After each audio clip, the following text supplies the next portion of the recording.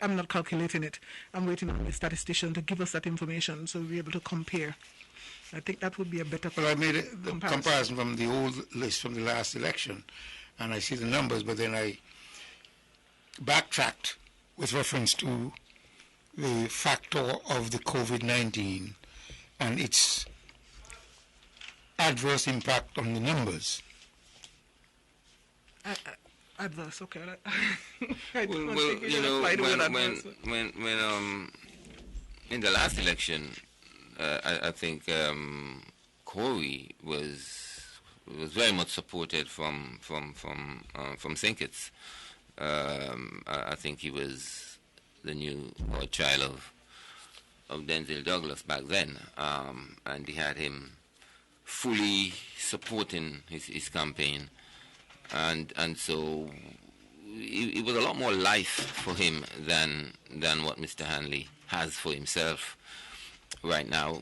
A lot more public noticement and so forth. There seems to have been more money spent back then on Corey than seems to have been available this time for Hanley. But it looks like there was always an existing contention with the NRP and Mr. Hanley, which I'm not sure the reason for. But at one point, you know, I think he was somewhere in the wilderness, wondering whether or not they would have used him in the federal or in any election at all. So I'm happy to hear that he did make the bill, and the truth is he's not doing too bad. You made a comment with reference to the former Prime Minister, Dr. Douglas, but he has not let up, and he would not have left Hanley out there in the cold, because he knows he's one of the staunchest politicians around, and in that regard, he leaves no stone unturned. So you're assuming that he might not have been the godfather of Hanley as compared to his being the godfather of Corey, of Corey Tyson. Well, so you have to keep your ears to the ground, Naya. No, but I to mean, understand the dynamics. What would you? Because this election is quite crucial with reference to the players, especially the former Prime Minister, because he is playing a pivotal role, or has played a pivotal role in the leading up to this, up to 6 o'clock this afternoon. Well, I suppose he will. Knowing him, he's quite shrewd, you know, and experienced as well. And he can be very far-reaching with his efforts and plans. You know, you can't really, you know, fall asleep too much when you're dealing with him. But to me, he was more, and he would have been more interested in supporting Corey. Somehow there was more optimism with Corey than with Hanley, really. I mean, you know, he was the government then, and so there was that power, you know. He think he behold that power to command and to turn the situation around. I mean, when you're in the opposition and the way he is right now, he's very much trimmed, you know. He's very much trimmed, and to his position. And of course probably doesn't have access to that amount of finance to float a situation the way he would like to, the way he probably could have done in 2015, you know, because when Corey was running, I mean, Corey was all over the place, posters and all type of public, you know. Public, what could I say? Public things that make you aware that he is in the election. He's well financed, and he's got the Prime Minister behind him. Yeah, but notwithstanding, I think we have to be realistic, though. That is a safe seat. I don't care who won there. I mean, it is true that the Honourable Eric Evelyn is very popular, and he's, we expect that he would do well. But irrespective, I think anybody who you have put there for CCM would have done equally as well. That is just not throwing any cold water on the efforts of the Honourable Eric Evelyn, of course. But I'm just saying, I don't see that is a big issue. If I were, someone who would have been involved in developing the tactics for this this election cycle, for NRP, I would not waste any money, to be quite honest with you, in that constituency at all. I wouldn't do that. Sometimes you have to concede on some things and move on. I don't know when we'll be able to, when anyone will be able to turn the tables in that area, but it's going to take a lot of doing, because people are very entrenched around here. Once you find that people, latch on to, and people are being born into it these days, yeah. I see kids just out of grade school, who are saying that they vote in this party or they vote in that party. They're indoctrinated very early, So I don't see that anyone would be able to make any significant challenge or pose a significant challenge right now to CCM in that constituency. However, if the boundaries change, then we might have some different dynamics playing there. So we'll see what happens, because it's overdue. When we look at the number of people who are in the various constituencies, we see disparities there. And at some point, something is going to give. At some point, common sense is going to, dictate that we follow the dictates of the Constitution. It suggests that maybe you should be equal. I don't think in one constituency you have one, less than 2,000 people, and in another you have like over 6,000. Look at the disparity there. You have, my vote is well watered down. My vote is like 1/6 of that of someone else's vote in St. George's. So at some point I think the wicket can be playing a little different. They're going to be level off, and there might be some challenge there. So in time to come, but the time is not yet here. Yes, but this boundary change thing is a major issue. And I've been hearing about it just 1 week ago. And I'm saying, well, the last time I've been, we've been talking about this was 2015, 2 weeks before the election. And the thing went to the Privy Council. This boundary change is something fundamental, and will change the landscape of the political scenery. And I don't know why they always want to talk about it 2 weeks before the election. This is something that is demanded by the Constitution. It is obviously time to be addressed. And but no one wants to address it unless it's reaping great advantages for them, really. And that's the problem. It looks like it would never be fixed, even though everything points towards that it's really affecting the whole democratic process. But unless the party in power, I believe, see some advantage to be gained, no, they're not going to do it. As I said, the last time we discussed this was 2 weeks leading up to the 2015 election. Now we're hearing about it 2 weeks before this election. What happened to the 5 years in between? So there are people who are willfully falling asleep on these very fundamental issues. And I don't know, somewhere along the road, it's going to backfire. They need to really put the politics aside and get and meet the demands, the needs of the Constitution as it relates to the size of these constituencies and the balance of power, and deal with this thing once and for all. I mean, deal with this thing as you get into power in the next year or two. Deal with it. It's for the benefit of the country. Don't wait till a week before. And both sides too, both sides. And sometimes I wonder if these opposition do forget their responsibility during those 5 years, because sometimes they seems to fall asleep. I mean, I don't hear much about Patrice Nisbet as a politician, as an elected representative for that constituency at all. And I've been asking yesterday who is running for NRP, because there's something vacant. It's no life in it, and it's a shame when they do find themselves on the poster, because I'm not even sure if they're into it, because they're obviously not enjoying it. But to me, it brings the whole thing down. You must be in commune with your people, whether you're in government or you're out of government. You should be making recommendations to the government if you're out of government, and of course, hyping up your people to ensure that these things happen that your people need and you need. And of course, when it's not provided, then you have something to say if it's a fundamental need. But to me, they fall asleep. They have no enthusiasm about their work, it looks like.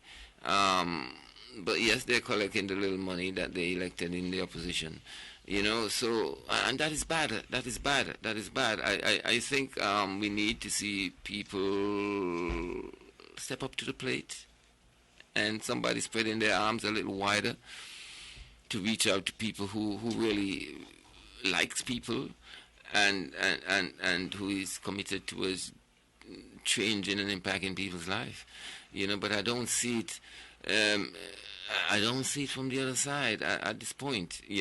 I see them going into absenteeism just after election, and a lot of them who's been politician and find themselves out of power. They don't work.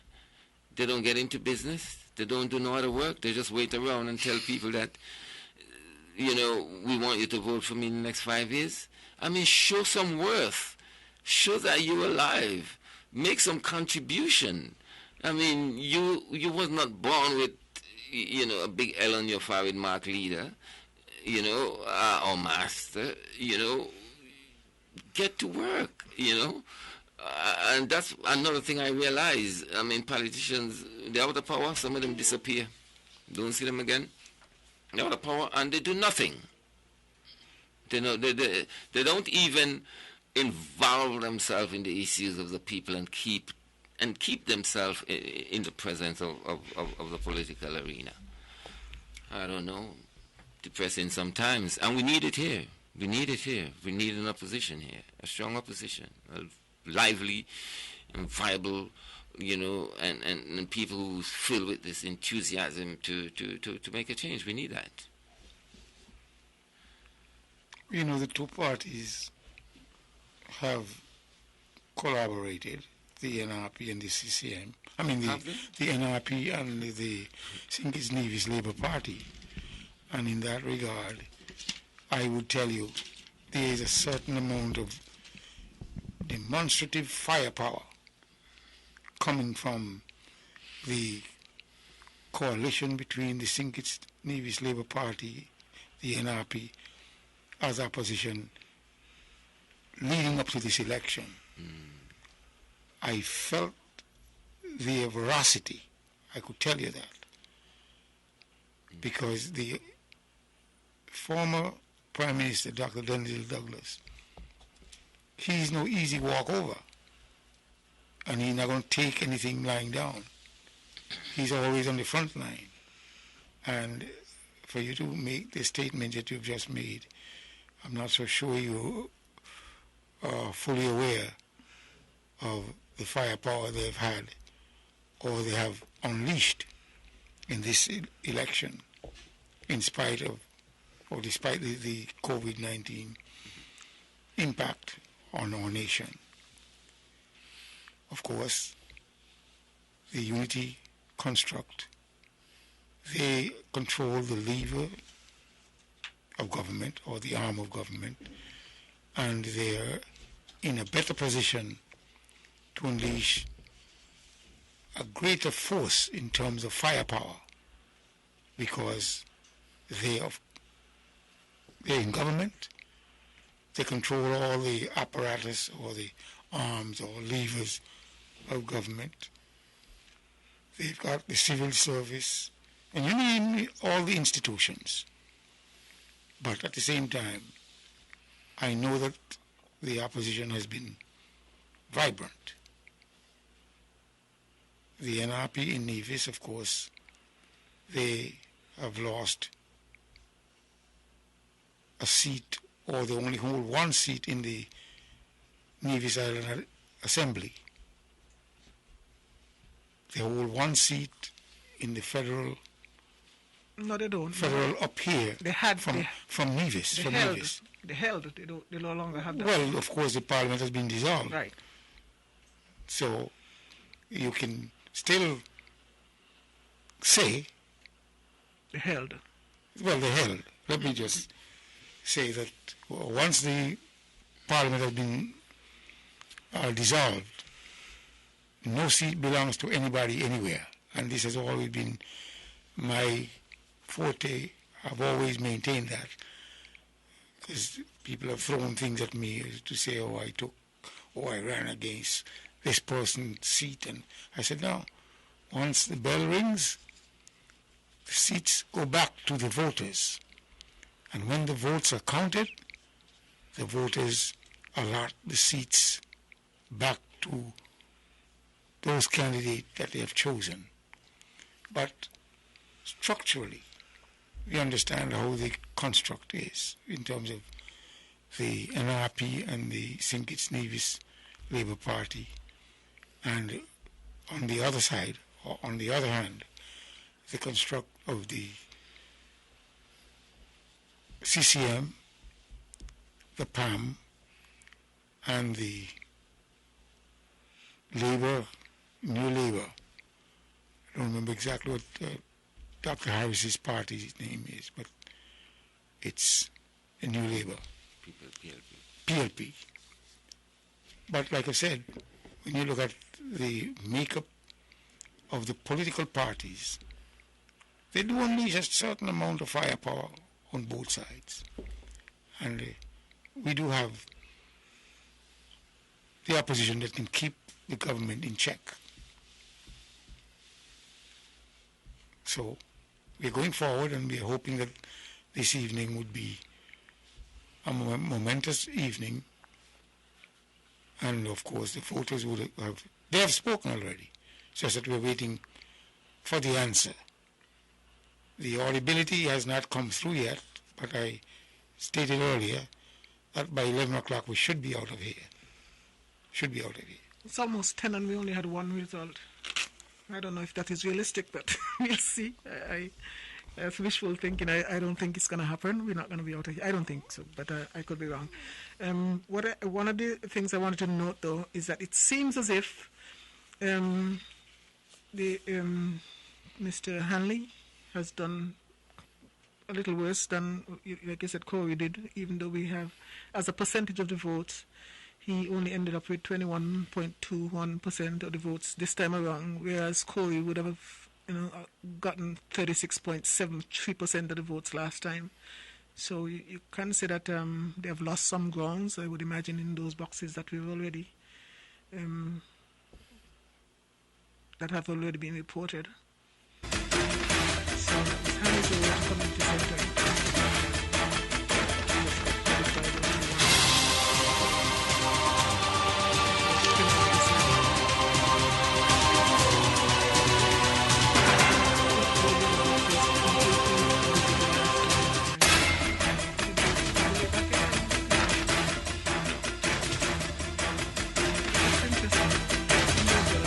But maybe down in that area would have been Corey's playground. Yes, that is probably his stronghold, yes. So I guess we're yet to see.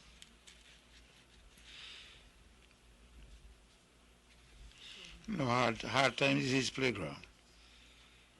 Is Hanley's playground. Well, if Hard Times is his playground, he only got 36 out of 255, I don't know. Yeah. Did you get a chance to listen to Hanley at all throughout this campaign? Did you, Stanley? Well, I know Hanley, and I know he's got a good mouth. He has a good mouthpiece. Yeah. Yes, but it depends on how you articulate your position, and it depends on who would listen. But he's got a good mouthpiece, meaning that he speaks well and very loudly. But it's a different matter in terms of converting the spoken word into action and votes. Yeah, because even in the hard times building, and I guess that would replace the corn mill of hard times, which you claim is his playground. He has only gotten 14% of the votes. That's kind of extremely low. And that is if you say that is his playground, it's not computing. I don't see the connection at all. It's not reflecting someone who is from that particular area. But I guess we still have to take it in the context that is a CCM seat anyway. Regardless, and he's a new candidate. He's the first time. Yes. He's the first time candidate. He's a new candidate. And as I say, from of St. Christopher 4, where the candidates are Lindsey Grant of the People's Action Movement, independent candidate Jason Thomas, and the St. Kitts Nevis Labour Party candidate Steve Rensford. In polling station 1A, Challengers Community Center, where 301 voters were allocated, whose surnames begin with A, to those whose surnames begin with L. Lindsey Grant of the People's Action Movement received 119 votes. That's 119. Independent candidate Thomas received 1 vote, and the St. Kitts Nevis Labour Party candidate Mr. Steve Rensford received 61 votes. There were no spoiled ballots. There were 6 rejected ballots, and 187 votes were cast.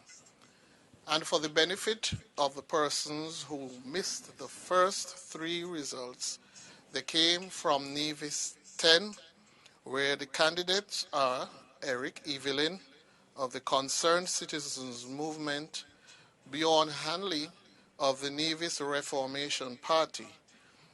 In polling division 3, Hanley's Road Community Center, where 327 voters were allocated, Eric Evelyn of the Concerned Citizens Movement received 128 votes. That's 128. Bjorn Hanley of the Nevis Reformation Party received 35 votes, 35. There were 2 rejected ballots, and 165 votes were cast. In the Hard Times Center, polling station 5, where 543 persons were allocated, Eric Evelyn of the Concerned Citizens Movement received 219 votes, 219. Bjorn Hanley of the Nevis Reformation Party received 36 votes. There was 1 spoilt ballot. There were no rejected ballots, and there were 255 votes cast. At the Gingerland High School, where polling division 6 was located, there were 342 voters allocated. Eric Evelyn of the Concerned Citizens Movement received 124 votes. That's 124. Bjorn Hanley of the Nevis Reformation Party received 42 votes, 4-2. There were no spoilt ballots. There were no rejected ballots. 166 votes were cast. Back now to Master Control.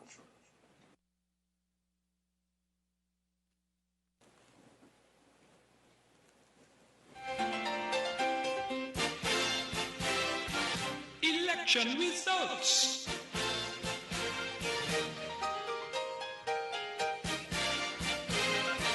Election results.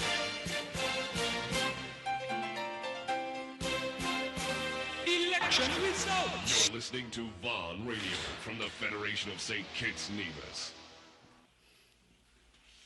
Well, the votes are not coming in fast enough, or the numbers are not coming in fast enough, and therefore we have to ask Supervisor of Election to step up his game. Well, I don't think he can announce them until the count them start. It'll be reasonable. He controls the apparatus. Well, he can only announce them after they count them. And they're not all being counted at one central location, from what I understand. In this technological era? Interestingly enough, well, I think it's the same. Well, we see a fall in votes for both sides. Slight, big 119 as opposed to 127 in 2015. Yes, but we still have to, every time we speak tonight, it has to be in the context of COVID-19. Yeah. It has to be in the context that people from outside would not have been able to participate. Yes, what is interesting is the percentage of what people who are on the ground, what percentage are you getting? And I think Mr. Grant has done better this time around in that he's gotten 64% of the votes as opposed to the 56, well, it was only off 56. He got 55.95% of the votes last time around, and this time around he's up to 64% of the votes. Okay. So it seems like in that box right now, he's doing better at home.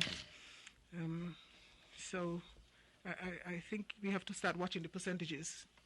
This is when it is critical, because last time, we could just play the numbers because, we didn't really have too many factors that were not the same compared to the previous year. But this election cycle is, unique in itself, in that we have the absence of the overseas vote. But he's doing better on the ground in that he's a little more popular, it seems, than Mr. Rensford. Mind you, last time it was a different person. It was the Glenroy I'm sorry? Blanchett. Glenroy Blanchett it was last time. Okay. So, I guess Unity is holding their own so far and doing a little better, even if it's just one box. But yes. Early days, Mr. Stanley. It's only one box, and it's 10 o'clock. So, no, I cannot. I guess you would want to take back that statement, saying that we're going to finish by 11 o'clock at this point. We still could finish by 11, We still could finish by 11. It's not likely, but it still could happen. Well, to be honest, the Honorable Grant, he has done a tremendous job in tourism for his tenure.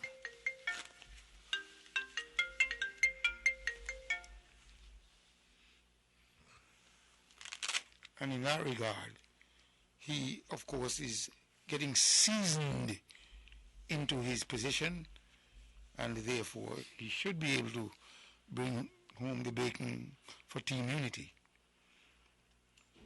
He's doing well, but I think he adapted quite a lively tourist happening in Basti, and I think they have taken it a bit further. They have built another cruise pier there, but I think there was quite a lot of momentum that developed on the previous administration as it relates to the cruise industry in St. Kitts. I'm not taking anything away from Mr.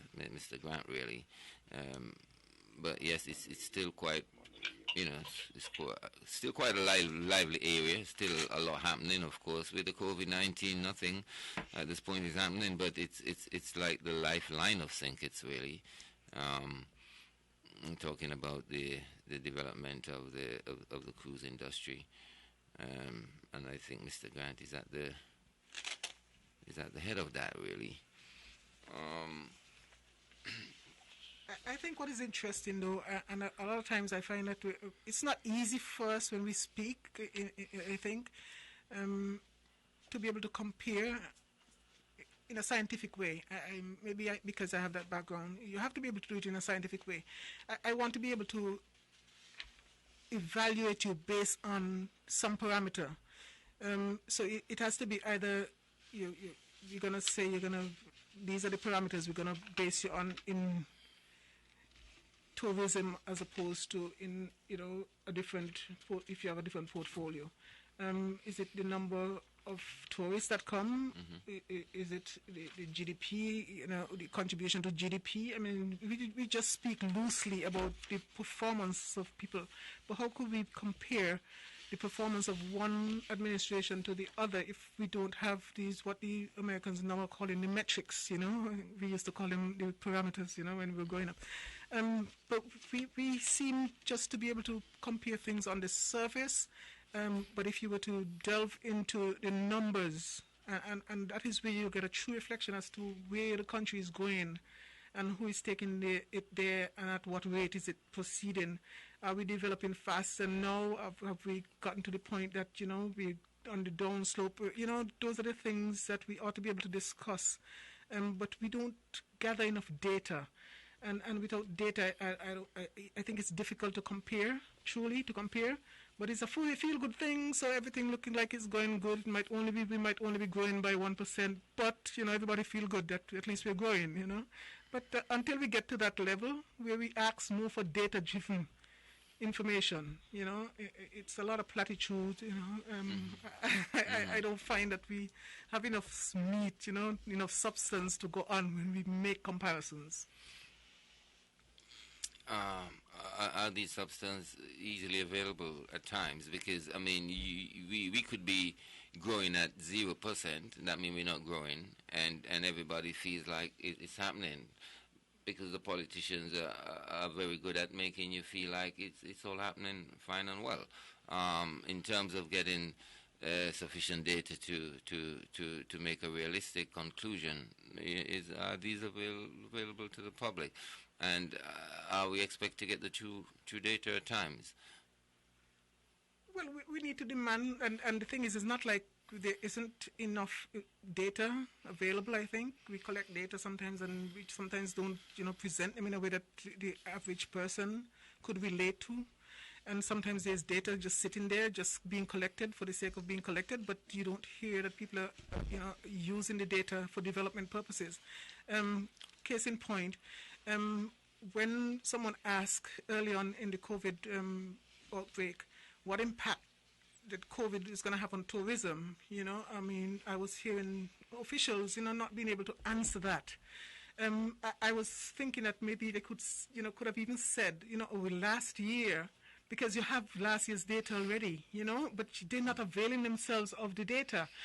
I was expecting this particular official to say, well, last year at this point in time, we would have had 10 visitors, and we would have, from their contribution to the GDP or the gross domestic product would have been 1% or whatever.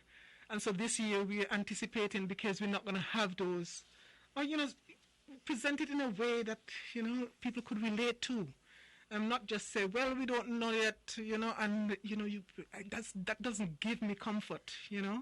I would like to know, when we're closing down the country, okay, we would have already had 500,000 visitors this year. At this point in time last year, we only had 400,000, so we're ahead of the game. So we have the extra cushion, to move forward. But we're hearing nothing as it relates to data. And you need data to be able to make rational and good decisions. You still have to have the human resource factor to gather the data. And COVID-19 has taken everybody by surprise. And although it makes some sense to have early information, all hands have been placed on deck with reference to prioritizing the more important factor, simply because it took 102 years for us to make a determination or a comparison with this COVID-19 and the epidemic that occurred during that time, back in 1918. But again, if you have the human resource to make applicable to this particular situation and bring the data to the fore, then we can use it. But I'll tell you, there are times when you don't have time to extinguish a fire because the blaze is so hot that you got to run. I don't that satisfies me, as a taxpayer. I think it's about time that we up our game. We can't continue to just be operating at this standard. We need to increase, because you made reference to the human capacity, the human resource capacity that we have. We're not stupid people. We have statisticians here. Time and time again, you'd hear our lady friend who would call from St. Kitts, and she would tell you that when she worked at the statistics department, the work that they did, and this is work that is ongoing. It makes no sense to have a statistics department that collects the data, publishes. They do publish data, but as it relates to your everyday decision making, you're not using the data to be guided by, and therein lies my difficulty with sometimes the kind of platitudes that I hear, and it's not enough for me. I need to be able to compare. I've heard there's a gentleman who would call on a regular basis, and he'd be saying, oh, well, the previous Prime Minister would have done better. And done better how? How do you compare? What is better? And sometimes that's all you hear, people are saying, because you're like somebody, they do no wrong, and everything they do is the best thing that, things, and I don't know if we are not educated enough to be in a position to demand more. And I think society is going to have to, or maybe I'm just shooting too high. Maybe I should leave it there. Leave what there, Mr. Dr. Bartlett? The discussion as it relates to the expectations, because as an electorate we need to expect better. I don't take any special pleasure, in having to point these things out. It is painful, but every election cycle we just hear and I don't even bother to get one. When people say that they publish their manifesto, because it irks me every time I see these promises. You're promising this, you're promising that, you're promising the other, and people are going to hold you accountable, and that is, people are like, well, look at what we would have done because we said we were going to give you this and give you that. And for me, it is always about giving this and giving that and giving.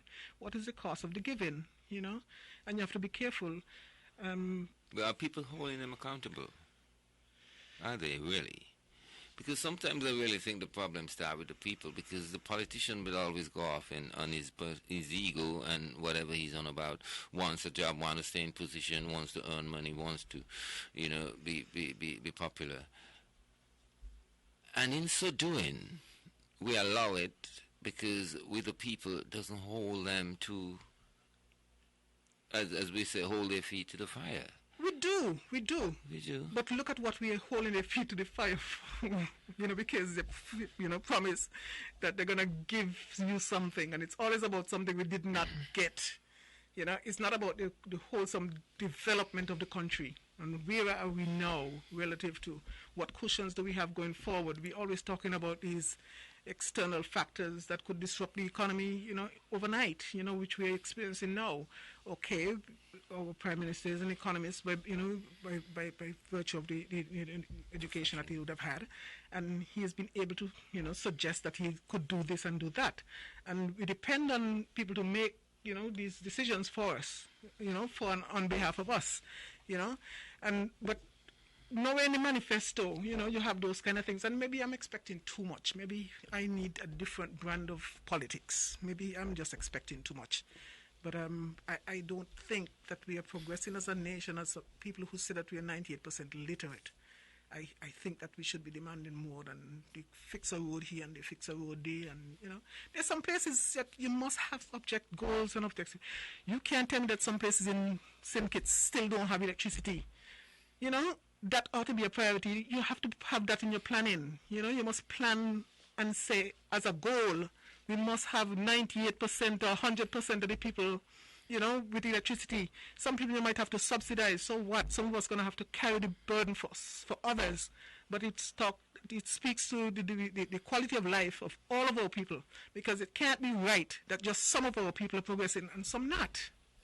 But are you saying that there are areas in St. Kitts that are without that type of infrastructure, electricity?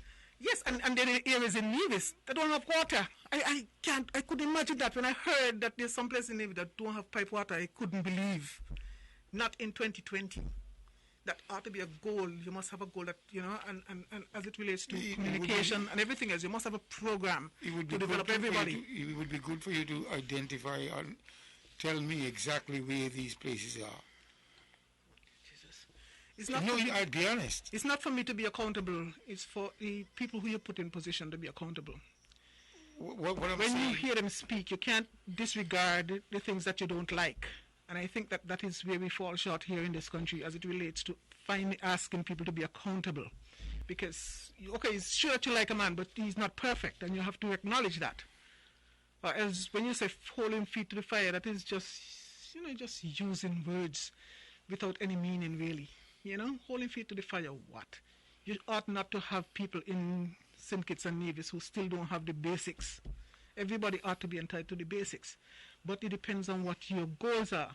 And I keep saying and I keep stressing, if we do not embrace these sustainable development goals that are worldwide, we're going to be left behind. Because it's okay for you to get your own fix. And what about, the basics for everybody? Everybody ought to have a good standard of living, barring none. I am trying to wrap my arms around what you're saying with regard to the lack of that basic amenities of infrastructure, because what I have envisioned in Gingerland, which is a CCM stronghold, all the villages, some may have expanded just a little in terms of distance, but all these villages are still there. I see no one building in Budgeon and Dogwood and those areas that are highly vegetated, but therefore you have Brownhill, you've got Hanley's Road, you've got Webb's Ground, and like I said, I can't envision these places not having water and electricity. I mean, I've driven all over Nevis, and I'm trying to see or listen to you for you to tell me specifically where there is no water. Like I've mentioned, if you were to look at those areas that I've just mentioned. Okay, Stanley, while you try to pick something from Miss Bartlett, let me give some results. Please. So far, we would have had results for Nevis 10, the Honorable Eric Evelyn and Bijan Hanley. We had results at the Hanley's Road Community Center. Total registered voters, 327. Eric Evelyn of the Concerned Citizens Movement, 128. Bijan Hanley of the Nevis Reformation Party, 36. Rejected or spoiled ballots, 2. A total of 165 votes. Eric Evelyn would have received 77.5% of the votes, whereas Bijan Hanley would have received 21.21% of the votes. In Hard Times Building, a total registered voters of 543. Eric Evelyn of the Concerned Citizens Movement, 219. Bijan Hanley of the Nevis Reformation Party, 36. Rejected or spoiled ballots, 1. A total of votes cast, 256. In the Gingerland High School, registered voters, 342. Eric Evelyn of the Concerned Citizens Movement, 124. Bijan Hanley of the Nevis Reformation Party, 42. Rejected or spoiled, there is no rejected or spoiled ballots, a total of 166. Again, we are seeing that Eric Evelyn of the Concerned Citizens Movement having just about 75% of the votes cast, and Beyond Hanley just 25. Thus far, we can give you some tallies that from the 3 boxes, Eric Evelyn has amassed 471 votes to Beyond Hanley of the Nevis Reformation Party 113 votes. Of the 3 boxes that have been counted, we are seeing a total of 587 votes cast.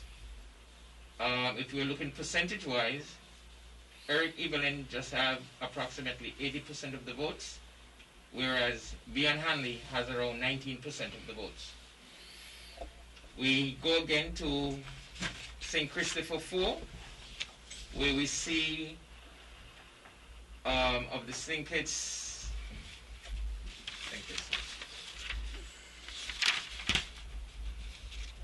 yes, St. Christopher 4. The candidates there are Steve Rensford of the St. Kitts Nevis Labour Party, Lindsey Grant of Team Unity or the People's Action Movement, and Jason Thomas, Independent.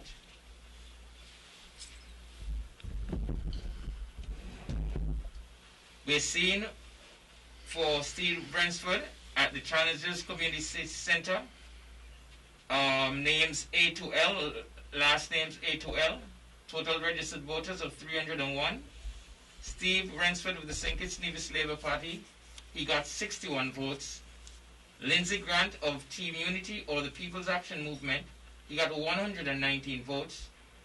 And Jason Thomas, Independent, he got 1. There were 6 rejected or spoiled ballots, a total of 187 votes cast thus far. Those are the results for the 2 electoral district that has been counted thus far in St. Christopher 4 and Nevis 10.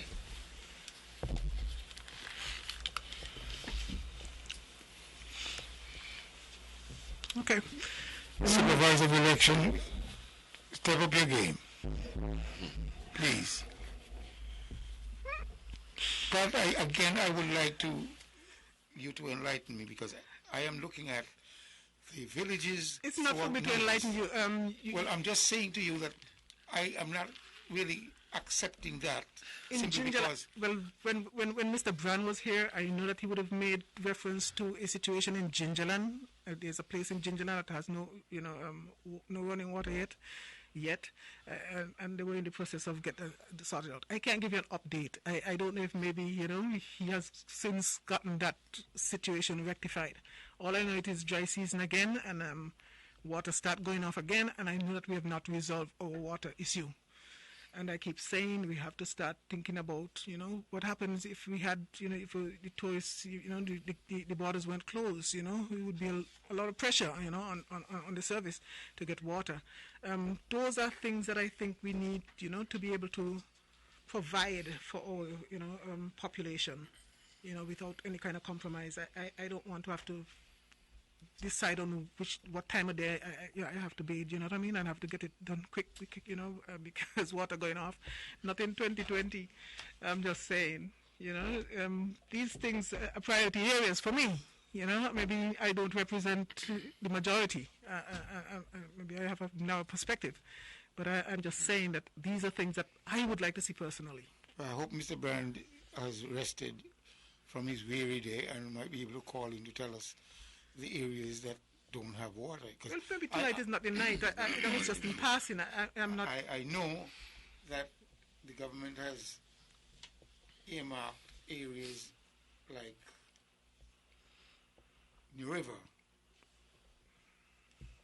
that long path in Zion, looking southward. They have put down some new houses in that area, and those areas that have had roads and electricity put in, they have done expansion in Cherry Garden, they have done expansion in Maddens, they have done expansion in Jessop's, And all these are villages that they've just expanded, but roads have been put in. And wherever the roads are, I would say water has been put in. But again, it would be good once we are on the topic or the subject matter, if the minister has just gotten back from his rest and called us, I would be elated and educated as to what you're bringing to the fore.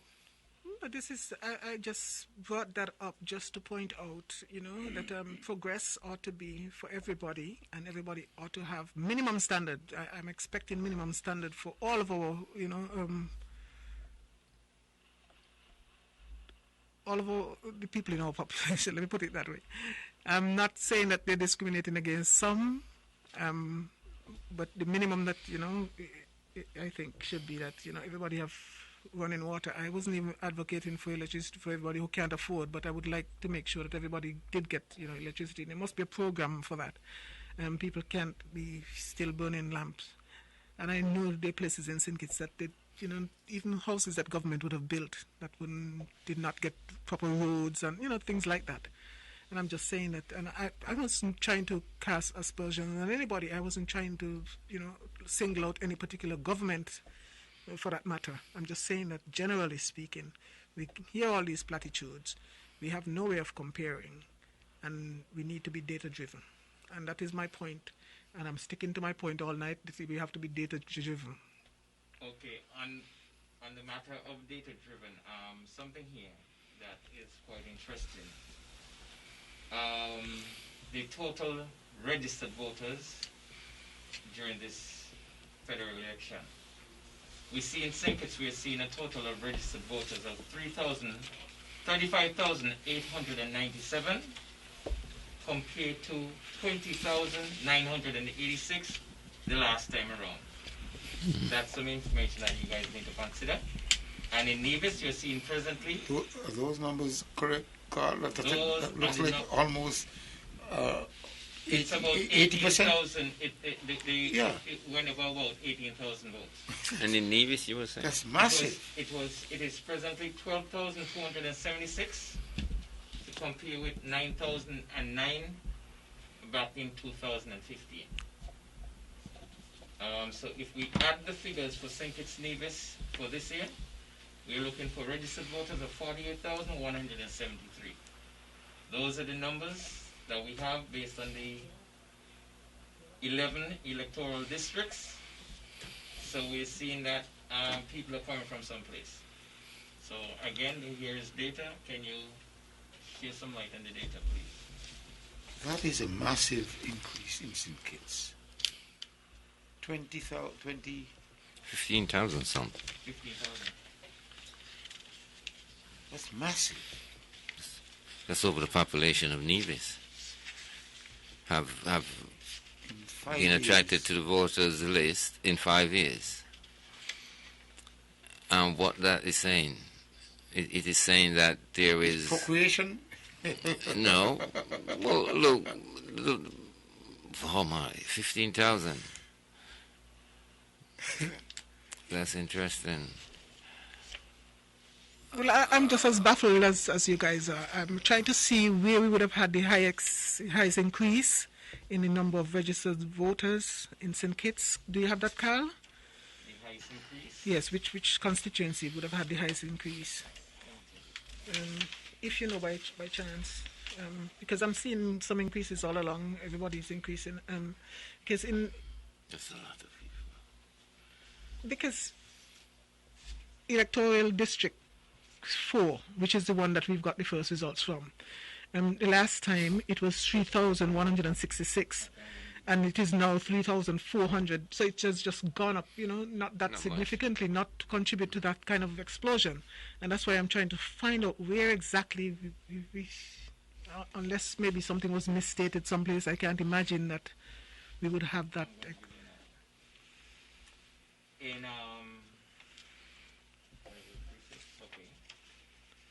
Constituency number 1 in 2015, they had 5,036. They're now to 6,002. Approximately 1,000 going on there. Right, so you have 1,000 in East Bastia. In St. Christopher 1, you have an increase of about 1,000. St. Christopher 3 had 2,946. They have 4,078 now.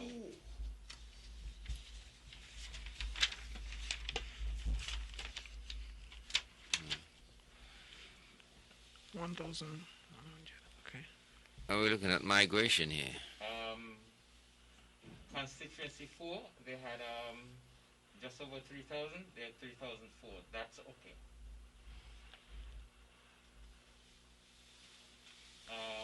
Also 5 is still at 3,000. It had 3,000 in 3,107 in 2015, and is now 2,124, which is, you expect that, right?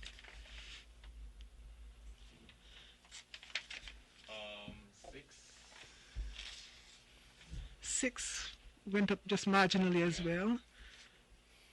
So I'm not seeing where we would have.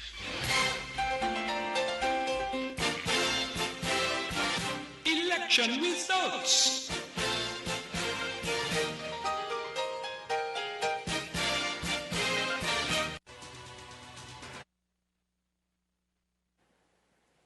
Good evening once again, ladies and gentlemen.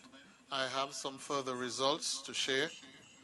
In the constituency of St. Christopher 4, where the candidates are Mr. Lindsey Grant of the People's Action Movement, Mr. Jason Thomas, an independent candidate, and Mr. Steve Rensford of the St. Kitts Nevis Labour Party. In polling station 1B, where 279 voters were assigned, whose surnames began with M, to those whose surnames began with W. Lindsey Grant of the People's Action Movement received 108 votes, that's 108. Jason Thomas received 1 vote, and Steve Rensford of the St. Kitts Nevis Labour Party received 49. That's 49 votes. There were no spoilt ballots, and there were 2 rejected ballots. A total votes cast was 160. 160. And we have the first results from constituency number 6, where the candidates were Dr. Denzil Douglas of the St. Kitts Nevis Labour Party, Kevin Williams of the People's Labour Party. For Newton Ground polling station 1A, where 325 voters were allotted, whose surnames began with A, to those whose surnames began with J.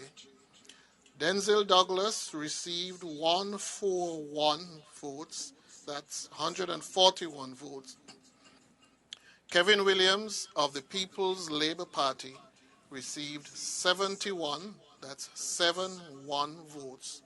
There were no spoiled ballots, and there were no rejected ballots. A total of 212 votes were cast. In polling division 1B, again in constituency 6, where 278 voters were allotted, whose surnames began with L, to those whose surnames began with Z. Denzil Douglas of the St. Kitts Nevis Labour Party received 128 votes, that's 128. Kevin Williams of the People's Labour Party received 38 votes, that's 38. There was 1 spoilt ballot for total votes cast of 166. There were no rejected ballots. For polling division 2 at the St. Paul's Community Center, where 459 voters were allotted, Denzil Douglas of the St. Kitts Nevis Labour Party received 268 votes, that's 268. Kevin Williams of the People's Labour Party received 41 votes, that's 4-1. There were no spoilt ballots, there were no rejected ballots. The total votes cast was 309. And we have the other three results for Nevis 10. At the New River Methodist Church, polling station 1, where 194 voters were allotted, Eric Evelyn of the Concerned Citizens Movement received 86 votes, that's 8-6. Bjorn Hanley of the Nevis Reformation Party received 15 votes, that's 1-5. There were no spoilt ballots, there were no rejected ballots. The total votes cast was 101, 101. At the Gingerland Preschool polling division 2, where 226 voters were allocated, Eric Evelyn of the Concerned Citizens Movement received 87 votes, that's 8-7. Bjorn Hanley of the Nevis Reformation Party received 24 votes. There were no spoilt ballots. There was one rejected ballot. 112 votes were cast. That's 112. And in polling division 4, Hanley's Road Community Center, where 142 voters were allocated, Eric Evelyn received 66, that's 6 votes. Bjorn Hanley of the Nevis Reformation Party received 15 votes. There were no rejected ballots, there were no spoiled ballots, and 81 votes were validly cast. Therefore, for Nevis Constituency 10, where 1,774 voters were allocated, Eric Evelyn of the Concerned Citizens Movement received 710 votes, that's 710. Bjorn Hanley of the Nevis Reformation Party received 167 votes, that's 167. There was one spoilt ballot. There were 3 rejected ballots. Total votes cast was therefore 880. Therefore, the member elected for Nevis 10 is Eric Evelyn of the Concerned Citizens Movement. Back now to Master Control.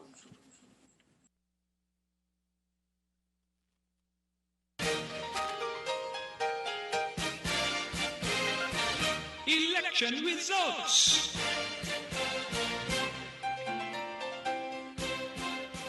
Election results. Well, we have to say congratulations to the Honorable Eric Evelyn for having being elected a second time, but this is at the federal level, and thus, again, a hearty congratulations to the Honorable Eric Evelyn for having taken that seat. Yes, I would like to join Mr. Stan in congratulating the Honorable Eric Evelyn for getting that seat. And it just goes to show it is a stronghold. And my only disappointment with the whole thing is that I think that maybe they really should have taken the opportunity to put a woman there. It's a safe seat. You already had Honorable Evelyn already elected, in the local and national assembly. And I think it was it's a missed opportunity. That was, I think, the opportunity for them to put a woman there, infuse a little of the gender equality right there, and they missed out on the opportunity. But notwithstanding, I would still like to congratulate the Honorable Eric Evelyn for a job well done. Yeah, I'll join with the others to congratulate Eric on a victory well done. No surprises at all. As I've said before, Eric would be carrying that seat for a long, long time to come.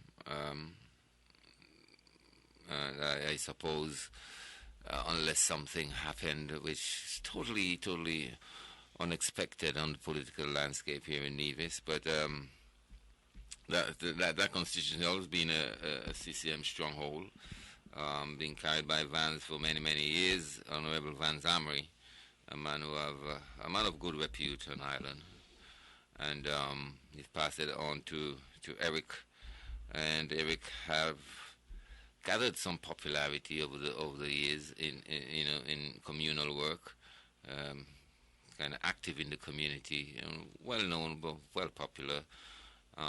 Work at the agriculture department. He's a hands-on individual. He's a hard worker as well, and so I would think he deserved that victory, even though, as Dr. Bartlett has said, it's certainly a stronghold for the CCM. So Eric, with his competence now, is going to go forward and do the federal work. Stop saying that. Well, of course, in Parliament. In the Parliament, you're right. He will. Yes, in the Parliament, yes. He will, and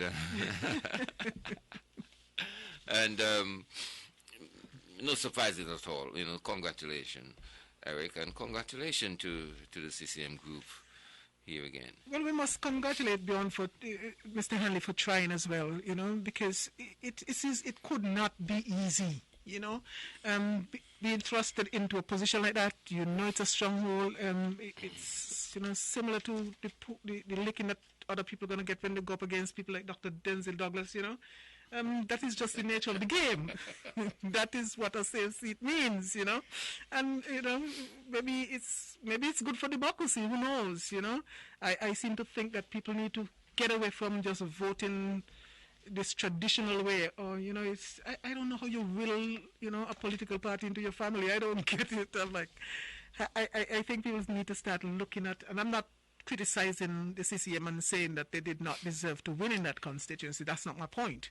My point is, at some point, if you must, and if the NRP if they're serious, you don't just throw anybody in there. You must prepare whoever's going to go in there, because this couldn't be easy for the young gentleman, to accept. I would imagine that he would have loved to have done a little better than the previous person, because you need progress. And if you can't put someone there who could challenge and at least make the party looks a little better, you might as well, for me, not put anybody. That's not true. But I'm just saying how I look at things. A man would fight to the death, knowing he's going to lose. A woman is like, okay, I'm going to lose, so why do I fight, Let me walk away, live along another day. That's just not the way we think, I'm not trying to put the way I think on you. I'm not projecting that on you at all. All I'm saying is, I wouldn't waste the resources. We have to be serious, Democracy is a serious thing to play with, my point is, anybody that CCM puts there would have won, maybe not by the same margin, and you only have to win by one, mind you. And I've heard the argument that you have to put a strong candidate there. But if you have a strong hole, you don't need a strong candidate. You already have a hole, Put someone else there, like put a woman there, and let people see that you're serious about integrating, about having a representation that reflects the population in which you are. We're not just men. In St. Kitts Nevis, we have 50+ percentage of women, and let it be reflected such, And like I said, I missed the opportunity, but I don't think that it's fair that sometimes you just throw a woman in these places, because that's what they used to do to us, I mean, in Gingerland, that's why they can't find a man now to run, because men don't want to know they're going into a battle losing now. They still go, but women now, they used to just sacrifice a woman. Traditionally, that's what they do. In CSC, they just put a woman there and let her take the licks, and, because they're not serious about integrating women in the process. And we need to get serious about that. And when we get the opportunities, we need not squander them. And I just want to make an appeal to CCM. Come on, it's time to you guys to just, embrace women. I don't know what what the problem is. I really don't. I can't imagine what the problem is. Why women are not given, more of a leadership role in that party, they need to include women. It need to be reflected. At least CCM, NRP has started, and and they did one good thing, and I would always respect Mr. Parry for that. Mr. Parry left; he knew that they have a safe seat there, and he gave it to a woman. That suggests to me that you realize that in order for us to be better at what we're doing, we must include women at all levels, and we cannot exclude them when it comes to politics. I would take this opportunity to congratulate Bian Hanley for the effort he has made. Of course, it is a game that quite a number of people want to be in, even though sometimes it's an uphill battle. It's an Everest to climb. Some people still want to be in the game, even though they know they will lose. And again, those who can take a loss and still laugh and still be strong, you have to congratulate them. And therefore, don't give up the fight, young man. Don't give up the fight. He's pretty young. He's got a lot to live for. He's an intelligent young man. He shouldn't be thinking about giving up the fight because, the question is, would that seat ever become otherwise than safe for the CCM? Another question is it the safest seat in the Federation? It is. It is? Yeah. Okay. How did you arrive at that? Because the Honorable Vance Amory has been the senior. He said in the Federation, Denzel Douglas has been holding on to his seat for quite a long time. But not as long as the Honorable Vance Amory. So that is my barometer for measuring. All right? But that seat that the Honorable Denzel Douglas holds is the seat of the Honorable R.L. Bradshaw. And we know that even though there are some voters who have gone, many voters have gone to the great beyond, there might just be a remnants of elderly people still in there voting for Papa Bradshaw. No, but if you make the argument that that is not the safest seat, but it goes back to being in that column, in the St. Kitts Nevis Labour Party column, since Bradshaw, it seemed to me that might arguably be the safest seat. Well, because in Gingerland, I would imagine that at some point you had someone else. Mr. Swanson was there. Right. Mr. Swanson was there, yeah. If it continues to be so, but maybe we could just look at the numbers and see at the end of tonight, the percentage, that Eric would have held on to the seat in Gingerland with, and compare it to the percentage that Denzel Douglas would have held on to his seat in St. Kitts. Okay, but I know it was a strengthening of the CCM position there in the local election. I think Eric did gather more votes than Vance in his last attempt on the local election. But I cannot help supporting you to the fullness part as it relates to spreading the wings of power. There are times here in Ireland I do feel like we recycle people too much. Always recycling, retire, bring them back, put them in, whatever. But I agree with you. I agree to you. We need to realize that if we are to optimize the human resource here, we have to look and feel, and we also have to be more inclusive with the woman, especially in administrative positions. And of course, in politics, of course, here in Ireland. And I do understand the argument that some would want to put up. But what is the argument that they could put up? Well, the argument would be simply that when I've heard it before, some have worked hard over a number of years, so why just remove them and put somebody who have not worked hard? But you're building a team. A team requires the work from everybody, and it means that's an argument. Because women are in these parties, and women are working as well. So, but it's an argument that doesn't really stand too strong. For me, really, because we just need to see more equality in the whole gesture.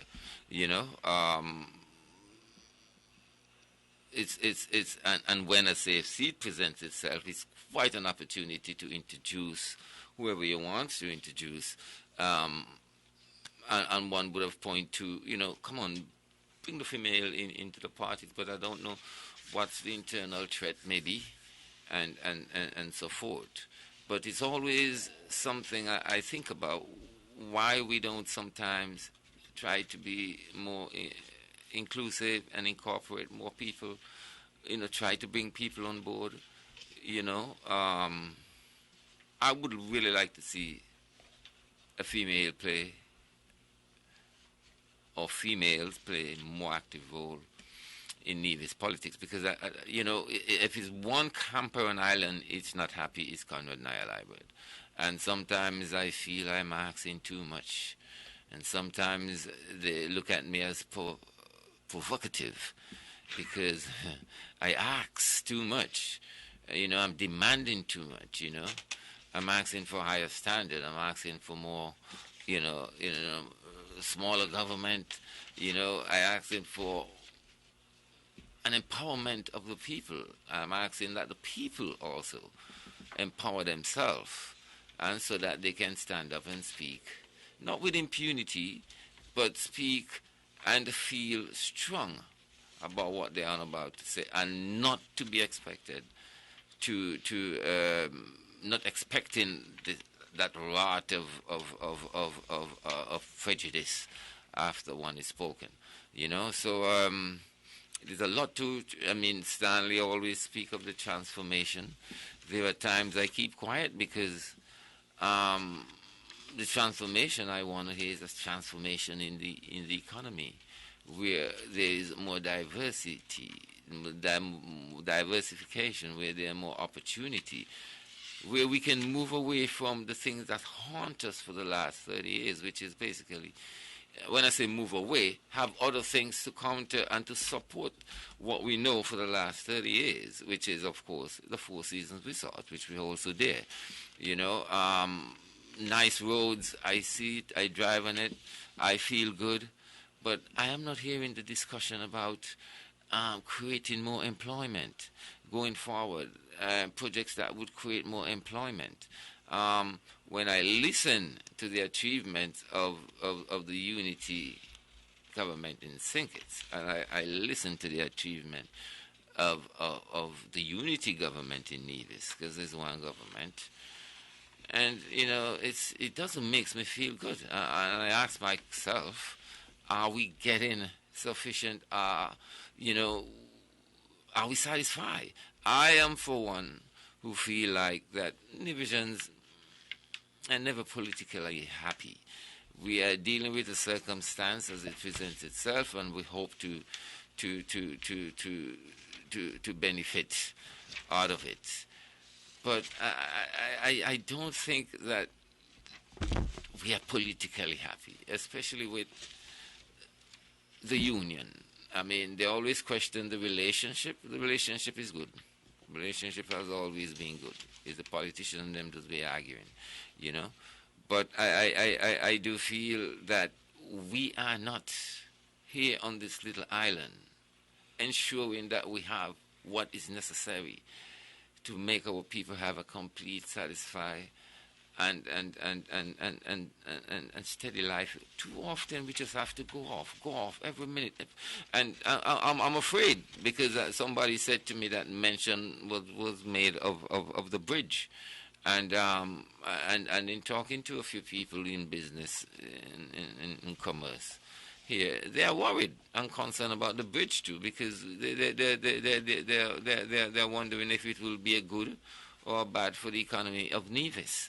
They are fearful that we will probably just be consumed, and Nevisians will find it easy to just simply cross the bridge and do all their shopping there.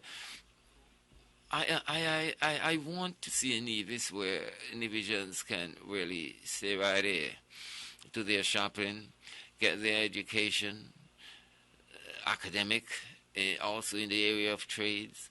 I would like to see, of course, that technical college that we speak of so many years ago.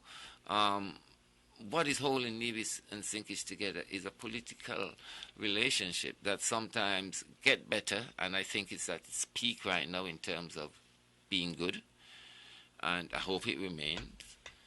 But it often sometimes deteriorates, and with Nevis is left, of course, bearing the brunt of this relationship that the Queen have started in the 1880s.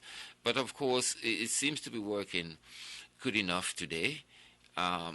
People are satisfied, especially those who are in influential position, and so they make all of us looks like all of us are satisfied. But that is not true, really. I am very mindful and watchful, about the things that Mr. Stanley regards to as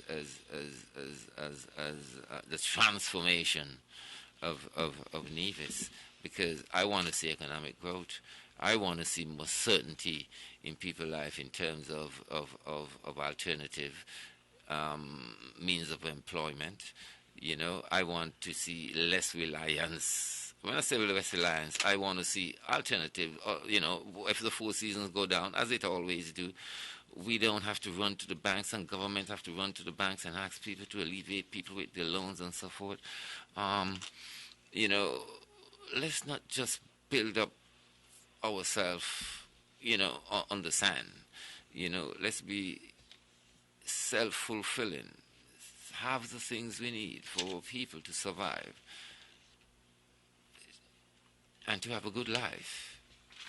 I'm afraid that the unity thing sometimes make us depend and feel okay and safe when there's a good hospital in Sinkits, when there is, the dialysis machine in Sinkits, where there is the compression chambers in Sinkits, where there is the cancer, research center, oncology. I think that's the medical name for it, and we just can't be satisfied with that. We just can't be satisfied with that. I mean, the NIA is working hard. I see them doing the hospital. It's taken so long. It's been almost so,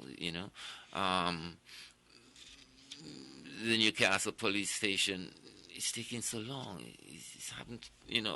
It's taking so long. The other day, I traveled into to Church Ground, and as I passed Brownhill Gap, I said, wow, so beautiful. I decided to stop and drive across. As I drive across, I realized it's not completed also. And I said, well, why finish the end? And in the middle, it's still not finished. But I don't know if it was an impression that the passerby would have. But as I say, he got me as I turn around and take a trip into Brownhill, and the road is not completed. I am not asking too much. I am just asking for efficiency sometimes. And Pat will always talk about the stats, and rightly so. But sometimes I view things from the average man point of view on the street, and just look at things and the way it impacts me. Then I speak, I speak of it, in such ways. But no, not totally happy camper going forward. I think I was anticipating a lot more progress under the Team Unity administration here in Nevis, and to me in Sinkits they have done a lot. They have truly transformed the place. I understand there was a lot of $1 million sent to Nevis, and we can see it reflected in the roads, which is good, because sometimes the road will encourage people to build here and there. There might be a boom in the construction industry based on that, but it's too far-fetched sometimes. It's just a bit too far-fetched. Am I asking too much? I don't think so at all. They elected representative, and they are put there to work because they hold a decent pay. Too much, I think. And so my expectation of them very high, and my expectation of Nevis also is very high. I'm not one who will simply nod my health to basically a popular sentiment. I understand what it is to have or to live on an island where things are accessible especially in health. Of course, we live in the third world, and that's what they say. And of course, like for instance, with the COVID-19, I was very surprised that, the test still had to go to Trinidad. But if that's the case, that's the case. But I would have been so happy that we could have tested here on island, here in the Federation.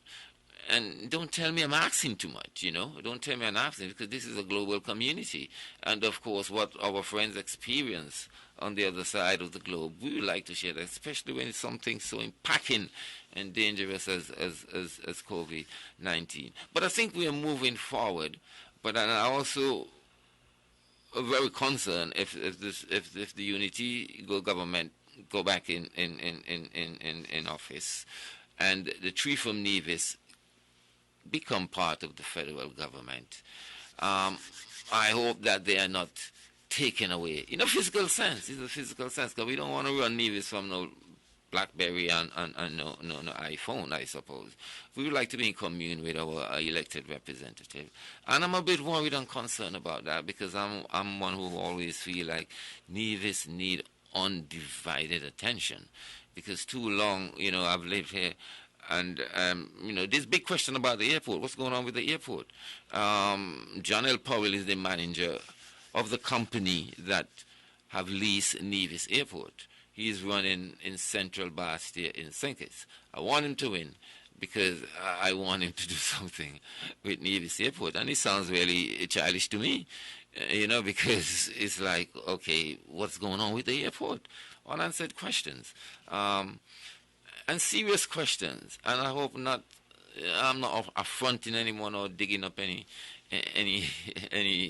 what they call it in America, digging up dirt. No. I am just asking these questions because I haven't been told what is going on with the airport. Do you know anything going on about that, Mr. Stanley or Pat?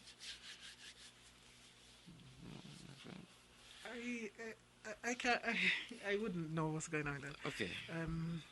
However, I heard you make reference to the bridge, though, and I'm always interested in unification, and I think we can do that.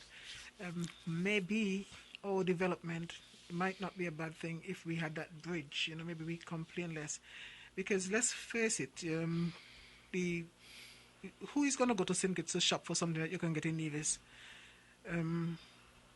When you have the same companies in St. Kitts, and duplicate, sisters companies in Nevis providing the same, service and goods. TDC, well, if I may be so bold to call names, you have one hardware, you have TDC Nevis, TDC St. Kitts. I don't see the issue. Personally, I there's something to be said about cost sharing. It may be a difficult concept for some people who have their pride above the reality. I admire the pride in Nevis that most of us have, but sometimes we have to be practical. We only have 15,000 people living on Nevis. We can't very well have all the things that a developed country has and 15,000 people pay for it. We have to be realistic. So cost sharing, I think, is something that we're in the union, something that we can benefit from. So for me, let's get the bridge. I don't know who would have promised it again, but it's about time that we, you stop making promises. You start making projections. You start making, you start putting the money where the mouth is, so to speak. We've been talking about it. It's a good thing. I think it's a good thing. I would embrace that, and I know a lot of people who would. There's some obviously who would not. Not everybody in Nevis would agree with on everything. That's why you have two opposing sides, and we'll continue to have that. I'm not asking for everybody to always accept everything, but we need sometimes to show people the good in things. How we can benefit. And that's why I keep saying sometimes it depends on how you present the argument to people. If you just say, if it's just based on how we feel about things, then you may not be able to convince as many people as if you were to, share with them the facts, associated with such a project. Someone would have to do, a study and be able to, a feasibility study, obviously the bridge would have to be paid for, and I would imagine that it would be shared costs as well. The people in St. Kitts would have benefits, because St. Kitts would like to come over to Nevis people to relax, come over to Nevis to relax sometimes, or whatever, or get them polymangos or whatever it is. I mean, I think, it's a good concept. I would like to see that, in the infrastructure development plan for St. Kitts Nevis, because it's a federal thing. Nevis can't do it alone. St. Kitts, I guess maybe St. Kitts could do it alone. But as it relates to the development goals, I still want to have the underpinning of the development goals for St. Kitts Nevis be the global sustainable development goals. Because if we're to shoot for those, I think we're going to be able to create the kind of programs and the kind of policies that can all benefit from. And I just don't understand why they've not really been adopted to the extent that they should have been by now, since we're already committed to them. And we're not working assiduously to make sure that these things, come to fruition, because we will all benefit. Zero poverty. Just think about that. If we were to have zero poverty as a development goal, and you tout that when you go on the platform, the kind of gibberish I hear sometimes, and the kind of platitudes that come from the platform, sometimes I'm like, really? In a population where we're 98% literate, zero hunger, those are the kind of things I need for us to start striving to get to.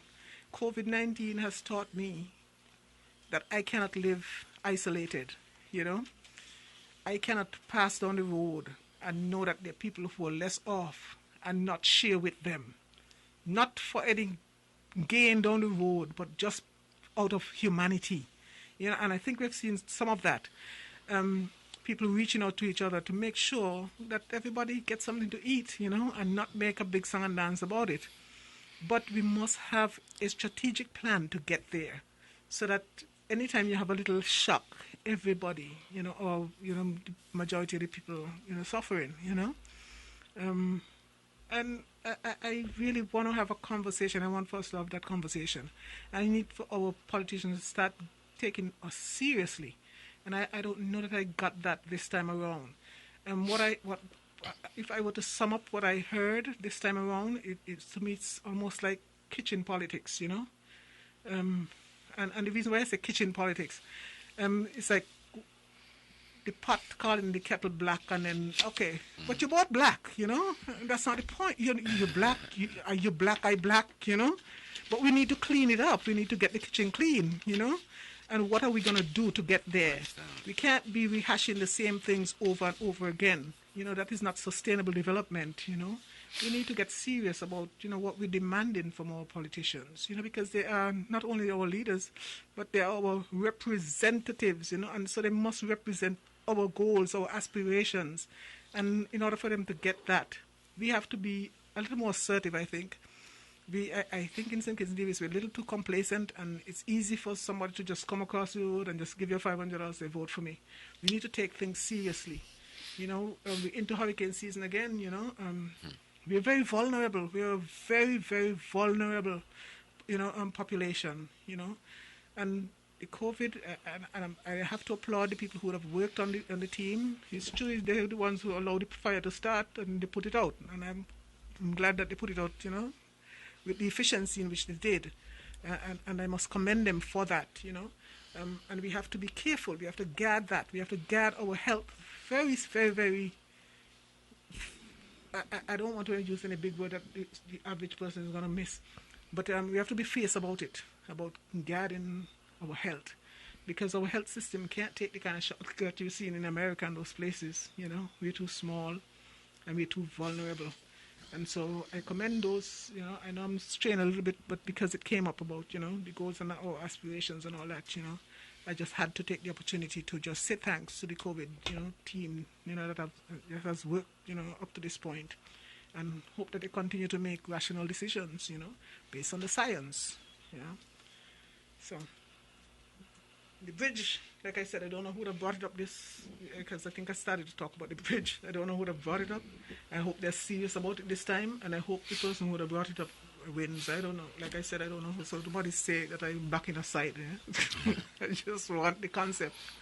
I just want them to be able to, unify us a little closer and let us share, the benefits of living in St. Kitts Nevis. I can recap on the numbers thus far.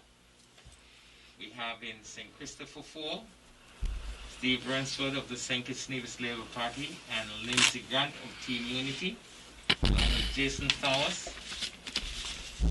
Polling Station 1A, Challenges Community Center, A to L, registered voters 301. Steve Ransford of the St. Kitts Nevis Labour Party 61. Lindsey Grant of Team Unity 119. Jason Thomas 1. Polling Station 1B, Challenges Community Center M to W, total registered voters 279. Steve Ransford of the St. Kitts Nevis Labour Party 4949. Lindsey Grant of Team Unity 108. Jason Thomas Independent 1. 2 rejected ballots, a total of 160. The cumulative totals thus far: Steve Ransford 110 from 2 boxes. Lindsey Grant, Team Unity 227. Jason Thomas 2.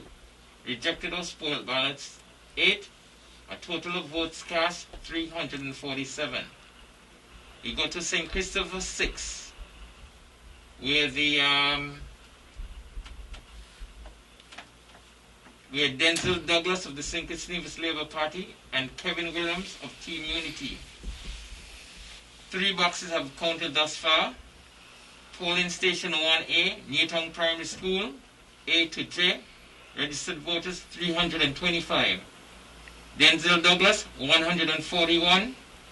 Kevin Williams 71. Election results.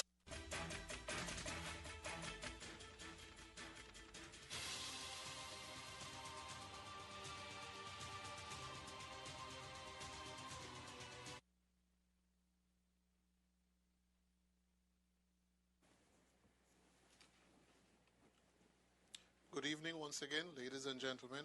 I have some further results to share. In constituency of St. Christopher 4, in polling station 5A at the Halfway Community Center, where 369 voters were assigned, whose surnames began with A, to those whose surnames began with J. Lindsey Grant of the People's Action Movement received 155 votes, that's 155. Jason Thomas, the independent candidate, received 2 votes. Steve Ransford of the St. Kitts Nevis Labour Party received 95 votes, that's 95. There were no spoiled ballots. There were 3 rejected ballots for a total of 255 votes cast. At Station 5B, again at the Halfway Community Center, where 384 voters were assigned whose last names began with L, to those whose last names began with Z. Lindsey Grant of the People's Action Movement received 162 votes, that's 162. Jason Thomas, the independent candidate, received 4 votes. Steve Ransford of the St. Kitts Nevis Labour Party received 98 votes. There were no spoiled ballots. There was 1 rejected ballot. Votes cast 265. That's 265. We have our first results from constituencies of St. Christopher 7. Where the candidates are Dr. Timothy Harris of the People's Labour Party and Leon Nutter Nelson of the St. Kitts Nevis Labour Party. At the Tabernacle Community Center, polling station 1, 520 voters were allocated. Timothy Harris of the People's Labour Party received 262 votes, that's 262. Leon Natta Nelson of the St. Kitts Nevis Labour Party received 70 votes. That's 7-0. There was no spoilt ballot, and there was one rejected ballot for a total of 333 votes cast. At the Edgar Morris Primary School, polling division 2, 497 voters were assigned. Timothy Harris of the People's Labour Party received 302 votes. That's 302. Leon Natta Nelson of the St. Kitts Nevis Labour Party received 45 votes. That's 4-5. There were no spoilt ballots. There was one rejected ballot for a total of 348 votes cast. For constituency of Nevis 11, we have 4 results to share. The candidates there were Alexis Jeffers of the Concerned Citizens Movement and Patrice Nisbet of the Nevis Reformation Party. At the Nevis Performing Arts Center, NEPAC, polling station 1, 303 voters were allocated. Alexis Jeffers of the Concerned Citizens Movement received 85 votes. That's 8-5. Patrice Nisbet of the Nevis Reformation Party received 81 votes. That's 8-1. There were no spoilt ballots. There were no rejected ballots. Total votes cast 166. In polling station 2A at the Jessops Community Center, where 332 voters were assigned whose last names begin with A to those whose last names began with K, Alexis Jeffers of the Concerned Citizens Movement received 88. That's 88 votes. Patrice Nisbet of the Nevis Reformation Party received 113 votes. That's 113. There were no spoiled ballots. There were 4 rejected ballots for a total of 205. At the Jessops Community Center, 2B, where 342 voters were assigned whose last names began with L to those whose last names began with Z. Alexis Jeffers of the Concerned Citizens Movement received 78 votes, 7-8. Patrice Nisbet of the Nevis Reformation Party received 120, 120. There were 2 spoiled ballots and 2 rejected ballots for a total votes cast of 200. At the Cotton Ground Community Center, where 587 voters were assigned, Alexis Jeffers of the Concerned Citizens Movement received 169, that's 169 votes. Patrice Nisbet of the Nevis Reformation Party received 186 votes, that's 186. There were no spoiled ballots, and there were 2 rejected ballots for a total of 357 votes cast. And in the constituency of St. Christopher 5, where the candidates are Kenneth Douglas of the St. Kitts Nevis Labour Party and Sean Richards of the People's Action Movement, at the Sandy Point Preschool polling station 2, 373 voters were assigned.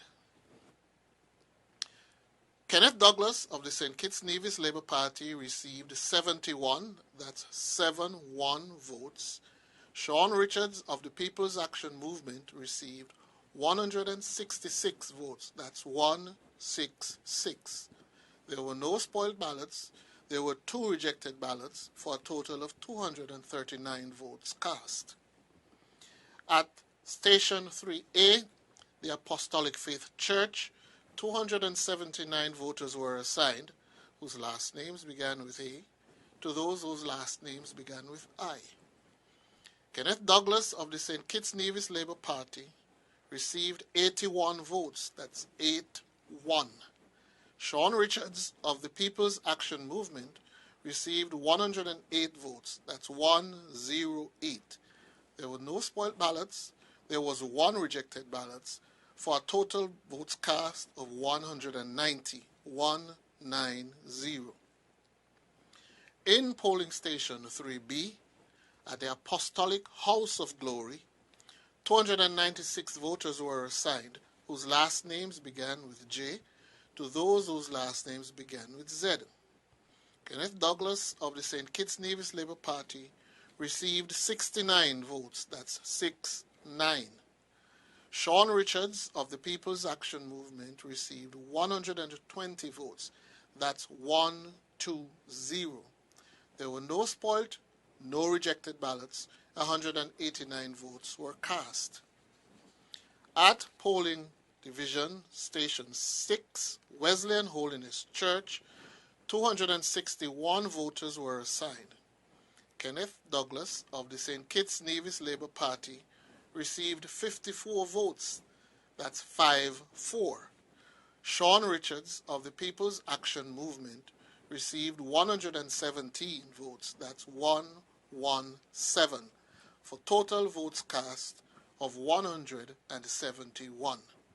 That's 171. Over now to Master Control.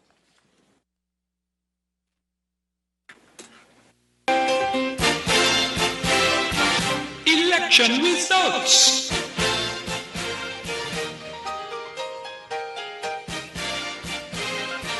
Election results.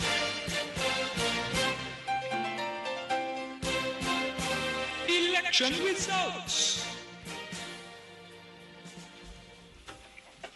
Well, the race is just beginning to tighten, and based on what I have in terms of numbers, it seems as though the Team Unity has 4 candidates in the race in terms of being ahead. And seemingly, the St. Kitts Nevis Labour Party and the NRP seemingly got 3 candidates ahead.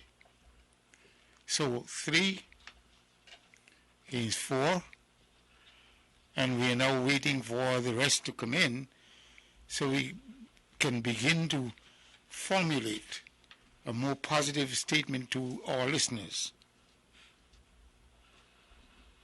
We will wait for the rest of the results.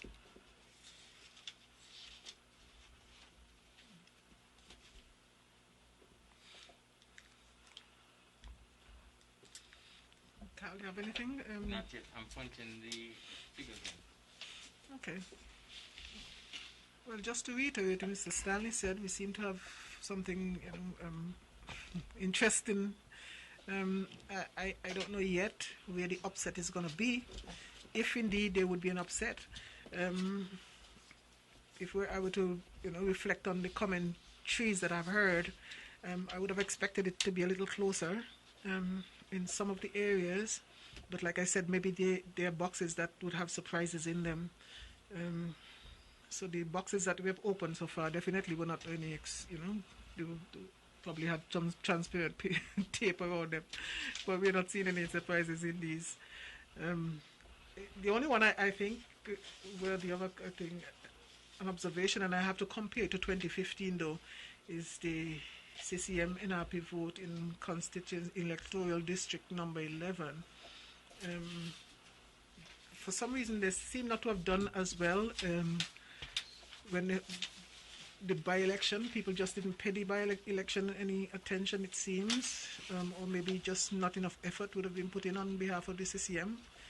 But they seem to have been holding their own, pretty close enough, I think, in electoral district number 11 so far. They're not really. One would have expected in Jessops and Cotton Ground that you would really, have a wider margin. But we'll see. I guess in this race you just have to win by 1. But the incumbent, I don't see him having that big a advantage at this point in time out of the areas that one would have expected them to be strong. So I guess we'll wait to see what happens in the other boxes to come in electoral district number 11. But like I said, if one were to listen to the commentaries that I would have expected that the race in St. Kitts would have been closer. Of course, everyone is going to tout and say that it would be that they're going to win the next election, but I'm not seeing it yet come through here as a challenge for the incumbents of the Team Unity. And interestingly enough, I think it's the first time I'm seeing a third party. It's just one more we want, Just one more we want. Go ahead, Pat. You want one more what? Go ahead. One more seat to come in. Go ahead, Pat. Okay. Well, I guess you still have potential for upsets along the way because not all the boxes are counted. But I'm not seeing that yet. I'm not seeing that play out at this point in time. But the percentages would getting pretty interesting though, because in places that you expect people to do better, I guess we'll have to compare them to last year as Carl crunches the numbers. I'm not really that familiar with St. Kitts, but what I would say is that it seems as if in St. Kitts, one more we want. Go ahead. It seems like in electoral district St. Christopher 4 that we have the candidate there for Team Unity is doing better than they did last time around in terms of the percentages. They're getting more of the vote. So I guess I don't know if that's a surprise either, because I think that most people think that the strength of the opposing team lies overseas.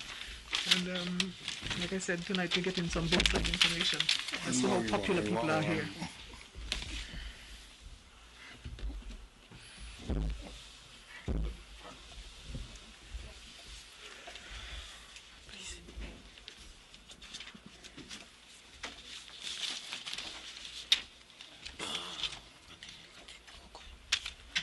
Yeah,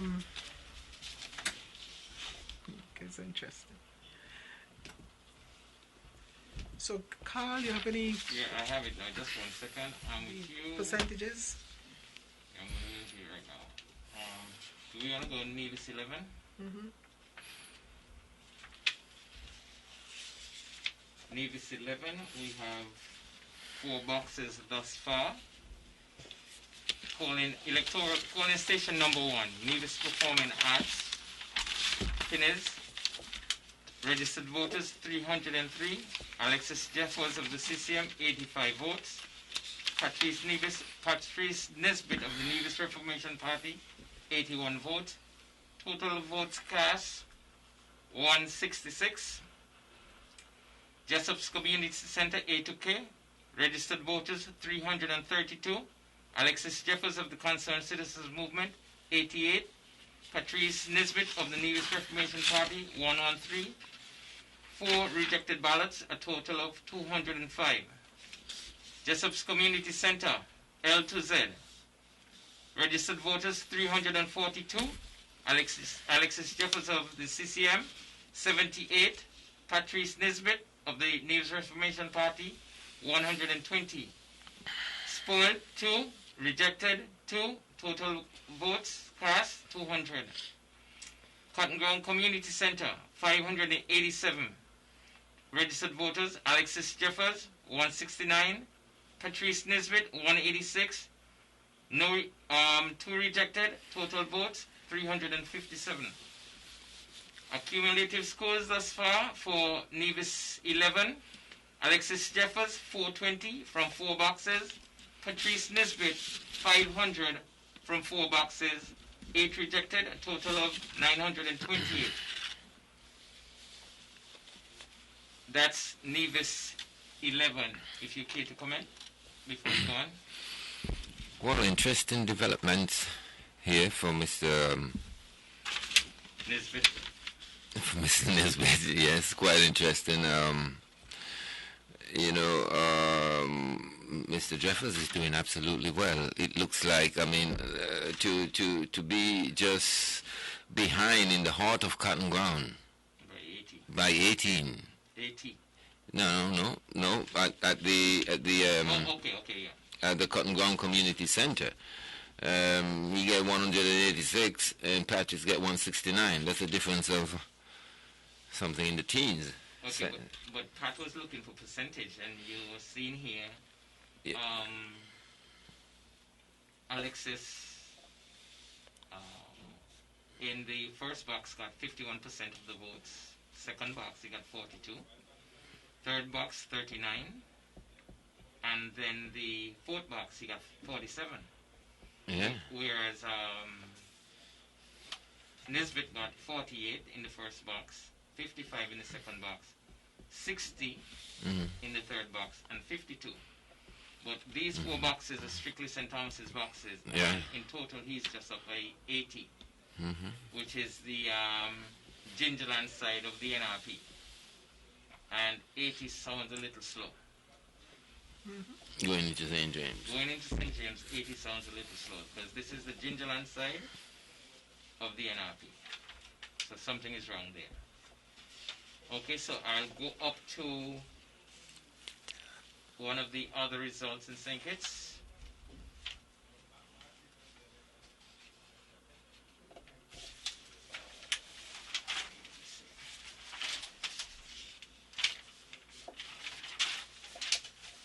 Let me go to 4 and come back down.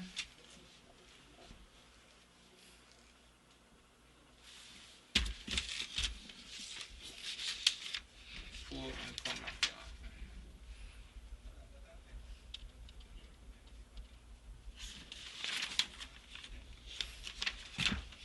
Yes, we are seeing at St. Christopher 4, Steve Rensford and Lindsey Grant. We have 4 boxes counted thus far. Challengers, box 1A, 61 for Steve Rensford, 119 for Lindsey Grant, 1 for Jason Thomas, 6 rejected, total of 187. Challengers 1B, M2W, 49 for Steve Rensford, 108 for Lindsey Grant, 1 for Jason Thomas, 2 rejected or spoiled ballots, a total of 160. We're looking at the halfway tree Methodist Church, A to J, 369 voters, 95 for Steve Rensford, 155 for Lindsey Grant, 2 for Jason Thomas, 3 rejected, a total of 255. 5B, halfway tree Methodist Church, L to Z, 98 for Steve Rensford, 162 for Grant, 4 for Jason Thomas, 1 rejected, total of 265. The grand total thus far: Steve Rensford 303, Lindsey Grant 548, 12 rejected or spoiled ballots, total of 867 votes. We go to St. Christopher 5. Between Kenneth Douglas and Sean Richards. Sandy Point Preschool. Total registered voters 373. Sean Richards, Team Unity 165. Rejected or spoiled ballots 2. Total votes cast 239. Apostolic Faith Church, Backway and Station Street, A to I, 279 voters. Kenneth Douglas 81, Sean Richards 108, rejected 1. Total votes cast 190. Apostolic House of Glory, 296 registered voters, 69 for Kenneth Douglas, 120 for Sean Richards. Total votes cast 189. We go to Wesleyan Holiness Church. Kenneth, 261 registered voters. Kenneth Douglas, 54. Sean Richards, 117. Total votes cast, 171. The gross total so far Kenneth Lucas 275, Sean Richards 511, total votes cast 789. We go to Electoral District 6 with the Denzel Douglas of the St. Kitts Nevis Labour Party and Kevin Williams of Team Unity. 3 boxes thus far. Newton Ground Primary School A to J, 325 votes. Denzel Douglas, 141. Kevin Williams, 71. Total votes, 212. Newton Primary School L to Z. Denzel Douglas, 128. Kevin Williams, 38. One spoiled ballot, total of 166. St. Paul's Community Center, 459 registered voters. Denzel Douglas, 268. Kevin Williams, 41. Total of 309 voters. Votes cast. Gross total thus far. Denzel Douglas of the St. Kitts Nevis Labour Party, 537. Kevin Williams, Team Unity, 150. Total votes cast, 687. One note, I can point out to you here, Pat. The last time around, the person who ran against Dr. Denzel Douglas had a total of 200 at the end of all 7 or so boxes. Kevin Williams have 150, so something is happening there as well. He may not win, but he's making inroads. Tabernacle Community Center. No, he's not going to win, but he's getting numbers. Tabernacle Community Center, where the candidates are Timothy Harris and Leon Nelson of the St. Kitts Nevis Labour Party. Registered voters, 520. Nata, 70. Dr. Timothy Harris of the Team Unity, 262. Rejected, 1. Total votes cast, 333. Edgar T. Morris Primary School, 497 registered voters. Leon Nata, 45. Dr. Timothy Harris, 302. Rejected or spoiled, 1. Total votes cast, 348. The gross total thus far, Leon Nata, 115. Dr. Timothy Harris, 564. Total votes cast, 681. Okay. I think what's interesting, what I see developing here, even though I don't know St. Kitts, based on what would have happened last time around, it definitely, this is a area that seemingly depended heavily on the overseas vote. Last time around, in Challengers Community Center, 1B, the SKNLP, which is the St. Kitts Nevis Labour Party, actually won that seat, and it has lost badly this time around. The last time it won, and it had like 58% of the votes, and this time it has only 31% of the votes. It's losing badly. We have now to just look at the other boxes that they're not consistent. They're not necessarily the same reflected here as they did the last time, but I guess Gospel Hall is the same thing as Grace. Okay, so we have to watch the Old Road Police Station, which I'm not seeing reflected here this time around as a box, so I don't know which area that is represented by now here on the form, but the last time around the SNLP won the Challengers Community Center box that they've now lost, which is 1B. They won the Methodist Schoolroom, which we have not had any returns on that as yet.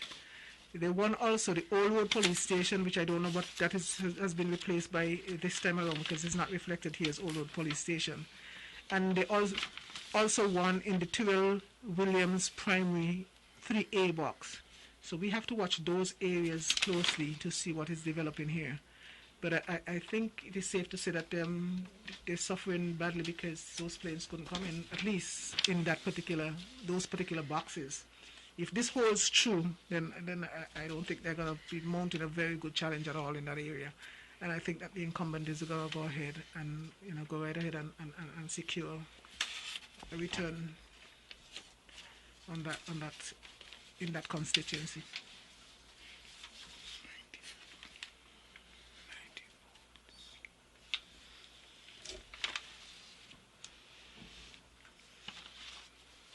But it's interesting, though, the way in level is shaking out, because it seems like, NRP might, I don't know if they have done enough work in that area, and I guess it's for them to do the post-mortem afterwards to see where they would have lost ground and why, because obviously, this was a ground war to be waged here, and if you can't convince the people who you live amongst to vote for you, then maybe you really don't deserve to have the seat. So we're gonna see how it shakes out. It doesn't look good for them, but they're still having some decent numbers, really, but they not the expectation that one would have had. Not after the by-election that we saw, because if the registered voters or the new registrants in that area, it meant that they probably did not do enough work in terms of either, captivating that audience, of new voters that were now coming on, and so we might be seeing a shift, and that is, I don't think, is because of the lady. She just now, stepped in there. I don't think this shift is on her behalf, but they may have to start doing some more work, more groundwork, and become more familiar with the people in the areas, because if we'll see, based on the new, registrants that we have in that area, the new voters, what percentage of that might have gone, to the CCM. Well, I'm looking at the race between Jeffers and Nisbet, and based on the last election, there was a difference of 90 votes. In which box? Well, I'm just looking at the total, the grand total at the bottom. Okay, sure. And some information just came just to me that there is a difference of 80 votes. So if these 80 votes can be reduced a little more in Jeffers' favor,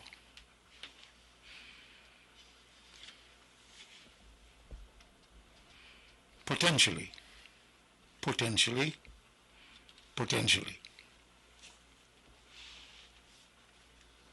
But that St. James seat might be in jeopardy in terms of the incumbent. Well, sure. If indeed if CCM has not relied, on the overseas vote to that extent, maybe, we don't know yet how that is going to develop in that area. It seems like they've gained some popularity, whether it is from the new votes or people have shifted. We don't know yet, because we can't really get that deep into the data. But it seems like, the areas that one would have expected coming out of a by-election that the NRP would have won. So it's only in St. Thomas's area one would have expected, that they would have done better coming out of St. Thomas's. Because I don't see them retaining that seat, to be quite frank with you, at the rate that we're going here, because they've lost ground, actually, as it relates to the percentages, of the vote that they get in. I'm not totally surprised, really, about the performance of the NRP this time around, really. Sometimes it's a psychological thing, people like to be on the winning side when people have their own personal forecast. There's not much people coming in, or nobody's coming in, but there's a lot of 400. there's a lot of voters who are here basically as migrant workers. They usually gravitate more towards the candidate that can do something for them, really. And somehow it seems to me like Patrice doesn't show the interest. We've been talking about it earlier, and during his time, he's on the opposition bench, of course, but you must remain in commune with your people. You must remain. Assess that, though. And it's not, and when you're talking about putting up candidates, the candidates don't go by themselves. There's a party, and that's why you have, the party, it's a team thing. So if you're going to put forth a candidate, you have to be able to support your candidates. Yes, but a candidate. So the work can't just be on him alone if you want to win as a party. But he must do the majority of the work, though. Well, I don't know what percentage of it he would have done. We are signing proportions tonight. I don't know we're in a position to do that. So I don't want to start blaming him. Not that he has lost it yet. No, he hasn't lost. I mean, he's still well on his way to losing it. But the evening is yet young, and the numbers are still there because he's ahead. Yeah, but based on what we know, he's threatening. He's ahead. Based on what the general trend normally is, though. Yeah. He's threatening. It seems like they're in danger of losing that seat, and like I said, you can't just, all the responsibility for that seat cannot be hinged on just, the candidate that you put forward, because you're winning that seat. You just have only one person you can put on the ballot. But everyone has to support the candidate. If you're going to put a candidate out and you're not going to support him, why put him out? Well, there has been, I suppose, some fragments within the party, and one can't speak too tough towards that. But there obviously has been some fragments with the new candidate in that area there, and she was obviously handpicked by Joseph Parry. That has created a bit of a issue within the party itself. For sure, one can look at NRP and realize it's not really a totally united front they're on about. But I don't think Patrice himself have put in the work that is necessary, to maintain that constituency in a convincing way. I am not sure that I speak to people in Fountain Village, really, and they're telling me straight up they're very much not happy with Patrice, really, for whatever reason. The people seems to have really turned away, and I believe, just in a hypothetical way, if they probably had run the lady, they probably would have been seeing better results. Patrice haven't really been in contact with the people. And yes, you're saying the party should have been, but the party is fragmented, Mr. Parry was on the ground today. He was on the ground. So, and like I said, it is a toss-up right now where we are. But the battleground might be in St. James. Yeah, but because this, based on what we've got here, the St. Thomas's end, and if Jeffers is able to hold his game on the St. Thomas's end. But he have. So, but night is young yet. One would have expected Patrice to have a bigger lead coming out of St. Thomas's. I mean, with a lead of what we see, 80? It looks like 100. 100? Somewhere there. Somewhere there. Yeah, because last time around, just Cotton Ground alone, he was ahead by 130 131 votes, or just Cotton Ground, Community Center alone. I just added these roughly. As a percentage, though, is Carl. That lead needs to be maintained. If he doesn't maintain that lead, then it's going to be a toss-up. Well, he did pretty, decently as it relates to the Nevis Performing Arts, which would have been replaced in the Catholic Church, right? And last time around, he got a 48%, and this time around, it's the same thing. They seem like they traditionally would lose, in that particular box. And then there was a 55% he got in the Jessup's Community Center this time around. And the last time he got as high as 71%. That is the 2A. In 2B last time he got 80% of the votes. This time he managed only 60% of the votes, so he has lost ground there. Is it a factor of the new voters that were added to the list?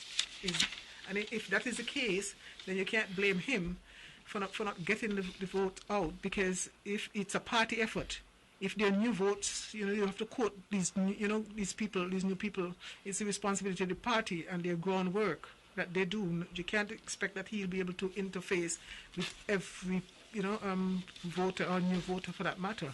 And if there was a drive to increase people, the voter participation in that area, then just like these, and I don't know that is the fact, or that is the main factor contributing to the increases there, or his decrease in his performance in that area. But for him to have had 80% last time around and be reduced now to just 60%, I mean, that's 20% decrease.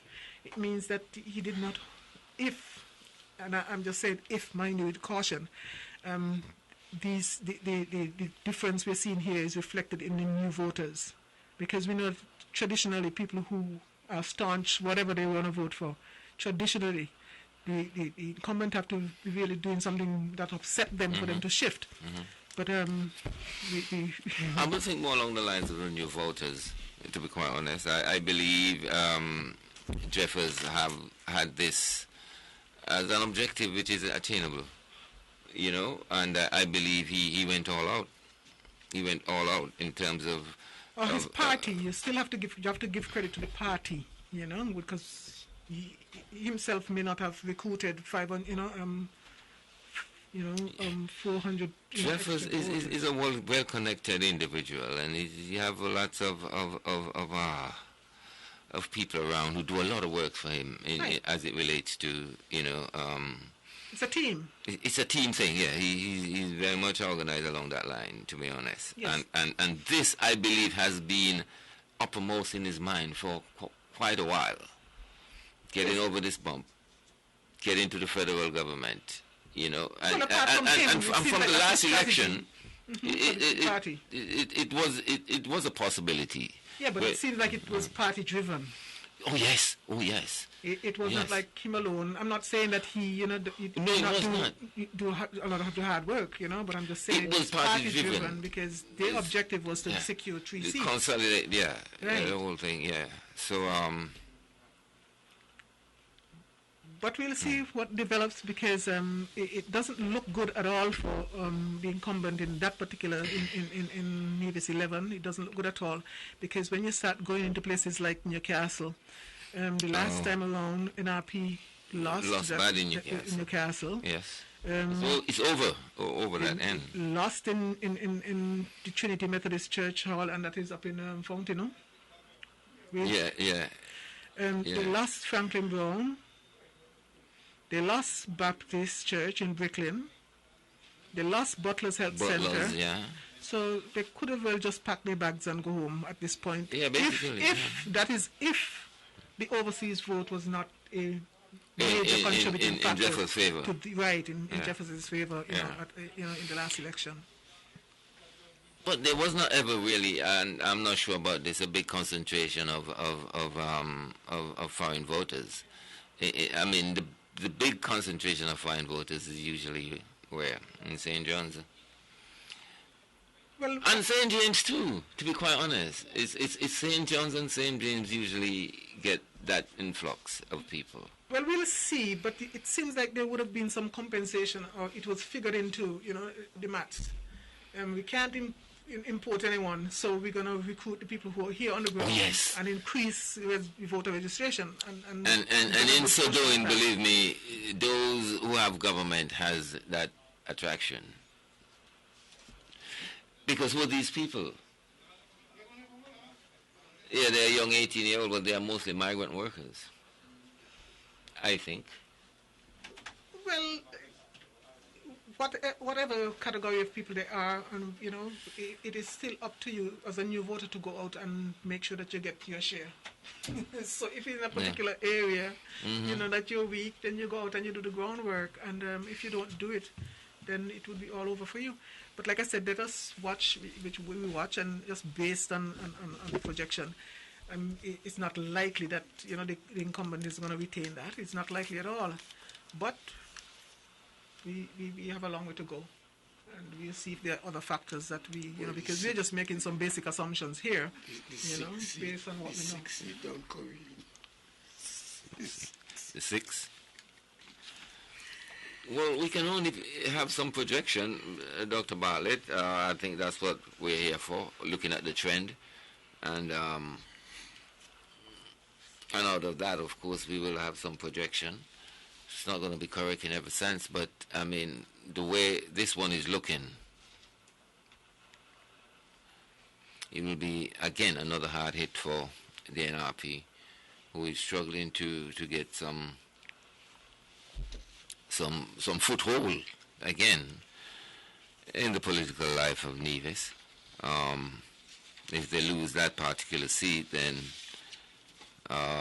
they're totally out of the federal count and only have one seat in the local count. But as we say, there's still a little way to go. Both parties... It doesn't look too promising in that constituency, St. James. The Unity Construct and the SKNL, the St. Kitts Nevis Labour Party, and the NRP, they all went flat out. Because this election means a lot for the former Prime Minister, because he's getting up there in age. And if for some reason he doesn't... Do you think this is his last election? Not as a candidate, but most definitely if he cannot take government, he will not be able to take the leadership of the party. Well, you're really underplaying this ego thing, Stanley. No, I'm telling you. Stanley, you're really underplaying this ego thing and the quest for men, power. He will turn that leadership over to Congress. Why should he turn it over to Congress? Well, what about Miss Marcella? She's deputy. She has been deputy for quite a while. I admire her as a good politician. Why would you want to step over her? Quite so. Congress. Well, we will what see. What justification would you have for that? We will see. Well, it all depends what happened in Central Bastia. Right. Central Bastia is it what? It depends on what happens in West Bastia as well. Because if Congress to do let's still be promoting that. It's a very interesting election. A very, very interesting election, because like I said... So Dougie would be seeing his final road as the leader of the Labour Party, you forecast, if he doesn't bring the victory home. Right, but at the same time, don't misunderstand the weight and role he plays. Doesn't mean that he wouldn't be punching above his weight. Of course. But in terms of will be. The age factor. Age, yeah. Mm-hmm. What are you talking about, age? Age has very little to do with ego. We have seen world leaders up to their 90s and still clamoring to be in power. We understand that. So I don't know what your basis is for that argument. Well, we will see how it plays out. We will see how it plays out. I mean, But I think in the 2015 campaign, Timo would always win his seat. You understand me? Those are two. I think in the 2015 campaign, all what was done by the leader and the way he led the party up to the election, I think it did considerable damage to the party, really. Yes, you remember all the court case and all the vote of no confidence and all this. I think you have done serious damage to, and with the kind of utterances he was having. I mean, I can remember 2015. He said that he was going into Sandy Point and he hoped to make a lot of gains there, and was to the effect that when he leaves there, who in their danger, I mean, this kind of thing as a political leader of 4 terms, the most across the Caribbean, and saying these kind of irresponsible, threatening things, was not good for the party. It was not good for the party, and I thought he would not have surfaced as the leader in this election, because, I mean, you have a good politician, Miss Marcella Liebert. She is a good politician. Yeah, but if you understand how politics around here is, who brings the money, he's the one who commands the scenes, the leadership. Mm-hmm. That is just the way it seems to me. I'm not that I'm in the inner workings of these parties, but on the surface, that's what it seems like to me. He has his, and plus he has a safe seat. But like I said, you cannot, discount the factor, the ego thing. We will see what happens tonight. If he were to lose tonight, I don't know that most parties around, or most politicians around here, don't step back when they lose. They don't carry that kind of responsibility. It's someone else's fault that they lost. Well, the thing is that the Honorable Prime Minister Timo Harris, he has been over here. But also, I didn't see Marcella over here, but the Honorable former Prime Minister was over here. Over here when? He was over here on Monday. Oh. Yeah. So that tells you the immense role that he plays. He still plays important. He's still a leader. So he's a leader, yeah. So he's got to play that role. I think the day he left a massive footprint over here on Monday. Mm-hmm. Yeah. That I'm not aware of, but it looks like he's so filled with ego too. But he doesn't have a part to his anyone to, he haven't prepared anyone to take over. It looks like. Why are you saying that? That's not true. Marcella, you're discounting her, and I don't like that. You're dissing a woman. She is the deputy, so naturally, one would think, mind you, it goes to the party convention and all that. One would think that she would have the support, to replace him. Mm-hmm. But the question is he ready to relinquish that position? And men are not known for relinquishing power, that easily. Sometimes, the cripple and still want to hold on. Yes, you have seen that in world leaders. Mm-hmm. Mugabe went down until in 93. Yeah. He was falling down all over the place. But that's how men are. They don't give up power easily, and it's not easy for women to break through. And it would be good if Marcella could win her seat. Not that I'm not advocating for any side. I'm just saying it would be good in terms of the empowerment of women, and the recognition that women get, if she could, could cement herself in that, in that position. No disrespect meant to Jonelle. I'm just, the better person would win. I'm not trying to choose a representative for the people in East Bastia. Not East Bastia. Is that West Bastia? Is it? But there's a lady up against Congress as well. Nisbet. In Central Bastia. Marcella is Central Bastia, is it? Mm-hmm. And then the ladies in West Bastia. The other ladies in West Bastia. Yes, that's the way it is. So I'm wishing the women well tonight. I'm rooting for the women, actually. And I'm not rooting on the basis of party. I'm just rooting on the basis of equality. We need to see more of this. And all these safe seats that these people have, they need to start thinking seriously about incorporating women into the role of leadership. And I would continue to say that. And I know some people don't necessarily like it, but there's a cost for everything, isn't there?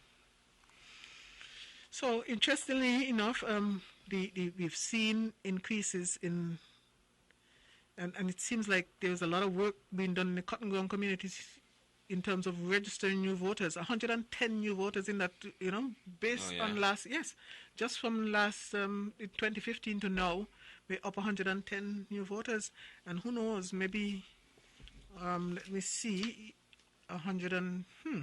interesting. They probably mostly went to the CCM, it seems. Because last time around they got 150 cotton ground, 110, 241. So last time they got 110, this time they got 169. So they have at least 59 there. At least 59. So if they got at least 59 out of that 110, they did well. So, interesting ways. In Trinity, I realized that an increase of 20 voters in Trinity, and 20 in Brooklyn. I don't like when numbers are close. 20 here and 20 there. It seems deliberate. Let me take that back. It's a coincidence. But we have increases in all those, and if we're assuming that, like Naya, if I were to accept the argument that Naya made that the candidate himself didn't do much work in that area, then it is likely that we'd have, an upset tonight. But the candidate itself have to do the most work. They have to show up, they have to do the work, but I don't know how you would have arrived at the conclusion that I don't see much interest in the candidate. The honourable gentleman didn't do his work. If he would have done at least what he's accustomed to be doing, then it means that the onus was on the party to do the rest. So if he was performing at a 0% level and he was winning, it means that the party carried him for that long. So if you're going to put him up as a candidate, you have to continue to carry him. You can't desert him at that point. That was happening. The party thing is going to fade away, No, but I'm just saying that as a party, it has to be a team. And I keep hearing people say, some person do the work. It's not a one-man thing. It's a team. So I don't accept the argument when people say, you should let this person run because they do the work. It's a team. If you go there, the only person I know out the whole team was Pombi Boy in a cricket match. Get all 10 wickets, and then he said to the other guy who was left standing, he's like, you go on the other and let me bowl you and get you out too. But when you have a team effort, it means that everyone inside there should benefit equally. I don't, I do not accept the argument that, because someone else would have done some work, that someone else can't benefit, not when you're running a team. And so for that reason, I disregard the argument, that you made, or anyone makes, that, you should hold on to a safe seat when you don't have to, when you can allow someone else, into the game. Because I think that was the rationale that I would have heard, someone from the CCM party make, as it relates to the Nevis 11 as well.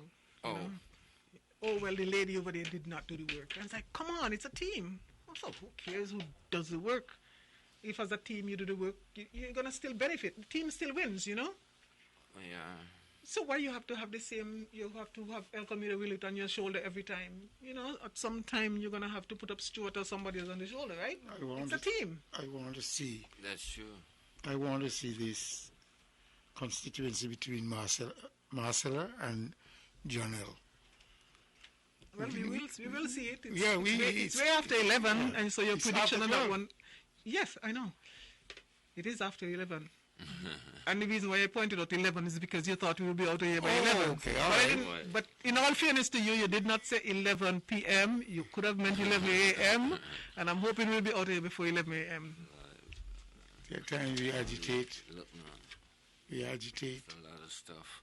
We're going to be here for a long time. Not necessarily, because once they start rolling in, they could all roll in at the same time. Roll yet. Yeah, remember when we got the election, the by-election, I mean, we got all the results one time and they just roll in, and then in short order we were out of here. So I didn't leave the pot on, by the way, so I came out anticipating that we'll be here for a while because that was an anomaly. As contentious as things had sounded, I didn't expect that people wouldn't be asking for recounts and recounts, because I do understand that that is a factor as well. Apparently, people think you would have call a vote and you already lost by 100 and you're going to still ask for a recount. I can understand if you were wicked close, Yeah. If you were like 19, We were here till almost 9 o'clock last 2015, and then the supervisor of the election disappeared, run off somewhere. Well, that's the reason why we're here that long, yes. But I don't anticipate that we'll have that, lengthy of a session tonight, like we did the last time, and it was still unresolved by the time we left here, but hopefully tonight would go smoothly. But with St. Kitts election, everything... They're going to leave these two seats. General Mark Brantley's seat for the last. I hope not. Well, they're counting. I would imagine they don't use... Is there any great concern in terms of a close walk? Is there a close walk in that constituency? Mr. Stanley? Election results.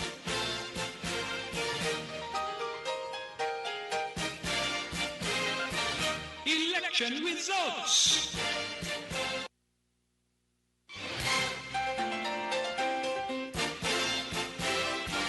Election results.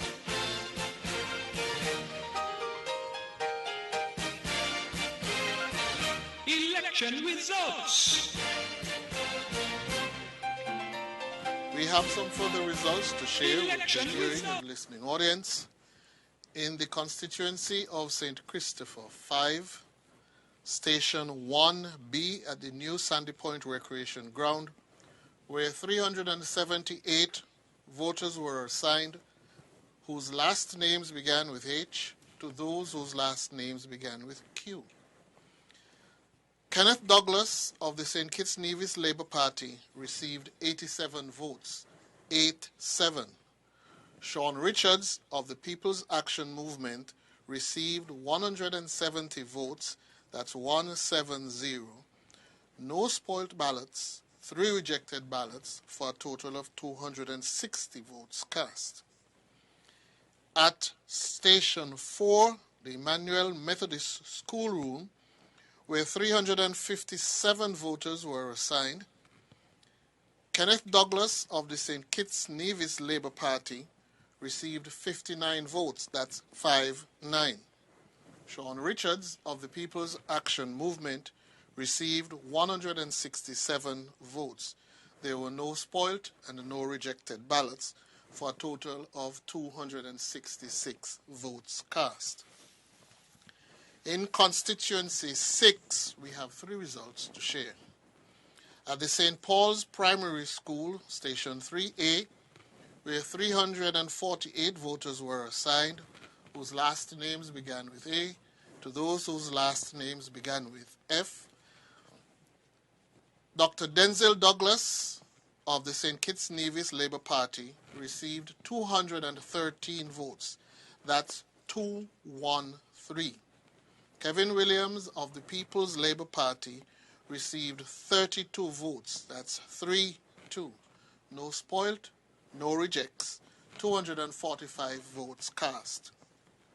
At Station 3B, again at the St. Paul's Primary School, where 300 voters were assigned, whose last names began with G, to those whose last names began with W, Dr. Denzel Douglas of the St. Kitts Nevis Labour Party received 169 votes. That's 169. Kevin Williams of the People's Labour Party received 29, 2-9. There were no spoilt and no rejected ballots. 198 votes were cast. Station 4, the Diet Bay Primary School, where 389 voters were assigned. Dr. Denzel Douglas of the St. Kitts Nevis Labour Party received 152 votes. That's 152. Kevin Williams of the People's Labour Party received 67 votes. There were no spoiled, no rejected ballots. 219 persons cast their vote. In constituency of St. Christopher 4, polling division 4A at the Gospel Hall in Middle Island, 298 voters were assigned whose last name began with H to those whose last name began with H. Lindsay Grant of the People's Action Movement received 112 votes. That's 112. Independent candidate Jason Thomas received 1 vote. Steve Rensford of the St. Kitts Nevis Labour Party received 89 votes. There was 1 spoilt ballot and 1 rejected ballot. 203 votes, 203 were cast.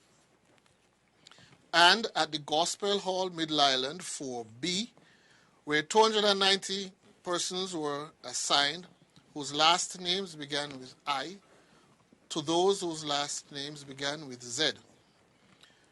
Lindsay Grant of the People's Action Movement received 94 votes, 94 votes. Independent candidate Jason Thomas received 1 vote. Steve Rensford of the St. Kitts Nevis Labour Party received 84 votes. There were no spoiled ballots, and there was 1 rejected ballot for 180 votes cast. And we have 2 results from constituency 7, where the candidates are Timothy Harris of the People's Labour Party and Leon Nathanielson of the St. Kitts Nevis Labour Party. In Station 3 at Estridge Primary School, where 342 voters were assigned, Timothy Harris of the People's Labour Party received 136 votes. That's 136. Leon Nathanielson of the St. Kitts Nevis Labour Party received 80 votes. That's 80. There were no spoilt and 2 rejected ballots for a total of 218 votes cast. At the Covenant Outreach Church, Station 4, where 377 voters were assigned, Timothy Harris of the People's Labour Party received 208 votes. That's 208. Leon Nathanielson of the St. Kitts Nevis Labour Party received 74 votes. That's 74. There were no spoilt ballots and there were no rejected ballots for a total votes cast of 282 votes. And now it's back over to Master Control.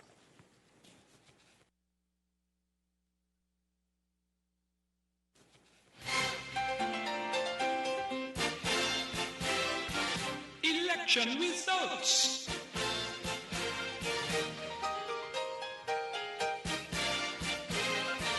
Election results.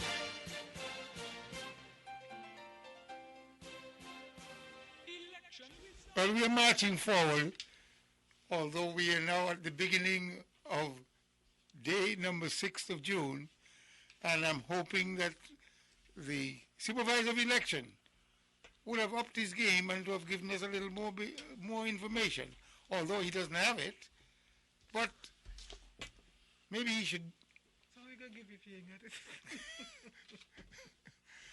He should exert some pressure on those who are doing the counting, so that we can get the victory early o'clock, and then let the celebration begin. Okay. We're nearing home. 59 and the 167. Now come up to 26. Well, I think I am not in any way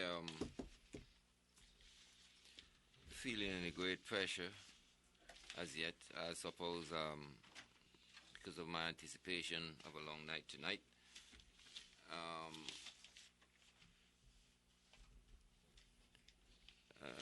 sorry, Pat, I'm not sure if you're going to see exactly what you're looking for there because... I'm just back checking something. Okay.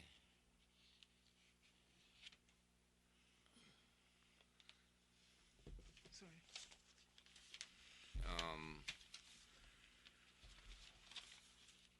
I suppose there's absolutely no surprise as it relates to former Prime Minister, his constituency going forward.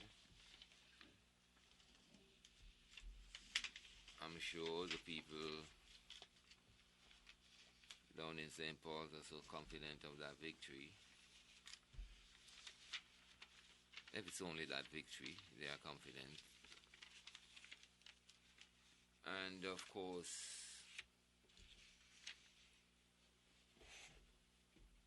it is clear to see that the coronavirus and the fact that there is no plane coming in, as it's being referred to as a ground war, we can see the former Prime Minister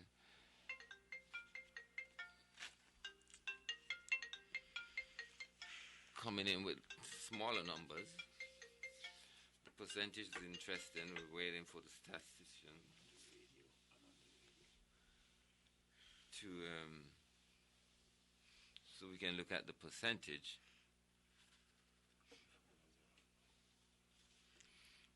But absolutely no surprise at all. No, as it relates to constituency number 4, Lindsey Grant seemed to be holding his own. He seemed to be doing better actually than they did the last time around.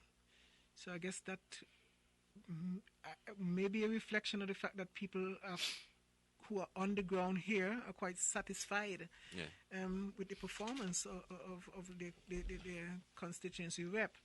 And you see, that's why sometimes the vote gets a little distorted, and I say that from the perspective of someone who thinks that the people who are the ones who are directly affected by it, by the representation that they get, should be the ones to determine who the representative is to deliver that representation. Mm-hmm. And so sometimes people end up with representation that they don't necessarily want, you know, and it is very unfair, and I would continue to say that it is unfair. I would not like to alienate the people in the diaspora. I think that they ought to be accommodated. And my solution is not a novel solution. I think maybe they should be the ones to determine who the ambassador is to, you know, you see what I mean? If you live in the U.S., they have a representative who could work on your behalf, you know, and maybe they could feature in, you know, determining who the ambassador should be, you know, to the U.S. I staunchly believe, and I would always defend, as well as I can, the notion that residency should matter. You know, I think in all that I've seen, in all the expressions I've seen in the constituency, the underlying message there is fairness in terms of representation at the constituency level. If you don't live in a constituency, how could you then determine who the representative of that constituency should be? You know, just like I can't determine who should be the representative in constituency number 11, why should someone in some far-flung place be deciding or being a part of the process of determining who represent me in constituency number 10 or 9 or wherever I happen to be on Nevis? That can't be right. That can't be fair. But that's not the barometer by which it is measured. What is it measured by? It's measured by the fact that you are a citizen of the country, and it's a constitutional matter. No. That is by law. Who gets to vote is determined and taxation, by law, not by the Constitution. Without representation is Stanley, it has nothing to do with taxation. Sure it does. It has very little to do with taxation. Not everybody might be paying taxes. That is not a parameter that is used necessarily to decide who. The Constitution says that if you it didn't even say if you're from St. Kitts and Nevis. You'll be a Commonwealth citizen, resident in St. Kitts and Nevis. Commonwealth. So the measure is not even exclusive to people from St. Kitts and Nevis. But you can't be from the Commonwealth but live in Nigeria and vote in Nevis while you're living in Nigeria. It's a constitutional So why matter, then and somebody the who living in defines New it. York from Nevis, St. Kitts, could vote in Nevis? Like I said, the common barometer, you're talking about your barometer, and I don't know what barometer you're talking about, is that the requirement is that you must, and it's not explicitly said that you must be resident. It was left up to Parliament to decide, who of those. And Parliament has decided. Yes, and Parliament can decide to do otherwise as well. Oh, sure. When you look at the fairness. Until they change the law. Right, but when you look at the fairness, but don't make it sound like it is enshrined in the Constitution that everyone Until they change the law. who is paying taxes. It has nothing to do with taxes. Well, I just added that. But because a lot of people who come here sometimes to vote have never lived here, have never paid any taxes, have no affiliation whatsoever with here, except that maybe their grandmother would have been born here, And that could not be fair to the people who were left here. And like I said, I keep saying, that is not fair. Yes. Right, it can't be fair. And it's so poignant when I heard people talking about, people must vote because at the end of the day, it's going to determine, I think citizenship by birth must be respected. But I think by any other means, by generation and grandparents and grandchild who never see Nevis end up come to Nevis to vote. That can't be fair. I know there's great logic associated with what you're dealing with and fairness part. We cannot just close our eyes to anything that makes a circumstance more fair, and we must find a way around it.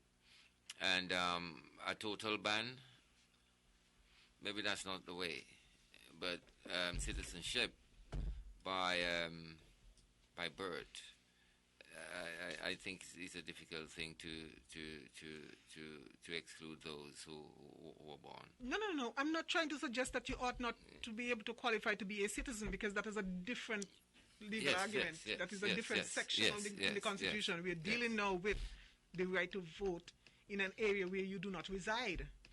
Residency is applied to me, right? Because if residency is applied to me on a local level, residency ought to apply to everyone else. Could there be a situation where the stringency of residency does not come into play if you are a born citizen?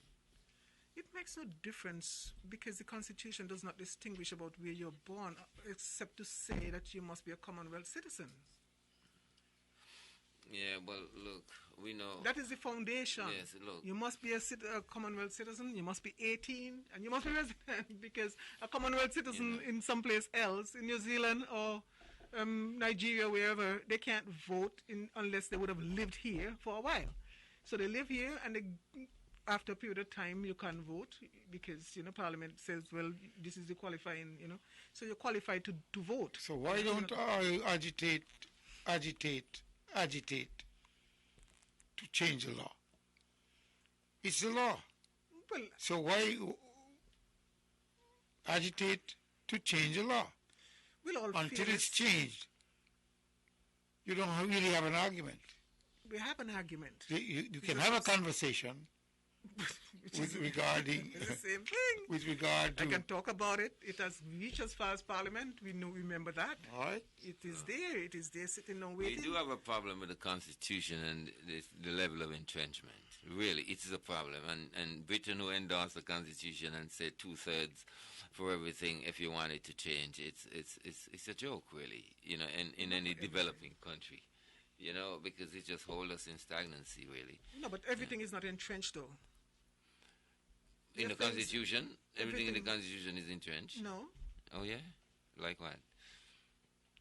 Everything does not require a 2/3 majority to move forward to change.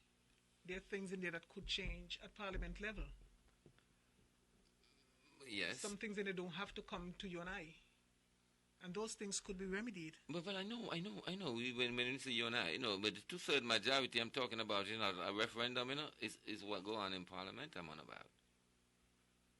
Well, well, you didn't make yourself clear enough to me, so maybe I'm a bit confused as to, what you meant. Okay, while you guys get it sorted out, let me recap on some of the numbers. St. Christopher, number 4. Polling Station 1A, Challengers Community Center, A2L, registered voters, 301. Steve Rensford of the St. Kitts Nevis Labour Party, 61.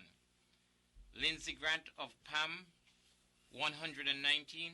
Jason Thomas, 1. No rejected or spoiled 6 rejected ballots, a total of 187.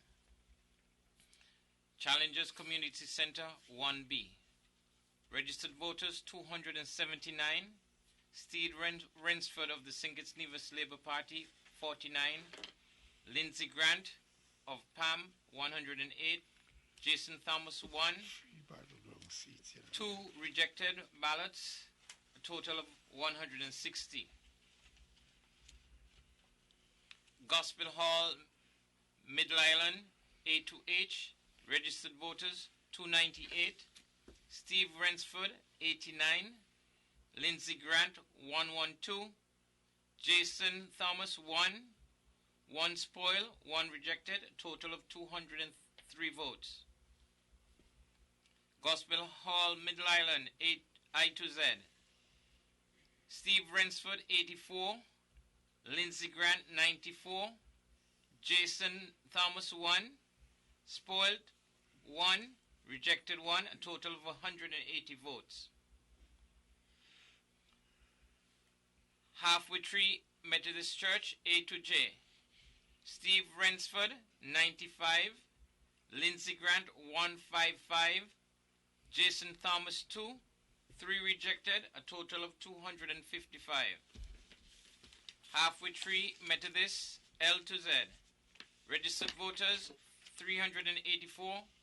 Steve Rensford, 98. Grant, 162. Jason Thomas, 4. 1 rejected, a total of 265 votes. The summarized total thus far: Steve Rensford, 476 of the St. Kitts Nevis Labour Party.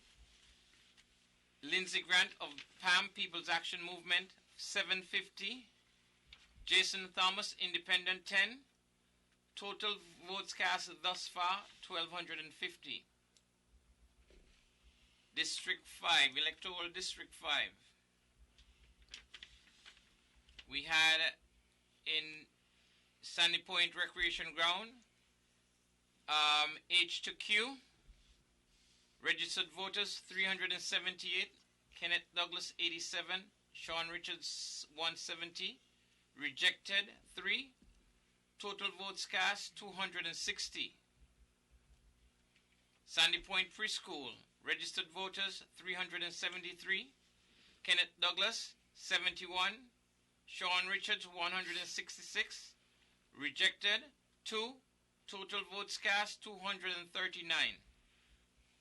Apostolic Faith Church, Backway Station Street, 279 votes, Kenneth Douglas 81, Sean Richards 108, rejected 1, total votes cast 190. Apostolic House of Glory, 296, Kenneth Douglas 69, Sean Richards 120, total votes cast 189. Emmanuel Methodist Schoolroom, total registered voters 357, Kenneth Douglas 59, Sean Richards 167, a total of 226 votes cast. Wesleyan Holiness Church, 261 registered voters, 54 for Kenneth Douglas of the St. Kitts Nevis Labour Party, Sean Richards 117, a total of 171.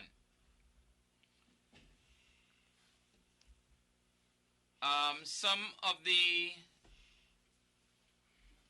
votes cast thus far: Kenneth Douglas, 421. Sean Richards, 848.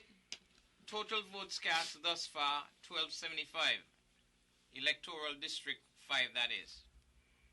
We go to Electoral District 6, where we have Dr. Denzel Douglas and Kevin Williams. We have at the Newton Ground Primary School, A to J, 325 registered voters. Dr. Denzel Douglas, 141. Kevin Williams, 71. Total votes cast, 212. 1B, registered voters, 278. Denzel Douglas, 128. Kevin Williams, 38. Spoiled 1. Total votes cast, 166. St. Paul's 2, 459 registered voters. Dr. Denzel Douglas, 268. Kevin Williams, 41. Total of 309. St. Paul's Primary School, G2W. No, sorry. A2F, 348. Dr. Denzel Douglas, 213. Kevin Williams, 32. Total votes cast, 245. St. Paul's Primary School, 3B, 300 registered voters. Denzel Douglas, 169. Kevin Williams, 29. Total of 198 votes cast. Deep Bay Primary School, 389 registered voters. Denzel Douglas, 152. Kevin Williams, 67. Total votes cast, 219. The sum of the votes cast thus far, Dr. Denzel Douglas, 1071. Kevin Williams, 278. Total votes cast, 1,349. We go to Electoral District 7. Tabernacle Community Center. We have Leon Natter, 70. Timothy Harris, 262. Total vote 1 rejected. Total votes 333. We have the Edgar T. Morris Primary School, 497 registered voters. Leon Natter, 45. Timothy Harris, 302. Rejected 1. Total of 348 votes cast. The Covenant Outreach Ministry Church, we have 342 registered voters. Leon Natter, 80. Dr. Timothy Harris, 136. Rejected 2. Total votes cast, 218.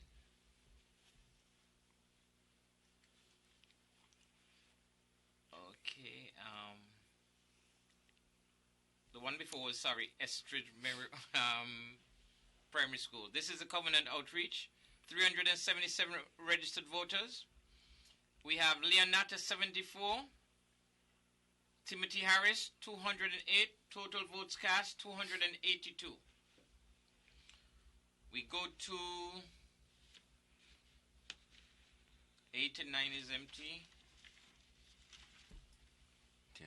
We go to 10, where we have already returned Eric Evelyn of the Concerned Citizens Movement that amassed a total of 710 to Beyond Hanley of the NRP, 167.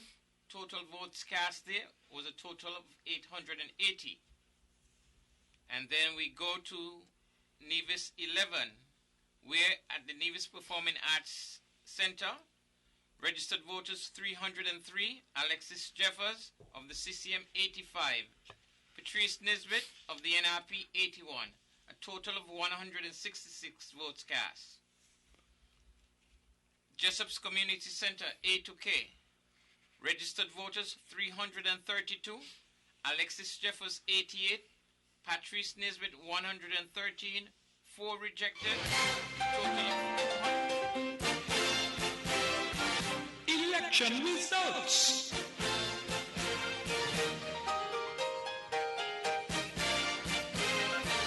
Election results.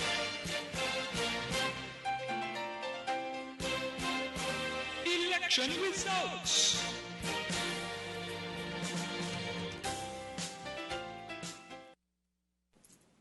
Good morning once again, listeners and viewers. We have our first result from constituency of St. Christopher 1, where the candidates are Dr. Jeffrey Hanley of the St. Kitts Nevis Labour Party and Ian Patches-Liburd of the People's Action Movement.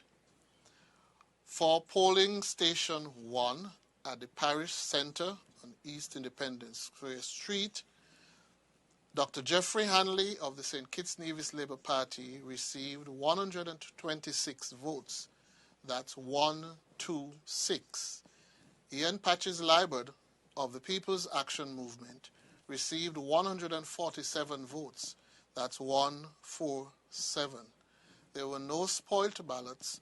There were 7 rejected ballots, and 280 votes were cast. For constituency 5, polling division 1C, recreation ground in Sandy Point, where 401 voters were assigned, whose last names began with R, to those whose last names began with Z. Kenneth Douglas of the St. Kitts Nevis Labour Party received 86 votes. That's 8-6. Sean Richards of the People's Action Movement received 183 votes. That's 183. There were no spoilt ballots and there were no rejected ballots. I'm sorry, there were 2 rejected ballots. 2 rejected ballots. 271 votes were cast. In constituency of St. Christopher 2, we have our first 2 results. The candidates are Marcella Liburd of the St. Kitts Nevis Labour Party and Jonelle Powell of the People's Action Movement. In polling station 1A at the Anglican Church Hall, where 307 voters were assigned whose last names began with A, to those whose last names began with I. Marcella Liburd of the St. Kitts Nevis Labour Party received 92 votes. That's 9-2. Jonelle Powell received 85 votes. That's 8-5. There were no rejected ballots and no spoilt ballots. And the total number of votes cast was 177. And in station 1B, again at the Anglican Church Hall, where 333 voters were assigned whose last names began with J, to those whose last names began with Y. Marcella Liburd of the St. Kitts Nevis Labour Party received 91 votes. That's 9-1. Jonelle Powell of the People's Action Movement received 96 votes. That's 9-6. There were no spoilt and no rejected ballots. Total votes cast was 187. We go now to constituency 4, where we have 2 other results to share. Constituency 4, polling division 2A, Methodist Schoolroom, Old Road, where 391 voters were assigned whose last names began with A, to those whose last names began with J. Lindsay Grant of the People's Action Movement received 130 votes, 130. Independent candidate Jason Thomas received no vote, and Steve Rensford of the St. Kitts Nevis Labour Party received 123 votes. That's 123 votes. There were no spoilt ballots, but there were 2 rejected ballots. 265 votes were cast. Station 2B, Methodist Old Road Church. 328 persons were assigned whose last names began with K, to those whose last names began with W. Lindsay Grant of the People's Action Movement received 127 votes, 127. Independent candidate Jason Thomas received no vote. Steve Rensford of the St. Kitts Nevis Labour Party received 96 votes. 2 rejected ballots, no spoilt ballots. 225 votes were cast. We go now to the constituency of Nevis 11 at the VOJN Center, VOJN School, Station 4A, where 347 voters were assigned whose last names began with A to those whose last names began with K. Alexis Jeffers of the Concerned Citizens Movement received 111 votes, that's 111. Patrice Nisbet of the Nevis Reformation Party received 44 votes, that's 4-4. There were no spoiled ballots and 2 rejected ballots for 157 votes cast. 4B, VOJN School, 383 persons assigned whose last names began with L to those whose last names began with W. Alexis Jeffers of the Concerned Citizens Movement received 114 votes, that's 114. Patrice Nisbet of the Nevis Reformation Party received 65 votes, that's 6-5. There were 2 spoiled ballots, no rejected ballots, 179 votes cast. At Station 5 Trinity Methodist Church, where 453 voters were assigned, Alexis Jeffers of the Concerned Citizens Movement received 106 votes, 106. Patrice Nisbet of the Nevis Reformation Party received 101 votes, that's 101. There were no spoiled ballots, there were 2 rejected ballots. Total votes cast, 209. We have several results for you for Nevis 9, constituency of Nevis 9, where the candidates were Mark Brantley of the Concerned Citizens Movement and Dr. Kelvin Daly of the Nevis Reformation Party. At the Church of God of Prophecy in Cox, where 466 voters were assigned, Mark Brantley of the Concerned Citizens Movement received 105 votes, 105. Dr. Kelvin Daly of the Nevis Reformation Party received 98 votes. There were no spoiled ballots and there were 4 rejected ballots. Total votes cast, 207. At the Elizabeth Pemberton Primary School, Station 2A, where 338 voters were assigned, whose last names began with A to those whose last names began with K. Mark Brantley of the Concerned Citizens Movement received 79 votes, that's 79 votes. Dr. Kelvin Daly of the Nevis Reformation Party received 56 votes, that's 5-6 votes. There were no spoiled ballots, there were 3 rejected ballots. Total votes cast, 138. Station 2B, St. John's Primary School Annex, where 327 voters were assigned, whose last name began with L to those whose last names began with W. Mark Brantley of the Concerned Citizens Movement received 85 votes, that's 85 votes. Dr. Kelvin Daly of the Nevis Reformation Party received 51, that's 5-1 votes. There were no spoiled, but there were 2 rejected ballots for 138 votes cast.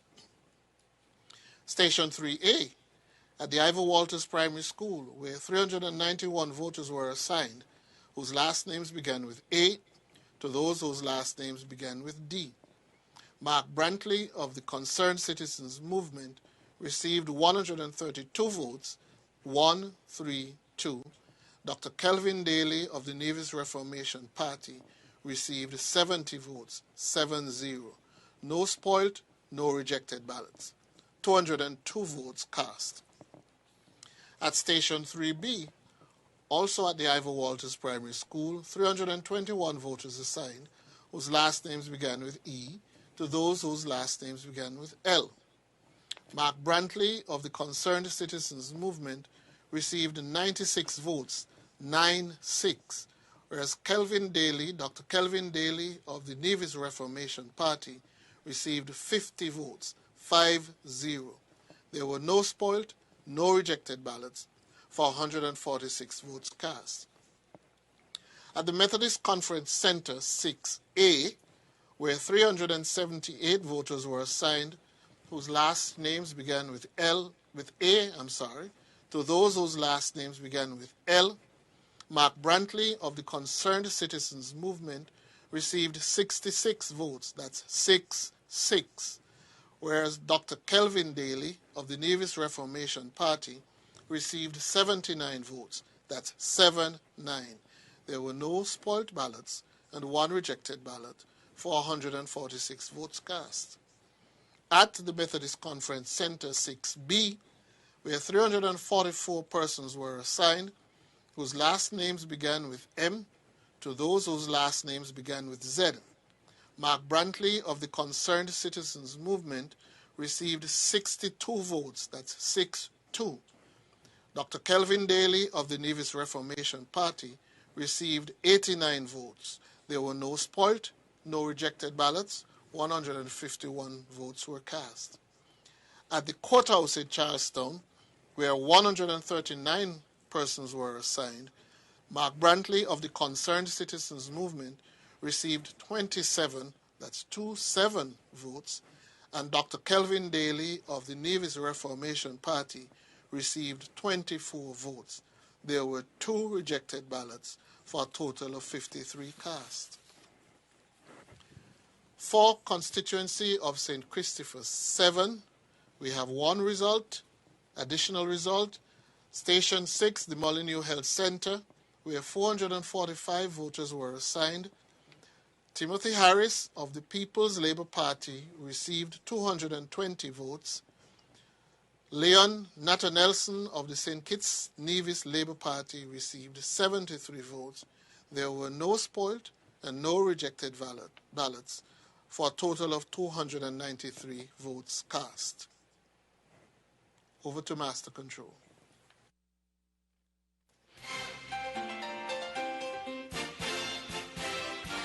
Election results.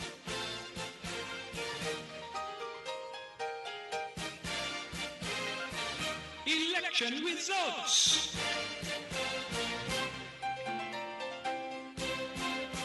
Election results.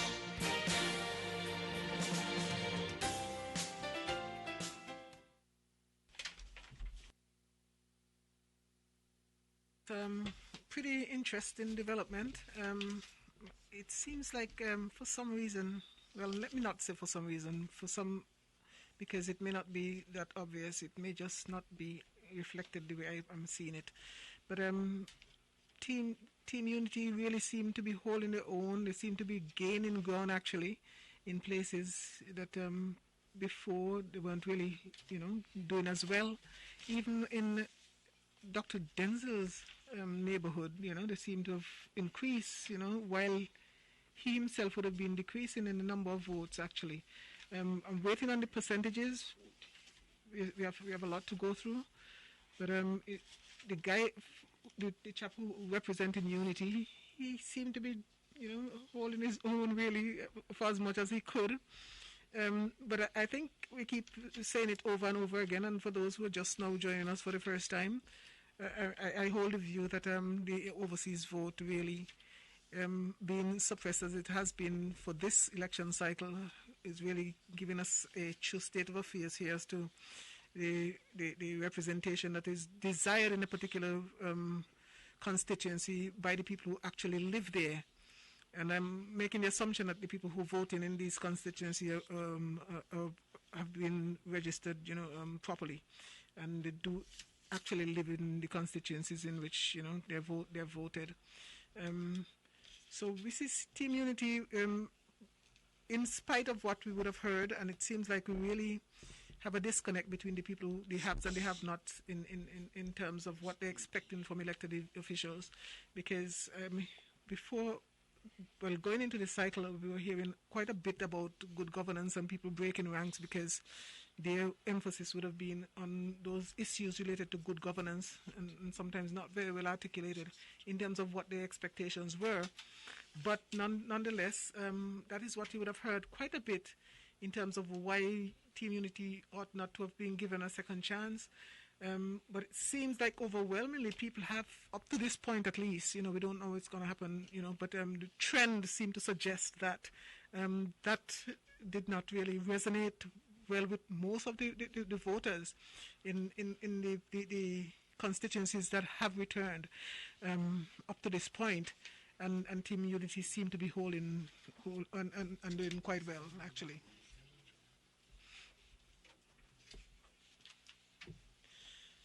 So it is interesting sometimes, when we have this disconnect, people don't really hear from the voters. And I think that is a lesson that I think that, would have to be learned by some of the people who are coming up and who are running these campaigns. Because sometimes the issues that are generated at the top not necessarily translate to the people on the ground and the people who have, the final say, the final arbiters in these in these elections, because the grassroots, their expectations seem a bit different to what a lot of the pundits were saying, and a lot of people who are breaking ranks with Team Unity in terms of good governance and how fast the agenda should be achieved, if there was a timetable for it. So we are yet to see that reflected in what, because Sean Richard seemed to be holding well. It's a safe seat. Sean, well, I don't know how safe, because I was hearing that he would lose the seat. No, it's a safe seat. That's a legal seat. Well, it's turning out to be, but I'm just saying that people have been saying, I've been hearing people predicting that he could be in jeopardy in terms of losing that seat, but it's not. But it's not being reflected in the returns that we have. So Lindsey Grant himself he's doing relatively well as well, and I'm not seeing what you've been hearing a lot, and sometimes I guess it depends on what you're tuned into, what platform you're on. But I was trying to get a balanced view coming in, during the campaign season, as short as it was. And for some reason, I thought, that the SKNL or the next gen, team would have been doing much better. But so far, we're not really seeing it played out. But the night is yet, or well, it's the morning, it's still early. And we have still quite a ways to go.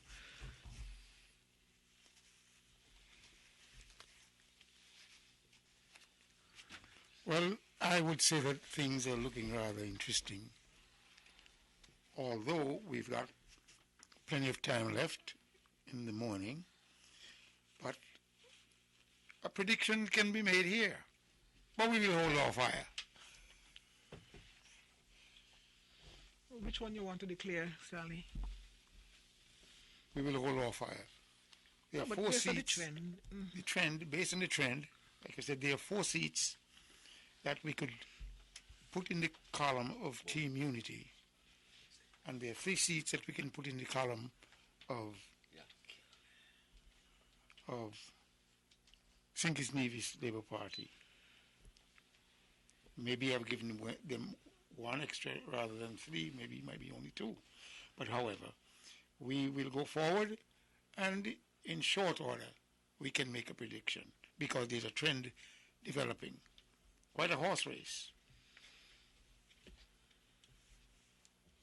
Well, yes, there's a trend. It looks like, Dr. Bartlett, the ground war, as it's referred to, the fact that there isn't any people coming from a distant land, seems to be seriously impacting in the constituency of Nevis 9. Am I correct to say that? Well, even though it appears that way, it is the harsh reality that these people who are considered the overseas voters have not come in, but it affects. I'm willing to hear the percentages. It affects both parties.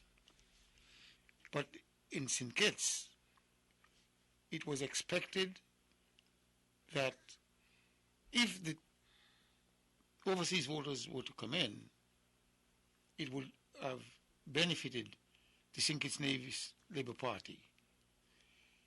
The last election we had, we remembered that apparently, or it's alleged that those flights for the St. Kitts Nevis Labour Party did not arrive on time, and consequently, Ian Patches Liburd was able to carved out a very slim victory. And we have seen something that looks almost like that will occur again. However, on the other hand, the Nevis end expected a help, which is the CCM party in particular, by the overseas voters. And their not coming in has impacted negatively on Mark Brantley's number. But at the same time, he's still holding his own based on the trend that we have seen, because the total of votes that I've got tallied so far is Mark Brantley's 642 as compared to Mr. Daly, 467, give or to a vote here and there. But there's a trend that has seemingly beginning to develop. But I want to say, Mr. Daly is holding his own as a first-time comer. His first time he's on the platform here. His first time being a candidate in Nevis, I think. Yes, it is. I don't think he ever run, and I think he's doing well. I think he's a good speaker, and one would have wondered why he was not elevated to the position of leadership, really, in the NRP. It's not us to decide, but I personally think he probably would have made a better leader. He's quite fluent, and of course he does not carry the baggage that others have to carry, or being asked to carry, or find themselves carrying. And I think he's doing okay. I mean, Mark Brantley's a giant, a political giant here in Nevis, and he's holding his own quite well. I mean, to be down 200 votes against Mark, seasoned politician with all the all what it takes to win, I suppose. Dr. Daly being a newcomer, his name is not absolutely new in the political sphere, but he's very much a new candidate. I think he's doing okay. I did anticipate a harder fight for him, but he's doing okay thus far. But as you say, Mr. Stanley, we are realizing now the impact of the foreign voters, and I think this is the most interesting thing about this election, and I think it goes beyond the COVID-19, is the fact that there is no plane arriving with thousands and thousands of people coming from different parts of the world to participate in the election. One can argue that this might be a little fairer election, and some would argue otherwise, but for sure, one can rest certain that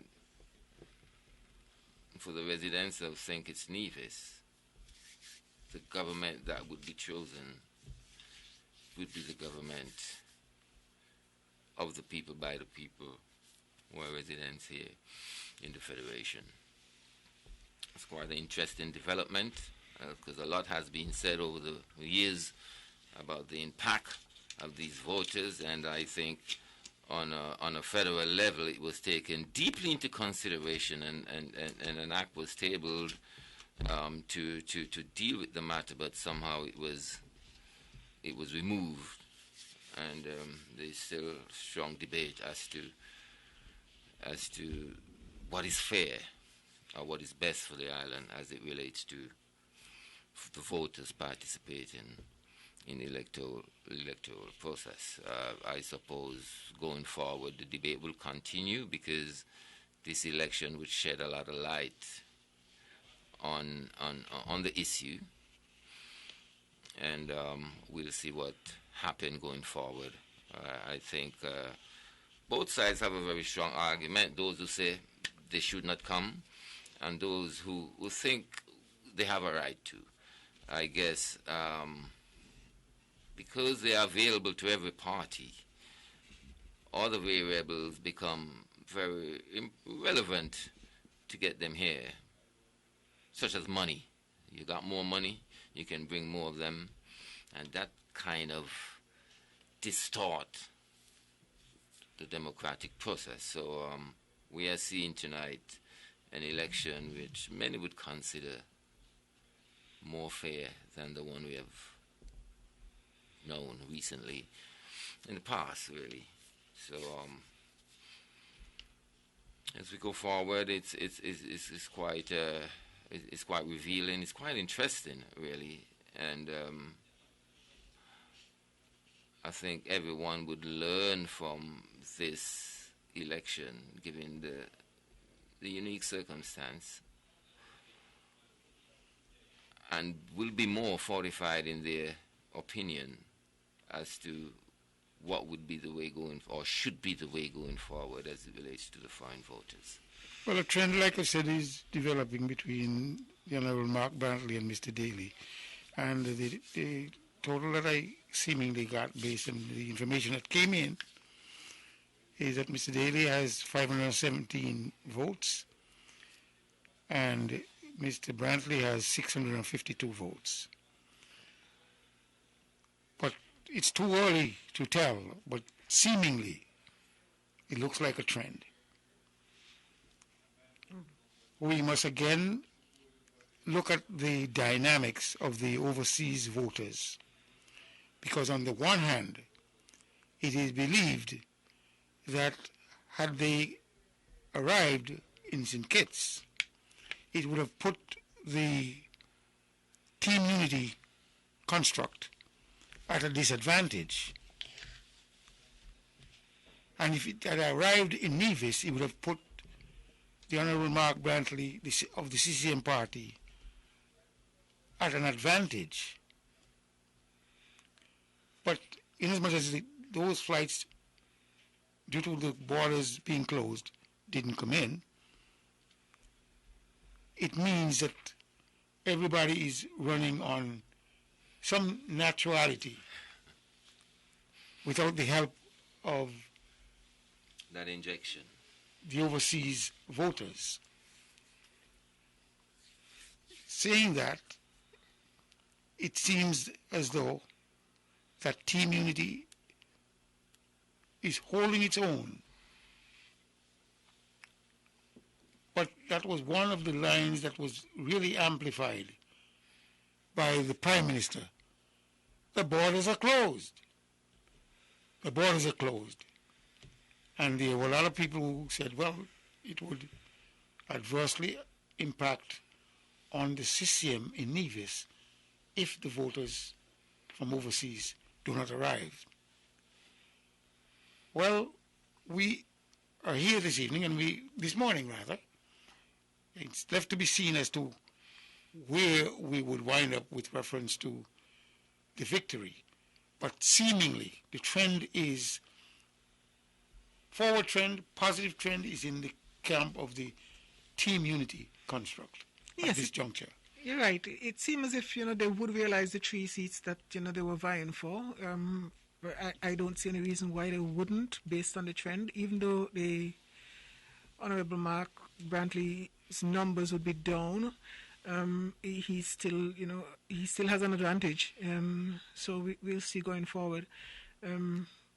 We keep stressing on the impact of the overseas votes, but it's unfortunate that we can't really distinguish between how many people really, because we don't even know if maybe it is just that we have a low vote turnout in the area and people are disgruntled or whatever. Is not a true reflection. We can't really see that from the numbers.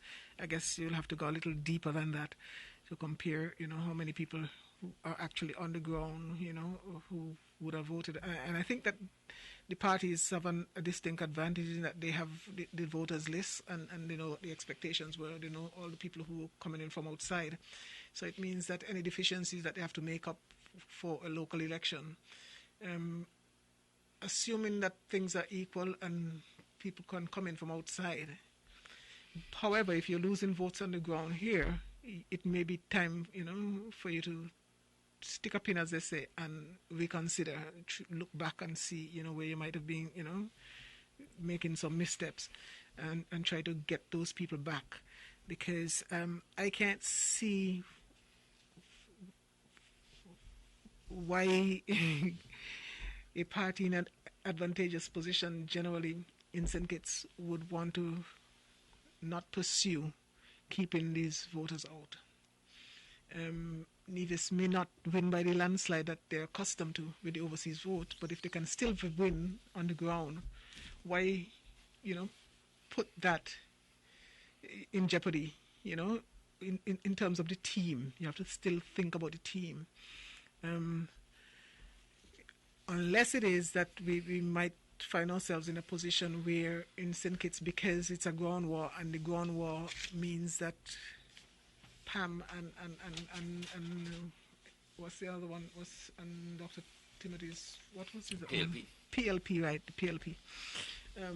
If it is that Pam and PLP can do well on their own, I don't know what the outcome is going to be tonight, but if it is that they don't really need us next time around, we don't know. We're just saying they have to continue to work as a team, and for the good of the team, you can have this alliance going forward, into even the next cycle, if it is, relegated to just a ground war, so to speak. Because the numbers, even though the numbers are significantly lower in terms of, the turnout, they still manage to, as far as the information that we've garnered so far, they still manage to be making a decent go of it. So I think it's a conversation that they ought to continue. I would encourage them to continue that conversation. I continue them to probe and see if we can get to that end point. But they don't have to take my word for it. All they can do is just take a poll, and because they take polls for other things, and find out how people feel about the issue. Because I know that I've spoken, and I myself would have done an unofficial poll, and it indicates, and particularly the young people, indicated to me overwhelmingly that they would prefer if it were a ground war, really. Well, you can't want a better circumstance than this in your experiment with to exclude the foreign voters. It is taking place, and from this election, I suppose we can draw a lot of conclusion. Because it's one thing to imagine it and fantasize about it, but it's one thing to have it play out in reality, which we're experiencing now. An election without the influence of the foreign voters. But I also want to pay some tribute to Lindsey Grant, one who had in the past have had a lot of problems with his conscience, always finding himself in court prior to 2015. And today we have seen him establish himself and gaining a lot of grounds going forward in his constituency, I'm not sure how much, again, the foreign voters may have, the absence of the foreign voters have played a positive role for him. But it looks like, what we're observing here as a trend, he would be victorious in his constituency. And, I'm thinking about him because I know in his political life he did had a hard time getting in prior to 2015. It was about one or two times he actually found himself trying to have a election petition case. But now it looks like he's clear-cut, and he's heading to a victory in his constituency. Yeah, and it's unfortunate that sometimes people have to go through those things, and these candidates sometimes, because it seems to me that there would have been quite a bit of gerrymandering, as it relates to the voters and moving them across, lines, administrative lines, to vote in places that they ought not to vote in. So maybe it is a fairer process now. I'm not necessarily knocking, because I have no evidence to substantiate my claim. I'm just saying it's a feeling I have that maybe things are a little more fair now as it relates to the administration of the entire process. Oh, yeah, the electoral process. Because I know for a fact that we have had voters crossing not just administrative lines within the island, but across the island, from between St. Kitts and Nevis. I've seen people voting in Brown Hill who probably didn't even know how to find Brown Hill, but they were voting there, and the manipulation that used to go on, I don't imagine that would happen under the current, Elvin Bailey's position. For me, and I'm not putting him up, for a knighthood or anything like that. It's just that I know him, from way back, because we have worked together, and the integrity that he has displayed, I couldn't imagine that, he would put his reputation on the line to administer something unfairly, and so I would like to commend him for the work that he has done. Even just a couple of days ago, I would have understood that there was, some challenge to trying to put, some people on vote, on the list, or transfer votes and stuff like that, those kind of manipulations. Once you have a level playing field, I think that is the environment that we ought to always try to foster, so that you have a true reflection as to who the people really want, to represent them, It can't be fair for the interference, and maybe it's the lack of interference that we're now seeing a better reflection as to how people feel on the ground. Because it's one thing for you to talk, and one thing I know about politicians, they're losing, but they're like, they have a good face on, They recognize they don't have a good ground game, but they're still telling people that they're winning, and, I guess it is good for morale, to build morale in their supporters. But a fair system, and I think it's about time that we start thinking about how we can modify the system that we have now to get the kind of system that we want. Because a system that is controlled by any particular party would always, and I think that is something that throughout the Caribbean you've seen, or throughout the world, the person in charge has the advantage, and it's an unfair advantage. Your advantage should be based on your performance and how well you can articulate your position and how well you can represent people at the end of the day, and not be based on the manipulation of the vote, because that is not true democracy.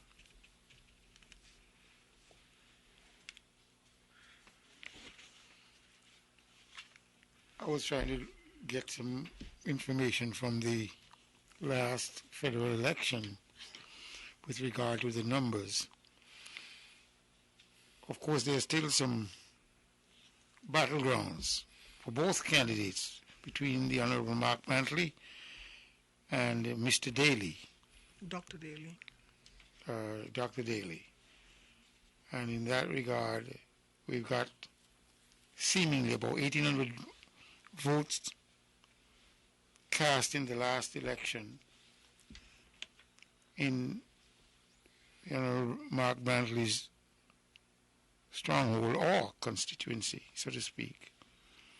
And on the other hand, compared with 1,300 in Mr. Daly's or constituency, Charlestown. So then we probably can do some mathematics with reference to those two numbers. And of course, there were two different candidates. You have two different candidates. Mr. Hector, of course, was the first candidate during the last election, and Dr. Daly is the new candidate. And thus, we can't do a guess game, so we will have to wait until the numbers come in. But at the same time, you still can look at the 1,800 versus 1,300 in the strongholds of both candidates, and looking at the trend that occurred then, although there was the presence of the foreign voters, so-called foreign voters, overseas voters, for want of a better term, that has some material impact on these numbers. But again, we will wait and see the next juncture or the next reporting. We should be able to pick up a more distinct trend for one or the other candidate, as the case might be.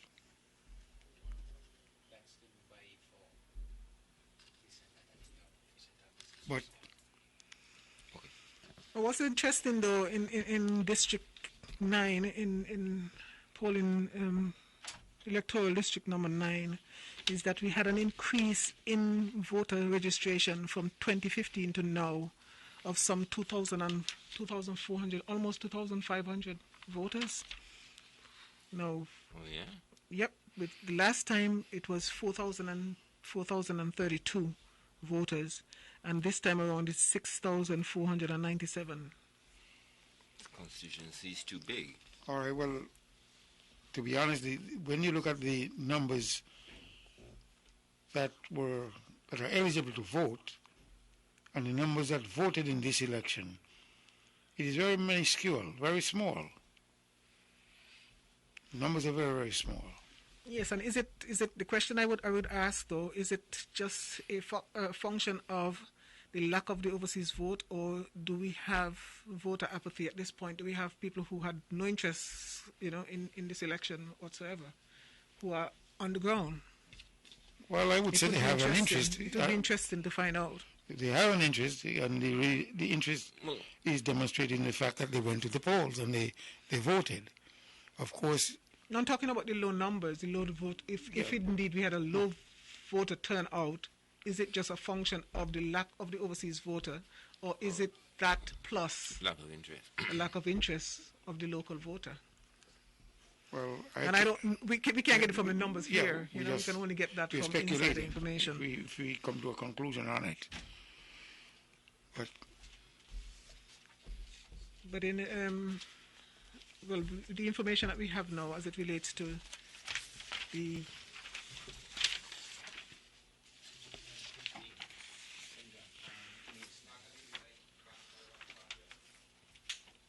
okay.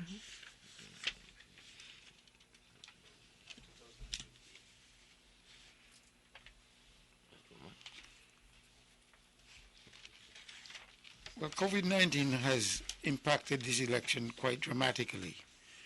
And as a result, we have to do some guesswork. And in this game, we shouldn't do any guesswork, because this election is so crucial that we have to get the hard numbers and present the facts as we arrived at the calculations of the hard numbers. And therefore, it is critically important for us to wait until we get the results. And from those results, we can again do the mathematical equation and come up with the right answers to feed the information to our listening public.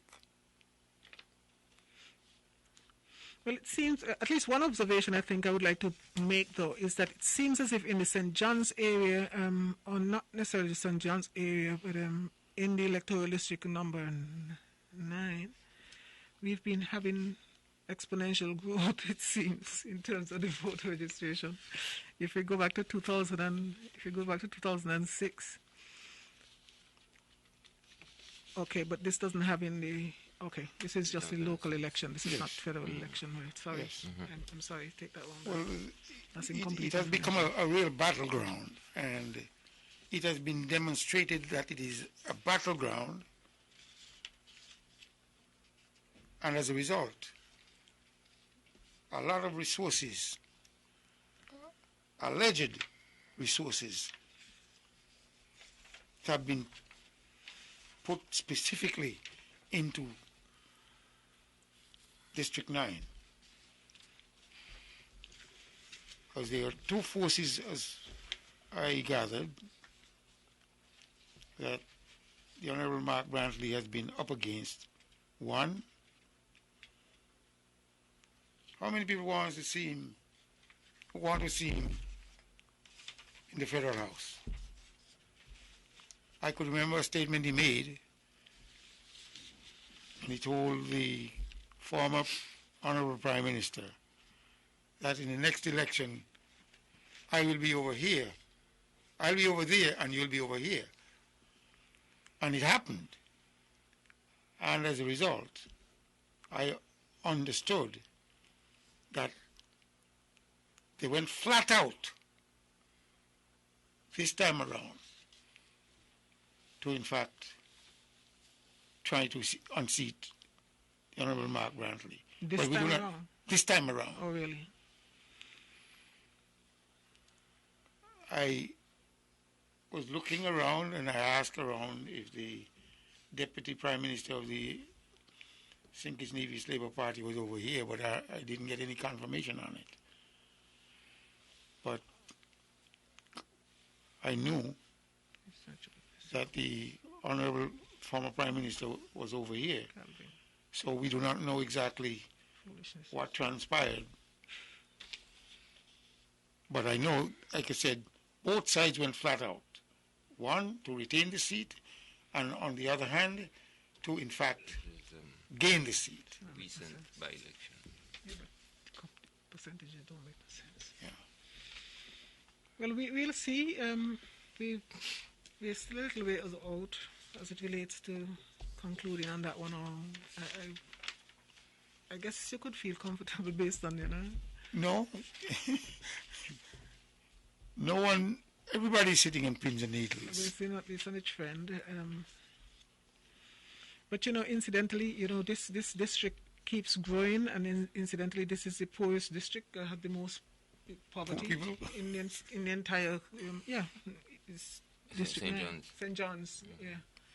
It's the poorest district in St. Kitts Nevis. So we're going to have to try and address that, it's not right. And that ought to be one of the goals, in terms of making life better for these people. If we're going to go out and campaign and tell them, all the nice things that they ought to hear, then I don't see why the Premier's district ought to be the poorest district. He's the one who has access to money on both ends. So we're going to have to do something to change, the trajectory as it relates to the upward mobility of the people in St. John's. Well, I recognize that boulevard that was just created there, and I hope that it would be named after. Yes, but how does that impact the quality of life of the people living in St. John's? You're still poor. It is very likely. It is very likely based on the attraction of the entrance. So people are going to just drive it down and say, other people, I'm going to set up a business in other people would want to buy and buy real estate up by the Great Sandy and in a little part of the outskirts of Brown Hill, and thus change. That's a part of the development plan? Well, I'm just saying that you never know once you got a nice-looking boulevard. No, with it's a not. few palm No, it trees, can't be incidental. It can't be coincidental.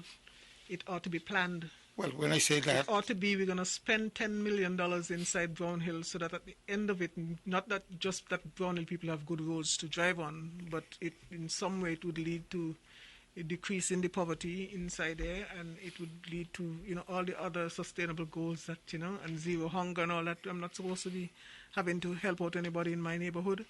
Not that I mind doing it, it's a pleasure for me to be able to help out, but I'm just saying, it must lead to, we can't just have roads that are good without having an economic impact on the people who live there. Their lives must be enhanced by whatever project you bring in the area, and not just for the short term, not just during the building phase of the project, that a couple guys who get to work on the project, and then after that, it is, no lasting impact. It must be something sustainable. So when you open up a boulevard and you name it after whomever, I want it to lead to an improvement in the livelihood, a positive impact on the lives, and the livelihood of the people who live there. That's the kind of sustainable development I would like to see. Not just development for the sake of development, because a wider road not going to make, maybe to increase the number of accidents we have across there. I don't know, it adds really, not that I do appreciate it, mind you. I'm not saying no. I'm just saying, in the overall scheme of things, I would like to see, St. John's be lifted out of poverty. I don't think that I like their claim, to have the status of being the poorest constituency in the entire federation. I don't like that for us. Well, you have the sporting facility that run a few millions out there. One would have thought that would have shed a different light as probably the constituency with the most uptown sporting arena. And we appreciate that. It's coming. Rome was not built in a day. No, it was just observations we're making, I don't have a timetable for it. In that regard, I believe at times the way it looks, we just go with the wind. Nothing happens before it's time. Go with the wind, and of course there seems to be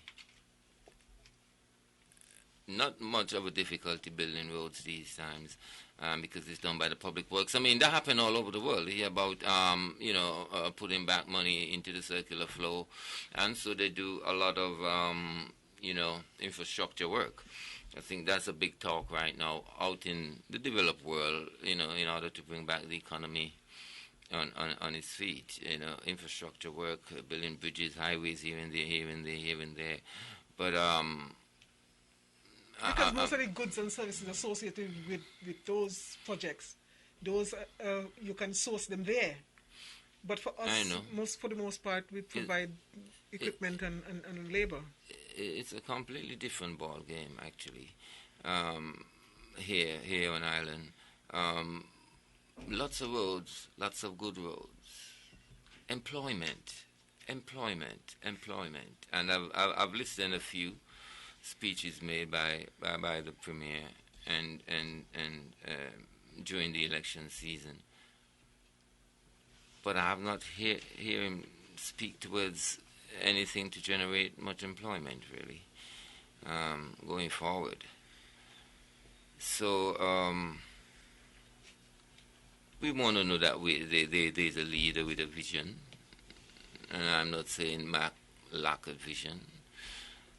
But I think we are waiting for something to happen. I'm not sure if that's the right stance. Maybe we should be making something happen, out of our own initiative. That's very difficult to achieve because we find it so difficult at times to work together. But there are times that government will only create the environment, and we got to come together and whatever finance we got to raise, do that and put into effect interesting projects, develop the private sector. That is very important. But a new project supposed to be coming on stream here, Mr. Stanley, which would be interesting. That is the new park, the park down at Pinnes. That's supposed to be starting pretty soon. I'm anxious to see it in its fruition, really. But I do hope. I hope, because I've heard a government minister say, I've read somewhere in the newspaper that it's supposed to start around the mid of June. Because I'm dying to see something happening in some way or the other, changing the face of the landscape a little bit.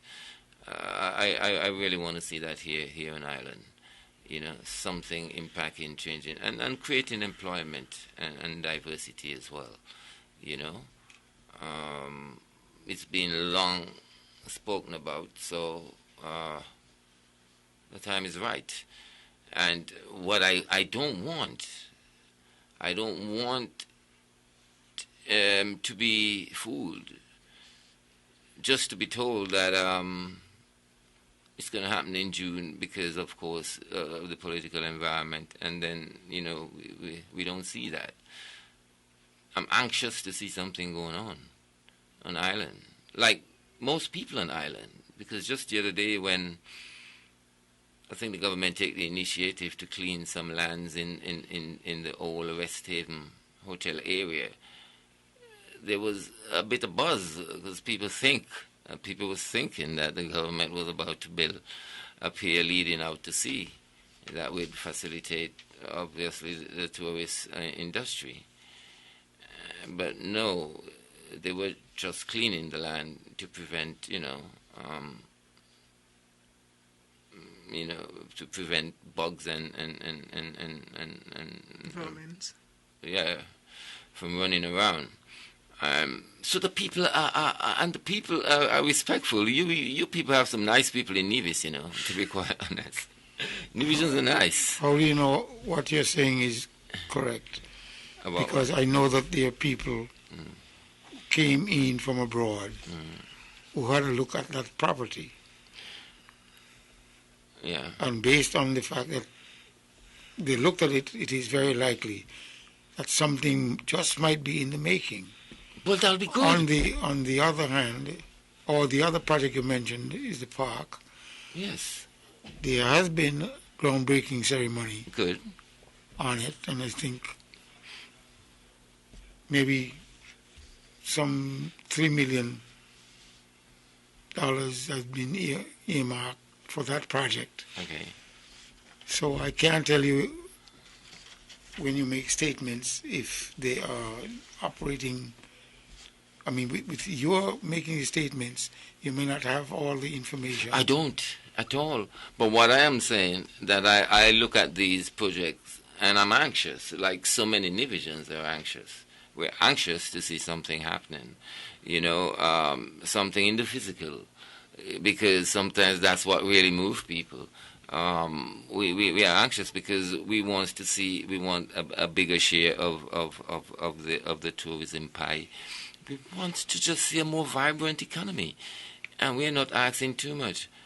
But it looks like the people here are political junkies.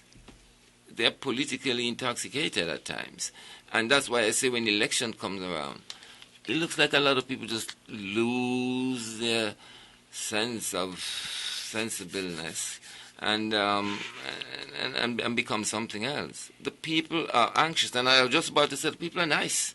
People are very nice here. The people are very patient.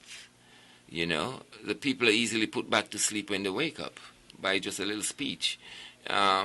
But I want the people to make your demands without fear, and let the politicians know we have high expectations here. It's not about always the truckers, It's not about one area. Nevisians want to see Nevis grow. Nevisians want to see Nevis grow. And believe me, I don't want to use the word disappointed, but they are waiting for things to happen in a big way. In a big way. As for me, I'm a bit always too hurry. So I am exercising a lot of patience myself, waiting on my fellow men and listening to them and my brothers and my sisters and trying to fall in line with them at times, because I can just be a little too aggressive, a little too wanting things to happen right now, and really it's not always the best approach, really. But if you ask me, it's insufficient. I'm expecting more. Well, I'm expecting more. Truly, because our sister islands just looks too far different to us. I mean, landmark here is developing here and there, and I want to see more for Nevis, basically, regardless of all this, because they want me to be CCM, they want me to be NRP, they want me to be something. All I want to see, okay, is Nevis grow, okay, and keeps its people, keeps its migrant workers, and people we are more optimistic. We are operating more closer to the optimum. And, of course, we're getting along. I think we've been stagnant. I don't care what anybody says. You say Nevis has been transformed, but I see a lot of stagnancy. Again, I'm not going to be careless about it, and I'm not going to be reckless about these thoughts, you know, and I'm prepared to exercise patience, but it's running out. It's running out, and it's running out for all Nevisians too. I don't care what anybody says, because the truth about it, as we're about to see, it looks like the road to, Bastia passed through Charlestown. And if we are that important in the relationship, then of course I want to see more smiles on Nevisian's face, man, you know. The biggest business today is to take people out of Nevis to St. Kitts and bring them back, which is okay. It always has been. And just the other day I was marveling about the times when, because I've been on board for a long time, and so many products used to go across the waters to St. Kitts. So many products. Now we just see people coming back with bags full every day. And it's a concern. And I hope those, you know, in authority would observe these as changing circumstance and question these circumstances, just to see if it's negative or positive going forward for our little island. You know, the bridge here, of course, but I just want to see Nevis as a more wholesome place in itself, other than making me feel like it's a village of St. Kitts. You know, we are surrounded by waters, and of course it's our sister island, but the disparity is too much, man, in terms of development, man, and what's going on. It's always been a lot, but to me in the last 10 years, boy, it has, I mean, they gone so far left us. I wonder, you know, as if the whole geography have changed. No, it have not changed. But something's not happening. Yeah, and you know what I've realized? Because I talk to a lot of people. People have lost their confidence in their own leadership in Nevis, you know. And that's a bad thing. It's a bad thing, you know. And even today we see, every time I talk about the government, and they say they get $200 and something million from St. Kitts. That's all I've always been hearing. And where it's being spent is a different thing. I'm not questioning that. But what are we doing for ourselves? Can we do anything for ourselves? Well, if we can't, it doesn't make no sense we exist. You know? I believe we can.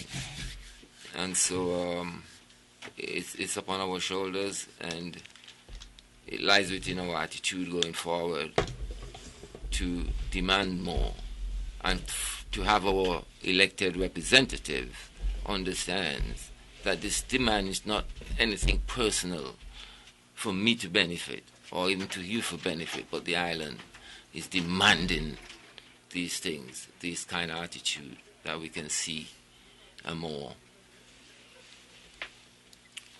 So that we can see more hope here in Nevis, you know. It's all right. Yeah, we have culture, and carnival, and everybody jump up and everything, but really, we got nothing, to be quite honest. We got beautiful beaches, beautiful weather, a very beautiful island, but I think we have lose hope and confidence in ourselves. I asked this question around a few businessmen the other day. If in the light of what is going on, do you really think that anybody in Nevis can be identified to take Nevis, hypothetically, into secession? And they say no, and I almost fell off my feet because it's like, Lord have mercy upon us. We see no one amongst ourselves, so we are bound. Now it looks like this is an election night, and it looks like the Team Unity might make its way back to government. Is there a legislation that speaks to timing in terms of how many terms the Premier or the Prime Minister can have? Are they changing that? It was a talk a long time ago. Is it happening? Because I want this thing speed up, because if the next 5 years is going to be Timothy, hopefully after that it should be Mark or somebody from Nevis. Well, it should have been somebody from Nevis come tomorrow. If I need to know these things, because this is a serious error. And let us not be afraid to take the stand when the circumstance asks of us to do it. You understand? Because otherwise we're wasting our time. Mr. Stanley? Well, I would say that based on what is happening now, the parties would always want to be in there forever in terms of leadership, in terms of the governance or the governing of the country. In terms of the individuals within the party, that's a different matter, because that is an arrangement that would be agreed upon by the people within the party. But it makes very little difference if the party controls the lever of government. But there has been some arrangement or communication and maybe agreement between some of the members within the Team Unity construct, the Team Unity arrangement, the Team Unity government, that after 2 terms, the current Prime Minister would step aside and bring in a new person to lead.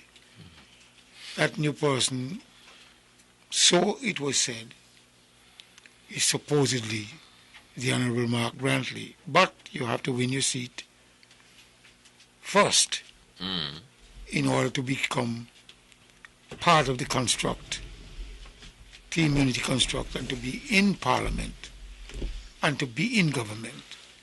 So if they are successful in this second dispensation, there might be the continuance of that communication structure for somebody else to take over after the second term of PM Timothy Harris. Okay.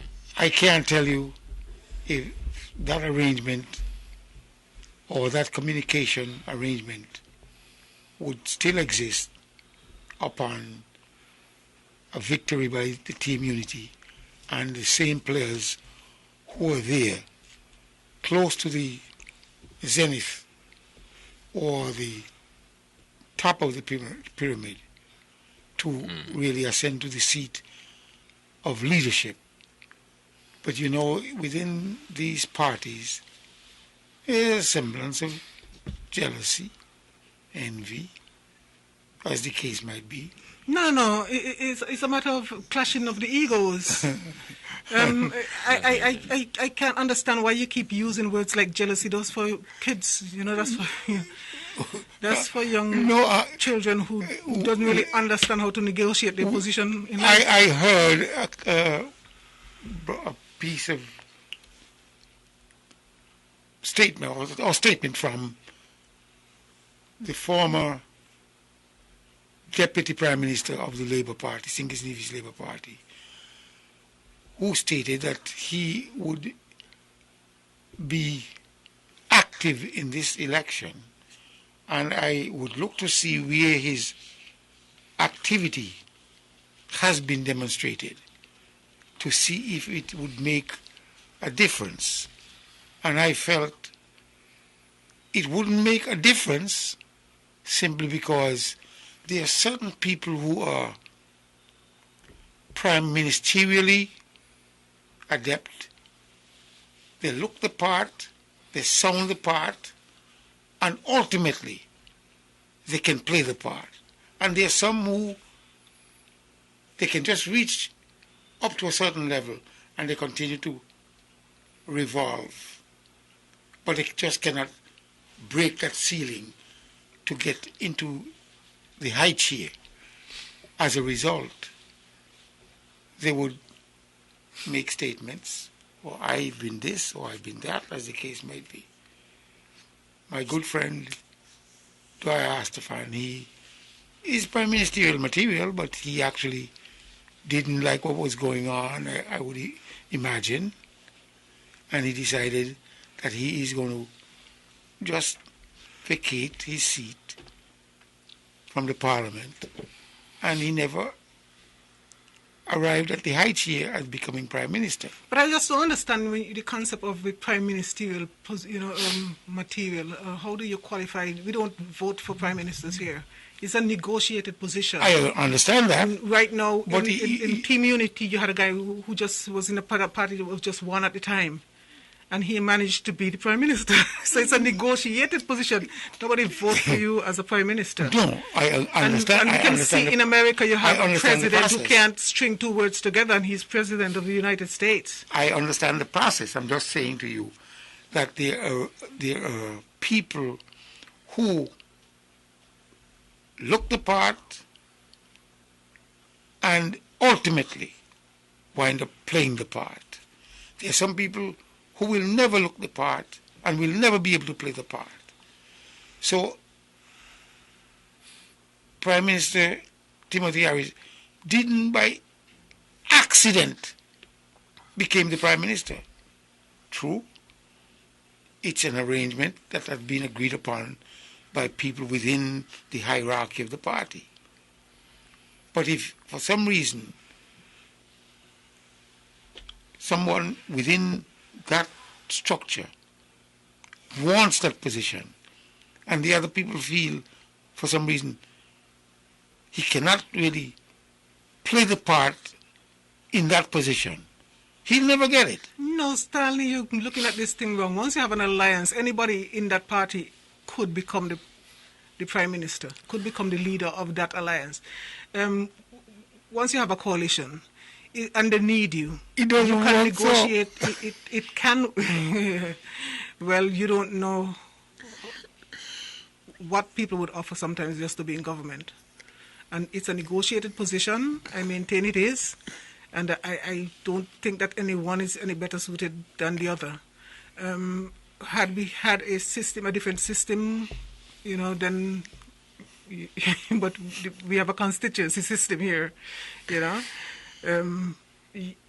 As a matter of fact, I think the last election that we had, national federal election that we had a situation where the losing party, apparently garnered more votes than the Team Unity, that.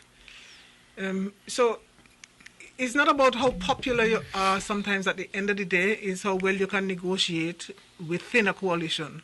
Because, you explained to me, if Dr. Harris is any more dynamic than Mark, and Mark, at that point in time, they had 2 seats, and Timothy Harris was in a party that only had 1 seat. Yes?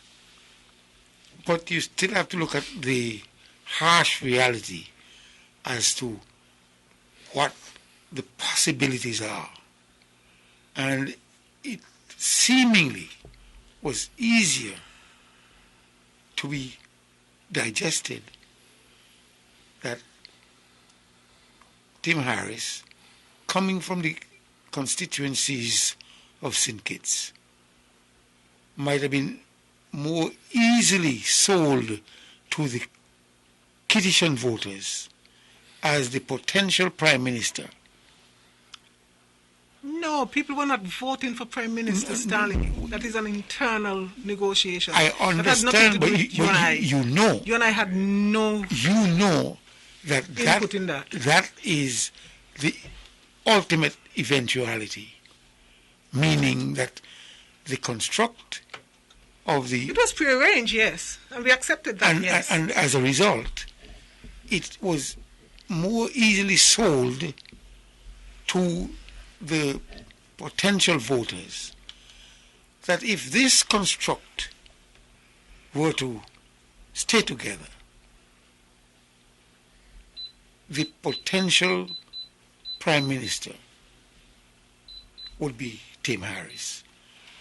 But how did we get to that point? They got to that point because, again... Based on the calculation and the anticipated that you would be... Although the Honourable Mark Bradley is fully qualified, very articulate, and was ready for the leadership, the timing... No, but just to remind you, though, at that point in time, he was not the leader of CCM. No. At that point in time, it would have been Van Zamri. I agree, but he was still part of the construct of Team Unity.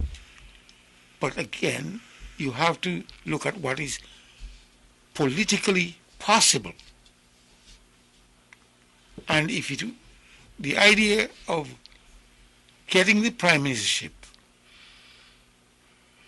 fed to the people in that larger constituency with 8 seats, with all 3 in Nevis, making it 11 seats in Parliament. That was the harsh reality. And as a result,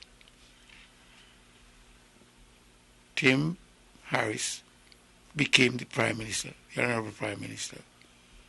No. Mark is still in the wings, waiting with the hope that he would win his seat or re-elected and again to be part of the conversation. And there are people who have given the assent, and there are people who still out there wanting to say, not yet. I can't tell you what will transpire, and I'm hoping in the next hour we can call upon the electoral official, Mr. Bailey, to give us some more numbers. Yeah, but when we sat here in 2015, we sat with a gentleman from Barbados. He was a pollster. What was his name again? Peter Wickham. Peter Wickham. Yeah? And he asked a fundamental question, and I just always remember that question, because the question was, does the electorate consider the workload of Mark Brantley? And we can extend that question a little more now to the likely other 2 that would be going down. Hopefully, we are we are just kind of fantasizing here. And to me that question was a fundamental question. Does the electorate consider the workload that Mark would be undertaking? as a diplomat and premier. And it was, to me, the question was shut down because it was answered back then by saying, well, look at the votes, look what's happening now. Obviously, if the public did consider, did have a question about the workload, they would not have been voting for him, which I thought was absolutely wrong and quite a shallow way to look at it. Because, of course, with a Premier Nevis about to take up a new position in the federal government as top diplomat, I mean, one would consider. Election results.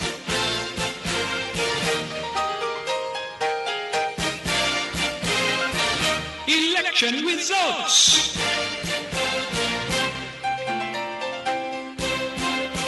Election results.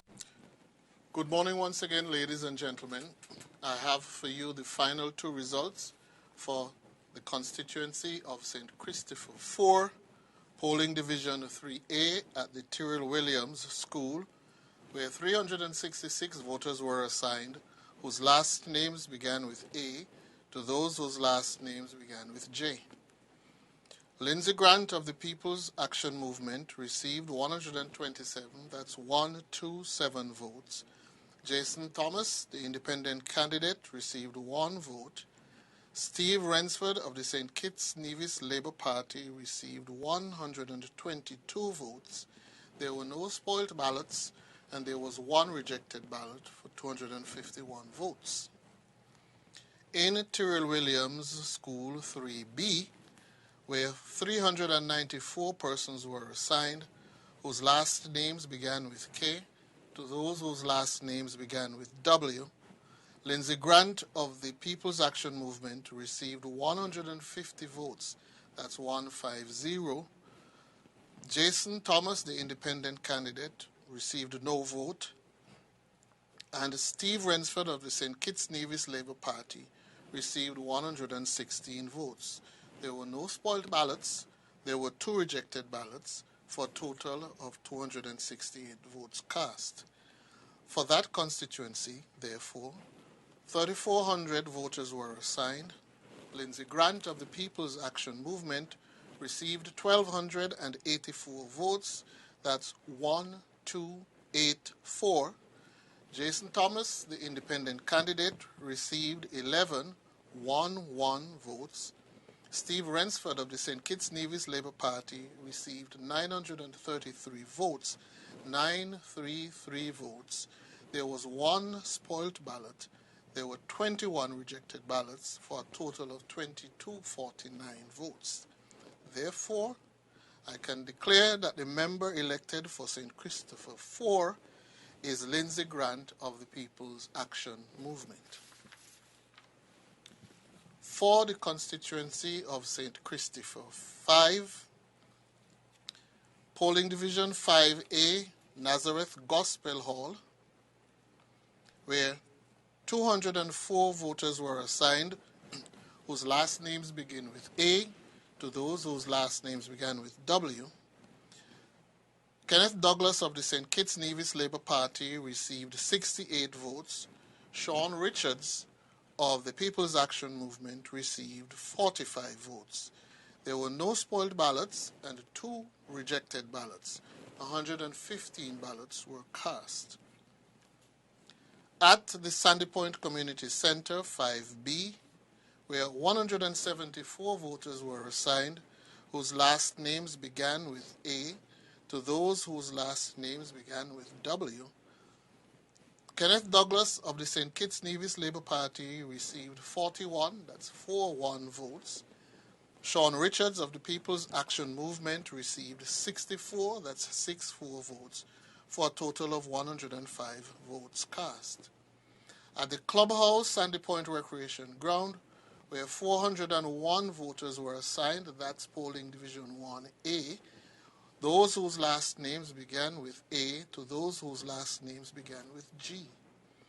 Kenneth Douglas of the St. Kitts Nevis Labour Party received 105 votes, 105, Sean Richards of the People's Action Movement received 156 votes, 156 votes.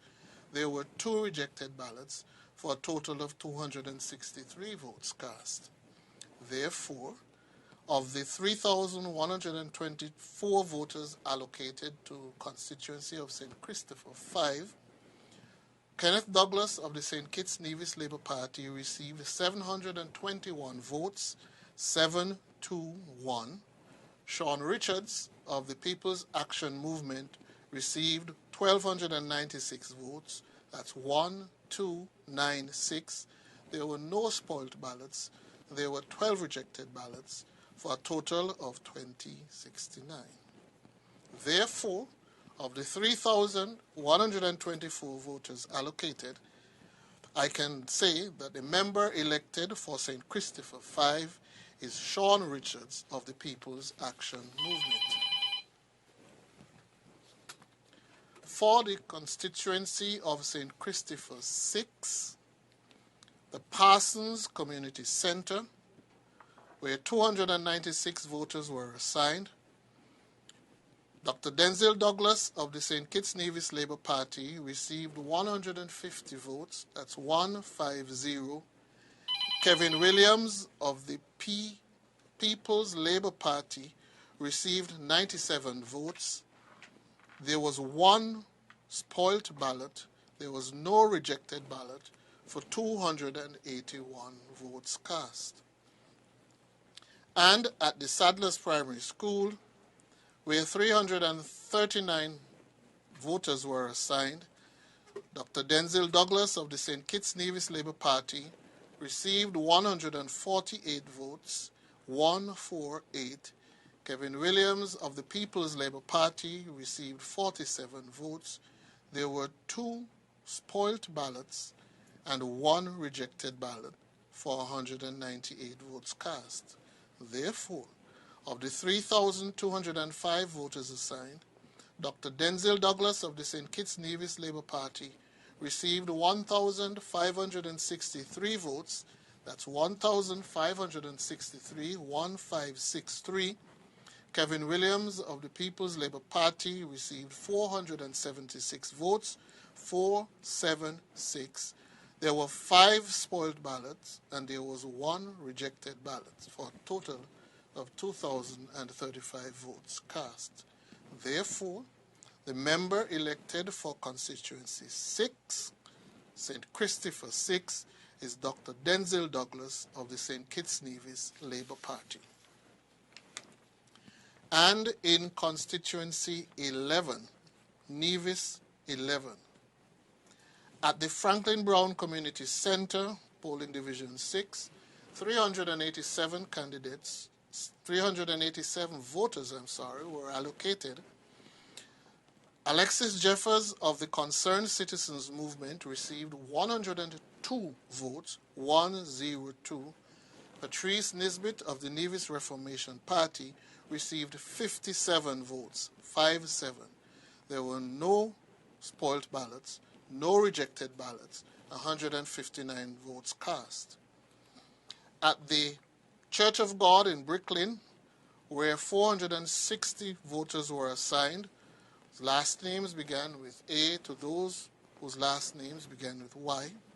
Alexis Jeffers of the Concerned Citizens Movement received 134 votes, 134. Patrice Nisbet of the Nevis Reformation Party received 78 votes, 78. There were no spoiled ballots, and there were 3 rejected ballots.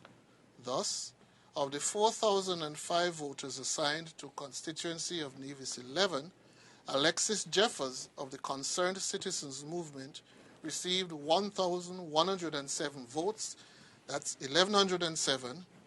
Patrice Nisbet of the Nevis Reformation Party received 910 votes, 910. There were 4 spoiled ballots and 15 rejected ballots for a total, therefore, of 20 and 32 votes validly cast. Therefore, the member elected for Nevis 11 is Alexis Jeffers of the Concerned Citizens Movement. And now, back to Master Control.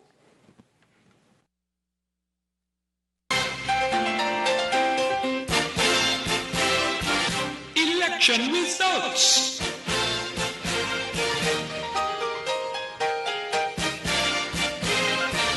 Election results.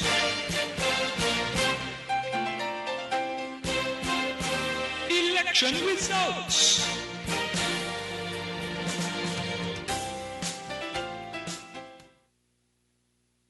From Queen City, Nevis, this is the powerhouse of the Eastern Caribbean, Vaughn Radio. Harris, Sean. Well, it's absolutely clear that Harris, the NRP have gotten a serious blow.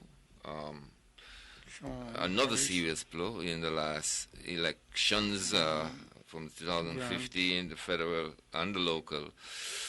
We find we have been observing a decrease in the overall authority that the NRP once hold here in Nevis.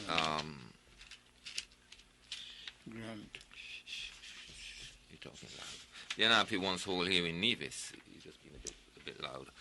We see Patrice Nisbet losing a federal seat that was basically held by NRP for a number of years. It was a safe seat on both front, local and federal. Patrice did take up the mantle and was the candidate for the NRP for the federal election for many years, but it seems to have come to an end now, and Mr. Jeffers have extended his hold, not just in St. James, but right across through St. Thomas's, and have defeated the Honorable Patrice Nisbet. I would say a seasoned politician, and of course had the big position as Attorney General, and I think he has played on the landscape for quite a while, but never really getting full control of that constituency all by himself. It's a sad blow for NRP, but I must congratulate Alexis, and because I know he's been working absolutely hard to make this happen. He wanted it to happen. He have made it happen. He's known in Nevis as the most hard-working government official, and I must extend congratulations to him. A young boy who decided to get into politics and fight his way on the local level. Now he becomes a federal minister. Much more will be demanding of him, and I can't say less than really congratulating him in his efforts. Him, the CCM, and the elaborate team that he has in St. James that always work ardently to bring him the victory. I congratulate the entire group. We now look towards Mr. Jeffers, as we have looked towards the Honorable Van Zamre and the Honorable Mark Brantley to bring home the goodies, as he promised that he would represent Nevis well in the Federal Assembly. He have now gotten the green light, and we'll be waiting to see the results coming in to see where he would be. One would think that he would be on the government side, because Team Unity, it looks like it's going to sail away to victory, and therefore there would be a lot of expecting from Mr. Jeffers. Once again, congratulations, and I tip my hat to you, sir. Well, I join you now to congratulate Zook Jeffers, Alexis Zook Jeffers, for being persistent and continuous with reference to winning that seat. I believe that he had a great shot at his first try. It really evaded him. The seat has evaded him for, I think, maybe 2 elections. But fortunately, he has been victorious now, and I hope that he'd be able to work hard and to, in fact, make Nevis and its peoples proud with reference to working at the federal level and to work with the Honorable Eric Evelyn, who also has won his seat. And those two, for now, are in the winning camp, and we're waiting for the Honorable Mark Brantley to follow suit. Congratulations, Zook. I would like to join you both in congratulating not only Mr. Jeffers for winning his seat, but also Mr. Evelyn, Sean Richards, and Lindsey Grant, and indeed Dr. Denzel Douglas. I don't think we have a lot of surprises so far. It's not a surprise really that in some of the constituencies Labour is not doing as well, because I think we from the last election, I think there was some indication that their strength was not necessarily local, and that is unfortunate. So they've got quite a bit of work to do. I don't know if maybe the NRP may want to start reconsidering their position and their affiliations. It has not necessarily borne fruit, It is true that Patrice would have won the last time around, but not convincingly, and sometimes you have to really reconsider your associations. I know for a fact that personally I take affront sometimes to when statements would be made that put Nevis maybe in not the best light, and in terms of how we're being considered on the other end, and I don't know how that would help the affiliation. So maybe that is something that I may want to reconsider, because if you're in a relationship and it goes down and you're gonna go down with it, then you should take a minute to pause and reconsider where you're at and where you would like to be.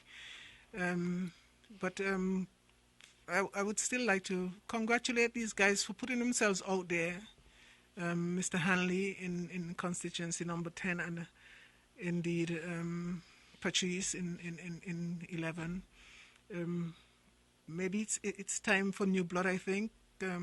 We saw, and I expected that maybe he would have done a little better in St. Thomas's. I was quite surprised that since the by-election that apparently ground has been lost and not necessarily gained on their behalf, because I couldn't really see the influence of an outside vote during the by-election. Maybe they had elements of that, but I couldn't really appreciate it, to that extent.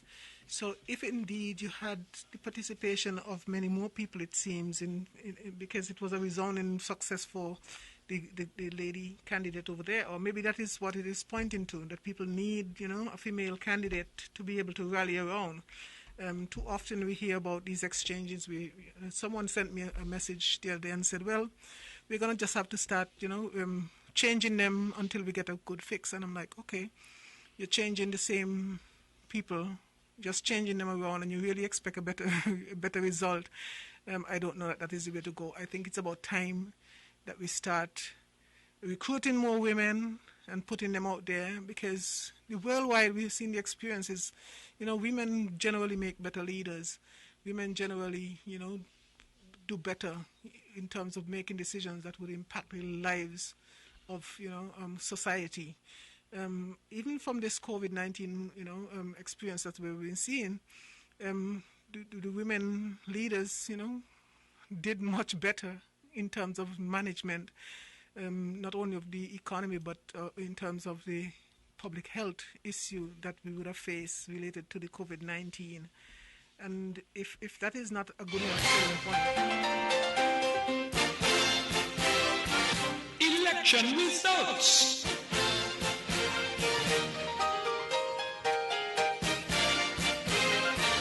Election results.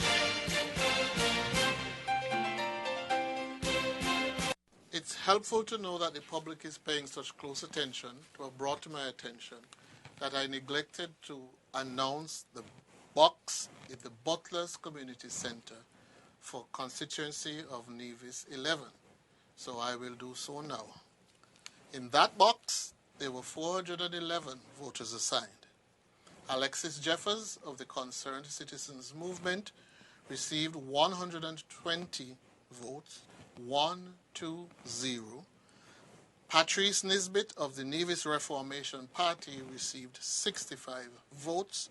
There were no spoilt ballots, and there were 3 rejected ballots, for a total of 188 votes cast. Therefore, of the 4,005 voters assigned, Alexis Jeffers of the Concerned Citizens Movement received 1,107 votes, that's 1107. Patrice Nisbet of the Nevis Reformation Party received 910 votes. There were 4 spoilt ballots and 15 rejected ballots. 2,032 votes were therefore cast. Therefore, the member elected for Nevis 11 is Alexis Jeffers of the Concerned Citizens Movement. Back over to Master Control.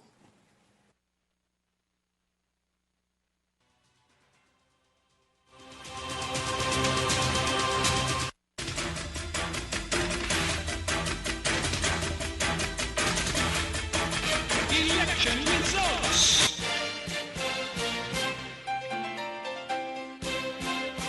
Election results.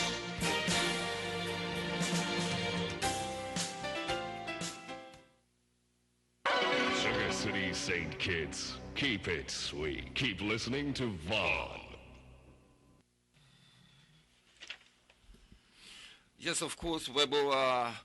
Nothing too exciting, as we have already congratulated Mr. Jeffers in his long quest, actually, to represent his constituency on a federal level. As I said earlier, he's known as the hard-working candidate, so of course he will be ready to take on a new dimension of his occupation, I suppose, being a part of the federal makeup. Sooner or later we'll realize if he's going to be on the opposition bench or he's going to be in government. Most likely he's going to be in government, because we are anticipating a clean victory for the Team Unity government. You ain't anticipating that. But we were talking earlier, if both of you guys have congratulated Mr. Jeffers, but we were talking earlier about what was asked in 2015, whether or not the voters consider the workload of the Nevisians going to join the federal parliament. And it was said back then, even if they did, it didn't carry much weight, because it's reflected in the votes cast for these individuals. But I think it is a serious concern, really. And I would like a feedback from both you guys on this. And it's about the workload of these individuals leaving Nevis and the island administration, and their responsibility there, and joining the federal with additional responsibility. How could we evaluate whether or not the workload would be too much for these individuals. I suppose we can only evaluate that based on results. And seeing that we have not seen much of a result for people like Honorable Eric Evelyn or Mr. Dreffers, I guess we can fantasize a bit into what it would be like in terms of their workload, because one would hope that they are not given a responsibility that would take them physically out of Nevis, because that would be, breaking that very important communication and hands-on, everyday interpersonal relationship which we have developed with our politicians in such a little island like Nevis. But do you think the workload, Mr. Stanley, is of great concern, or should be of great concern, to the public of these individuals becoming part of the federal administration?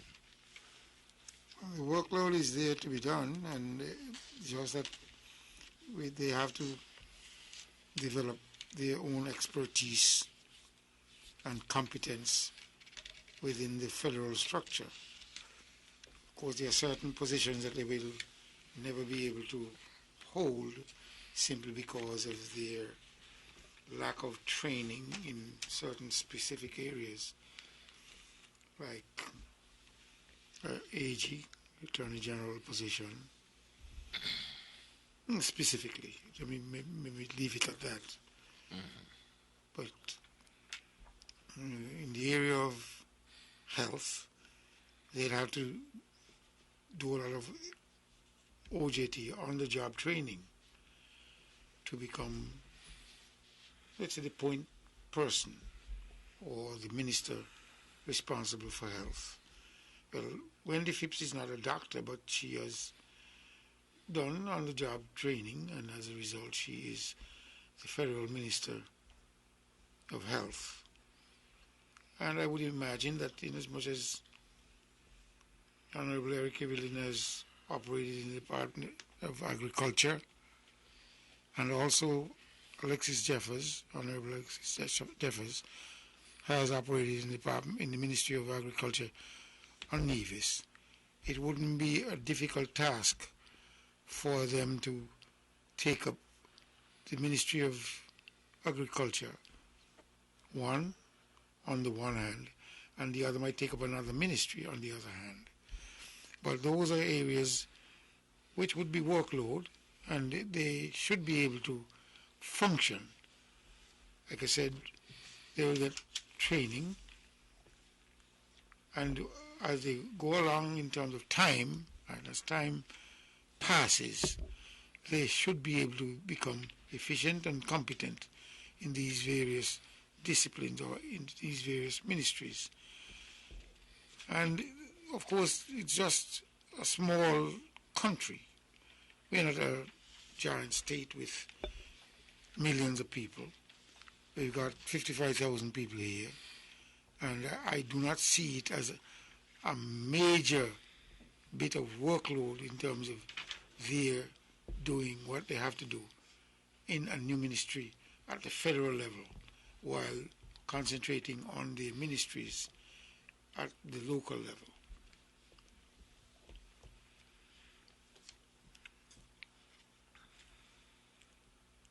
Okay, so you don't think one would deliberate from the other? No. That's the word, yeah. Yeah, we are a simple community, and because we are a simple community. Do you think it's important that they continue in the same area of their indulgence with the local government on the federal level? They can. Like, for instance, Mr. Jeffers, Eric is in agriculture. No, Mr. Jeffers is in agriculture, housing and land. Should he, you think, would be best for him to be, hinge into the federal government in the same area of occupation? Well, to get his feet wet and to acclimatize himself at the federal level and to be a little comfortable, it would be advisable for him to pick up in the Ministry of Agriculture, because he already has some training and familiarity with the industry, with the ministry. Okay.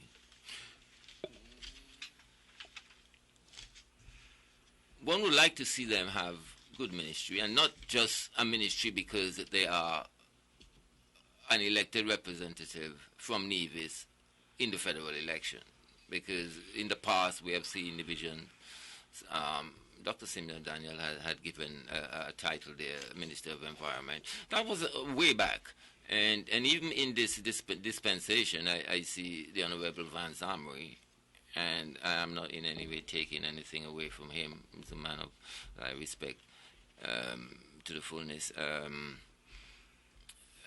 Became the Minister of Ecclesiastic Affairs, which was not something well known to us. I hope I have pronounced the word properly. And it may be of relevance and great importance. But I suppose he was given that because at the time, wasn't he still the Premier of Nevis? When he was given that ministry? Probably. Yeah. But and of course, maybe workload was a consideration. But what I'm saying to you is that you are looking at a different type of person. The Honorable Vance Emery, he was a local preacher, and therefore, being appointed to the Ministry of Ecclesiastical Affairs, it wasn't so far-fetched. Okay. At the same time, too, based on his background, academic background, he was capable of doing that, and also in other areas. Now, if for some reason there are people who get elected to the federal parliament, they're exposed to additional ministries, they would have to do on-the-job training. They got to familiarize themselves with their workload, with their assignments, as the case might be. And when Dr. Douglas in the past shuffled his ministries, I thought it was not such a good idea. But he knew what he was doing. He exposed the ministers to a new dispensation, a new area of learning, a new area of importance to the country, and as a result, they all delivered. So, barring the age's position, which must be, in my view, held by a lawyer,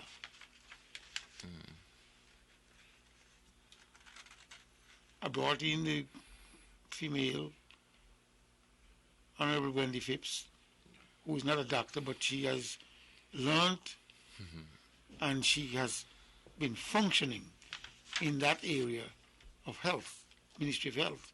And I've been to a few functions, and when I asked some questions, she was really up to the job, up to the task.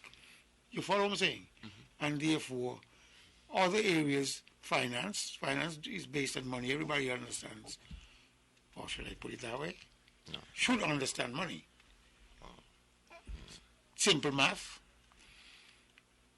You don't have to be an economist to understand. To be the Minister of Finance. Are you following me? Simple math.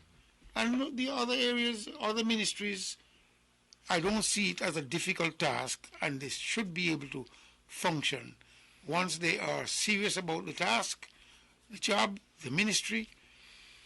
There are sources of learning, areas of knowing, and all they have to do is to make themselves applicable, get themselves into the real scheme of things. And like I said, there are sources of knowing, and there is information in so many places which would help them to become competent and comfortable in the job assigned to them in the various ministries, whichever ministry is going to be assigned to them.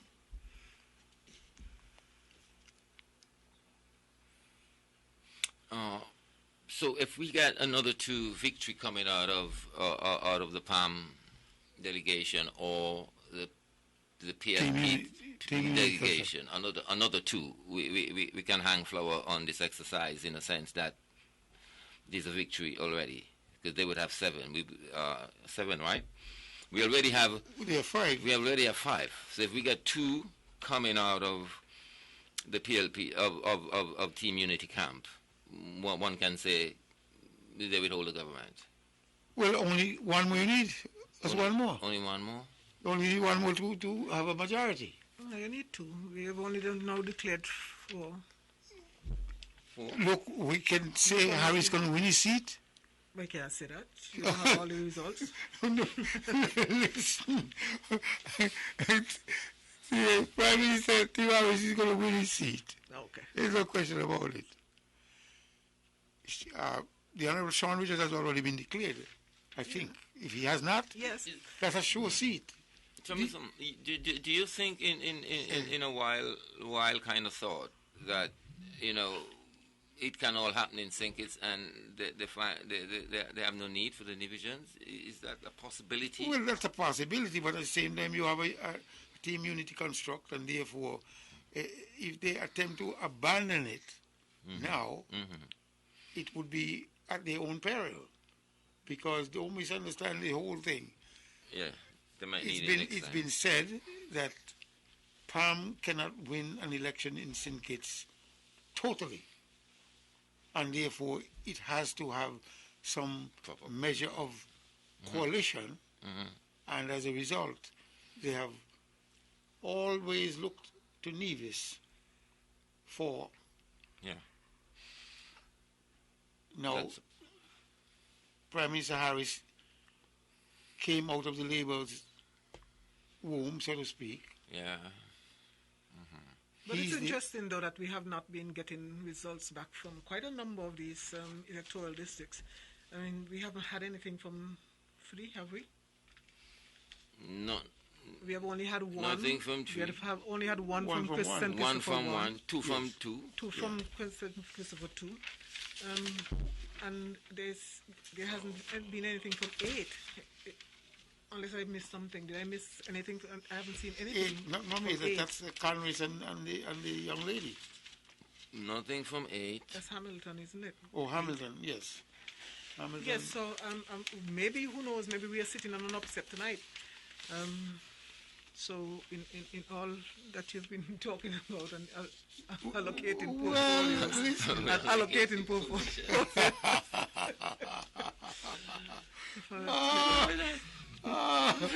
Look, you already got 5. Yes. You don't need 1 more. Hello, you need 6 more to go. You've only now declared 5. No, if you got 5 in the Team Unity camp. No. We have 4 declared already for Team Unity, isn't it? You have Lindsey Grant, Sean Richards, Eric Evelyn, Alex. Well, we have those declared.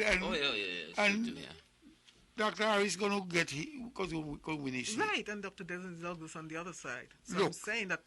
I'm saying here, I got Honorable Eric Evelyn. Yes. Check. Honorable Sean Richards. Check. Honorable Lindsey Grant. Check. Honorable Alexis Jeffers. Check. So we got 1, 2, 3, 4. And we got Tim Harris, so we can check that too. Maybe no. Election results.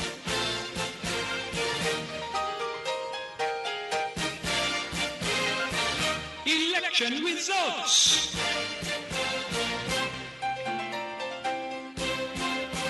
Election results.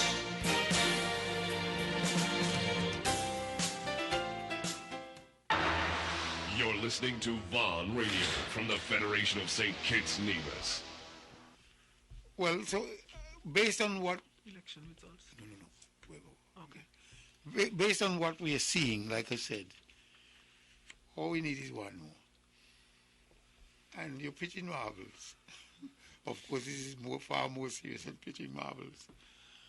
But based on what I've been hearing coming from the ground,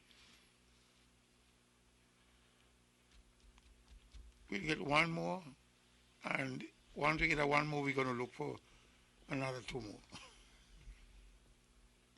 Well, the voters have already decided. We just have to wait and see Right. what they would have decided on. In the next hour.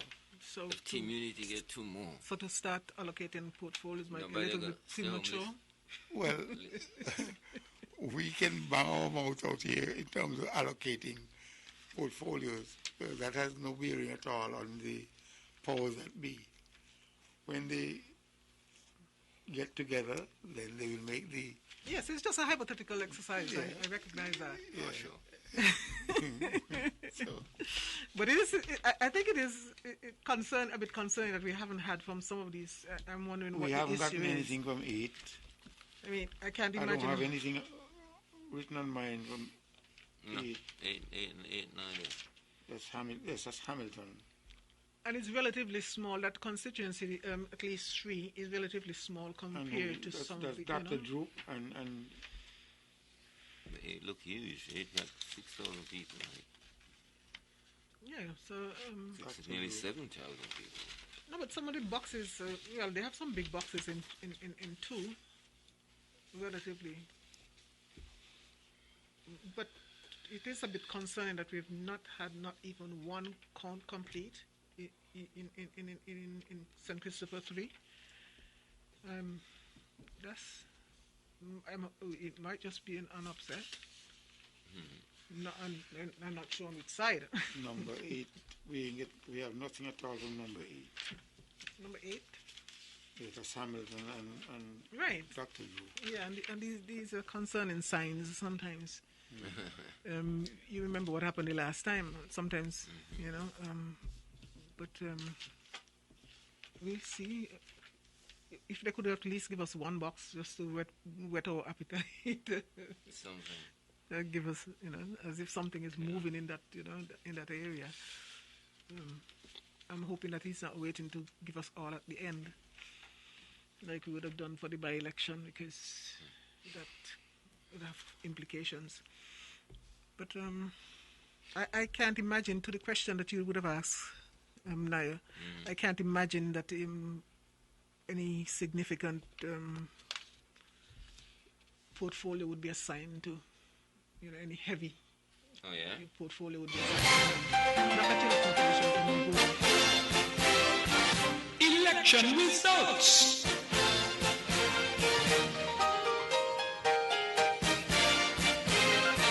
Election results.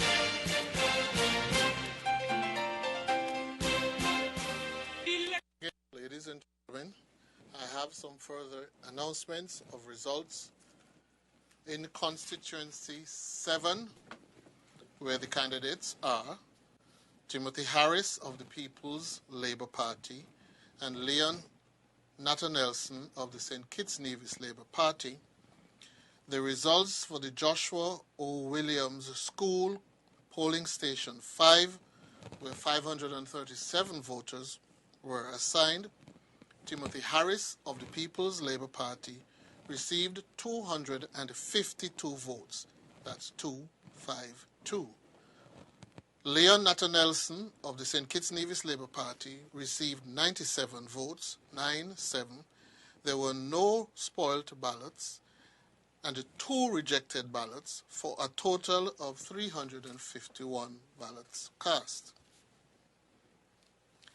At the Mount Carmel Community Center, Constituency 7, Polling Division 7, 307 voters were assigned. Timothy Harris of the People's Labour Party received 152 votes, 152.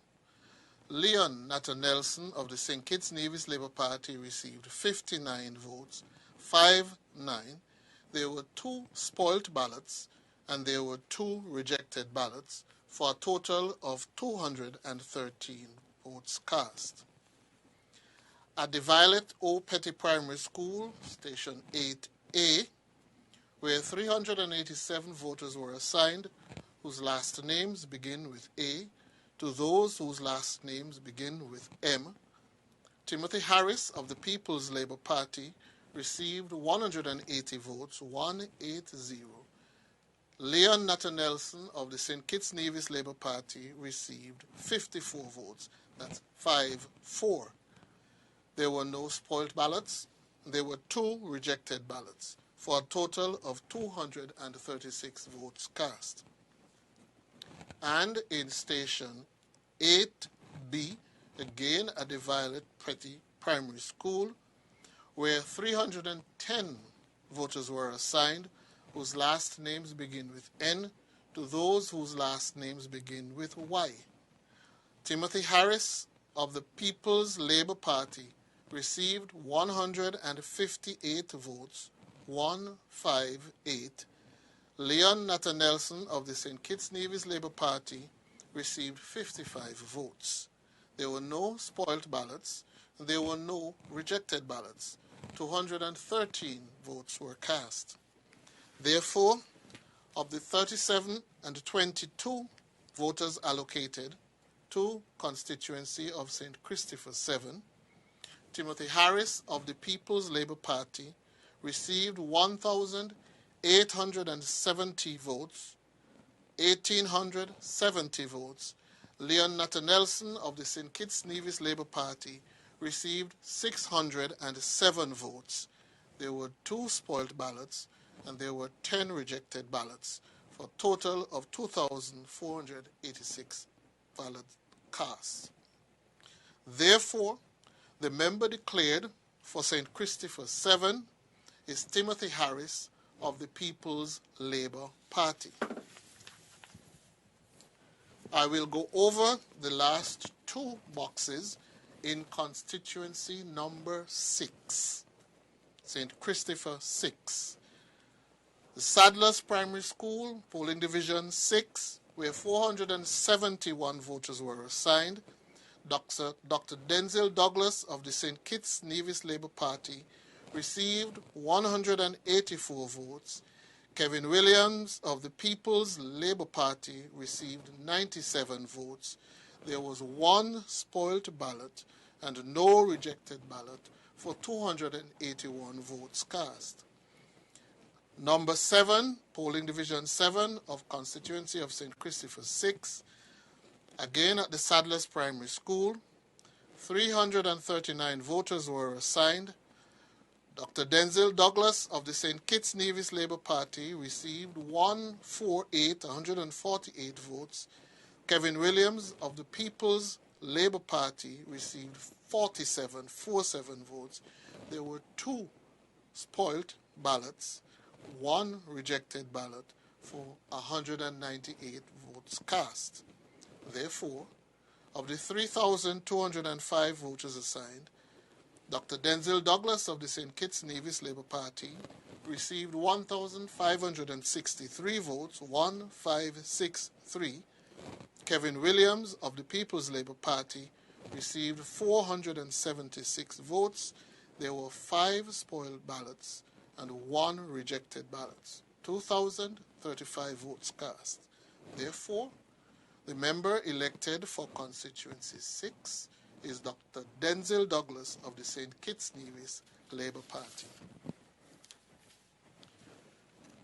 And in constituency of St. Christopher 1, polling division 2A, where the candidates are Dr. Jeffrey Hanley of the St. Kitts Nevis Labour Party and Ian Patches-Liebert of the People's Action Movement.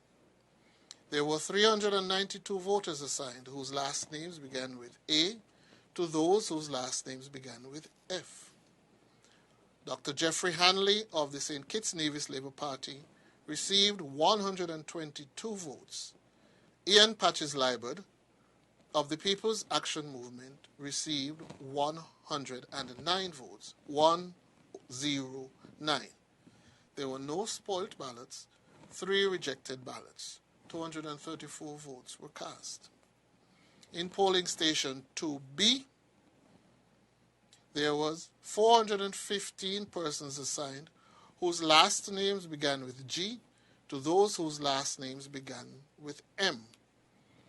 Dr. Jeffrey Hanley of the St. Kitts Nevis Labour Party received 124 votes. 124. Ian Patches Liebert of the People's Action Movement received 117 votes. 117. There were no spoiled ballots and one rejected ballot. Total of 242 votes were cast. In constituency 2, polling division 3A at the Wesleyan Holiness Church, where 536 voters were assigned whose last names began with A to those whose last names began with D. Marcella Liebert of the St. Kitts Nevis Labour Party received 140 votes, 140. Jonelle Powell of the People's Action Movement received 160 votes. There were no spoiled ballots, and one rejected ballot. Let me go over that again. Wesleyan Holiness 3A, 140 votes cast for Marcella Liebert of the St. Kitts Nevis Labour Party. 167 votes cast for Jonelle Powell of the People's Action Movement. No spoiled ballots, no rejected ballots. 307 votes were cast. In constituency of St. Christopher 3, I have information for polling division 1 at the St. Johnson's Community Center, where 543 voters were assigned, and the candidates were Conris Maynard of the St. Kitts Nevis Labour Party and Akila Nisbet Byron of the People's Labour Party. Of the votes cast, Conris Maynard of the St. Kitts Nevis Labour Party received 182 votes, 182. Akila Nisbet Byron of the People's Labour Party received 175 votes. There were no spoilt votes. There were 3 rejected ballots. 360 votes were cast. At the Antioch Baptist Church, polling station 2 at Infirmary Road, where 271 voters were assigned, Conris Maynard of the St. Kitts Nevis Labour Party received 103 votes. Akila Nisbet Byron of the People's Labour Party received 57 votes, 57. There were no spoiled ballots, 4 rejected ballots. 164 votes were cast. At polling station 3, the Methodist Schoolroom on Cardin Avenue, 379 voters were assigned. Conris Maynard of the St. Kitts Nevis Labour Party received 107 votes, 107. Akila Nisbet Byron of the People's Labour Party received 106 votes. There was 1 rejected ballot, but there was no spoiled ballots. 214 votes were cast. At Station 4A, the Apostolic Faith Church on St. Johnson's Avenue, 449 voters were assigned, whose last names began with A, to those whose last names began with I. Conris Maynard of the St. Kitts Nevis Labour Party received 165 votes, 165. Akila Nisbet Byron of the People's Labour Party received 137. Let me go over that again. Conris Maynard of the St. Kitts Nevis Labour Party received 165 votes. Akila Nisbet Byron of the People's Labour Party received 137 votes. There were no spoiled ballots and 2 rejected ballots for 304 votes cast. Station 5, 4B, which again is the Apostolic Faith Church on St. Johnson's Avenue, where 482 voters were assigned whose last names began with J to those whose last names began with Y. Conris Maynard of the St. Kitts Nevis Labour Party received 153 votes, 153. Akila Nisbet Byron of the People's Labour Party received 158, 158 votes. There were no rejected ballots and no spoiled ballots. 311 votes were cast. Polling station 5A at the Antioch Baptist Church, where 365 voters were assigned whose last names began with A to those whose last names began with G. Codris Maynard of the St. Kitts Nevis Labour Party received 97 votes, 9-7. Akila Nisbet Byron of the People's Labour Party received 106 votes. There were no spoiled ballots and 2 rejected ballots for a total of 205 votes cast. For constituency of St. Christopher 8,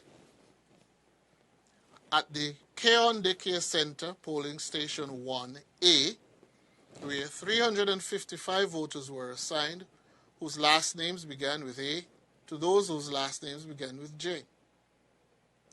Terence Drew of the St. Kitts Nevis Labour Party received 76 votes, 7-6. Eugene Hamilton of the People's Action Movement received 147 votes. There were no rejected ballots and there were no spoiled ballots for a total votes cast of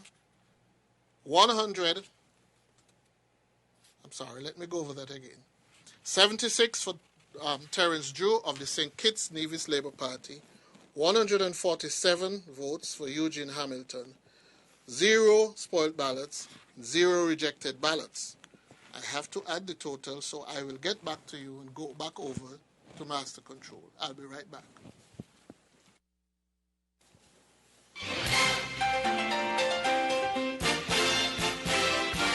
Election results.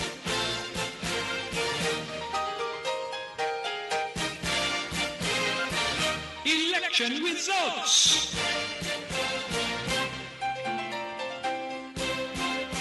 Election results.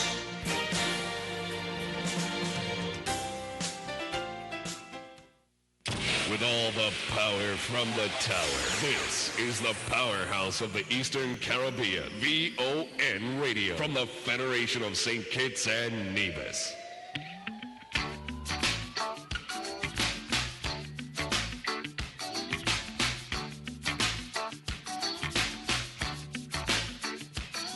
If it seems like I've been lost, then let's remember. Feeling older and missing my younger days. Oh, then you should have known me much better. 'Cause my past is something that never got in my way. Oh no. Still I would not be here now if I never had the hunger. And I'm not ashamed to say the wild boys were my friends. Oh, 'cause I never felt the desire to let music set me on fire, and I was saved, yeah. That's why I'm keeping the faith, yeah, yeah, yeah, yeah, keeping the faith. Won't matter, dog boots, only flag brothers had them with a Cuban heel. Iridescent socks with the same color shirt and a tight pair of chinos. Oh, I put on my sharkskin jacket, you know the kind with the velvet collar and diddy-bop shades. Oh yeah.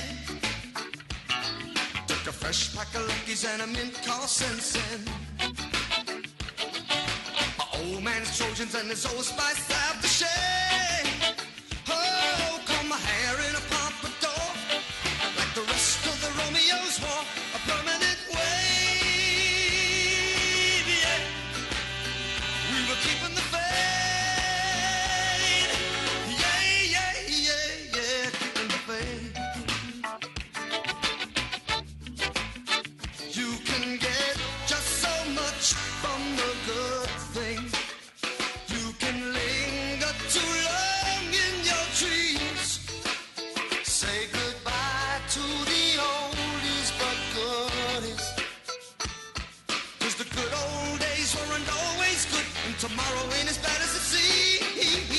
learned stickball as a formal education. Lost a lot of fights, but it taught me how to lose okay. Oh, I heard about sex, but not enough.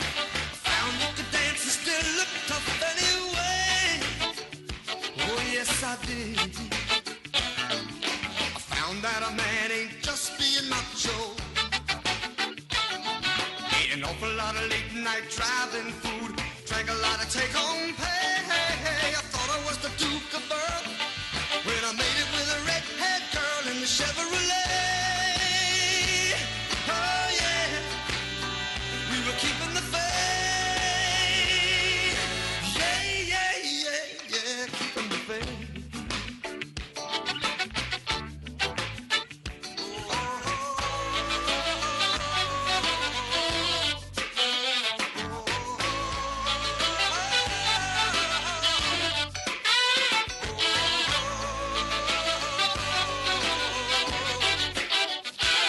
You know the good old days weren't always good. Tomorrow ain't as bad as it seems.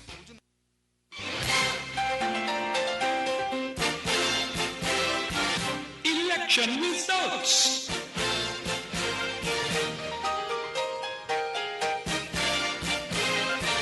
Election results.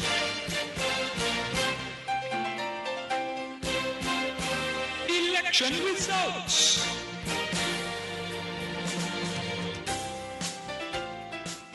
From Queen City, Nevis, this is the powerhouse of the Eastern Caribbean, Vaughn Radio.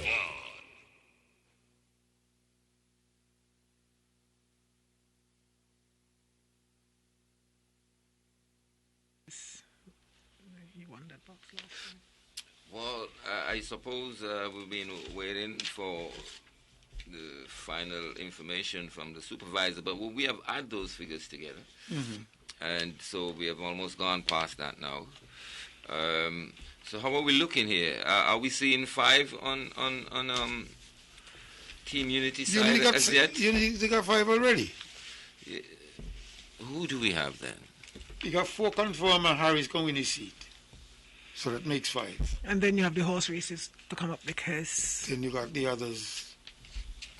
Yeah, because we definitely have a horse race. Okay. 1, 2, 3, those 3 seats are pivotal. But we still haven't had much from... Not much information on 8. On Hamilton, right? Well, usually that's not a good sign for the incumbent, yeah? What is the incumbent? Well, he's looking good. We'll see. The first No, for the first box, yes, for the first good. box. And he's a very strong guy. Well, we'll see. I am very tentative. Congress looks like he's out racing the newcomer, the female newcomer. Sorry, I don't know her name. She's done well, though. Yes, she has done well. She's playing well, yes. Mm-hmm. She's playing well. You know, she's the deputy speaker of the House. Oh, she, and of course, you know, that particular constituency has been a Labour stronghold for a long time.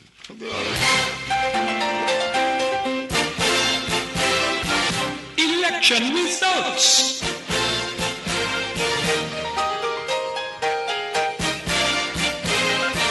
Election results.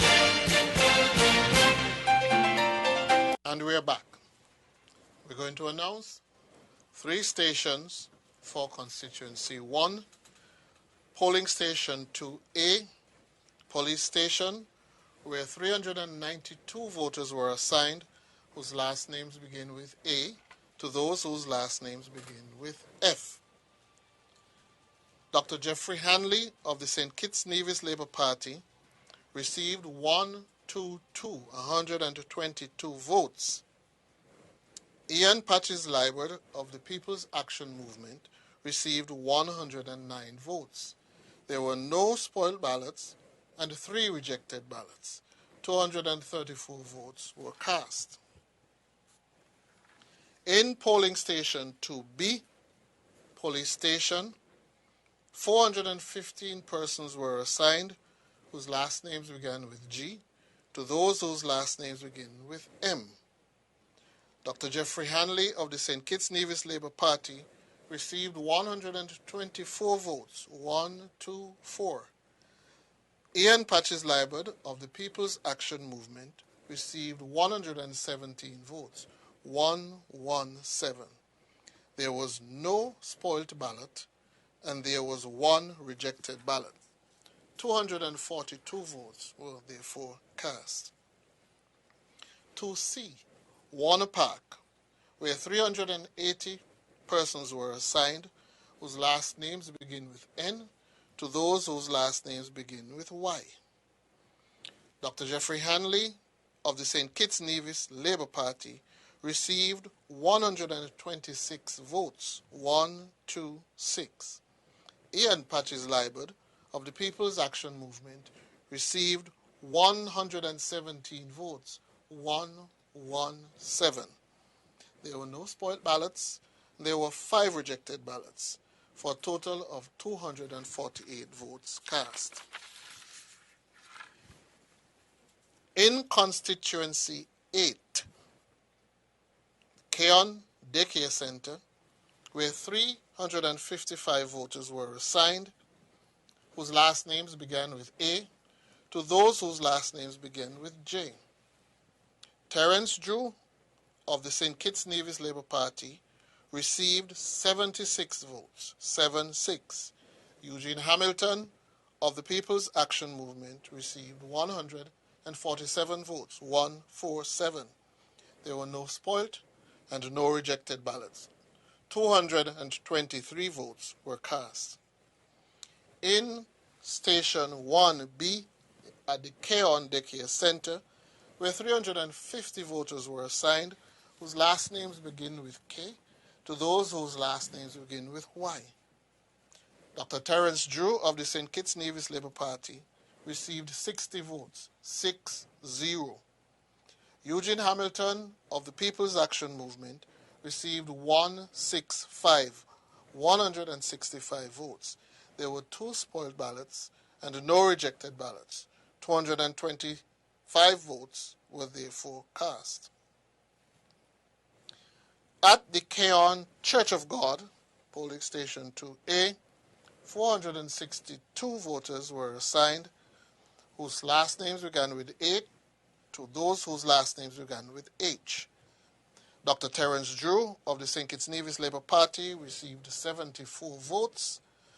Eugene Hamilton of the People's Action Movement received 212 votes. That's 212. There were no spoilt ballots. There were 2 rejected ballots. 288 votes were cast. In Constituency St. Christopher 2, 3A, Wesleyan Holiness Church. The candidates were Marcella Liebert of the St. Kitts Nevis Labour Party, Jonelle Powell of the People's Action Movement. There were 356 voters assigned whose last names began with A to those whose last names began with D. Marcella Liebert of the St. Kitts Nevis Labour Party received 140 votes, 140. Jonelle Powell of the People's Action Movement received 167 votes. No spoiled ballots, no rejected ballots, 307 votes cast.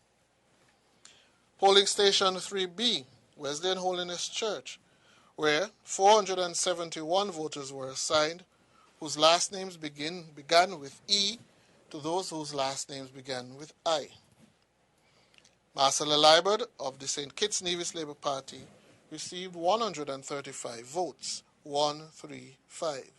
Jonelle Powell of the People's Action Movement received 160 votes, 160.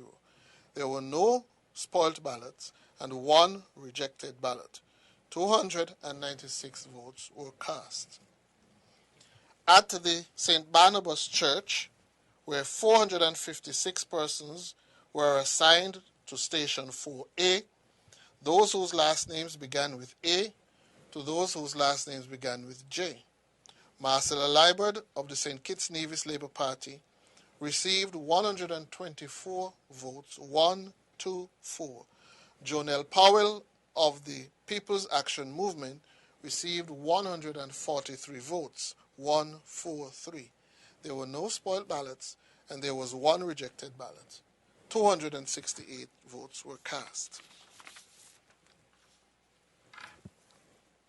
For Constituency 9, Nevis 9.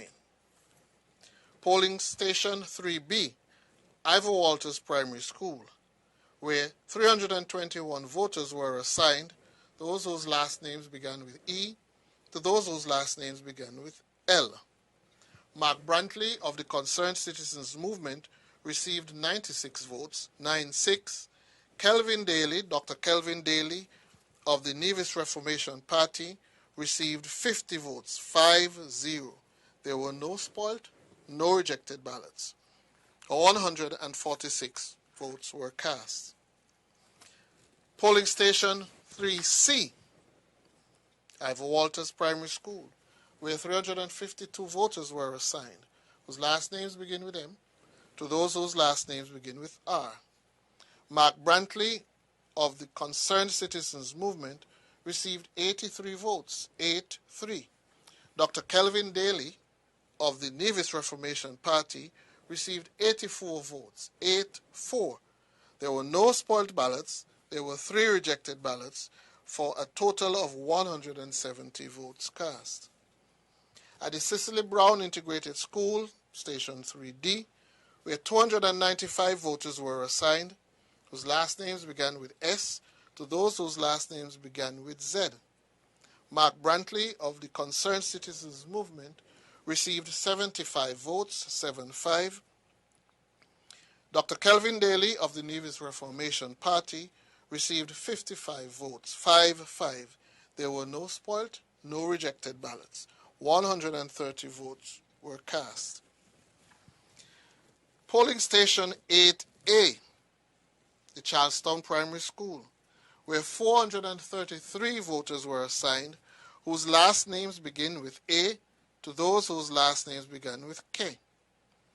Mark Brantley of the Concerned Citizens Movement received 128 votes, 1-8. Dr. Kelvin Daly of the Nevis Reformation Party received 68, 6-8 votes. There were no spoiled ballots, and there were 4 rejected ballots for 196 votes cast. That's all we have for you for now. Back over.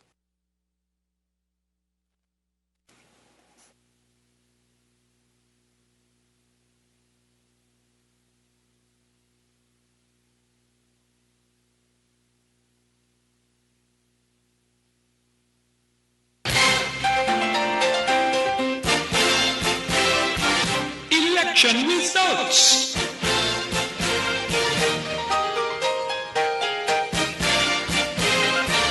Election results.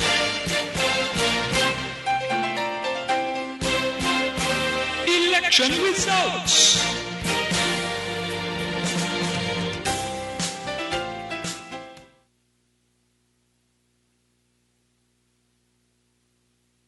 From Queen City, Nevis, this is the powerhouse of the Eastern Caribbean, Vaughn Radio.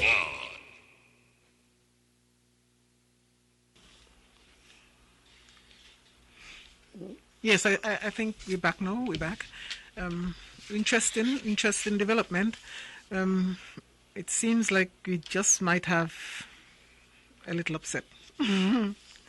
If you're watching it closely, in the race between, that is in St. Christopher 1, it seems likely that the incumbent just might lose that seat. That is just the way it looks to me. The trend developing seemed like Dr. Jeffrey Hanley is really gaining ground based on the performance last time compared to now. So that looks pretty close, a close race right there. And of course, Marcella seemed to be losing a little ground as well to the young Jonelle Powell. that is a race to watch. As we go through, we're still halfway out. So we see if after the next 4 boxes, I guess we see the trend becoming a little more firm. Right now, it looks tentative, but it looks like it just might be swinging to John L. Powell. So, Stanley? No, Marcel lost his seat. Marcel's seat gone. Well, we still have some boxes to go. No, I heard that on the ground before I got here. Okay, well, we have some boxes to go still. So we'll see how that one, we still have the Wesleyan Holiness Church. We still have 2 boxes left in that building. And we still have the Skelec building to go. 2 boxes there. So, and we have the CFBC. In terms of how they would have done the last time around, I'm just trying to find the statistician. He has gone now. How we would have done last time. So it's interesting what is developing now, but I'm feeling it a little bit though for the lady. I would not like to lose ground on on a gender basis at all. I would not like to see Marcella lose. Not that I'm wishing Jonel anything but the best, but I really wouldn't want to see the women, elected to government or elected in parliament be diluted in, even further.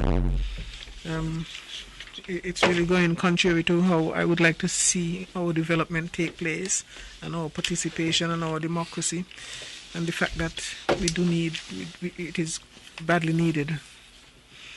So for that reason, I really would like to see the women doing better. And Akila Byron Nisbet, she's not doing too badly really, but I think she has an uphill. She has an uphill battle right there. She can't win Congress. It's quite a challenge, but she's. That boy is going to be the Labour Party. She's done pretty good though. She's done pretty good, except for one box. She really, was pretty close. So we'll see how that works.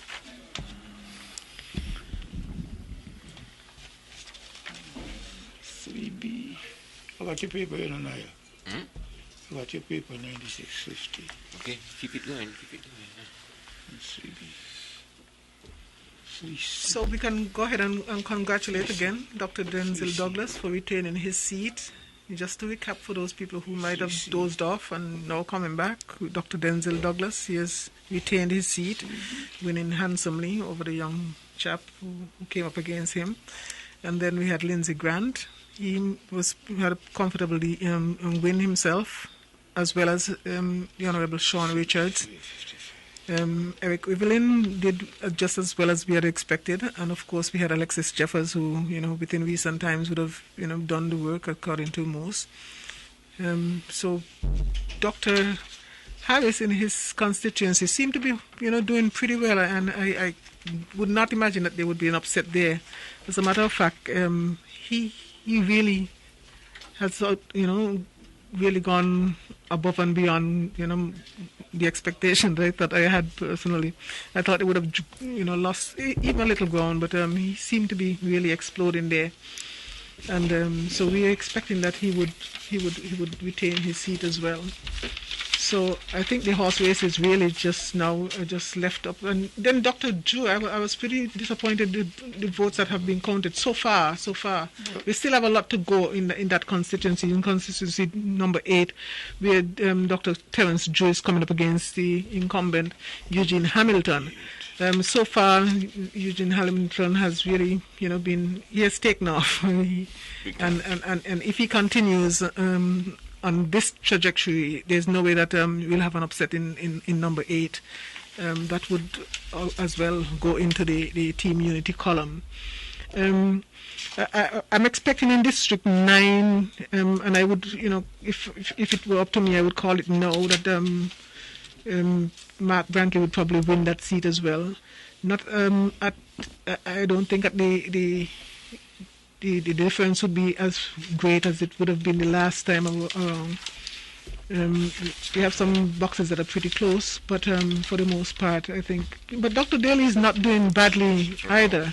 For a newcomer, I think he has done exceptionally well coming up against the Premier, no less a man than the Premier, and we know how popular the Premier is. So I think Dr. Daly has a very good showing so far, and but we only have a few boxes to go, and I don't think it is likely that he would overtake Mr. Brantley at this point in time. Okay, and if I can recap some of the numbers, I'll start with electoral district number 4. That's between Steve Rensford and Lindsey Grant, and as we indicated sometime before, Lindsey Grant has been declared the winner with 1284 to Rensford 933, and the total votes cast in that electoral district would have been 2,249.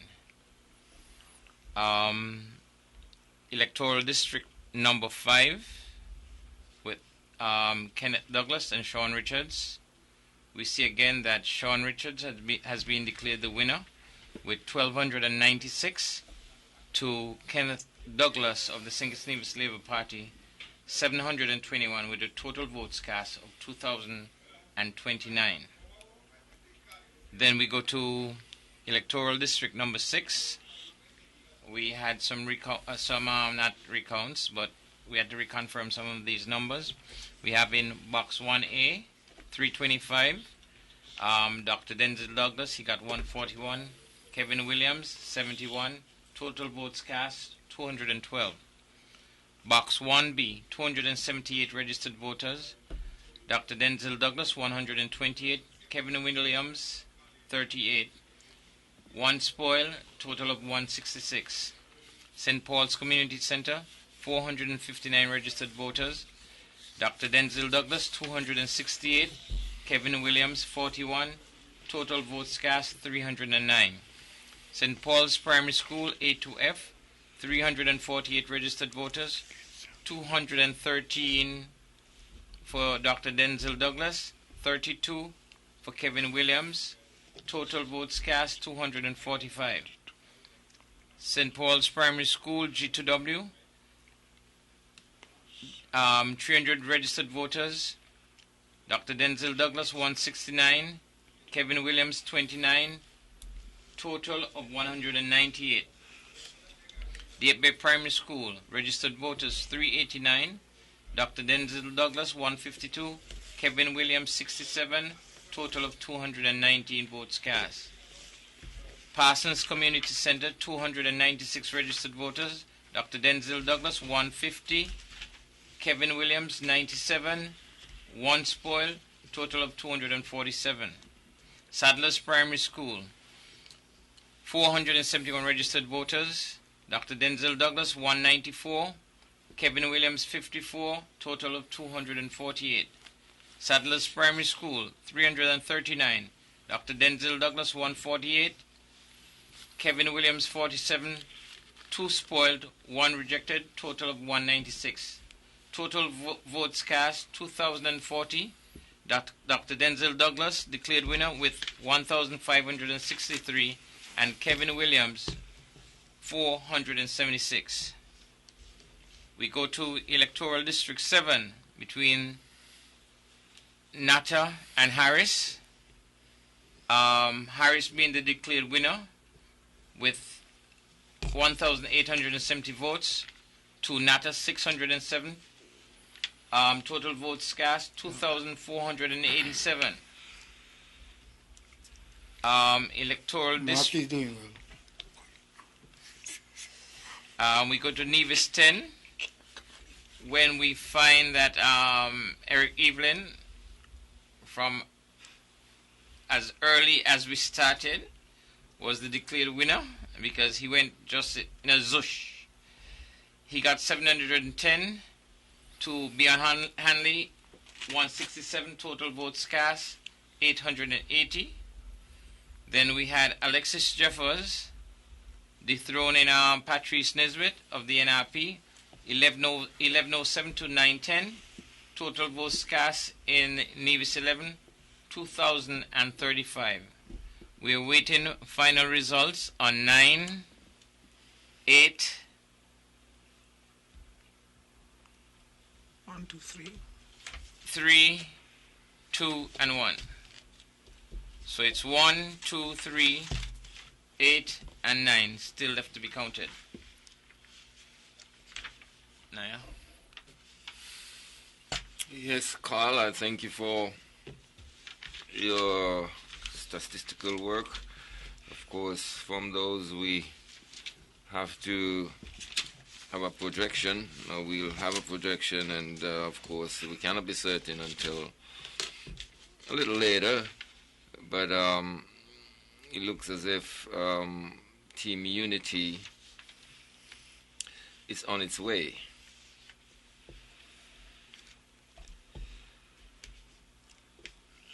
Not any big upset as yet, apart from Jeffers and Patrice Nisbet, but I wouldn't consider that to be a major upset. It was long coming that the NRP is slowly losing its grip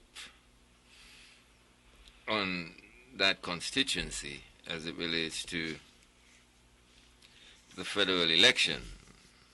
I think from the last local election, there was some insight and some interest, and the possibility surfaces back then that the CCM can take that seat during a federal election, and that was based on the majority of votes that Jeffers was leaving St. James with. His winning margin was indicating of the fact that in the federal election there is a great possibility that he might overrun Patrice Nisbet. And I think if Mr. Nisbet and his party, I suppose they was aware of it, but with the working of Mr. Jeffers, and he's known as the hard-working politician, and the networking he was doing, bearing the objective in mind to win the federal seat, I think he put a lot in on a personal level, and he was successful. And I want to congratulate him, as I say, because hard work does pay off. And I don't really think that Mr. Nisbet was sufficiently involved with his constituency over the last 3 or 4 years. So that wasn't a total surprise, but it's quite a revolution in a sense to know that NRP was always the holder of that federal seat and the local seat, but mostly the federal seat, and it was claimed that they are doing nothing with it because Patrice Nisbet sit on the opposition bench. I suppose the argument that Mr. Jeffers put forward as to how much he can be different to Patrick, being in government on the federal level, the constituency of St. James and St. Thomas's can benefit tremendously. And even in the last by-election, it was that same language that was spoken as it relates to having someone from the CCM group to be the representative of St.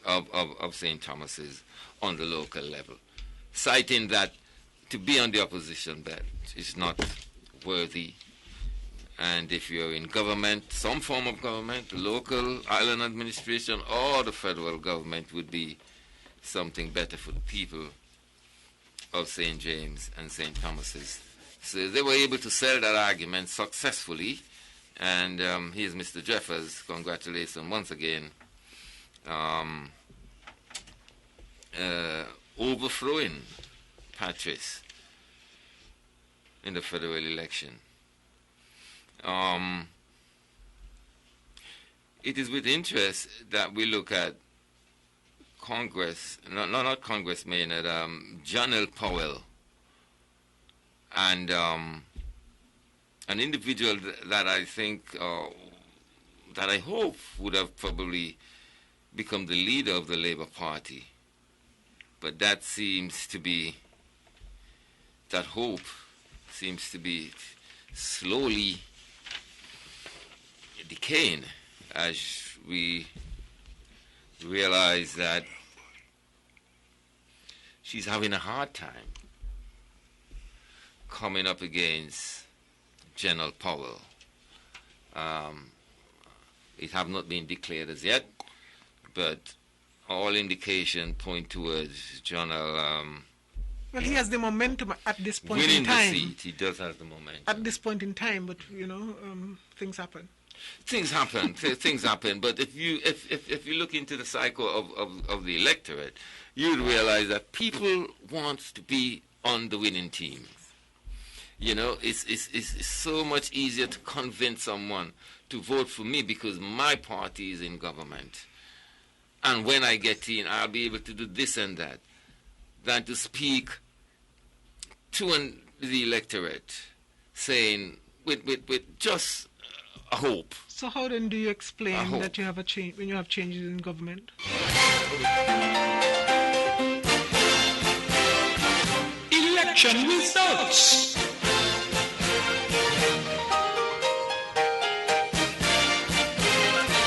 Election results.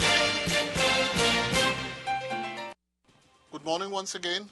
We have a final result to share in the constituency of Nevis 9. Constituency Nevis 9, polling division 4A, where 282 voters were assigned, those whose last names began with A to those whose last names began with G. Honorable Mark Brantley of the Concerned Citizens Movement received 92 votes, 9-2. Dr. Kelvin Daly of the Nevis Reformation Party received 46 votes. There were no spoilt and 4 rejected ballots for a total of 142 votes cast. Station 4B, Marion Heights Education Department, where 292 voters were assigned, those whose last names began with H to those whose last names began with M. Mark Brantley of the Concerned Citizens Movement received 101 votes, 101. Dr. Kelvin Daly of the Nevis Reformation Party received 44 votes, 4-4. There were no spoiled ballots, and there were 2 rejected ballots. 147 ballots were cast. Station 4C at the United Pentecostal Church, where 456 persons were assigned, whose last names began with N to those whose last names began with X. Mark Brantley of the Concerned Citizens Movement received 105 votes, 105. Dr. Kelvin Daly of the Nevis Reformation Party received 45 votes, 4-5. There were no spoiled ballots and no rejected ballots. 150 votes were cast. At Station 5A, the Albertha Payne Community Center, where 394 voters were assigned, those whose last names began with A to those whose last names began with J. Mark Brantley of the Concerned Citizens Movement received 116 votes, 116. Dr. Kelvin Daly of the Nevis Reformation Party received 80 votes, 80. There were 3 rejected ballots, 199 ballots were cast. Station 5B at the Albertha Payne Community Center, where 407 voters were assigned, whose last names began with K to those whose last names began with W. Mark Brantley of the Concerned Citizens Movement received 128 votes, 128. Dr. Kelvin Daly of the Nevis Reformation Party received 55 votes. There were no spoilt, 3 rejected for 196 votes cast. At the Magistrates Court, polling station 7, there were 423 voters assigned. Mark Brantley of the Concerned Citizens Movement received 102 of the votes cast. Dr. Kelvin Daly of the Nevis Reformation Party received 71 votes, 7-1. There were no spoilt, no rejected. 173 votes were cast. And finally, at Station 8B, Charlestown Primary School, where 463 voters were assigned whose last names began with L to those whose last names began with Y, Mark Brantley of the Concerned Citizens Movement received 111 votes. Dr. Kelvin Daly of the Nevis Reformation Party received 90. There were 3 rejected ballots for 204 votes cast. Therefore, of the 6,497 voters allocated in constituency of Nevis 9, Mark Brantley of the Concerned Citizens received 1,689 votes. Dr. Kelvin Daly of the Nevis Reformation Party received 1,155 votes. There were no spoilt ballots. There were 34 rejected ballots. And therefore, Mark Brantley of the Concerned Citizens Movement is declared the winner of Nevis constituency, Nevis 9. Back over to Master Control.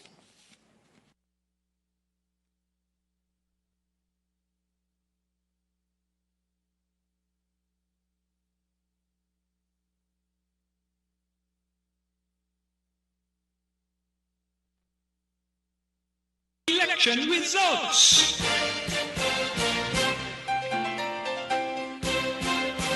Election results.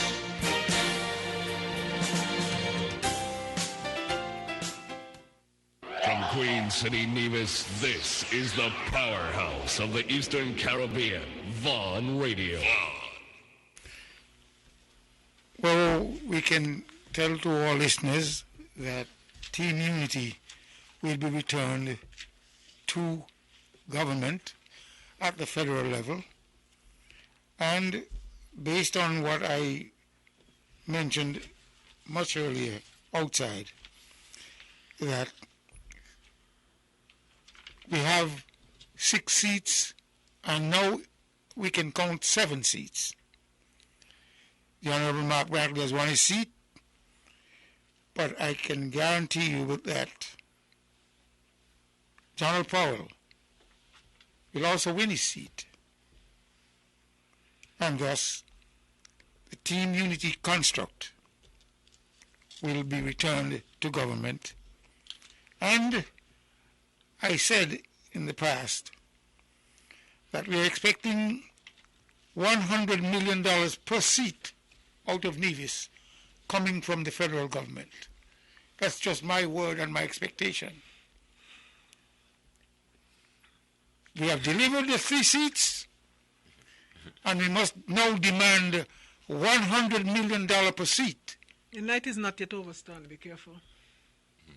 And therefore, those people who voted the way they voted in Nevis by giving the Honorable Alexis Jeffers the win, and the Honorable Mark Brantley the win, and the Honorable Eric Evelyn the win,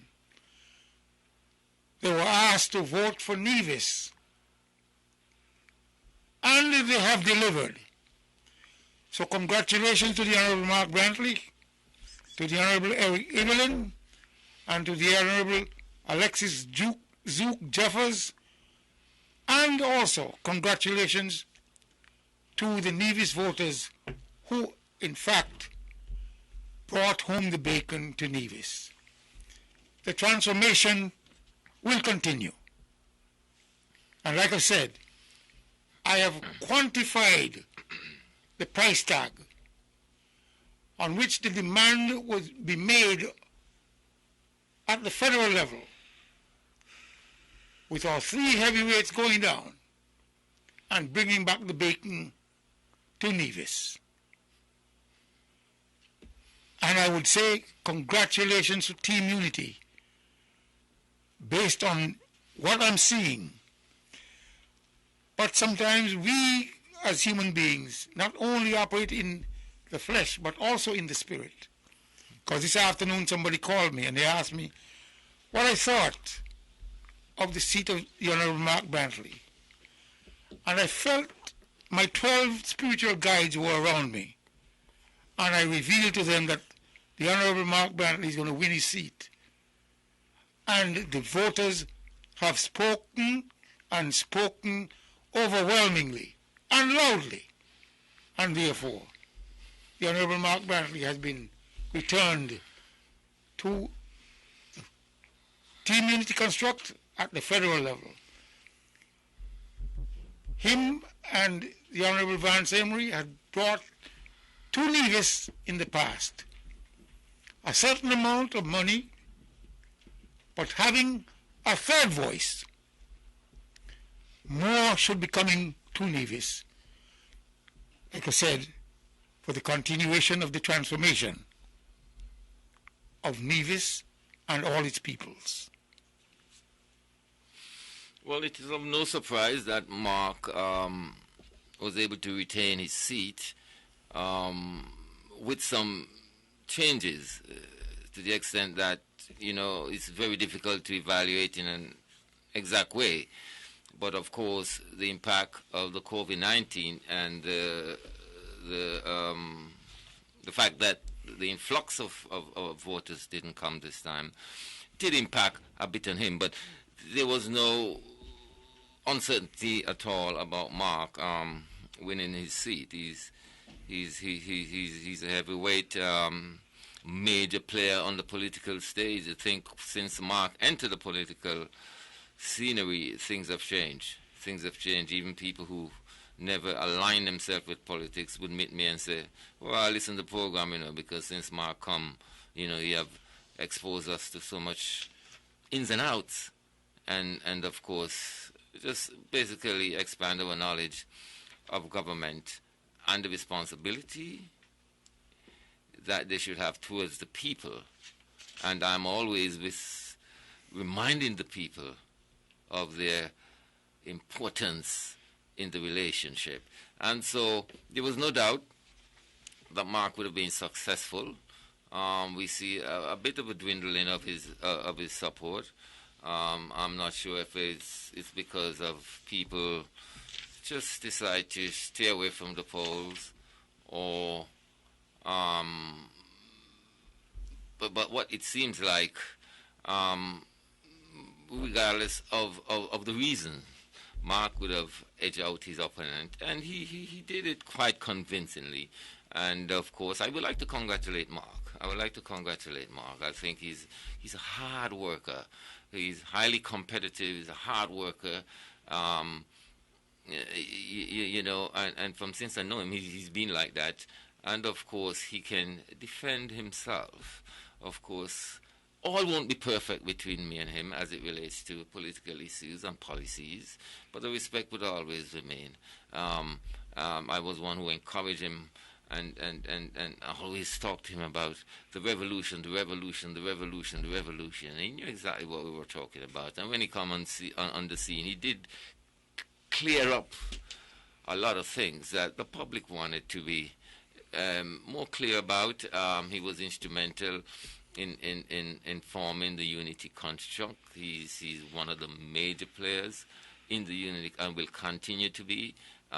He's one of the major players on and will continue to be a heavyweight on the political scene. To me, he was one of the best opposition that ever come forward, and with that, he was able to make his way to government, and he's been, of course, dominant in his constituency, and it will take a time to change that, really. And whoever political party gonna come on the scene would always have, I think, Mark to really query with. His debating skills, his fluency, his ability to articulate in such ways. There are times I even say Mark knows what Nevis people like to hear, because you know, Mark would give you an answer to any question and any query you may have. And what I realize, that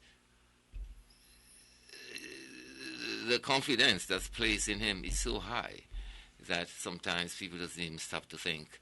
They will just walk along with him. He's a very powerful and influential politician in the Federation. In fact, he's rated as one of the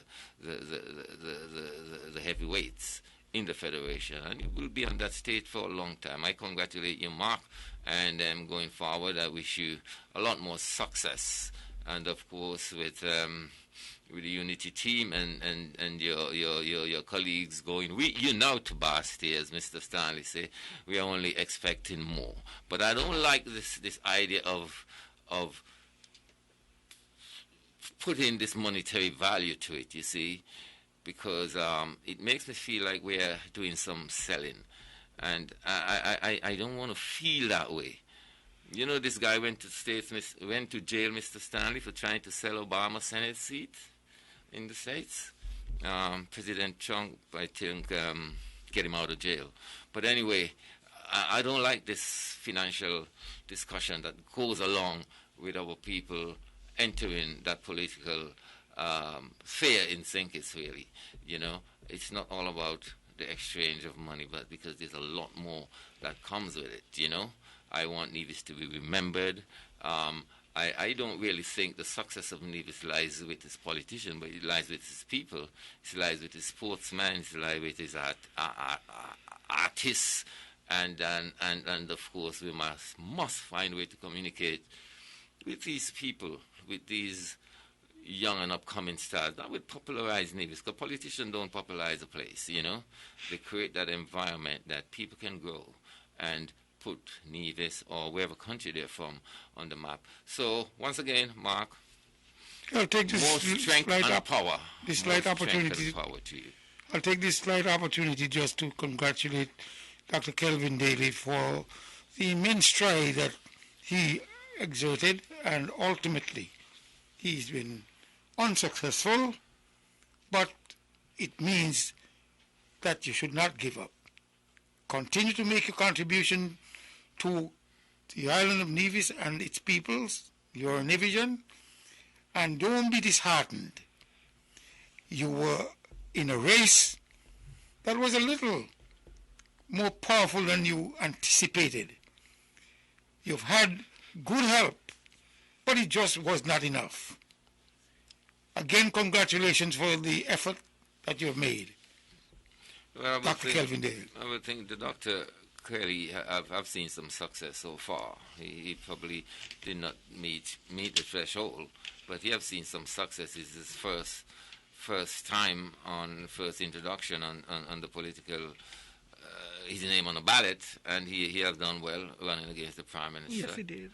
The Premier. I think he have done well, and it's enough for him to be inspired to continue. So. My congratulations as well, and I enjoy listening to him anyway, and his opinion. So, Dr. Bartlett? Yes, he's highly opinionated, and he makes some meaningful contributions, I think, albeit it would have been his first attempt at this. He didn't really do that badly. I think he lost by about 3 percentage points compared to how NRP would have done the last election, and that's not too bad considering the atmosphere that we had to deal with, or the environment, the COVID-19 and the implications for that. I would like to congratulate the Honourable Mark Brantley as well. he did well. He held his own. The voter turnout probably would not have been as good as we would have liked it, based on how many people are now registered in that particular constituency, because from the last cycle at the federal level to now, I think registration went up over 50% in that particular constituency. However, he continues to enjoy, the popularity in St. John's and St. Paul's to maybe the same extent. I think he managed to, on this occasion, to secure 59% of the vote. Last time he just, had 56% of the vote at that point, so he has done better, in spite of the fact that, he enjoys, quite a bit of support from the diaspora. So I would like to congratulate him on the campaign. I don't know that he really, I personally did not get to interact with them, or at least hear as much as you normally would hear from the candidates. But obviously he did enough, to retain his seat and do even better than he did the last time, comparatively speaking. Another race that I really would just like to draw a little attention to was that race that involved Dr. Douglas. And Dr. Douglas seemed to have lost a little ground, actually. And maybe that has to do, and we can always have to remember, you have to be viewed in the context of the impact of the COVID-19 and the restrictions that were placed on incoming voters.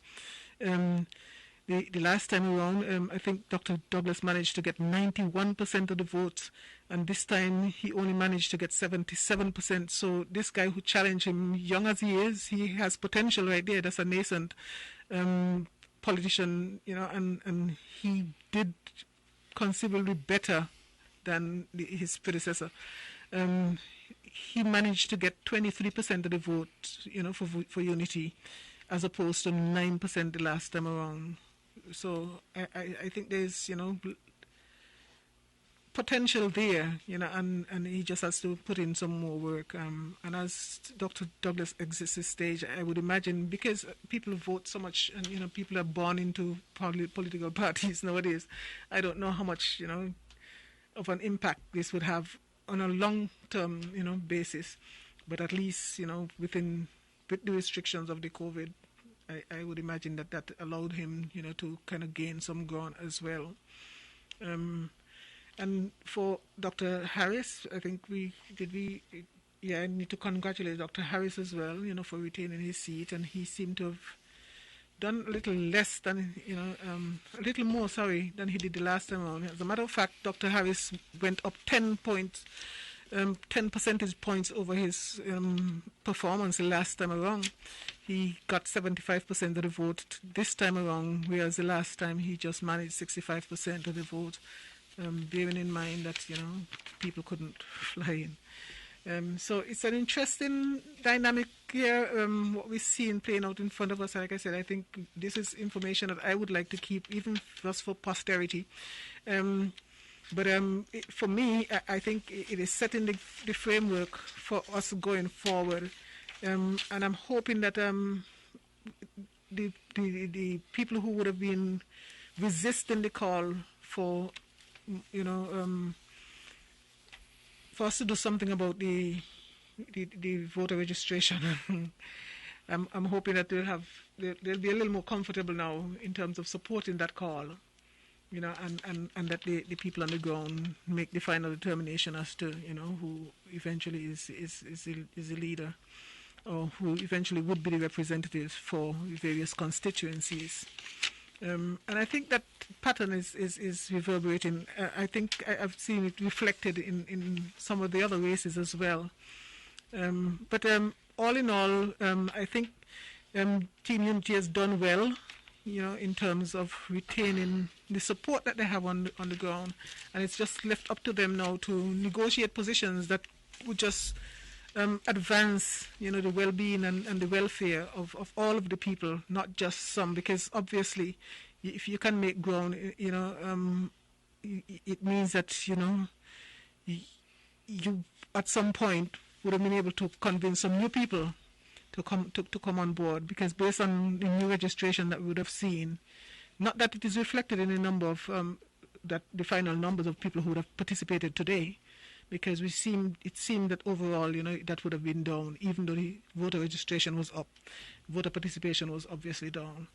So I would just congratulate everyone who would have won their seat up to this point, and just let you know that we expecting great things from you. I would join Naya in cautioning us not to make some mistakes. Election results.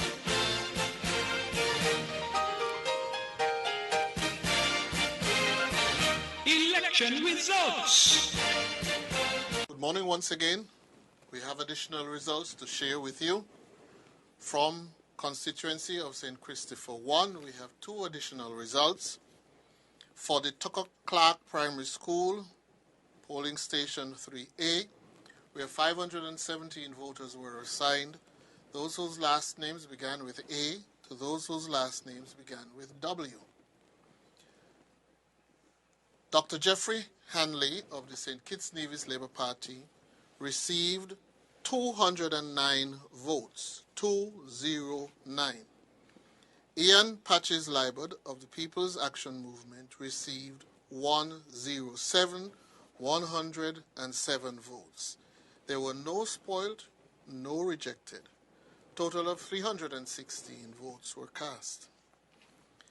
At Kim Collins Stadium, polling station 3B, Dr. Jeffrey Hanley of the St. Kitts Nevis Labour Party received 103 votes, 103. Ian Patches Liberd of the People's Action Movement received 111 votes, 111. There was 1 spoiled ballot and no rejected ballot, for a total of 225 votes cast. In the constituency of St. Christopher 3, polling station 5B, where 407 voters were assigned, those whose last names began with H to those whose last names began with N. Conris Maynard of the St. Kitts Nevis Labour Party received 129 votes, 129. Akila Byron Nisbet received 140. That's Akila Byron Nisbet of the People's Labour Party received 140 votes. There were no spoiled ballots, and there were 3 rejected ballots, for a total of 372. And in polling division 5C, Conris Maynard of the St. Kitts Nevis Labour Party received 105 votes, 105. Akila Byron Nisbet of the People's Labour Party received 104 votes. There were no spoiled ballots. There was 1 rejected ballot. There were 210 votes cast. We have a result from constituency of St. Christopher 2A, where 385 voters were assigned, those whose last names begin with A to those whose last names begin with I. Marcella Liberd of the St. Kitts Nevis Labour Party received 108 votes, 108. Jonelle Powell of the People's Action Movement received 115 votes. There were no spoiled ballots, and there were 2 rejected ballots, for a total of 225 votes cast. And in constituency of St. Christopher 8, polling station 2B, Anglican Church Hall, where 454 voters were assigned, those whose last names began with I to those whose last names began with Y. Dr. Terence Drew of the St. Kitts Nevis Labour Party received 88 votes, 88. Eugene Hamilton of the People's Action Movement received 187 votes.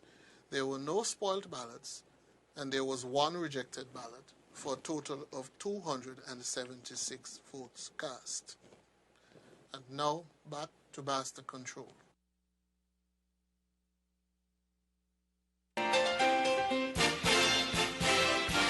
Election results.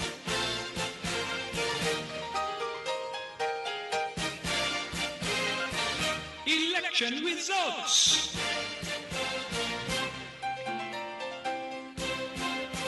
Election results.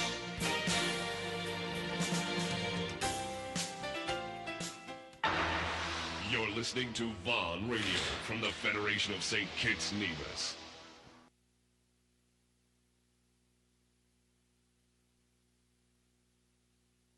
Yes, we will.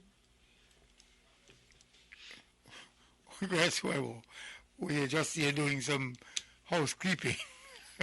But, once in a while, if the broom is not well groomed, then we can't catch all the dust in the corner. Anyhow, where we are right now, we know that Team Unity, based on the results that have already come in, would be returned to government, and we just have a few other reports to come from the supervisor of election, and we are hoping that by 4:30 we could wrap up this and to tell our listeners that we have spent an evening here with reference to disseminating information to them regarding this, in my view, a very profound election, a different election, plagued with certain factors or dynamics, COVID-19.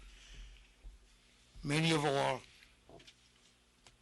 participants, candidates, who were relying on voters from abroad, had to, in fact, pull some heavy oars in order to row their way into the annals of victory and history. Thus, we congratulate again all those who have won so far. There's still a few more that we are contemplating on putting into the winners column. But as we wait on the supervisor of election to give us the information and the numbers, we will bring those numbers to you. But let me just congratulate Prime Minister Harris for having steered the ship in boisterous waters, but ultimately brought it ashore, and we now can almost ready to celebrate a victory of Team Unity on its second term at the helm of the federal government. Congratulations again, Prime Minister Timothy Harris. Congratulations again to Mark Brantley.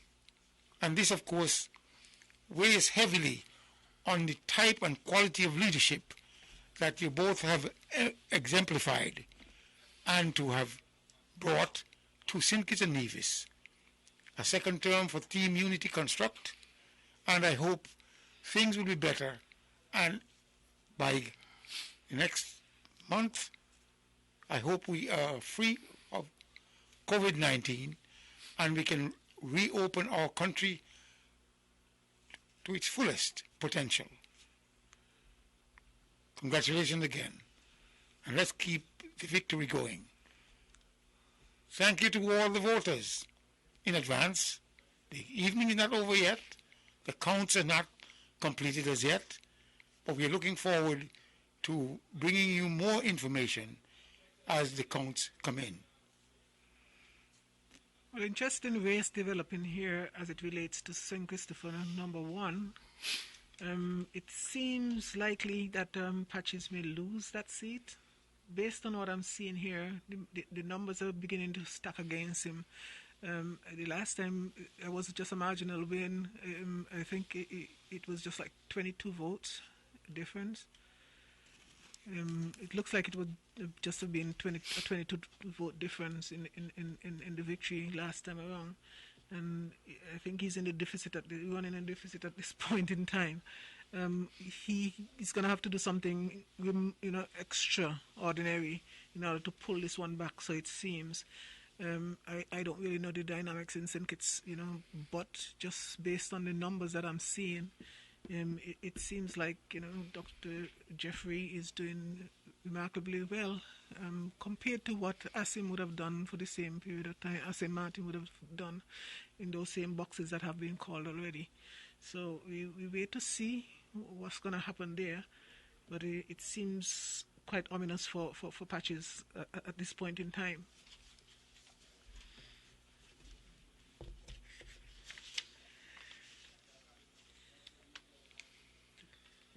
The next race, I think, and I keep making reference to that, is very interesting.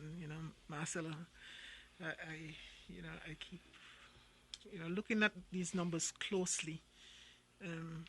But incidentally, maybe when you look at the impact of the imported voters in some constituencies, it matters for team unity, and in some it really doesn't.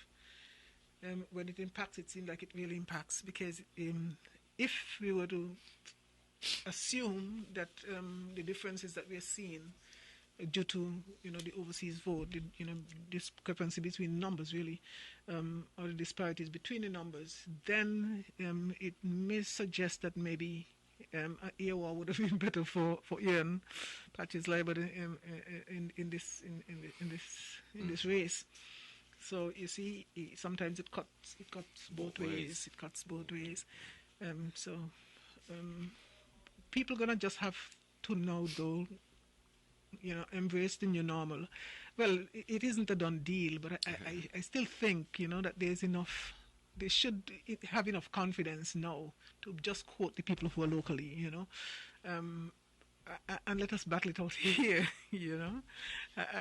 I know some people are going to get, mad with me saying it, but this, I think, is one of the first times that I think that we have come close enough, to what I would term a fair election. I mean, this is what is happening in other places, notwithstanding that in the Americas, in North America, Canada as well as the USA, you find that they have, they facilitate people by doing this overseas vote. You can mail in your ballot and stuff like that. But the impact that, the people who are overseas would have is minimal compared to what it would have here. Because these races could have been looking much different tonight, had we had the participation of, the overseas vote. Yeah, they would have been looking different. It's 5 minutes after 4 on June 6th, Saturday morning. It's a day that we will be experiencing, and some would be celebrating to a great extent. There would be a victor, and they're going to be a loser in this exercise, which we are monitoring and commentating on. It's the federal election 2020 here in St. Kitts Nevis, and it's a different one. One, the exercise of bringing home thousands on plane is not happening this time. Two, the campaign was quite different. There was a virtual exercise as it relates to the campaign.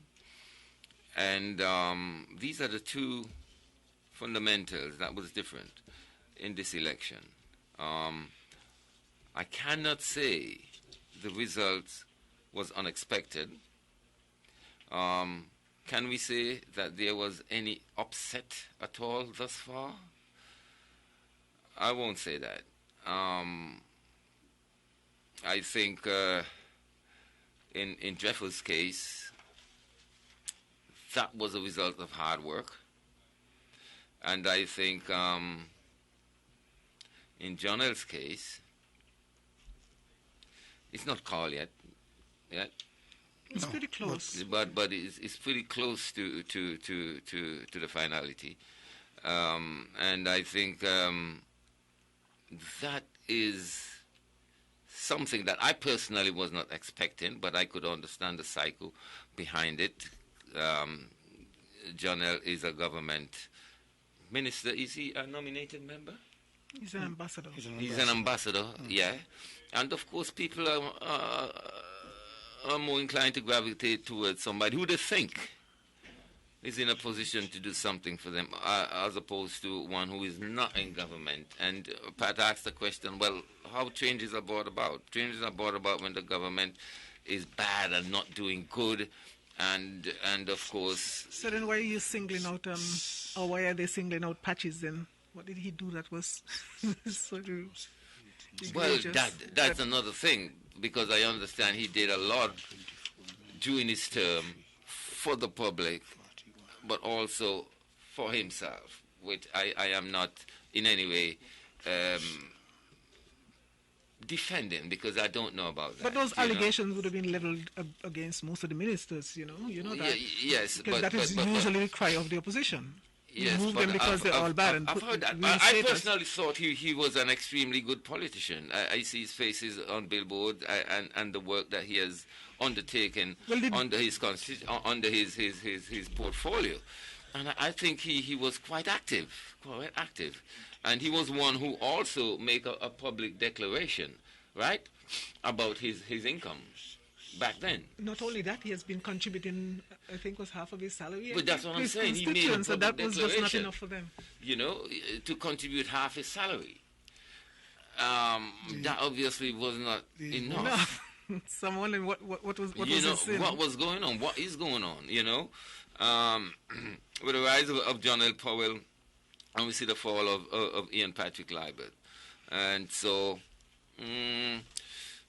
Is it that people are trending towards a younger generation of representatives, or is it that because I don't know that we could say that and then still... No, but as a youth, if you do your work as a youth, as Congress did, and he had the popularity... Congress as a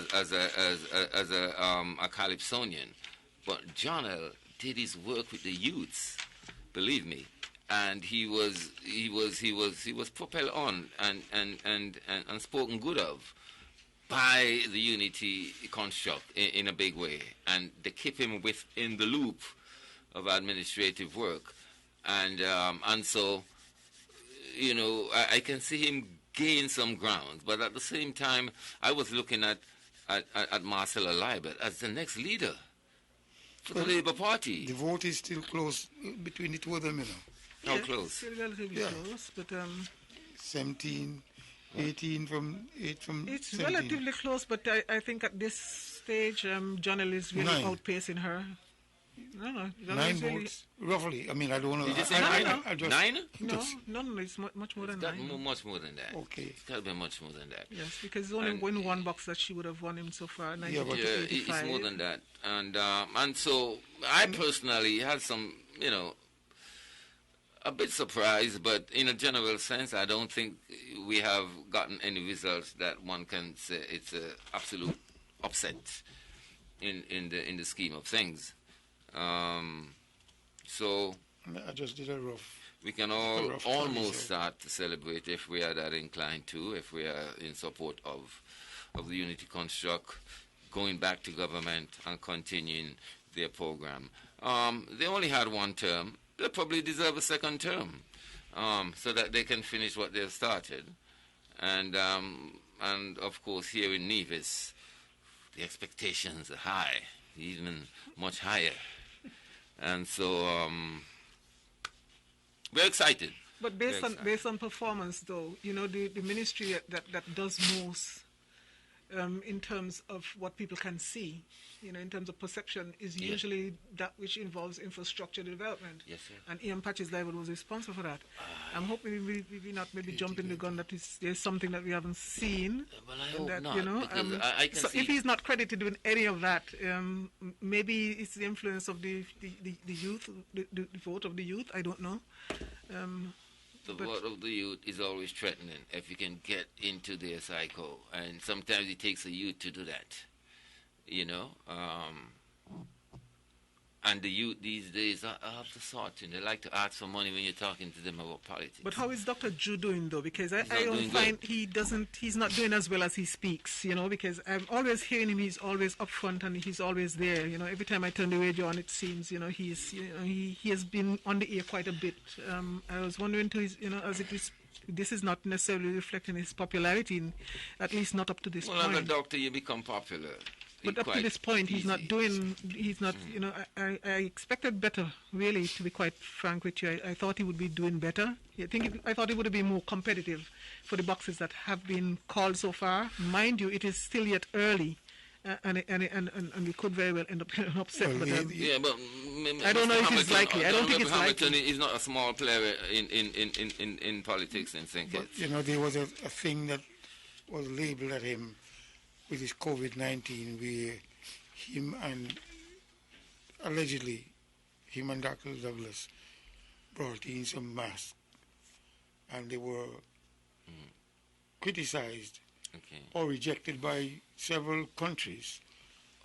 But seemingly it was alleged that they were supposed to have sold them to us, which weren't good. It was not a good product. I think it's a testing. And it was alleged that they had planned to market it throughout the Caribbean and humbug Caribbean people. Allegedly. So, that sounds like what they would think about something coming from Cuba, innit? You never know what people will do to you. Dr. Ju was trained in Cuba. He's in Cuba. You never know what people will do to you when they hang a falsehood on your neck. You understand? You know, it's so easy to kill you. To carry weight. No, but the truth is, he did offer some tests which were never used. I don't know that has contributed significantly to his performance, though. But he never performed strongly.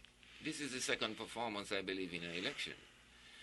And he never really, when he just came back on the scene from Cuba, he was brought into the Labour Party when Dougie had all this thing happening. And Dougie was bringing in people, youths and so forth, and he was one who was recruited.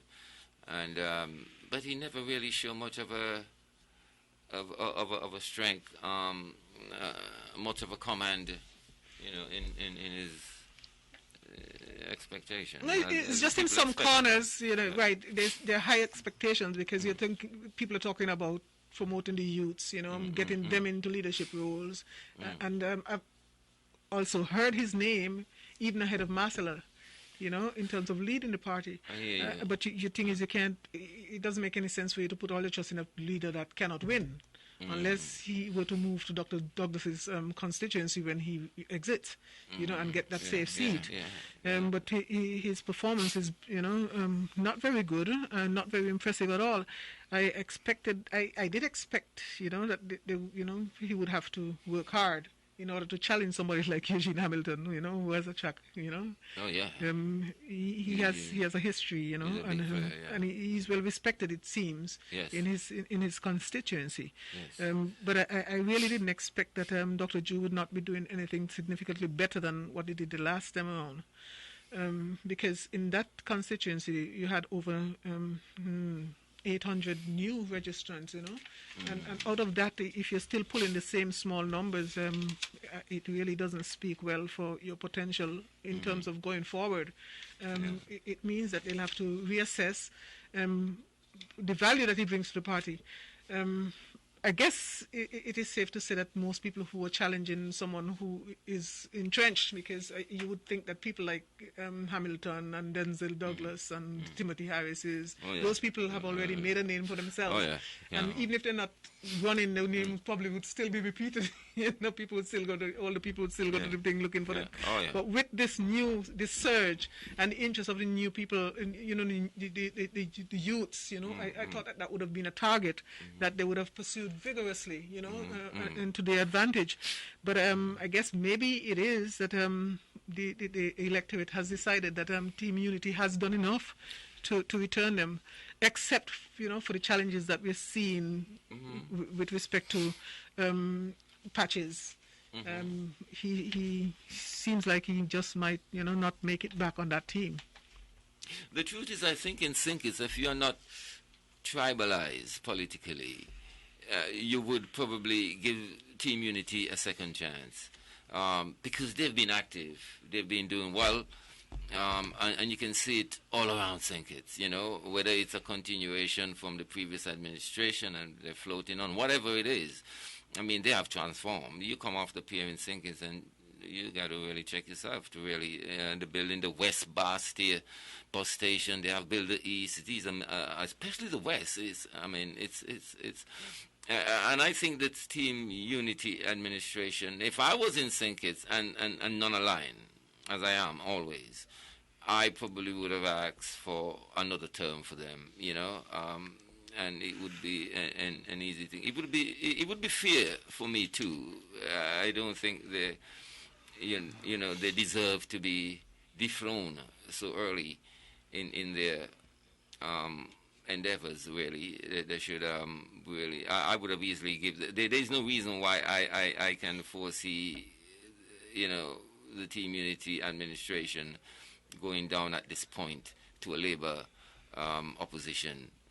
With what has been happening in the last 5 years, and what has been happening beyond the 5 years, and the kind of political atmosphere that was created under the last reign of Denzil Douglas. As I say, I think Denzil have truly hurt the party in the previous campaign of 2015, and I've traced a lot of people away because in my communication with people who was softly supportive of the Labour Party. They have moved to Team Unity because they wasn't tribalized, and to say, let's be honest with ourselves, they deserve another term, and I really think they deserve it, given what they have been unfolding and what they intend to unfold, because they have lived up to their promises, really. As it relates to the majority of voters. As it relates to the majority of voters. Yes, because we still have some people who, every time you turn the radio on, you're hearing issues of, relating to and questioning the good governance agenda that has not been, forthcoming. Yeah. So let's see if, given a second chance, if indeed they can get it done and satisfy at least that, segment, or that sector. Because it might be it might not be that significant, because apparently it has not, played out here. I don't know if maybe Patches is the one who is going to bear the brunt of that as it relates to good governance, because there were some issues that at some point, would have come up about, breaches, you remember the incident, as it relates to the breach at the airport, and those kind of things. You have to account to people, you can't just let things, simmer, you can't just let it sit there. If people are asking for accountability, this might just be a measure of it, this might just be a measure. I don't know, mind you, what the dynamics are on the ground in St. Kitts, but this might just very well have been, an issue that they, I did not listen to Dr. What's his name again? Joe? No, the challenger for... Okay, Jeffrey Hanley, Dr. Hanley. Yeah, I didn't really listen to him because I kind of, blocked the kind of campaigning for the most part, that I heard going on, because I think that is another issue that I think they have to address. The kind of personal attacks, I think that those do not help either, But obviously it has worked for Jeffrey up to this point, in pointing out those things or the deficiencies that he would have seen, in Patches. Let's hope, though, that everybody who is negatively affected at the end of tonight, they would be able to reflect, on what they could have done better in terms of service to the people. Because when you take the oath of office, it's not about service to self. You'll have to leave self behind and focus on, serving your constituents. Notwithstanding, we're saying performance matters, and all that. But at the end of tonight, it might just be that, some people are going to be sacrificed, in terms of, the good governance agenda that, was not realized this time around. Well, we have to truly analyze this whole thing in depth and to see where the candidates stand. That seat there that is held by Hamilton, it was Sidney Morris's seat. And Sidney Morris had done a great job with Pam over the years. Well, he lost it to Liebert, then Hamilton came in and took it from Liburd, and now he has vanquished, or will vanquish,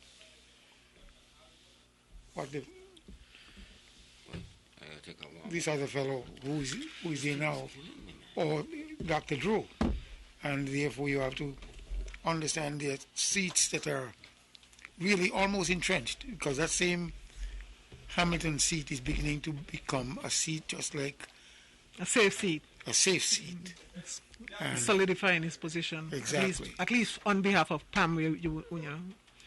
Yes.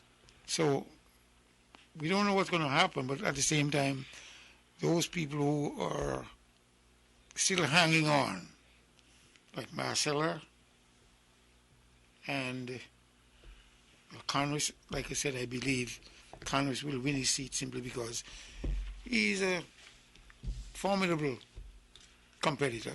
One, young, good looking, and at the same time... I don't know if that is enough, but he's getting quite a challenge, though, from Byron. Yes, well... From Byron, is it? She's not really a lightweight by any measure. I think she's doing extremely well for her first time. Yeah. She's doing extremely well. But she has the position of Deputy Speaker of the House, and her husband is, I think, Chairman of National Bank.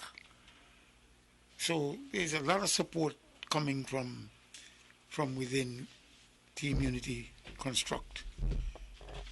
But it is a race that needs to be catalogued in the annals of history, because nobody expected Douglas to get, or the Labour Party to get, this kind of thrashing. Because it looks like there might be 8 seats. Just like maybe 8 seats. But Dr. Douglas had some baggage, because he was ruled by the court. It was ruled by the court that he actually did something very unconstitutionally by supporting Dominica at the expense of his own country. And as a result, people may have taken note of that. So the chickens are probably coming home to roost at this particular juncture. But it's what you do. Well, I have actually heard expressions from people that they would have considered voting actually, for the Labour Party, except that, because he's there, that was a hindrance. So I guess they would have to, assess, the value which he brings to the party. Obviously, he has a safe seat, but if he's going to alienate, because I know that he has said things, and sometimes he's not very judicious about what he says, and that might be to the detriment of others who are not in so safe a seat. I even pointed to the affiliation with the NRP over here, and I personally think that could has been hurting them, and it's not just in this cycle. I think it has been hurting them, cycle before, the one previous to this one, and it's going to continue that way if we don't they have some kind of reform within that party, and I think it's a good time probably for them to bring in some more women, and start working to recapture, the kind of participation that they used to have. I didn't see, and I couldn't really feel people being energized this time around, on their behalf. So let's hope that everybody would, at least do some level of introspection at the end of this evening, or this morning rather. It is really... Jovan, you have anything new for us? Well, in terms of the percentages, because I've been trying to work some percentages here. Well, not necessarily anything that is new, but just for those of you who are waking up, we are waking up to the news that we are still here. It's been a long night. We have declared some 6 seats out of 11, and I will tell you quickly that all 3 seats in Nevis has been declared and has gone to the Concerned Citizens Movement. Nevis 9, Nevis 10, and Nevis 11. We are now waiting on the final results for electoral district number 1, number 2, and number 3, and I think it is number 6. So far, we are seeing a horse race spot. Is that what you call it? Yes. We are seeing a horse race that is happening between electoral district number 2, where Janelle Powell and Marcella Liebert is having a somewhat ding-dong battle. And also we are seeing a battle going on between Akila Byron and Congress Maynard. So to tell you quickly where we are in polling station in electoral district number 1, that is, where we are seeing out of 6,002 voters, we have seen so far 1,535 has been counted. Of that, 810 has gone to the Sincus Nevis Labour Party, and 708 has gone to Ian Patches-Liebert of PAM. That's a race between Ian Patches-Liebert and Dr. Jeffrey Hanley. In electoral district number 2, we are seeing a race between Marcella Liebert and Janelle Powell. Of that, there are 5,418 registered voters. So far, 1,461 have been counted. 690 to Marcella Liebert, 766 going to Janelle Powell. In electoral district number 3, Congress Maynard versus Akila Byron Nisbet, where there are some 4,078 registered voters. So far, we have 2 boxes to go. We have counted 2,036 voters, 1,041 going to Congress Maynard, 983 going to Akila Byron. In district number 4, we have seen a winner where Lindsey Grant has been declared winner over Steve Rensford, where there were some 3,400 voters. 2,250 has been voted, 933 went to Steve Rensford, 1,284 to Lindsey Grant. In electoral district number 5, we are seeing Kenneth Douglas coming up against Sean Richards. That too has been declared the seat to Sean Richards. 3,122 registered voters, 2,029 has been counted, 721 to Kenneth Richards, 1,296 to Sean Richards. In electoral district number 6, Dr. Denzel Douglas against Kevin Williams. We see 3,205 voters, Dr. Douglas 1,563, Kenneth Williams 476, total votes cast 2,045. Electoral district number 7, Leon Nathan Nelson coming up against the Prime Minister, Dr. Timothy Harris. There were 3,722 voters registered, 2,489 cast their ballots, 607 went to Leon Natta, and 1,870 went to Dr. Timothy Harris. Electoral district number 8, we are still waiting on results. That is ongoing. But I tell you quickly that in that constituency, there are 6,948 voters. So far, we have seen vote cast of 1,014. Of that, the Sincus Nevis Labour Party have gotten 298. 711 has gone to the PAM. Electoral District 9, 10, and 11, as I've declared, as I stated earlier, has been won all 3 to the Concerned Citizens Movement. We saw Mark Brantley getting 500, out of 6,497 registered voters. There were 2,879 that voted. Mark Brantley, 1,693. Dr. Calvin Daly, 1,155. In electoral district number 10, we see 1,774 registered voters, 881 voted. Eric Evelyn, 710. Bijon Hanley, 167. And finally, in electoral district number 11, where we see the concerned citizen taking that seat away from the NRP, 4,005 registered voters, 2,039 voted. Alexis Jeffers, 1,107. Patrice Nisbet, 910. So far, 6 declared winners. We await the others. Yep. I think there was, where was it? Interesting. When you went over the figures again for Dr. Douglas, and we were talking about him just before you gave us the stats, and the impact that he has had, or the influence he has had on the scene, the political scene up to this point, it seems like he is really close to that point where maybe it would be better for the party if he would just, exit, because we're talking about him getting 91% of the votes in 2015 as opposed to just 77%, so he has slipped significantly from the position that he would have, held on to for years, from the time I remember politics and Dr. Denzel Douglas involved in it. He has always been very popular in his district.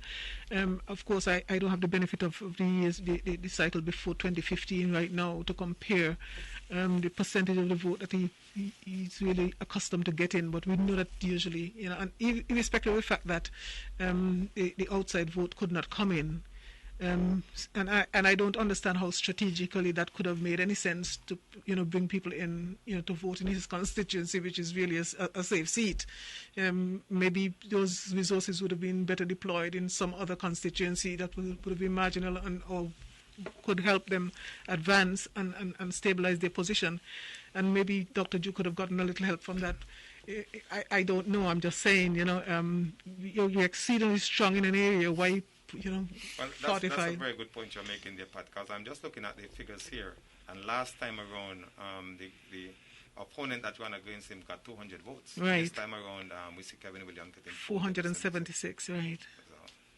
So that says a lot. Yeah, but the thing is, though, they had like 400 in that particular constituency. You had a voter increase by at least 400 votes. Is that to suggest that he did no work whatsoever in terms of increasing the number of, or sometimes people do take people for granted, though, and maybe those votes are the ones that went directly to the chap, and I keep forgetting his name, and I have to be Kevin Williams. Kevin, okay. It was a late thing for me to pick him up. So, in fact, also to mention, Pat, there has been a voter increase, an increase of votes in every single constituency, all 11. And in fact, if I can give you them very quickly, in polling district number 1, last time around in 2015, there was 5,036 voters. This time around, there was 6,002. In polling station number 2, there were 4,366 in 2015. This time around, there was 5,418. In polling station number 3, there was 2,946 last time around. This time, there is 4,078. In polling station number 4, 3,166 last time. This time, 3,400. Last time around, in polling station number 5, 3,107. This time, 3,124. Polling station number 6, 2015, 2,823. This time around, 3,205. Polling station number 7, 3,191 in 2015. In 2020, 3,722. Electoral districts we're talking about. Electoral districts, sorry. Yeah, that's correct. Thanks for the correction. Electoral district number 8, 2015, 5,753. This time around, 6,920. Electoral district number 9. Electoral district number 9, in 2015, 4,032. This time around, 6,497. Electoral district number 10, 2015, 1,393. This time, 1,774. And electoral district number 11, 3,584 in 2015, 2020, 4,005. So, a remarkable increase in all electoral districts. And which one had the highest? Was that in that 9, District 9? Did District 9 have the highest number? I think District 9, yes, that would have been. Let's just look at that quickly. District 9, yes. Yeah, so I think that is something that we'll have to, remedy sometime, before probably the next election. The disparity that we have between, the electoral districts. I can't see, though, because it has ballooned in that particular constituency, but I'm not seeing the benefits, because we have so many more registered, but people were just not participating. So are these mainly overseas voters? I don't know. I've not seen it, reflected in the participation this time around. It would be good if you could see the voter turnout. Do we have that information readily available to share with the general public as it relates to voter turnout? No? Yes? Yes and no, not readily available. We'll have to put that formula in there. But go on. But one of the interesting things that this has caused, that we have noticed here, Pat, could be the disparity that has caused much discussion in terms of the boundaries, and maybe this is being brought out here. Yes, definitely. The discussion has come up, and I don't understand. As I'm not in any political party, so I just don't understand how the machinery works. I just don't understand the thinking that goes behind it and who makes the decisions as to do what when. But if you were going to challenge and want to lift the injunction, I'm like, why wait until the last minute? Why? I don't understand the advantage that was gained by the opposition in trying to get the boundaries, realigned, because obviously it's far past time that it should have been realigned, in terms of getting a little equity here. Because if you have a constituency in Nevis, it's the biggest constituency actually. It has more people than any constituency in even St. Kitts that have 50,000 people as opposed to 15. How do we account for that? So at some point we're going to have to get serious about the realignment of these boundaries to truly reflect, fairness across the board. Okay, maybe in St. Kitts, maybe in St. Christopher 8, that one, in St. Christopher 8, that one is a little bigger, yes. But all the others seem to be, Okay, Pat, so you were asking about the percentage of voters turnout. Okay, in constituency number 1, for the results that we've had so far, we had a 25.57%. In constituency number 2, we have a 26.97%. In constituency number 3... Could we compare them to the last time at the same time? Yes or no? We have that information? No, I wouldn't have that okay. Already, but I can sure. do that after. Constituency number 3, 49.93, and just about 50%, interestingly enough. Constituency number 4, 66.18. 4. Oh, that's huge. Constituency number 5, 64.95. Constituency number 6, 63.81. Constituency number 7, 66.87. Constituency number 8, and again this is just from what we have so far, because they are not all finished yet, 14.59. And in Nevis, constituency number 9, 44.31. Constituency number 10, 49.66, and constituency number 11, 50.91. Okay, I missed the constituency number 8. Can I get that? I can just go back. 50.91.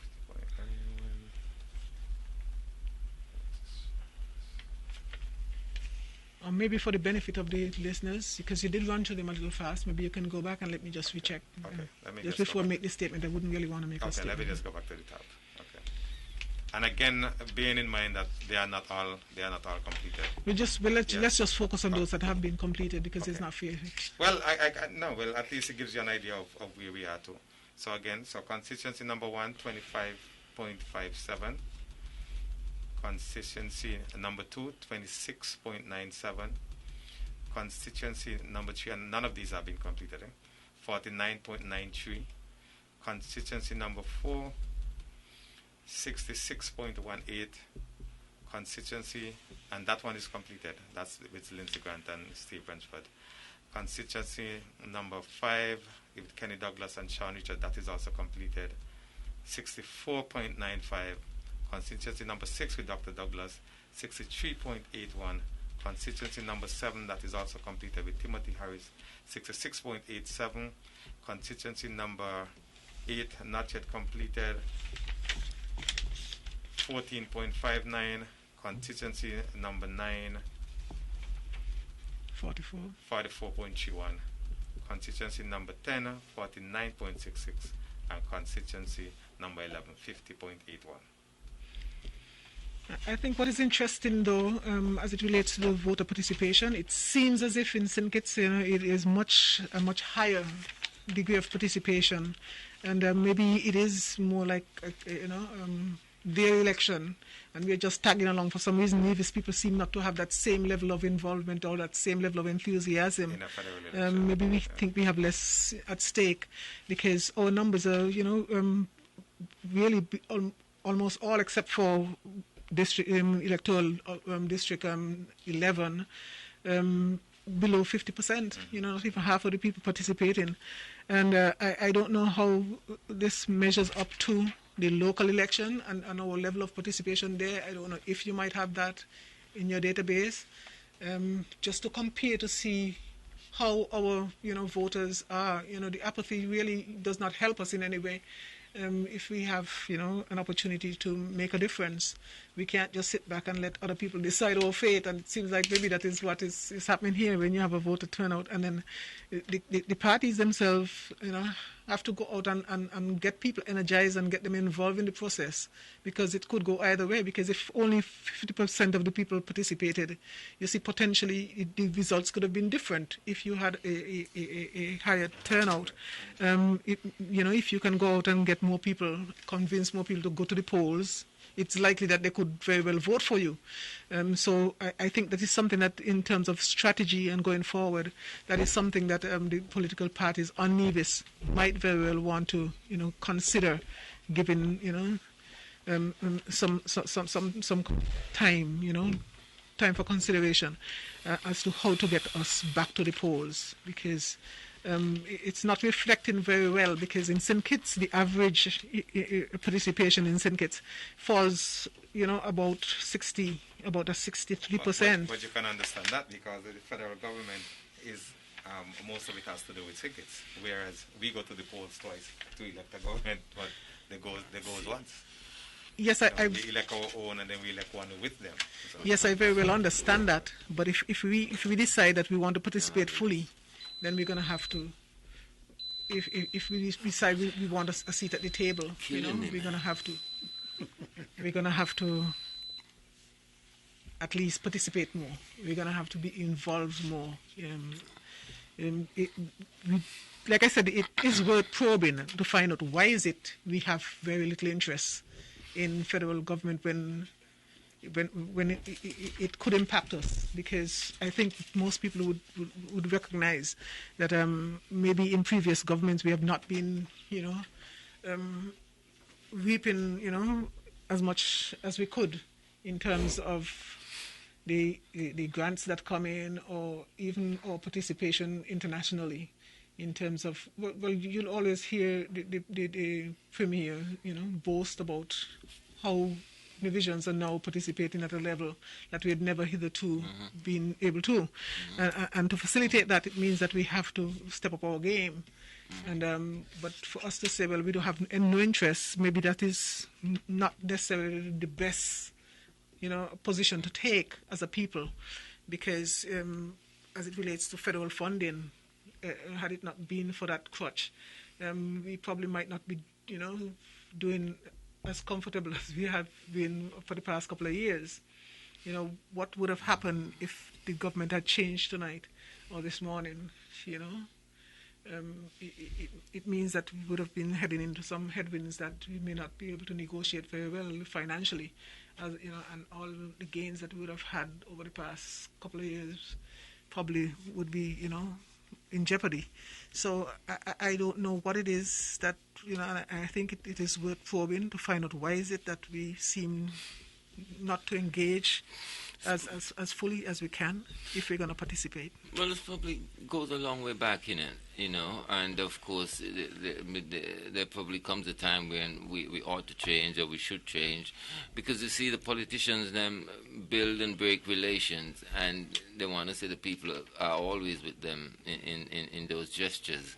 And I think what we're dealing with here, a sluggish participation in the federal election is almost part and parcel of a sluggish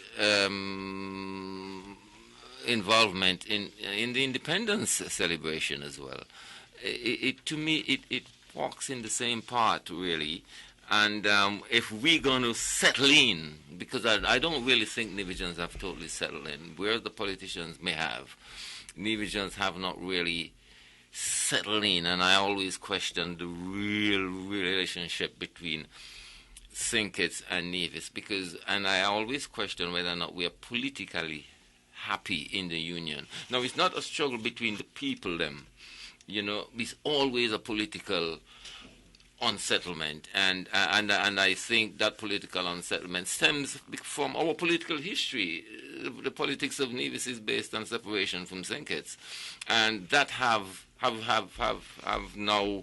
But that generation has gone, though. The generation have gone. Yeah, but look, I'm still here. No. And yet it was my dad's and that older generation, but it still poses the question in our mind, because people today would still tell me, who is my age and a little older, if we were separated, we would have been better off. So, these kind of things still linger, even though there's no absolute certainty about it, And as I say, our skepticism and lack of interest in the federal election, it's part and parcel of our lack of interest and lack of that celebratory mood when our independence come around. I mean, don't be ignorant about it.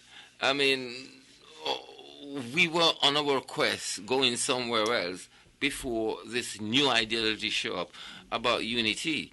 And of course, it's working, but it's always been said that you don't see how much money we're getting from things, and I hate to hear that. But it's a reality, though. But isn't it our money? No, I'm not trying to suggest it isn't, but we're not getting it before. Yeah, if we have that same claim, the claim has not changed.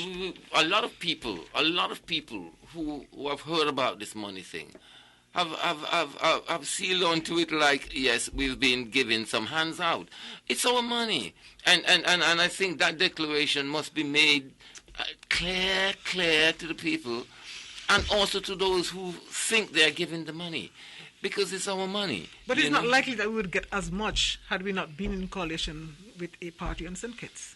Yeah, but that is true. But I don't like our contribution and the settlement of our soul, body, mind, and soul as Nivijans comes from the fact that we are getting money from St. Kitts, because that's what has always been said. We probably should feel better. From the union. We're getting our money. It's a federation. So really and truly, I think the politicians in Nevis have made a jump.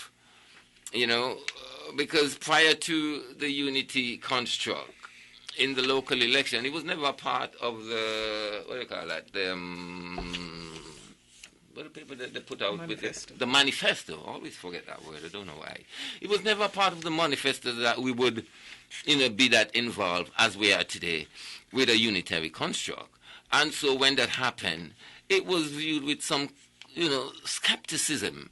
And it would take time for it to work its way into the heart, mind, body, and soul, and the psyche of the people of Nevis. It's happening. But I don't like when it tends to sound that way, like it's all about the money that we can get from it. No, if we're going to unite as a people, as a country, we are one. You know what I mean? And it's not about what we can get. What about what they can get from we? And we don't want to be dangling what they can get from us or what we can get from them. We don't want them kind of danglements like in front of our face. We need a genuine relationship where the benefit is going both ways and we can see ourselves as one. No, we are getting that from them. That is not a statement that reflects oneness. It seems to reflect that there is a forged relationship based on something else other than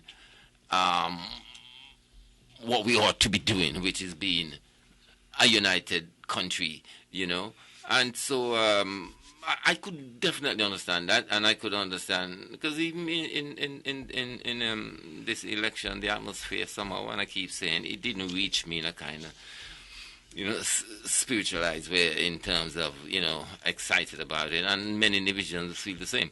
It's the politicians and them who will have to clear up all these misgivings and mishappenings, and really enough of it was introduced by them, so they have to clear it up because too much in the past it was all about pointing their fingers to things, and all of a sudden we don't point no fingers no more, and we are all in arms and bosom with each other. But it doesn't really work so in an absolute way so soon, so quick, so fast. Give it time, and the respect would come. And again, as we've been discussing before, it would be good. It would be good, a fine gesture to see a Nivision at the helm as Prime Minister. If this is going to be our way forward, and I think that would bring some resolution, something to the worried one. Election results.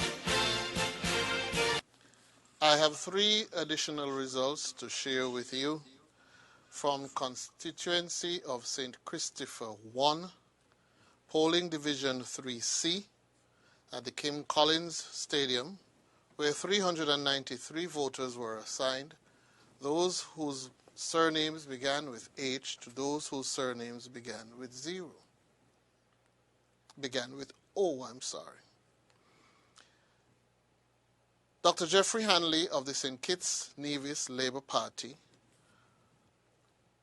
got 96 votes, 96 votes, and Ian Patches Lyward of the People's Action Movement received 86 votes. There was 1 spoilt ballot and 5 rejected ballots, for a total of 187 votes cast. For polling division 3D, where 381 persons were assigned, whose surnames began with P, to those whose surnames began with Z, Dr. Jeffrey Hanley of the St. Kitts Nevis Labour Party received 94 votes, 9-4. Ian Patches Lyward of the People's Action Movement received 104 votes, 1-0-4. There was 1 spoilt ballot, and there were 8 rejected ballots, for a total of 206 votes cast. And in constituency of St. Christopher 8, polling division 3A, Keon Primary School, where 444 persons were assigned, those whose surnames began with A to those whose surnames began with J. Dr. Terence Drew of the St. Kitts Nevis Labour Party received 105 votes, 1-0-5. Eugene Hamilton of the People's Action Movement received 186 votes, 186. There were no spoilt ballots. There were 3 rejected ballots, for a total of 294 votes cast. These are the results we have thus far, and it's back over to...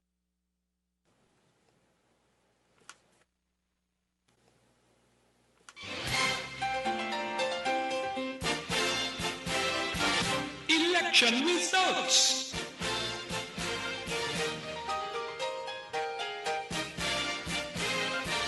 Election results.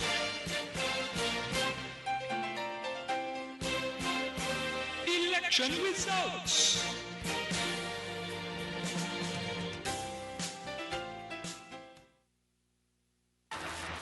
You're listening to Vaughn Radio from the Federation of St. Kitts Nevis. Yep, usually. If he loses, boy, I tell you.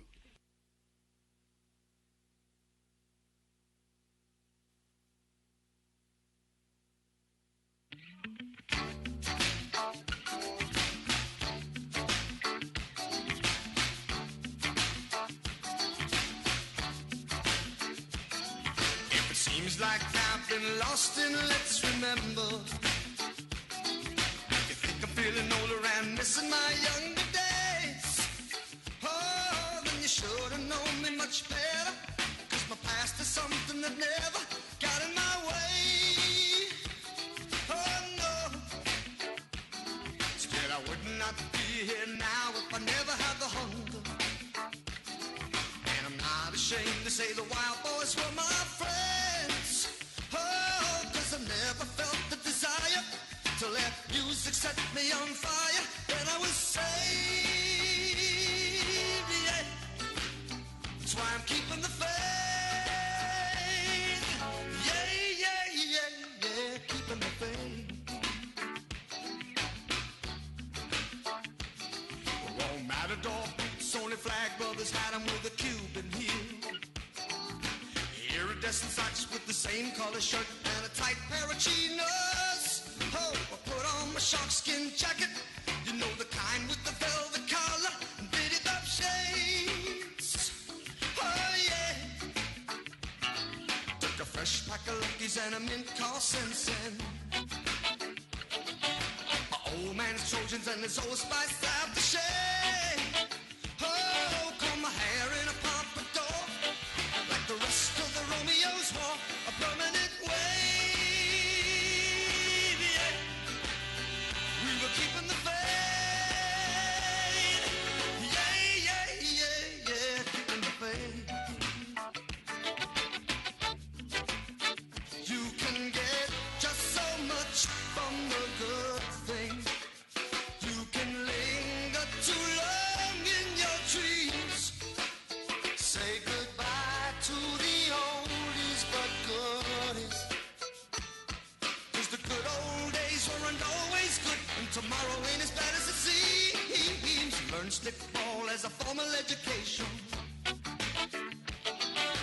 Lost a lot of fights, but it taught me how to lose okay. Oh, I heard about sex, but not enough. I found you could dance and still look tough anyway. Oh yes I did. I found that a man ain't just being macho.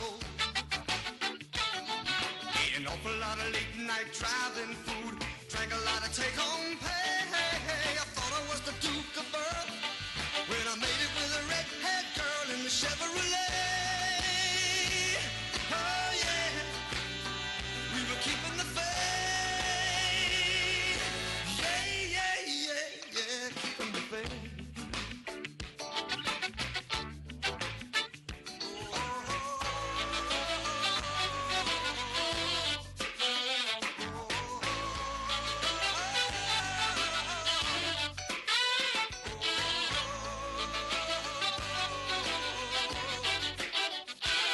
You know the good old days weren't always good.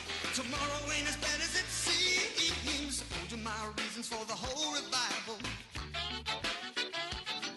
Now I'm going outside to have an ice cold beer in the shade. Oh, I'm gonna listen to my 45s. Ain't it wonderful to be alive when the rock and roll plays? Yeah, when the memories stay. I'm keeping the faith.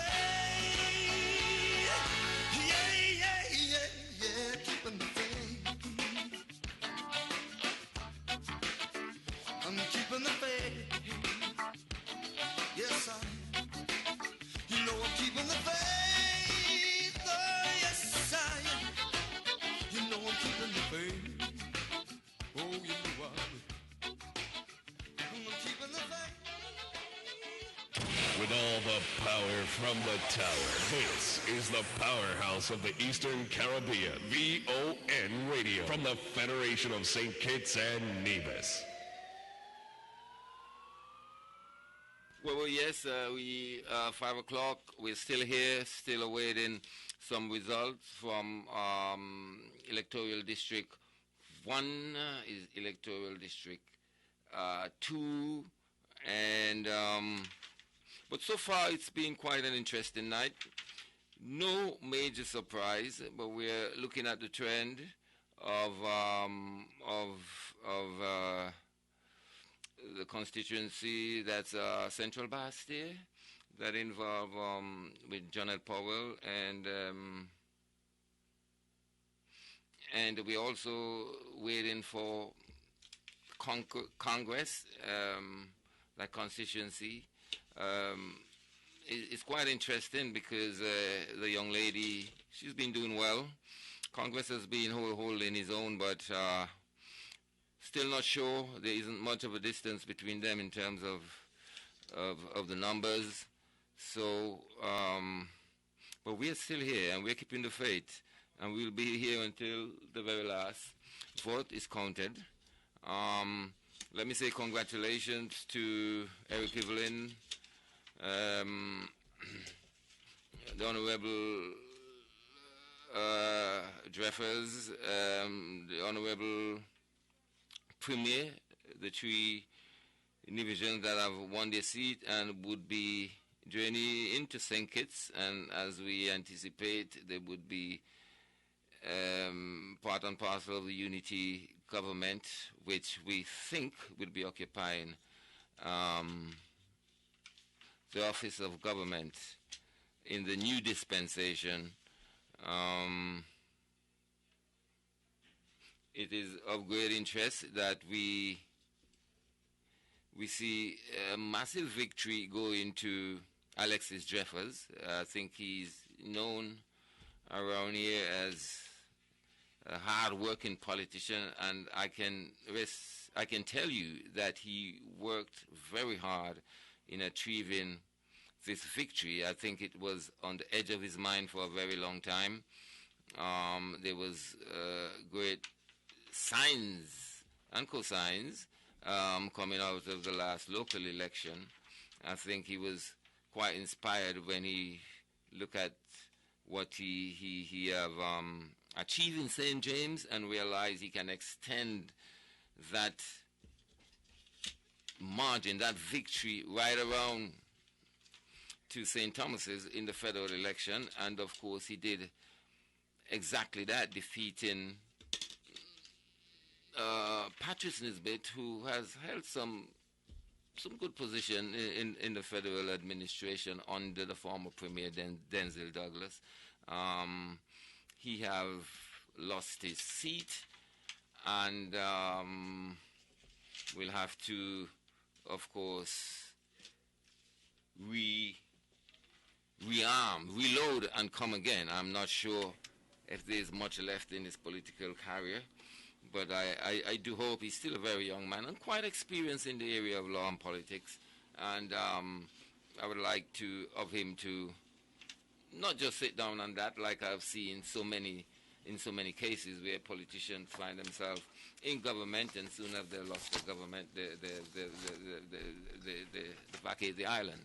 Yes, Naya. So let's say a very pleasant good morning to those who were just joining. Yes. Right, including myself, getting over here. But I just want to let folks know who might not have been with us all night, as far as the situation is concerned. We have decisions already for number 4. Grant is the winner in number 4. Lindsey Grant. Yes. He won that seat. That has been declared already. Number 5 has been declared already. Sean Richards has retained that seat, the incumbent. So number 5 has been declared. Number 6 has been declared. The Denzil Douglas, who has held that seat for a number of years. Number 7 has been declared already, and that's Dr. Harris, who of the PLP, who has held that seat, who was the incumbent there as well. And number 9, Nevis, has been declared. That's Brantley. He has been declared the winner. Number 10, in fact, that was the first one to be declared. Eric Evelyn, he is the winner being declared. The incumbent, or the person who held the seat last, was Amory, who is not contesting. He has retired from that seat. So we also had for number 10 and number 11.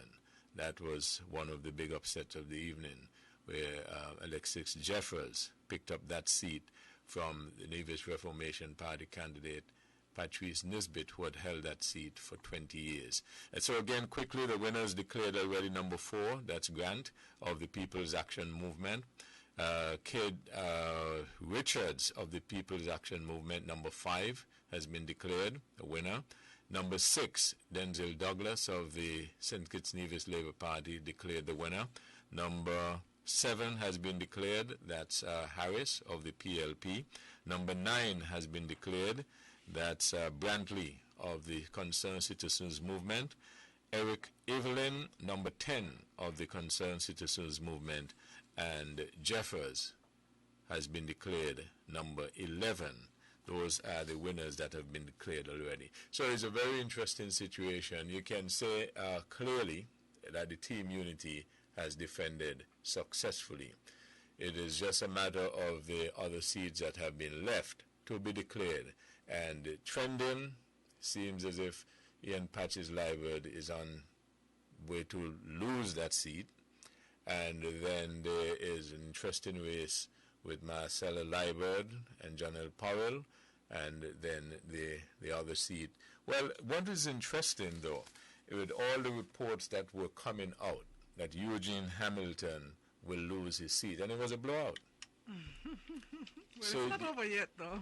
Well, I mean... But it's trending that way. But, well, you're right, Dr. Bartlett, because, you know, what happens is, in a lot of instances, when you do the analysis, sometimes you have to look at the numbers and look at where a person was expected to do very well, their stronghold, etc., etc. Because I remember last time, in a particular area, somebody was leading, and then in the Monkey Hill area, which, you know, and so on. So you're correct. But but I just was making the point, though, that when we were getting the reports coming in terms of who's going to likely to hold on, who's going to likely to lose, and you were getting people from both sides saying that Patches Liveard was vulnerable, and Hamilton was also vulnerable. Those were some of the reports we were getting. So just making that point. And then the one with Marcella Liveard and John L. Powell, that's also interesting. Economists, and because the reports that I was getting also is that number 3 was supposed to be safe for the Labour Party. But it doesn't seem as if it is that safe, though. Right. He has a challenge on his hand right there. You know, and sometimes I wonder when these results take this long. Most times it favors, you know, the person who is challenging. And put another way, sometimes when it takes a little long, there could be something fishy. Well, I don't want to entertain that. I don't want to introduce that into discussion, because obviously if something happens, you know, when we say something fishy, what I meant was, is there perhaps something that has already been decided, but somebody's asking for a check, or a double check, or something to that effect? That is what I meant. But that's the point. I agree with you. You know, usually the incumbent never seem as if they think that they should lose, and they continue to recount until the broad daylight, and it's not going to make any difference, and they might as well just give it up. And usually it's an indication that the incumbent, any time you have once it's a blowout, usually you would get them, you know, fast and furious. Yes. But once they have a challenge on their hand and they're likely to lose, they would ask for recounts until the cows get home. Another thing that I find is interesting. Maybe when I through this, and then maybe in another week or two, or sometime when we get together again, we can begin to perhaps assess in some way the impact that some of the heavy hitters do or do not have. Because every now and then you would hear, well, there are perhaps certain influential supporters that might go away from a candidate or support a candidate, and that can be the difference whether they win or lose. And sometimes you don't see it.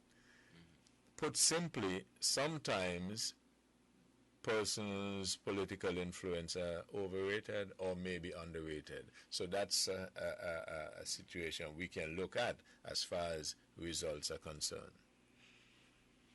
Yes. As I said, sometimes a little later when we can, dig inside the numbers, because that's where the difference is, inside the numbers. Yep.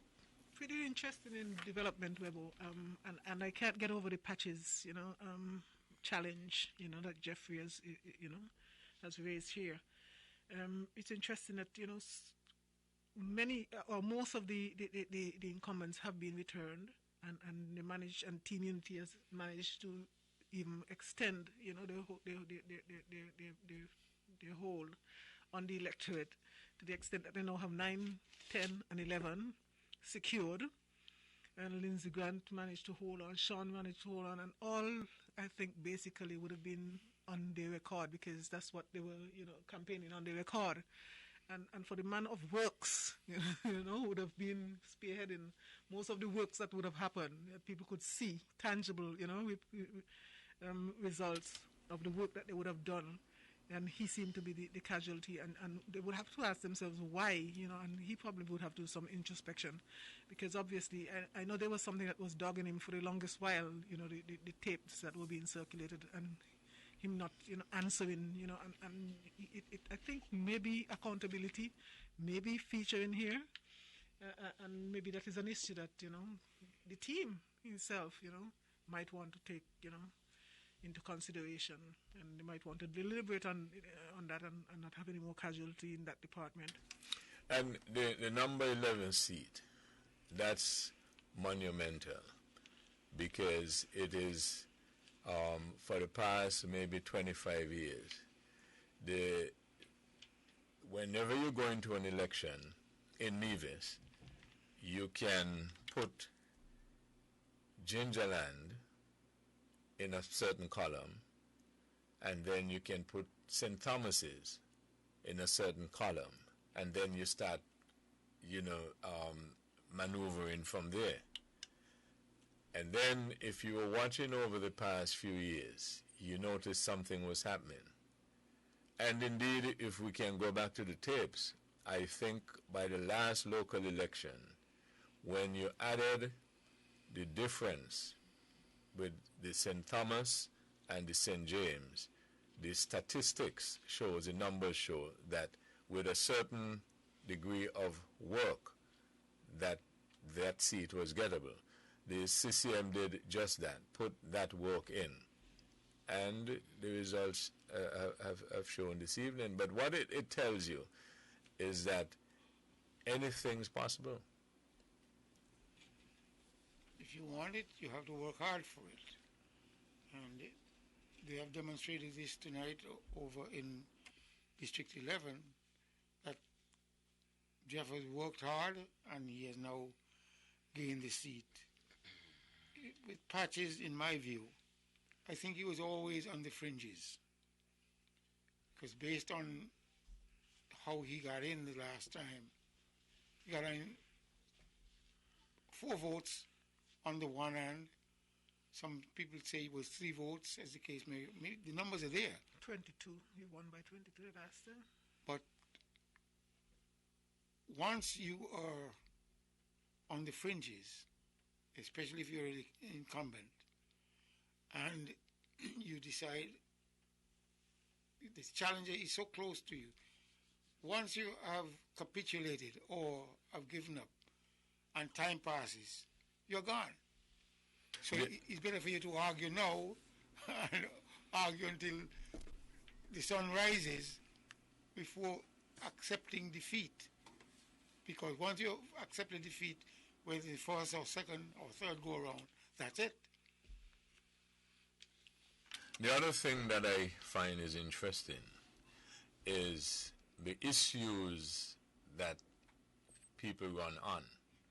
I think Dr. Bartlett had mentioned earlier that everybody who was running had a record of some sort, of either public service or actually in government. And if you were new and you were running on a record, you were hinged to the party's record that you're running on in part. And you look at the issues. Now, when you look at some of the highlights or some of the main issues that we're running on, does it not settle certain arguments? If you're running on certain issues and you lose, does it not suggest that the voters rejected your arguments on those issues and went for the argument of the winners? Well, that is obvious. I mean, I heard Akila Byron stating that Honorable Roberta Hector owns land in West Bastille,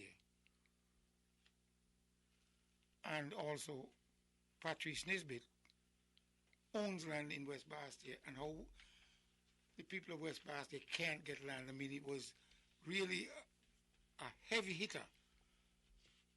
Roberta is coming from Nevis and has, in fact, acquired land in West Bastille. And how come people in West Bastille can't get land for themselves? But like I said, if you're able to put things together and you've got an impeccable record, it's not difficult for you to win the seat. But again, sometimes you've got popularity, you've got youth. All the dynamics would come to play. But it is rather interesting when I understood that the Honorable Sam Kanda and the Honorable Dwyer Astafan have more or less parted company with the Team Unity government simply because of whatever the issues were. And I said to some people, it wouldn't make a difference. I told them it wouldn't make a difference, and I said, in the first place, I believe that Sam Kanda, in my view, my analysis, may have reached to a certain plateau, but really never sounded prime ministerial, never looked prime ministerial, and as a result, he would never have ascended to the high chair of being prime minister. And the first argument was that he never made it. He got a nice position as the ambassador to the UN, but he decided to resign that position just to campaign against Team Unity and all the other members of the Team Unity construct who are vying for a seat or who were up for re-election. And it is really a terrible blow for two people of that magnitude to have actually attempted to support the Labour Party. Of course, they were part of it before, they left it, and now they're attempting to destroy Team Unity to go back to the Labour Party. It speaks volumes for you having that kind of stature and still can make an impact and to accomplish your objective. Well, some people make decisions based on principle, and if they took principled position, you can't fault them for that. The fact that what they said did not necessarily resonate with the voters is another issue. But I think this is multifaceted in terms of the loss that we're seeing and the grounds that the St. Kitts Nevis Labour Party might have lost. And it might not just be related to the cries that have been made on their part for good governance. Like I said, there are other issues, you know. So it is good that, and I think I personally respect people who can stand on principle. Well, that is the first and foremost acumen you should have if you're going to run for public office. You have to have certain principles. One of the main arguments or issues that the Nevis Reformation Party was putting to the voters in Nevis, not just this election, at least two elected for the second time around now, is that it was certainly not illegal, but unprincipled and unethical to put Mr. Brantley, Mr. Jeffers, and Mr. Evelyn into Bastille. The public did. So the public did not only legally, but debunk the ethical argument. Is that a fair point to make? I don't think it didn't make sense. What did not make sense? The argument? The argument. But what I'm saying is, does the outcome of, if you're making that case and the electorate put them there, is it a good case to make that the electorate says, we want them there? Obviously.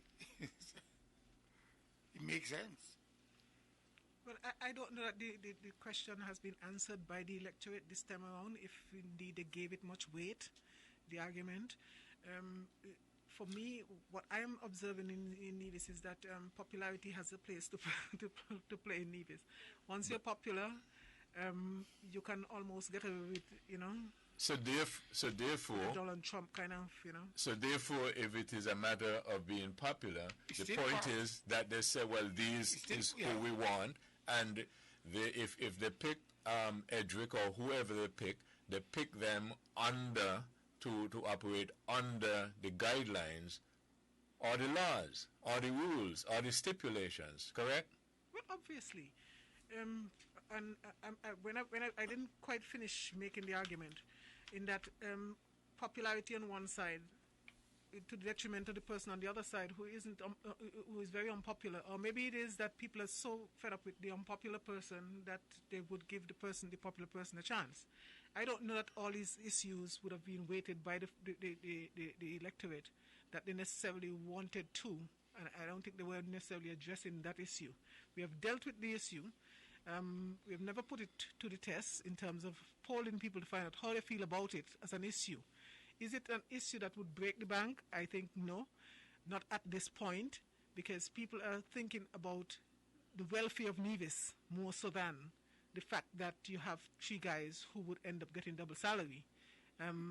People were willing to compromise on that, the way I see it. So the question is not necessarily settled. It's not like Nevisians would accept it if they had much of a choice. But it was a competition between, the proponents, as Stanley would say, and the opponents. And obviously, it's no secret, we're just looking at what the returns were, that LRP has lost ground all around. The St. Kitts Nevis Labour Party, apart from Jeffrey Hanley, seem to have lost ground as well. People, they're just not popular at this point in time. What their sins are, I guess we can, in times to come, we'll be able to unearth what it is. Why is it that they were rejected by the populace, or the electorate for the most part this time around? I think Nevisians, weighing the advantages of being involved in a coalition government in Bastille and what we have seen for the past couple of years in terms of development, we had not hitherto seen. And I think that they're willing to put their mask on, and whatever stench is associated with the double salary, you can take that, I don't think, I never bought that argument, and I never thought that there was any stench there. Yeah, but I've heard it. People out there, you'll hear it. The politicians, as opponents, felt it was an argument or an issue that had some weight. And I kept saying, from the time these fellows get that couple of cents being begged off so rapidly and so quickly, they don't really benefit from it. And in my view, Stanley, how did you assess that? simply because I know how much they have to give to people when they come a begging. But they're not the only ones who people would beg. If no. We're not talking about who people beg. We're talking about the people who are getting the double salaries, and in short order, people, anything they got in terms of a bother or a concern, they would run to them. I need this. Give me this. Give me that. And in short order, that money is finished. Yeah, but that's not the point I was making, though. Well, I was just trying to... point... Okay, go ahead. Well, we have belabored that point, and therefore... That is why... You think they'll come back with it? They'll never come back with this double salary thing. Go ahead, Rebel. Okay, go ahead. I'm just saying to you, I never bought that argument about the double salary because I know how much these fellas give. And they must give. They have to give. If they don't give, they don't get the vote. So what happened to Dr. Harris on the other end? Hello? You're making the assertion that people on Nevis are begging more than people in St. Kitts? No, not necessarily. So why is it that a politician in Nevis has to give out more than a politician in St. Kitts, you think? I didn't say... Okay, with respect, let me go back again to the point that I was making. I was making a different point to what you've been making all night, right? Then to rehash the same thing again. I'm saying that you have a situation whereby, or maybe I can just use a parallel and not use that. If Edric and I are in a particular contest, and Edric makes 6 points for the reasons why you should not pick Webber,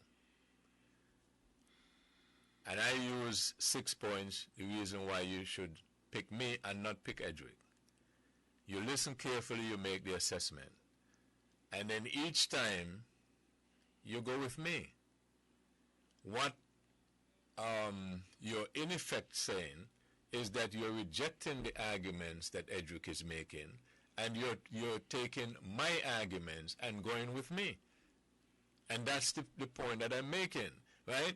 And if you're going to continue each time you go and you bring those same points as to why Edric bring the same points as why you should reject me, and you keep electing me all the time, then maybe you need to reassess. Must.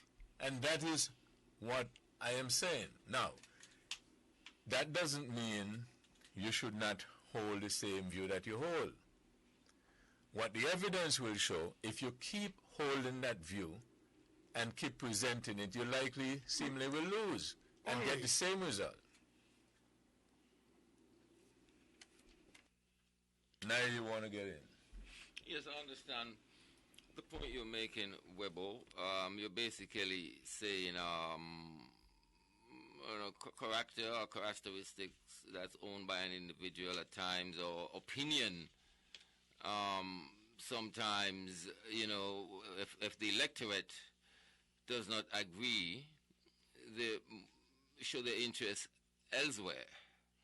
And of course, would that way seem like an approval of what they're on about. You're siding with them. Now, if this is a reoccurring situation, then it will be ludicrous for those who have made that decision to go with you and not with the other side. Right. Let's take another example, like President Trump, right? They brought up a lot of stuff in reference to his character and his behavior. Yeah. Right? And every time you keep bringing it, his polls don't change. It's either you keep bringing them up, or you tell yourself the electorate don't seem to care about that.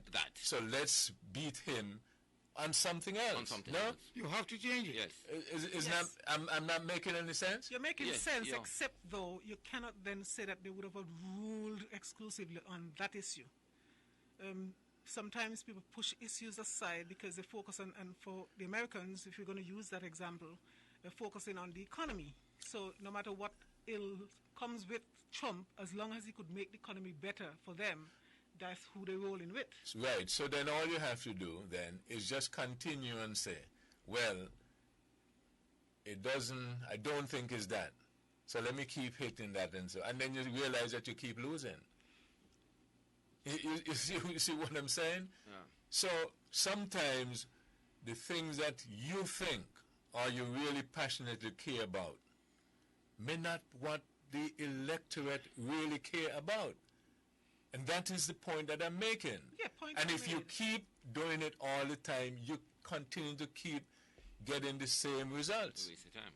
Yes, I agree with you, except that we have to maintain that caveat there, that, they have not yet, the issue, the critical issue may not have been the double salary. So to spend a lot of time on the double salary, was to the detriment of the NRP, instead of focusing on other things. And to me, Webo, I spoke of the double salary, but it wasn't something. It's a political issue, but it wasn't for and against, because one party seems like they have no interest in it. They have other candidates. I spoke of the issue as something that exists between the people and the politician. Doesn't matter what side they're on, and if there's a concern, it's a concern of the people about the politician. Not politician against politician, because they would always play it off saying this used to do it and that used to do it. To me, it's a people concern, more than a politician against another politician, because... But that's what politics is, I wasn't promoting that at all. It's to raise the consciousness of the people, and for them to realize that the issue involves them and those politicians, which sometimes find themselves getting a lot more than we think they ought to have. Which is what I characterize this as being, akin to the kitchen. This is what I call kitchen politics. The pot calling the kettle black, but they're both black. We need to change, and if we're going to change the issues, we're going to debate the issues and ask for change. But that's what happened. So you raising the question, and people ought not to take it personally, and that is what happens. You run the risk of being alienated because people take these things personally. But it's an issue that you have to address. At some point, you'll have to address it as a good governance issue. Oh yeah. So let me tell you the way you address that. And let me use cricket. If you don't like the rules, you don't start playing the game, and then while you're playing the game, you try to change the rules. If you don't like the rules, what is in the Constitution, until then, when you go to operate, you have to follow those rules. Or else, you say, well, let's change those rules, right? And the rules having been changed, then we go and play. And then what you will find, that the same people with the new rules might still win. Because you ought to be smart and understand that whether you like something or you don't like something, it is fine. But once you have the settled rules and guidelines, that is what you must follow. Whether you in your view you think is a good idea, because you will always find that. And how many of us, maybe all of us, operate sometimes with guidelines or rules that we don't particularly like, but we understand the structure of life. That not everything, the way it is written or structured, we would like, but we participate nonetheless. But that's why we elect representatives, though, to change those rules. They need to hear from the people what they need. And that is what I don't find. But there is a procedure to change them. Yeah, but we're not finding that they're adopting the, No, the procedure to change them is to change the rules and then play. No. The electorate not in a position to call changes as it is now.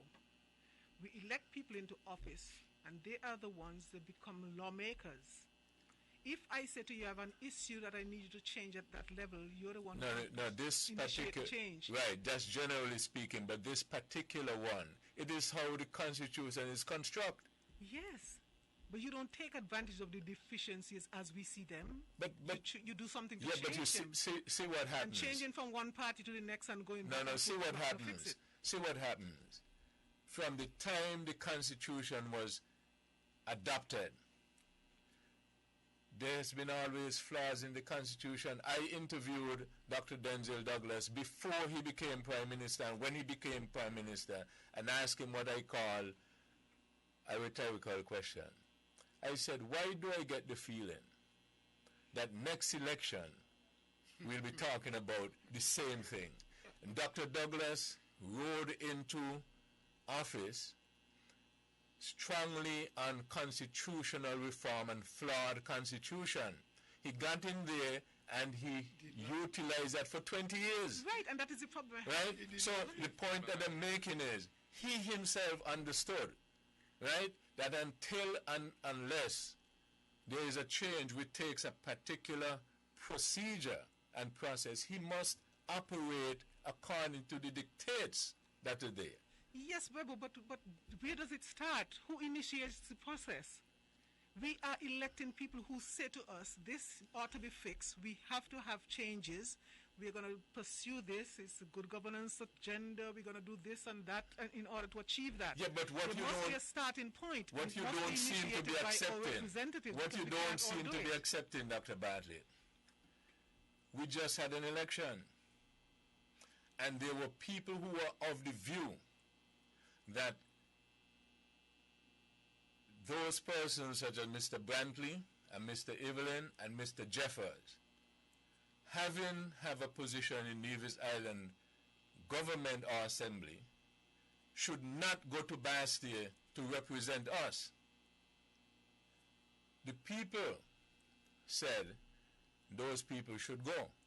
Now, those people are not in favor, are not in view of the view that you have. How do you know that, Webo? How do you know that? Because they're not. I could have very well voted to send him to St. When I said those persons, I don't necessarily agree with the fact that he ought to. No, when I said those persons, I mean Mr. Brantley, Mr. Jeffers, and Mr. Evelyn.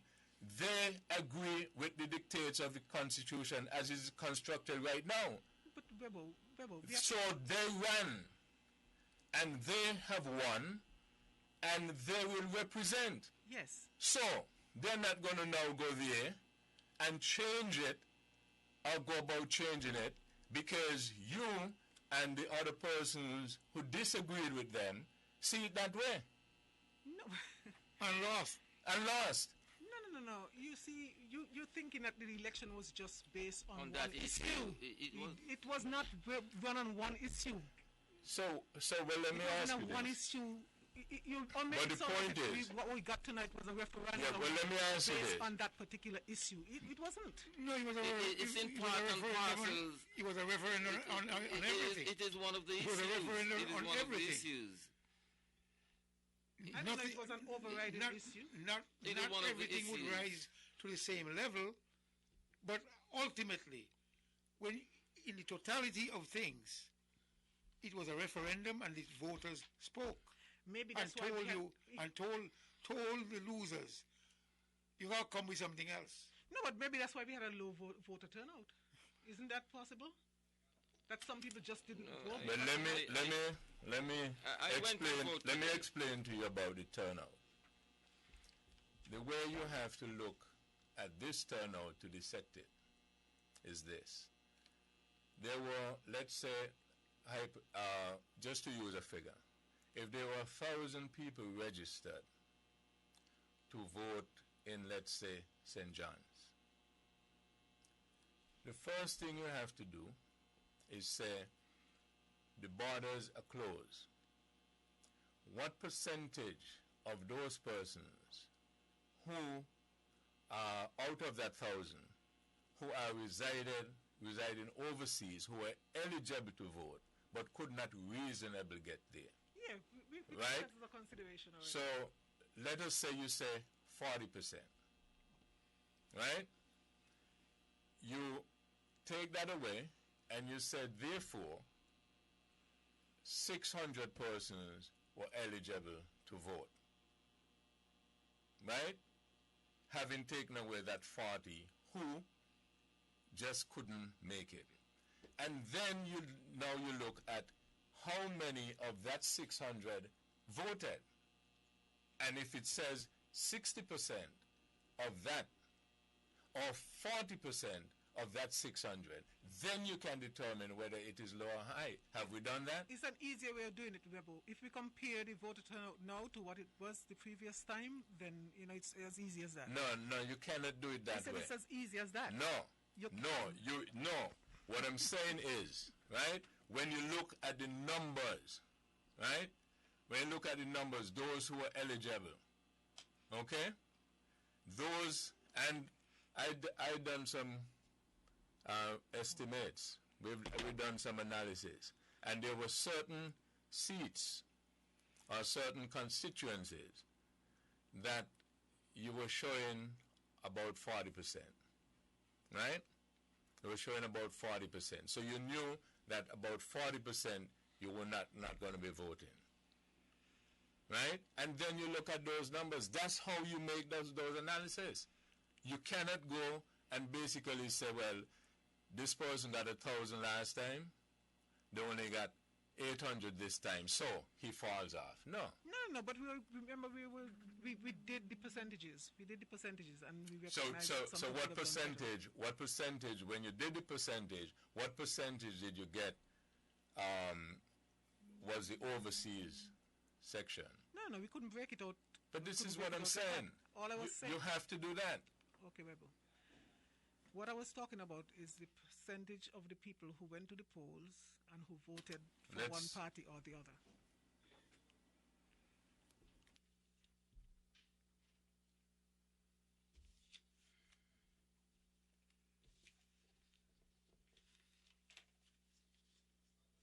From Queen City, Nevis, this is the powerhouse of the Eastern Caribbean, Vaughn Radio.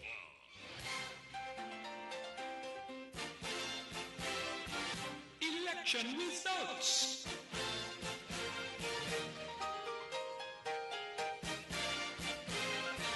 Election results.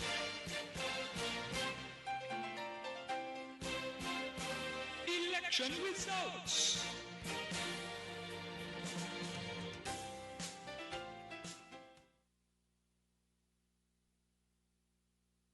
I have the final results for constituency of St. Christopher 3, where the candidates were Conris Maynard of the St. Kitts Nevis Labour Party and Akila Byron Nisbet of the People's Labour Party. In polling division 6A at the Brunty Welsh School, where 399 voters were assigned, those whose surnames began with A to those whose surnames began with J. Conris Maynard of the St. Kitts Nevis Labour Party received 91 votes, 9-1. Akila Byron Nisbet of the People's Labour Party received 195 votes, 195. There were no spoiled ballots, and there were 2 rejected ballots, for a total of 288 ballots cast. And in the final box, box 6B, also at the Brunty Welsh School, where 403 voters were assigned, those whose surnames started with K to those whose surnames started with Y. Conris Maynard of the St. Kitts Nevis Labour Party received 121 votes, that's 121 votes. Akila Byron Nisbet of the People's Labour Party received 164 votes, 164. There were no spoiled ballots. There were 2 rejected ballots for a total of 287 votes cast. Therefore, for constituency of St. Christopher 3, where there were 4,078 voters assigned, Conris Maynard of the St. Kitts Nevis Labour Party received 1,253 votes, 1,253. Akila Byron Nisbet of the People's Labour Party received 1,3 342 votes, 1342. There were no spoiled ballots. There were 20 rejected ballots for a total votes cast of 2,615. Therefore, the member elected for the constituency of St. Christopher III is Akila Byron Nisbet of the People's Labour Party. Further results, constituency number 2, box 2B at Skelec. Candidates were Marcella Liebert of the St. Kitts Nevis Labour Party and Jonelle Powell of the People's Action Movement. At that box, Marcella Liebert of the St. Kitts Nevis Labour Party received 92 ballots, 9-2. Jonelle Powell of People's Action Movement received 115, 115. There were no spoiled, no rejected ballots for a total of 207 votes cast. At 5A, Clarence Fitzroy College, where 286 voters were assigned whose names began with A, to those whose last name began with L. Marcella Liebert of the St. Kitts Nevis Labour Party received 63 votes, 6-3. Jonelle Powell of the People's Action Movement received 99 votes. There were no spoiled ballots. There were 3 rejected ballots for a total of 165 votes cast. In constituency of St. Christopher II, polling division 6 at the former CPU building, there were 408 voters assigned. Marcella Liebert of the St. Kitts Nevis Labour Party received 118 votes. Jonelle Powell of People's Action Movement received 84 votes. There were no spoiled ballots. There were no rejected ballots for a total of 202 votes cast. In constituency 1, St. Christopher 1, polling division 3F, 372 voters were assigned, those whose last name began with L to those whose last name began with Z. Dr. Jeffrey Hanley of the St. Kitts Nevis Labour Party received 84 votes, 8-4. Ian Patches Liebert of PAM received, People's Action Movement received 67 votes. There were no spoiled ballots, but there were 14 rejected ballots for a total of 165 votes cast. And in St. Christopher 8, polling division 3B, Keon Primary School, where 384 voters were assigned, those whose last name began with K, to those whose last name began with Z. Dr. Terence Drew of the St. Kitts Nevis Labour Party received 73 votes. Eugene Hamilton of the People's Action Movement received 134 votes. There was 1 spoiled ballot for a total of 207 votes cast. And that has been the report thus far, and back to Master Control.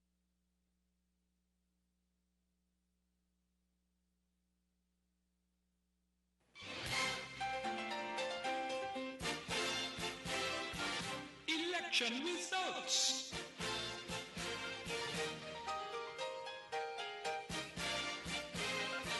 Election results.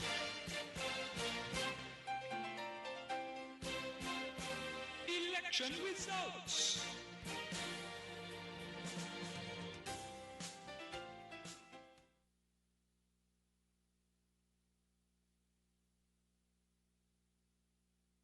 From Queen City, Nevis, this is the powerhouse of the Eastern Caribbean, Vaughn Radio. Now we are back. Someone sent me.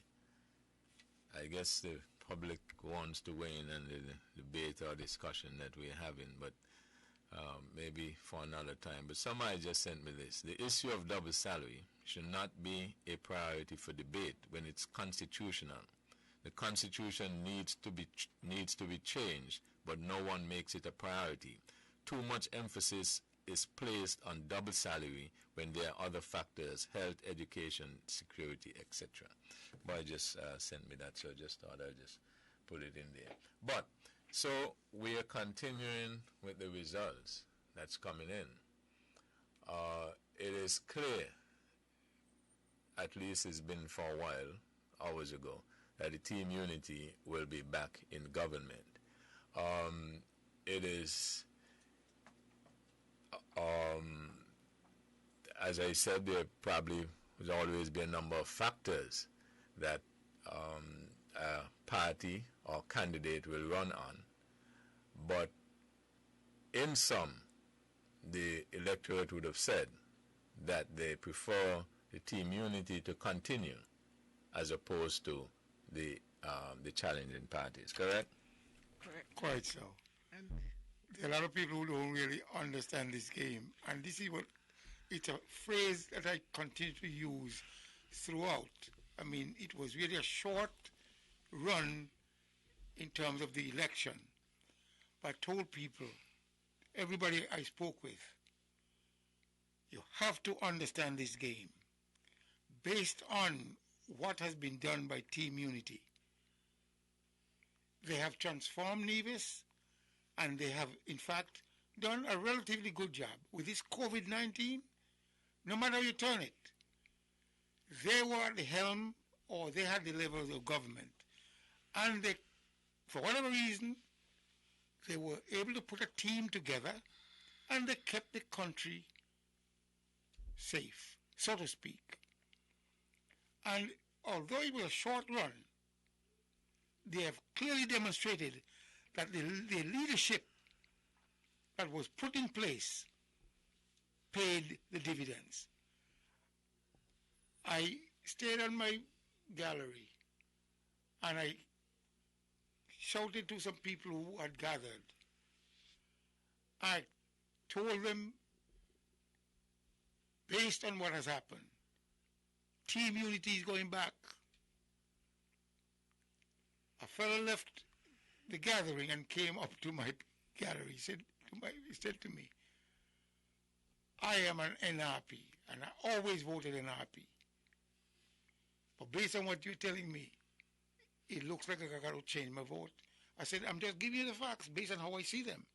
And you have to understand the game. Well, he left and went back to the party. I got a call later and told me there were some big players at the party. And when I yelled out again to them, they said, come and join the conversation. I said, no, I'm not coming, but just listen to what I got to tell Aya. Team Unity deserves another term based on what I see, based on what I know. And some of you who don't understand the game, maybe I should walk with our mouth shut. Because I don't know to whom that statement is directed. No, We're just I'm trying to analyze what's going on as it relates to the elections. I don't know why you want to get personal. No, I didn't. No, I didn't. I don't get think personal. that anyone was here, and let me just take this opportunity to congratulate Akila Byron Nisbet. I think she has done well. She has made me proud, and I think by extension she has made women proud. And I'm so proud of her achievement. I know she has been working hard based on the feedback I've been getting and her involvement, and I tip my hat off to you. Well, I don't wear a hat, but my best wishes I would like to extend to Akila Byron. She has represented well, she has spoken well, and I'm in your corner, girl. I think she's a trailblazer for women in this century. For too long, we've just been having, just a little dribble here and there, and it's difficult for women to break through, and it is good to see that she broke through this evening. It's not easy. It's not easy, especially in an area that apparently was a labor stronghold. And for somebody, to come on the scene for the first time, this is her first one? Yeah, first one. Yeah. And to do that, because I think the last time was that Tim, the ambassador. The ambassador. The ambassador lost, and he was and he was Labour guy. So it's good to see, that she was able to come back and do so well. And I'm so proud of her, and my commendations to her. Well, I say congratulations too. And I said the two parties, they went flat out in this election. But the results are clear. The results are here. Congratulations, Akila Byron Nesbitt. I had the privilege of meeting her at a gathering in St. Kitts, her and her husband, a few years ago. Congratulations again.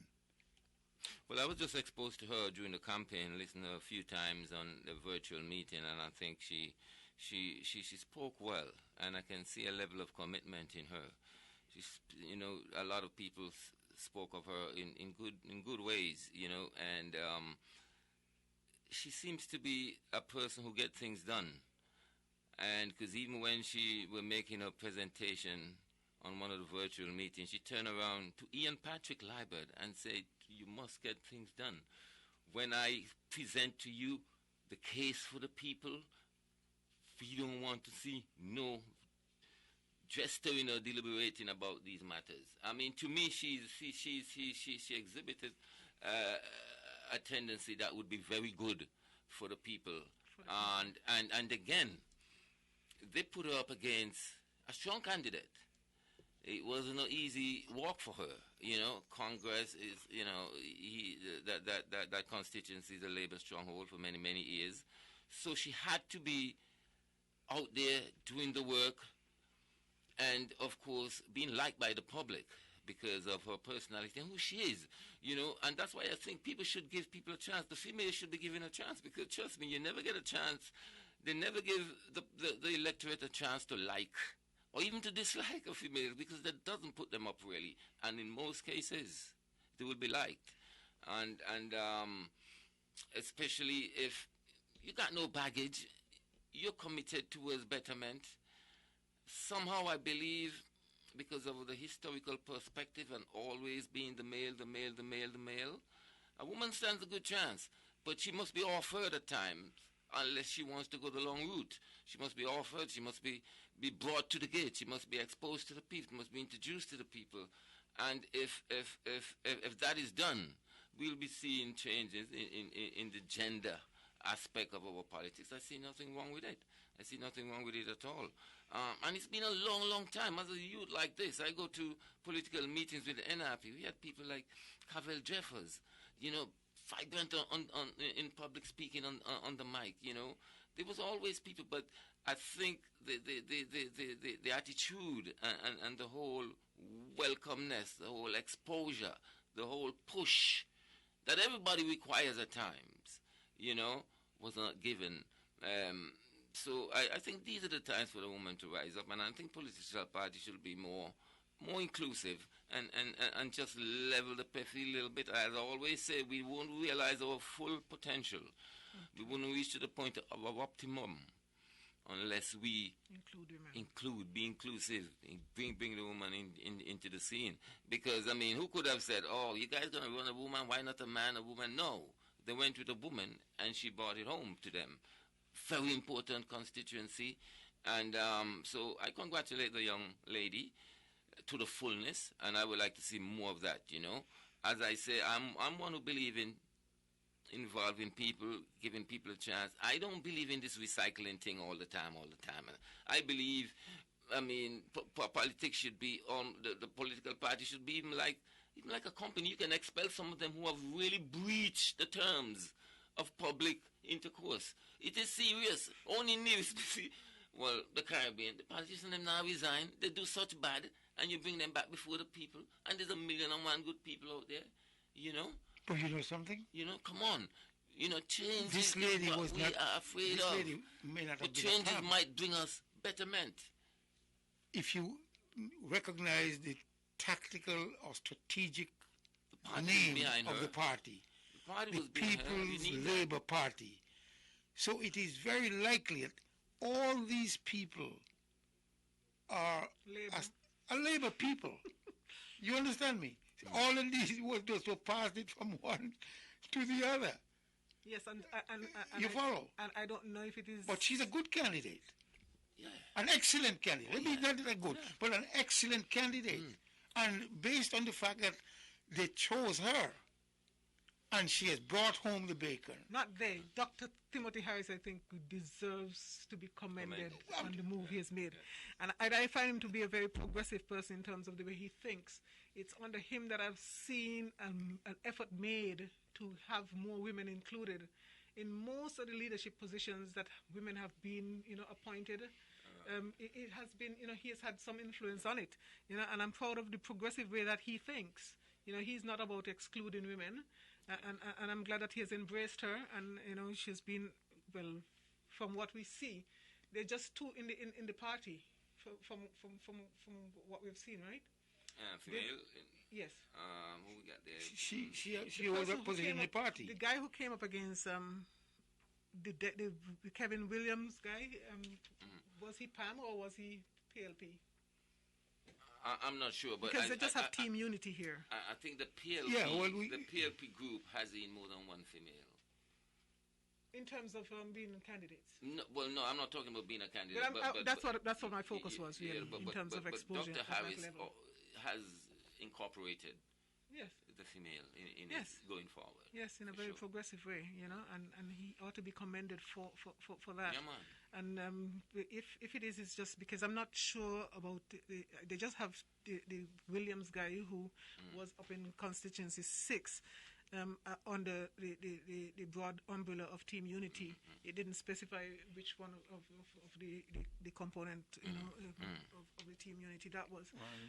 So I'm not even sure if it was just a two member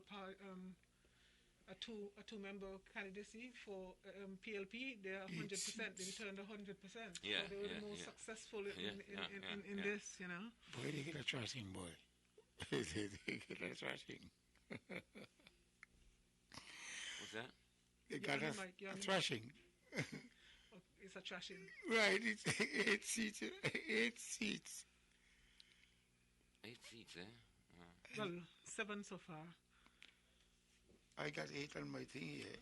We have 1, 2, 3, 4, 5, 6, 7 so far. Eric Evelyn, Timothy Harris, Sean Richards, Lindsey Grant, who is he? Jeffers, John L. Powell. No, that's not declared yet. Brantley. Was it? But based on the numbers here. No, but it's not declared. It's not declared, but this fellow just kick up there with some. Yeah, but look at how it was going before with Convis and. Public decide, man. Look at how close it was with between Convis and up until the 4th box. Actually. And then after that, she just exploded and just left him behind. Yeah. That was a good race. It was tactical race, as you would say, Mr. Castelli. Yes, I mean, to be honest, I have nothing against women. Don't misunderstand me. I said it here on this program.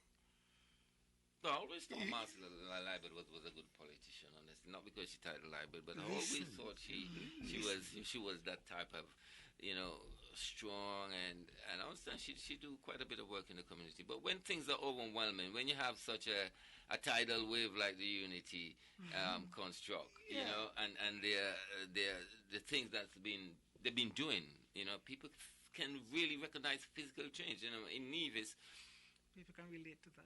They say there is change, but a lot of people can't see. I suppose maybe there's a change in the betterment of some people, but I go to St. Kitts, I look around, mate, and it's like, what's going on, man? This place is like transformed, and in the last 5 years, it's been happening on Dougie big time. Dougie have done it, and they continue with the program. But, yeah, man, congratulations to the sister, man, yeah, this is a new wave. So happy. I think happy this for is that, demonstrating it's a new wave of thinking. Congress and them, and I got nothing against anybody, but I think in a competition, I mean, human beings, man, and it's not time to talk about man, and you guys are, yeah, because we had an opportunity. You know? We had an opportunity in Nevis to insert a few women, and we They didn't do have. that. Yeah, I think They should have. They But should you know have. what I realized? Because they had nothing to lose. There's a lot of really. playmates going around. There's nothing to lose. Right, they had nothing to lose. There's a lot to gain. Yes. But the politicians that we have decided to go contrary to what the wave is suggesting, because in these modern day, that's the trend that is happening worldwide now. Oh, globally. Women are being elevated to the highest level, and we saw that South demonstrated during this places. during the Senegal. COVID. There's mostly women in the parliaments. Yes. Yes. Even in Cuba. Even in Cuba. I realize it. As much as you all try to, Even in really Cuba. right? Equality, man, Yeah, there's much to be gained. Continuation of a tradition of implication. It doesn't work. It doesn't work. Yeah. And so, I guess we got a lot of work to do here in Nevis, in the region, more incorporation. Yeah, here in Nevis, the political scene is desirous of people, I believe. You guys box NRP so hard again. I thought they would have been there to box after the box to get in 2000 in the last local and federal election. Yeah, but you see the wave. The wave is there has seemed to be an overwhelming rejection of the Syndicates Labour Party, and NRP was going to be a casualty of that. Oh yes. Just by association. By association. And, as I said, that association. I think former Prime Minister Douglas have hurt his own party in a serious way. In a serious way. I think a lot of the things that happened, I mean, you could imagine Dr. Douglas is talking about vote of no confidence.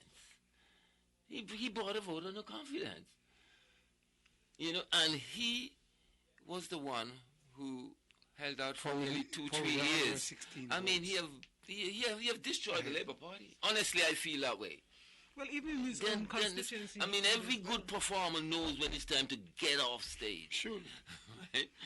And he's on stage, and he's making the other performances look bad, and making it difficult for them to have a future. I can't believe Marcella Liebert could have lost her seat. I could tell you, I like to hear that. Strong woman. I like to hear him talk. He's just a fine speaker. You understand? But he's a joke, huh? The time comes. It's not his time now, and it won't be his time, really. It won't be his all time soldiers. Well, obviously he's losing support because he has gone from a position that he was getting 91% of the vote to tonight just down to 77% of the vote. Yeah, he has lost like almost 20%, They've done bad to the Labour Party, certainly. Yep, so I guess there would be a group after this. I'm hoping that we would get to the count, or it's after 6. And usually it's the incumbent. Anytime the incumbent is losing, usually they don't want to give up, and you have all these recounts. So which one do you think is causing a problem now? It's Marcella. Well, if I were to bet, I would bet that Patches is losing, and I would bet that Marcella, and I would bet he's big time. I would bet that they are holding out. Well, Convis has already. There is no hope for Patches. Patches is way off. Yes. Sadly so. Yeah. Because I thought he was a hard worker. Well, he's a hard worker, but he's giving up half of his salary, according to him. There were things that came out. He marked it all over Syndicates. To me, I go down there in the development. You got negative things being thrown all over about you. Boy, you got to be able to counteract them. And if you're not able to counteract them, they will be your archers. They would haunt you. Yeah. They would haunt you. And let me tell you something, I talking about this double salary thing now go away, It ain't going nowhere. Well, keep beating a dead horse. Well, it's not me it's going to beat, it's going to be a concern. No, it's a dead horse. Because I know everybody's it's constitutional. We know it's constitutional. I would say if you find just because it's constitutional, and you feel like you have a right to it. Hey. Well, you also have you can simply make a public declaration and commit yourself to something. If the politicians... One wouldn't say give it all away, but use a public figure, make a public, about to the hospital, to elsewhere. What is the problem with that? But they give. But they give to private and their friends and whoever. They give. You can't afford to do that with public funds. I don't think that is the argument. If they weren't giving... people would actually understand it's a principle thing, and follow through. It would never go away. And vote according to what you're trying to influence them. No, look, Mr. Meehan. I'm saying to you. You know I vote for? But they give it away. You think because I'm on about this double salary, I'm not going to go and vote for whatever the guy name over Patrick?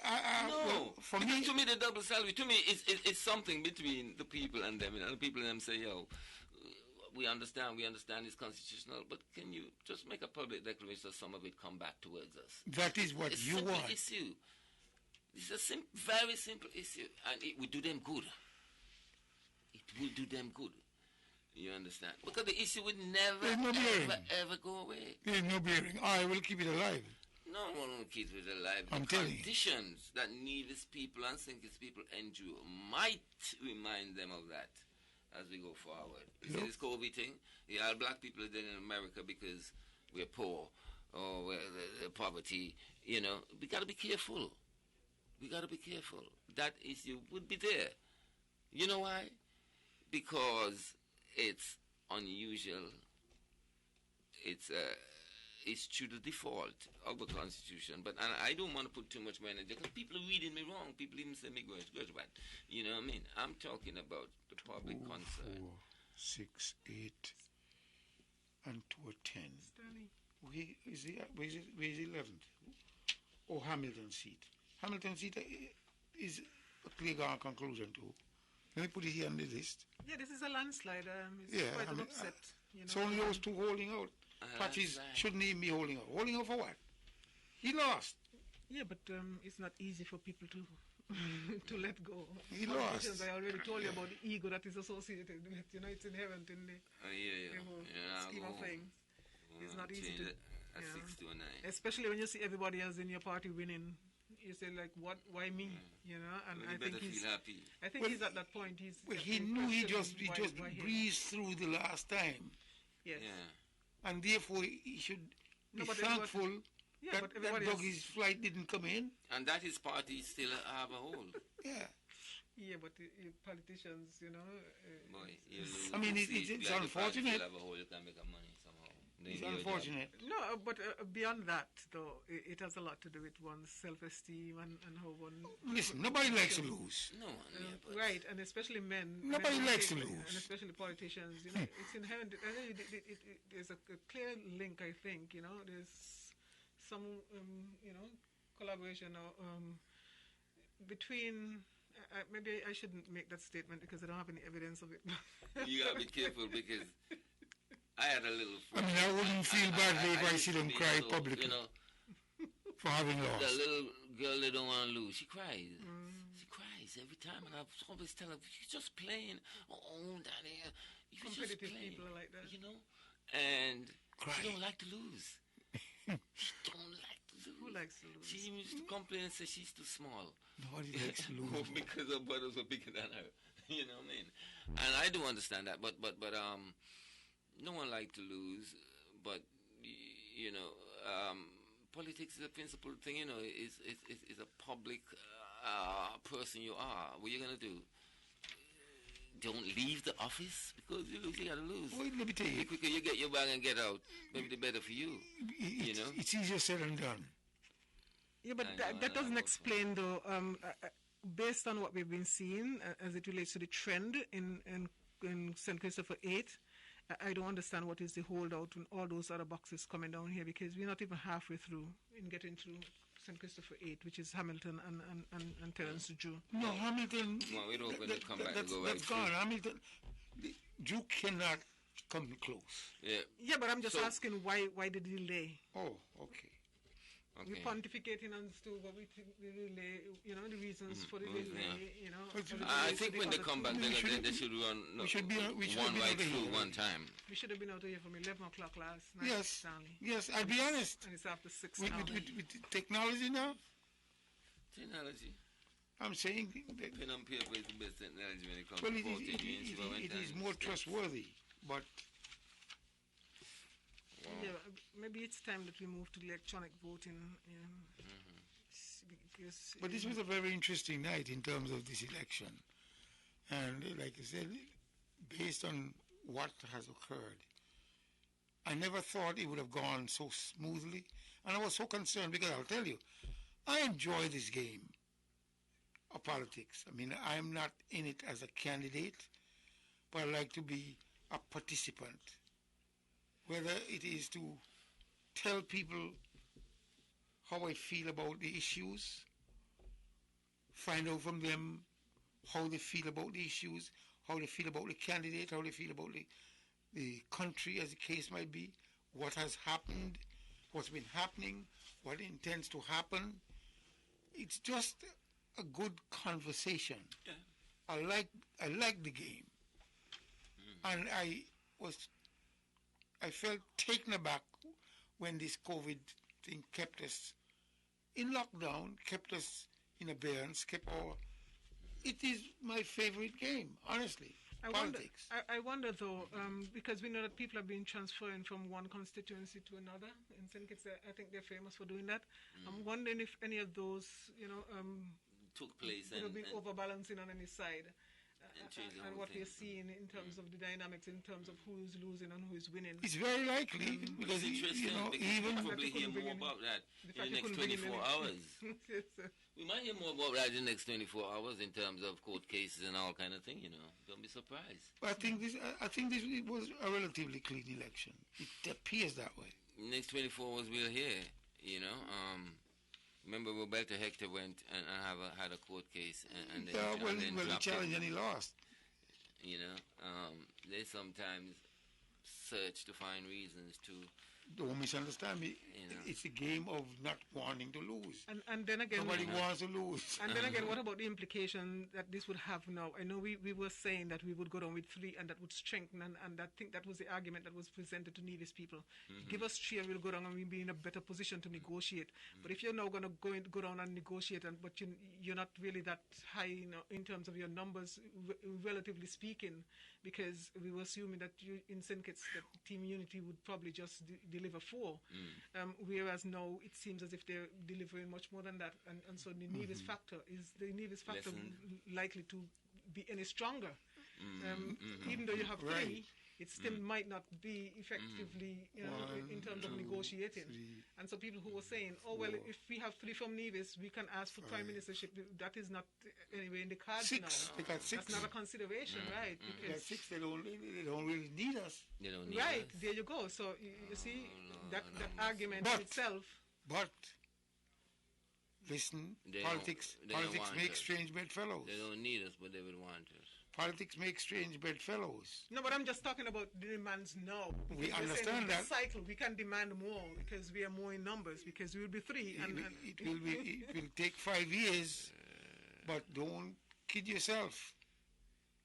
The word demand shows you that we're not really together. The Labour Party that would be in isolation for the next 5 years would be beckoning, and they'd be looking around because the NRP is terribly wounded.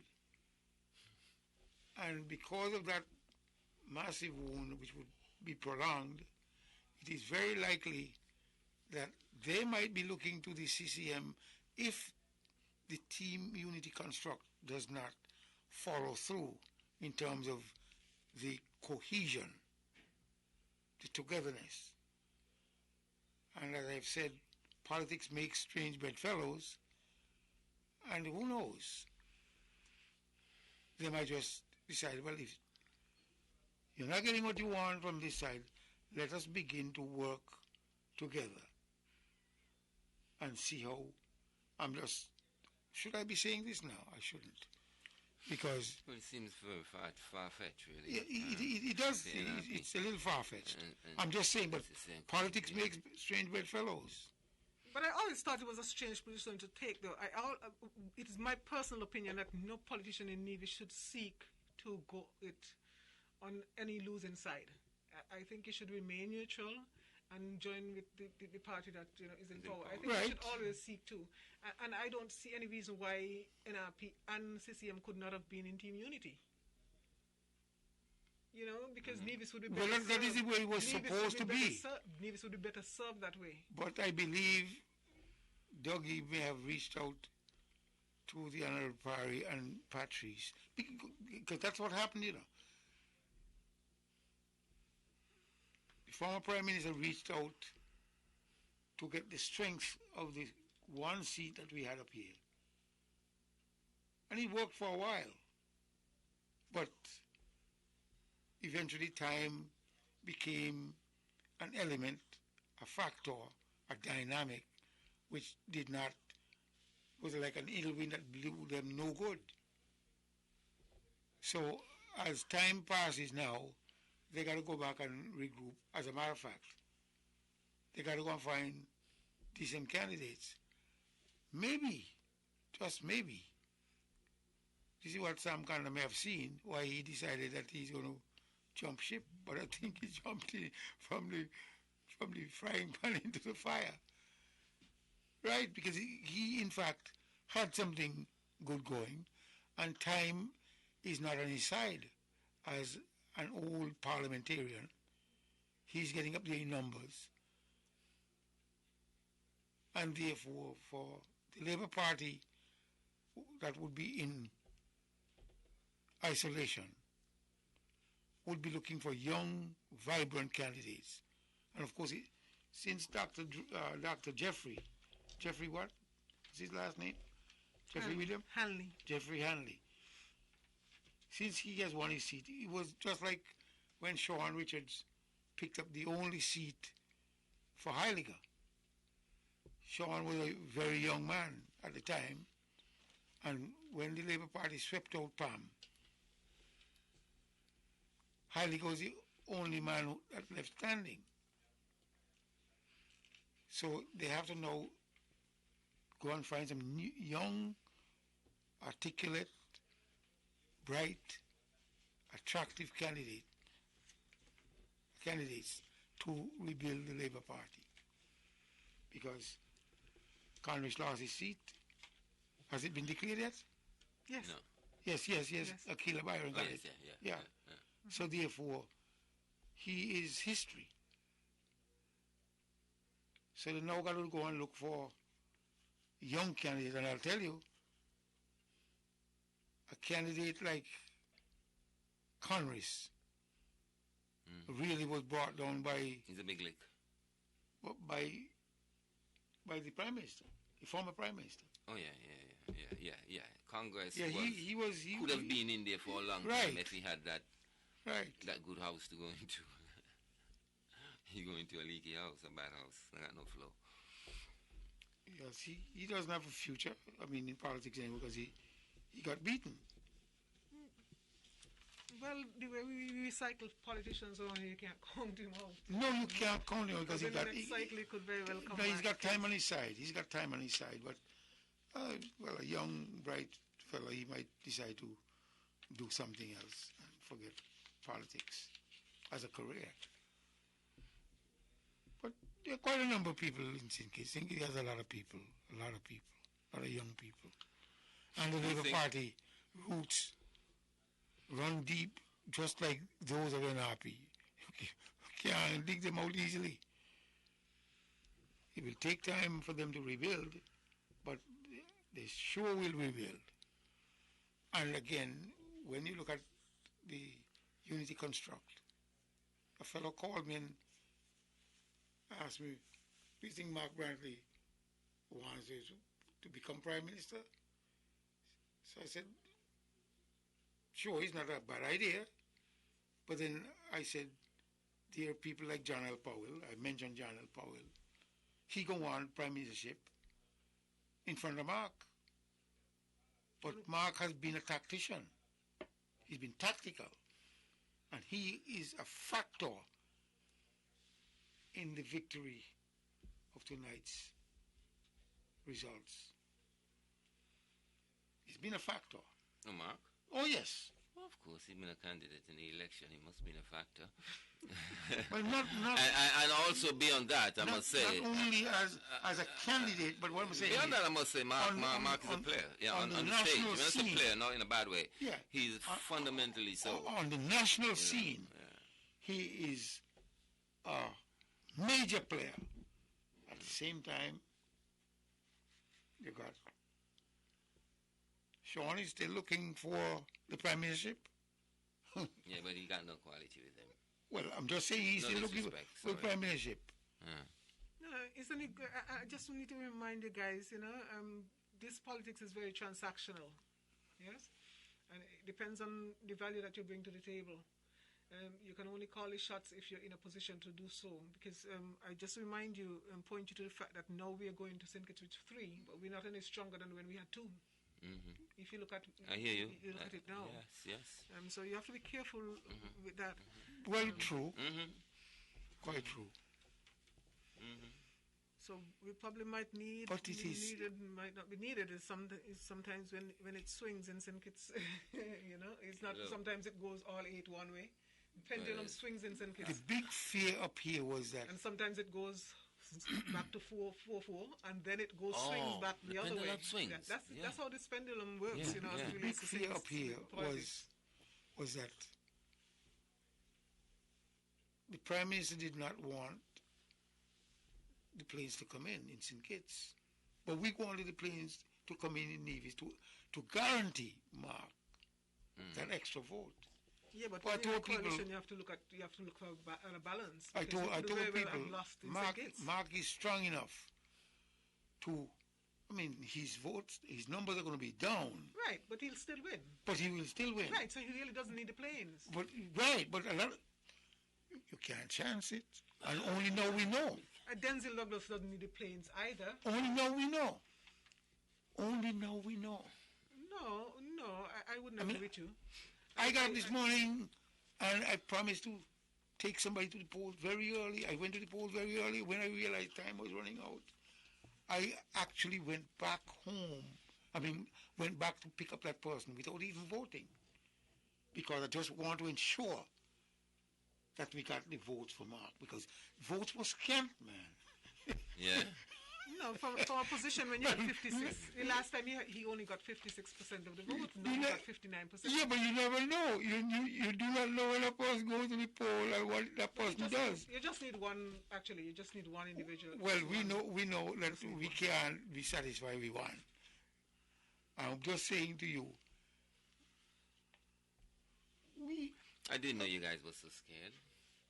Well, you. No, there wasn't. I don't think there was any need for that. No.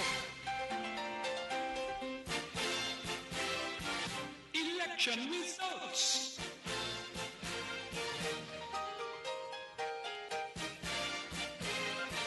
Election results. Viewers and listeners, I have the final results of the constituency of St. Christopher II, which I will share with you now. For polling division 3C, where 601 voters were assigned, those whose surnames started with J to those whose surnames started with P.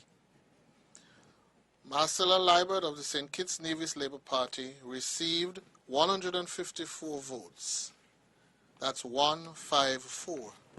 Jonelle Powell of the People's Action Movement received 194 votes.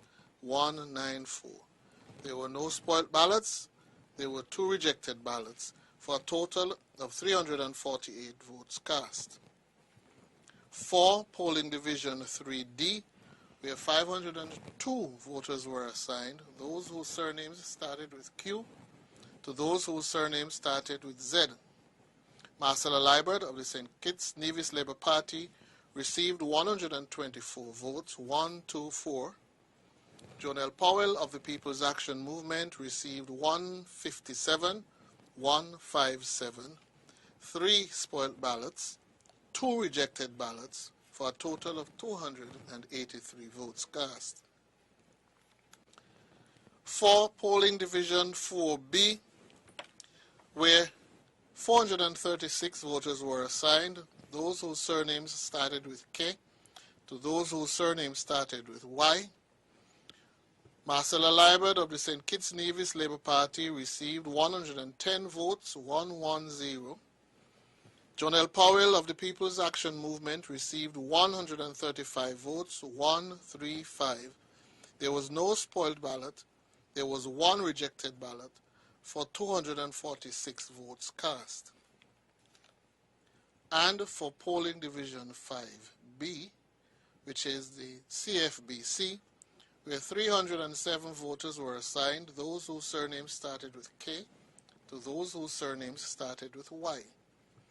Marcella Liebert of the St. Kitts Nevis Labour Party received 71 votes, 7-1. Jonelle Powell of the People's Action Movement received 104 votes, 104. There were no spoiled ballots, one rejected ballot for 176 votes cast. Therefore, of the 5,418 voters assigned to constituency 2, Marcella Liebert of the St. Kitts Nevis Labour Party received 1,422 votes, that's 1,422.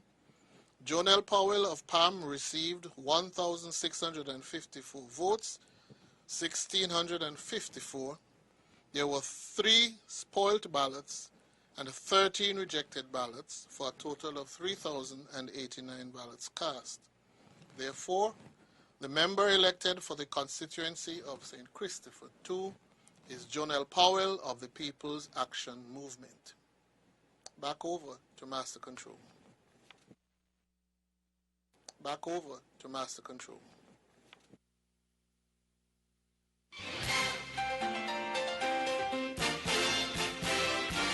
Election results.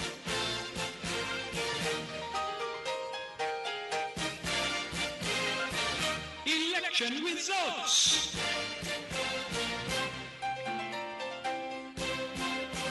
Election results.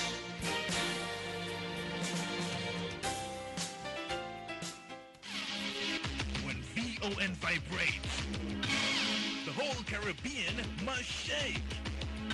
860 AM, the powerhouse. 6:35 Eastern Caribbean time. Why are we here with this type of programming? We are still covering the election results 2020, the federal elections for St. Kitts and Nevis. We have winners of 9 seats that have been declared. Numbers 8 and 1 on St. Kitts are yet to be determined. So we will give you the totals if you're just joining us. Lindsey Grant of the People's Action Movement has been declared the winner for number 4, amassing a total of 1,284 votes. Thomas, an independent candidate in that same constituency, number 4, getting 11 votes, and Wensford of the Labour Party, 933 votes. So Grant declared the winner. He was the incumbent in that race and therefore defending successfully. Number 5, Sean Richards was the defending incumbent candidate, amassed a total of 1,296 votes. He was of the PAM Unity Construct, and K. Douglas for the Labour Party amassed a total of 721 votes, and therefore he has been declared, or rather Sean Richards defended successfully, and he is the candidate for the winner rather in that particular contest, number 5. So number 4, Lindsey Grant of PAM. Number 5, Sean Richards of PAM.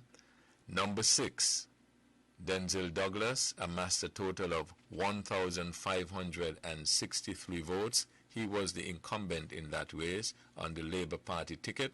Kay Williams, 476. Therefore, Denzel Douglas has been declared the winner with 1,563 votes. He was the incumbent in that race. Number 7, Timothy Harris of the People's Labour Party amassed a total of 1,870 votes. Nelson, the challenger, because Harris was the incumbent, 607 votes. Therefore, Harris defended successfully, amassing a total of 1,870 votes, and that was constituency number 7. Constituency number 8, as we said, is yet to be determined. Constituency number 9, Nevis. Mark Brantley of the Concerned Citizens Movement, the leader of the Concerned Citizens Movement, amassed a total of 1,689 votes. Dr. Daly of the Nevis Reformation Party, 1,155 votes. That's number 9. Number 10, Nevis 10, Eric Evelyn, who replaced Vance Amory, who retired for the CCM, amassed a total, I don't have that total with me right now. Does anybody have it close? 710 for Eric Evelyn. 710.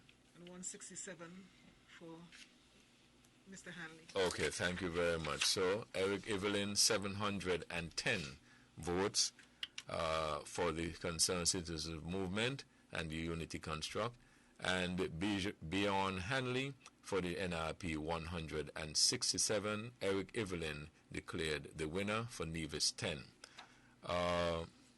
For Nevis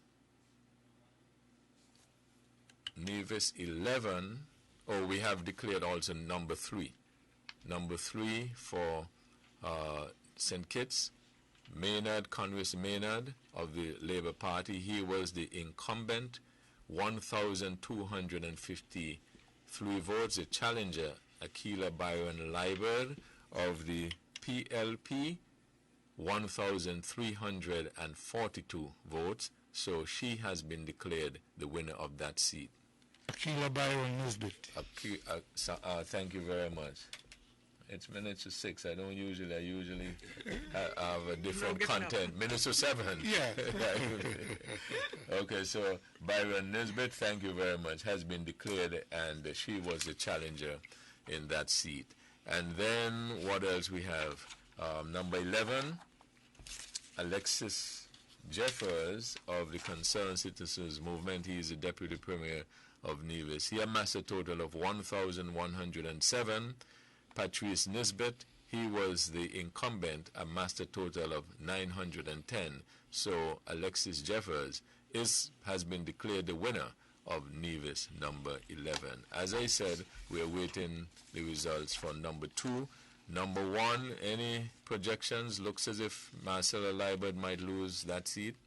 She lost. Yeah, we have number 2. So we're only looking at number 1 and number 8. So Marcella Liebert has lost, amassing a total of 1,422. John L. Powell, who was a challenger for PAM, amassing a total of 1,654, and he has been declared the winner. We're waiting for number 1, who is the incumbent is Ian Patches Liebert, and he was on the PAM ticket. And number 8, Eugene Hamilton, is the incumbent on the PAM ticket. So it is clear that the Unity government has defended, Unity construct has defended successfully.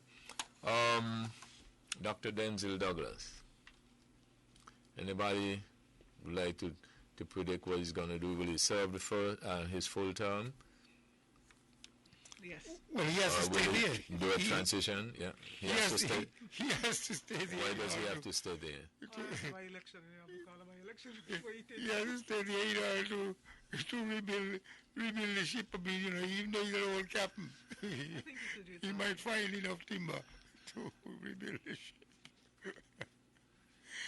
So what has he been doing the last 5 years? He was trying to build the ship, but at the same time the ship has run aground again. So in other words, you're suggesting he has to stay there till he has finished rebuild it? It's just a suggestion, Remo. No, but that's what I'm asking. I'm just trying to get your suggestion clear. Yes. And Naya, what's your suggestion? Well, some of the timber I thought he could have used is not good. But you were a shipwright, right? I am a shipwright. Yeah. Oh, okay. He's not good, so a shipwright that doesn't build a ship. Yeah, correct. There you go. Okay. He will have to. Well, Webo, I was expecting him to pass the leadership on to somebody like Congress lost his seat. Not Congress, no. Miss Liebert, but she have lost her seat. What kind of technocrat are you, Naya? What kind of technocrat are you? Pat, don't use him as a political advisor, No, I was hoping really. Yeah. My favorite politician in Sinkers was Miss Liebert for some reason. Look, and I've said that 5 years ago on this program, and she scraped through the last time, but she get hooked this time, and so Dr. Douglas would have to find himself some new timbers. Congress Maynard. One would have thought he would have been there, for a while. Dr. Drew has a lot of talk. Young, and but obviously no. Obviously no. I think the strength of the unity government is too overwhelming at this point. It's just not Labour time. It's just not. It's just too overwhelming because, trust me, Webo, I believe people who once supported Labour and the damage that was done to the party by Douglas in 2015, and they see how the unity construct have performed. It will just be unexpected, really, for the masses to remove them at this point, really. Dr. Bartlett? Yeah, I think it's about time that he reconsidered the position and think about recruiting someone who could indeed make a difference. I think the image, he has an issue with the image, and with his image being tarnished, I think that has been projected onto the other candidates. Yes. And they've suffered, gravely for that. And I think it has even extended over to Nevis to some extent. Money is not all. It is true that he's in a position where he can mobilize, and maybe he ought to be doing that maybe from a safer distance. But I think he needs to give the party a little break and give them a chance to regroup. Because this is, I couldn't imagine that we would be here with, these kind of numbers. I expect them at least to hold on to what they had. But it is difficult to see them moving forward with the kind of strength that the Labour Party has been noted for. Mind you, we still have to keep everything in context as it relates to the COVID, because who knows, they can very well do much better next time around, given the circumstances are reversed. And it might be a good time for, because they have this overwhelming majority in Parliament now, for the parliamentarians to move towards amending those parts of the Constitution that people have been clamoring, to get change. Because if you don't do that, you run afoul of the electorate sooner rather than later, because I think one of the things that people really wanted to see was change. And Dr. Douglas does not represent the kind of change I think that people are ready for. At this point in time, at least not the people who are on the ground. And I think it's a true reflection as to how people here perceive him, and maybe it is time, because the foundation, I think, is home, and it's true that you have the influence from the outside that would come in, but without a firm foundation on the ground, I don't see the Labour Party bouncing back anytime soon. But it almost seemed that when I listen to the input by each of you, it has at least one thing in common, a common theme, suggesting that it is up to Dr. Douglas to determine which and how they move forward, rather than the party itself. It seems to me that most parties, maybe not the Labour Party, I don't know, they normally operate on some sort of constitution where they have elections and so on and so forth. So my question is whether or not, rather than leaving it as an option of leaving it up to the leader or him to decide whether he is going to bring this person or that person in. What happens if you go to, when you have a convention and the masses in the party decide, I think we need to move in another direction, even if he doesn't think so? Well, I guess ultimately it's their call to make, but it seems to me that he's such a figure, an influential figure inside the Labour Party still, notwithstanding the licking or the trashing that they would have gotten tonight or this morning. You know, it's yesterday it happened, really. You know, it's a long trashing. Notwithstanding the results now, he could still claim, you know, that he's the only person in the party who still command that kind of respect, you know, from the party itself. I don't know that they're going to be bringing in any new people into the party, except for the influence of the outside vote. He could still make that case, you know, that they would be strong if they got the participation of everybody else who they normally would depend on. But it's still up to the party to make that decision. But he can argue that he might be the only man standing at the end of the night, him and Jeffrey. I imagine, you know, those two, it's okay, you know, to bring other people, but if they can't win, what's the point?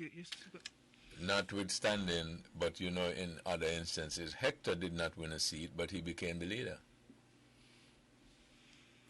Well, let's see how far that goes. That's the only thing I can say. No, but you understand the point I'm making. I understand. Time alone sometimes can, you know, really bring some realization. No, but who in there would have won a seat? Well, it's best to Mr. Parry. to have someone as a leader who probably have not won a seat yet and have that, you know, that ability to, as opposed to one who have lost a seat and had some baggage moving around with. But so then it comes down to what the majority in the party wants, no? Yeah, but because they go by a convention and so on, and your reasoning. Yeah, but all of that sometimes end up in manipulation and things. The democracy is not truly practiced within the party that come to the public with this democratic thing going on, you know, even within the convention, and so a lot of things happen.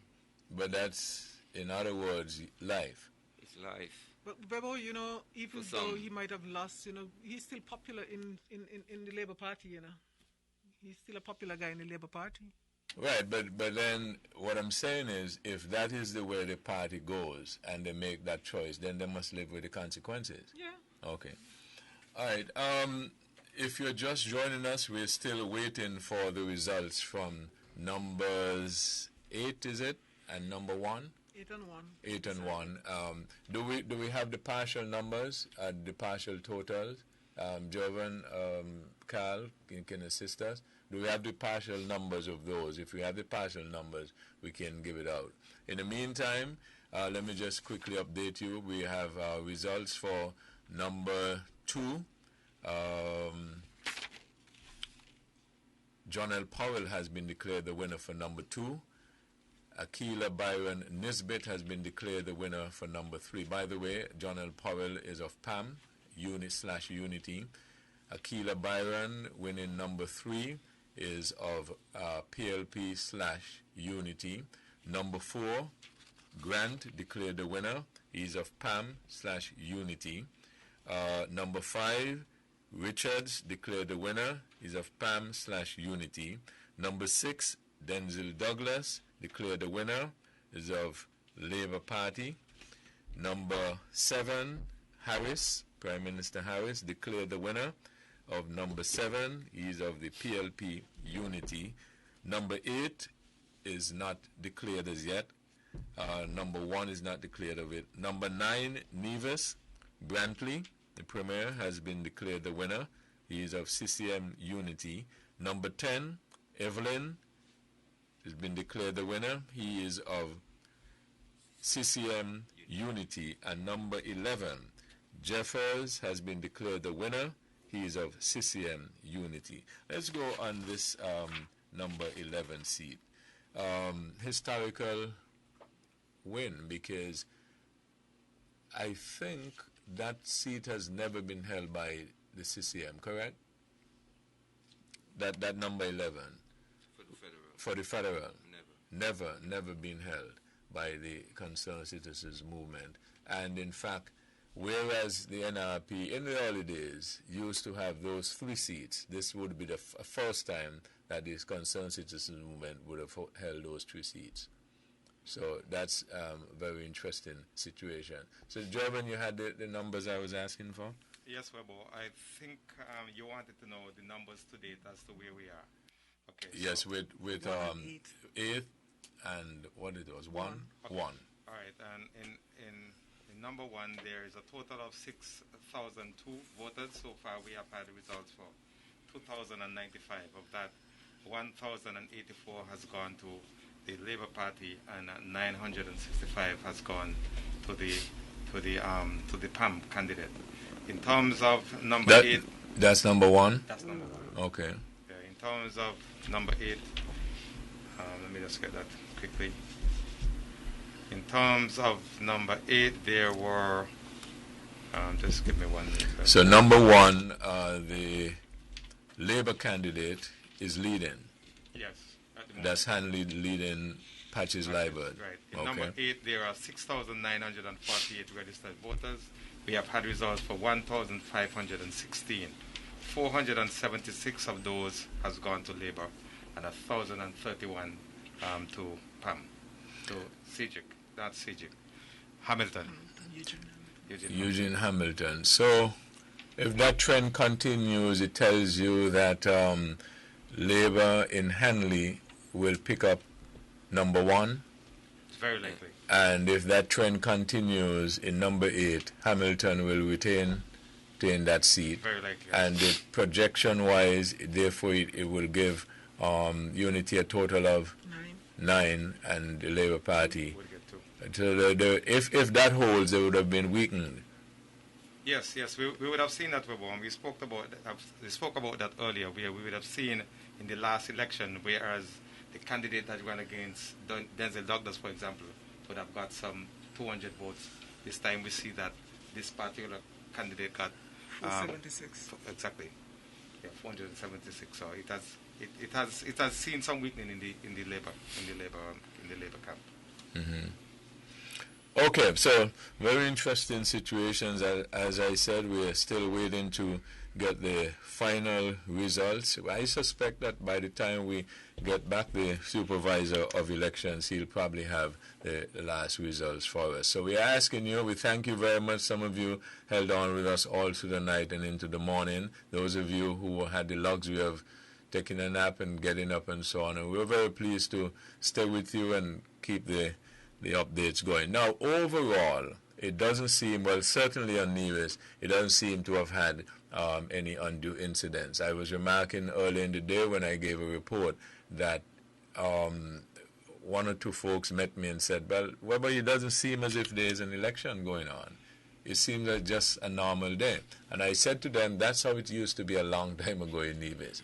They call the election 3 weeks, you have the campaigning, somebody wins, somebody lose, and we're back to normal. So it almost seemed like that. You didn't get the impression as if it's going to be any big uprising, you know, in terms of change. And indeed, I think most of what people were saying, well, I guess each party was saying they were going to win the 3 seats. But I think that the persons who were more objective were suggesting that we probably might have a contest in number 11, correct? That was more the prevailing thinking? I think yes, I think for most sure. people were calling it for CCM. From what the feedback that I was getting, the sense that, you know, things were not going for NRP the way that they ordinarily would. What must they do? The NRP, they have lost a number of elections, and just like the Labour Party, the numbers are suggesting that they're weakening. What must they do? Edric, you are a political strategist. They have to be fair-minded and articulate that position to the people and be consistent with it. It's simple. You have to be working with the people, those who you talk to, who you interact with, and show just leadership. Why do I get the impression that you well know, but you don't want to give your advice for free. Well, I give it all the time. We do it here. You invite us here and we speak our mind. But you don't seem to be very direct. Well, I was part of the NRP as part of the executive. Well, give us that story. And I told them. And why do you use war? Why do you use past tense? Well, because they actually threw me off the boat. Dr. Bad, he really must get that in. So let's hear that story. It's short. They throw you off the boat and what? Well, like I said, I always told them, one should be fair with the people, be truthful to the people. They are hard choices. Anyway, Bijan got more votes than you? No. So you got more votes than all of them? Yeah. Oh, okay.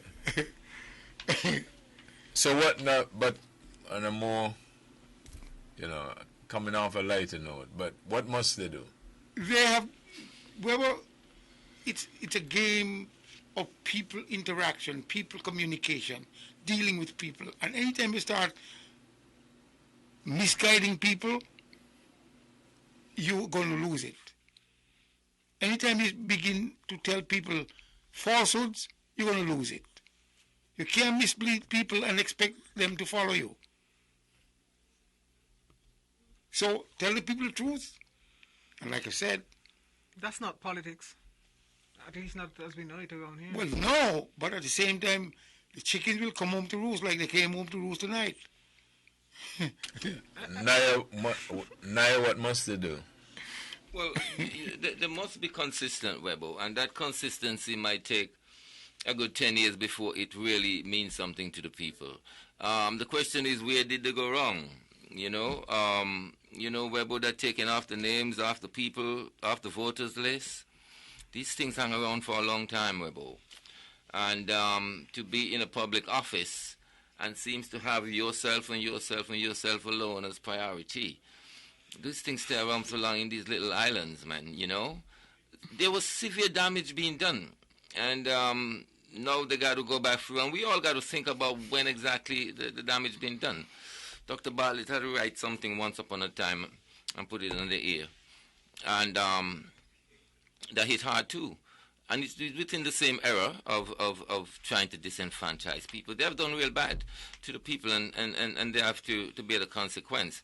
And it hurts, yes, because we will see a government in power, and we would hope that there was an opposition so that we can, have them improve on their game. But there is no credible opposition now. There is none. There's a lack of trust in the NRP candidate. And why? And because of who? They can answer those questions. And but basically, they need to be seriously consistent. Obviously, they got to take a stand on particular and important, relevant issue. Stick to it, and it's going to take time. Because consistency in itself requires time for it to be of any meaning. You can't be consistent unless time is involved. And so how long that would be, who will get frustrated during the time process, I don't know. They have a little young girl just whole office. I don't know her personally. And I'm asking myself, will she get frustrated? What will she do? Will Parry has a hold on her that she cannot make her own decision in terms of how using her influence elsewhere with other people or what? So it's an interesting time going forward for the NRP. I don't know, it might totally disintegrate and something else might surface with another name. The name is important. I mean, come on, you hear the NRP wants the stronger political party in the federation, really. And now it's just through the era from 2006 to 2012, 13. A lot of things went down, and we're a little island.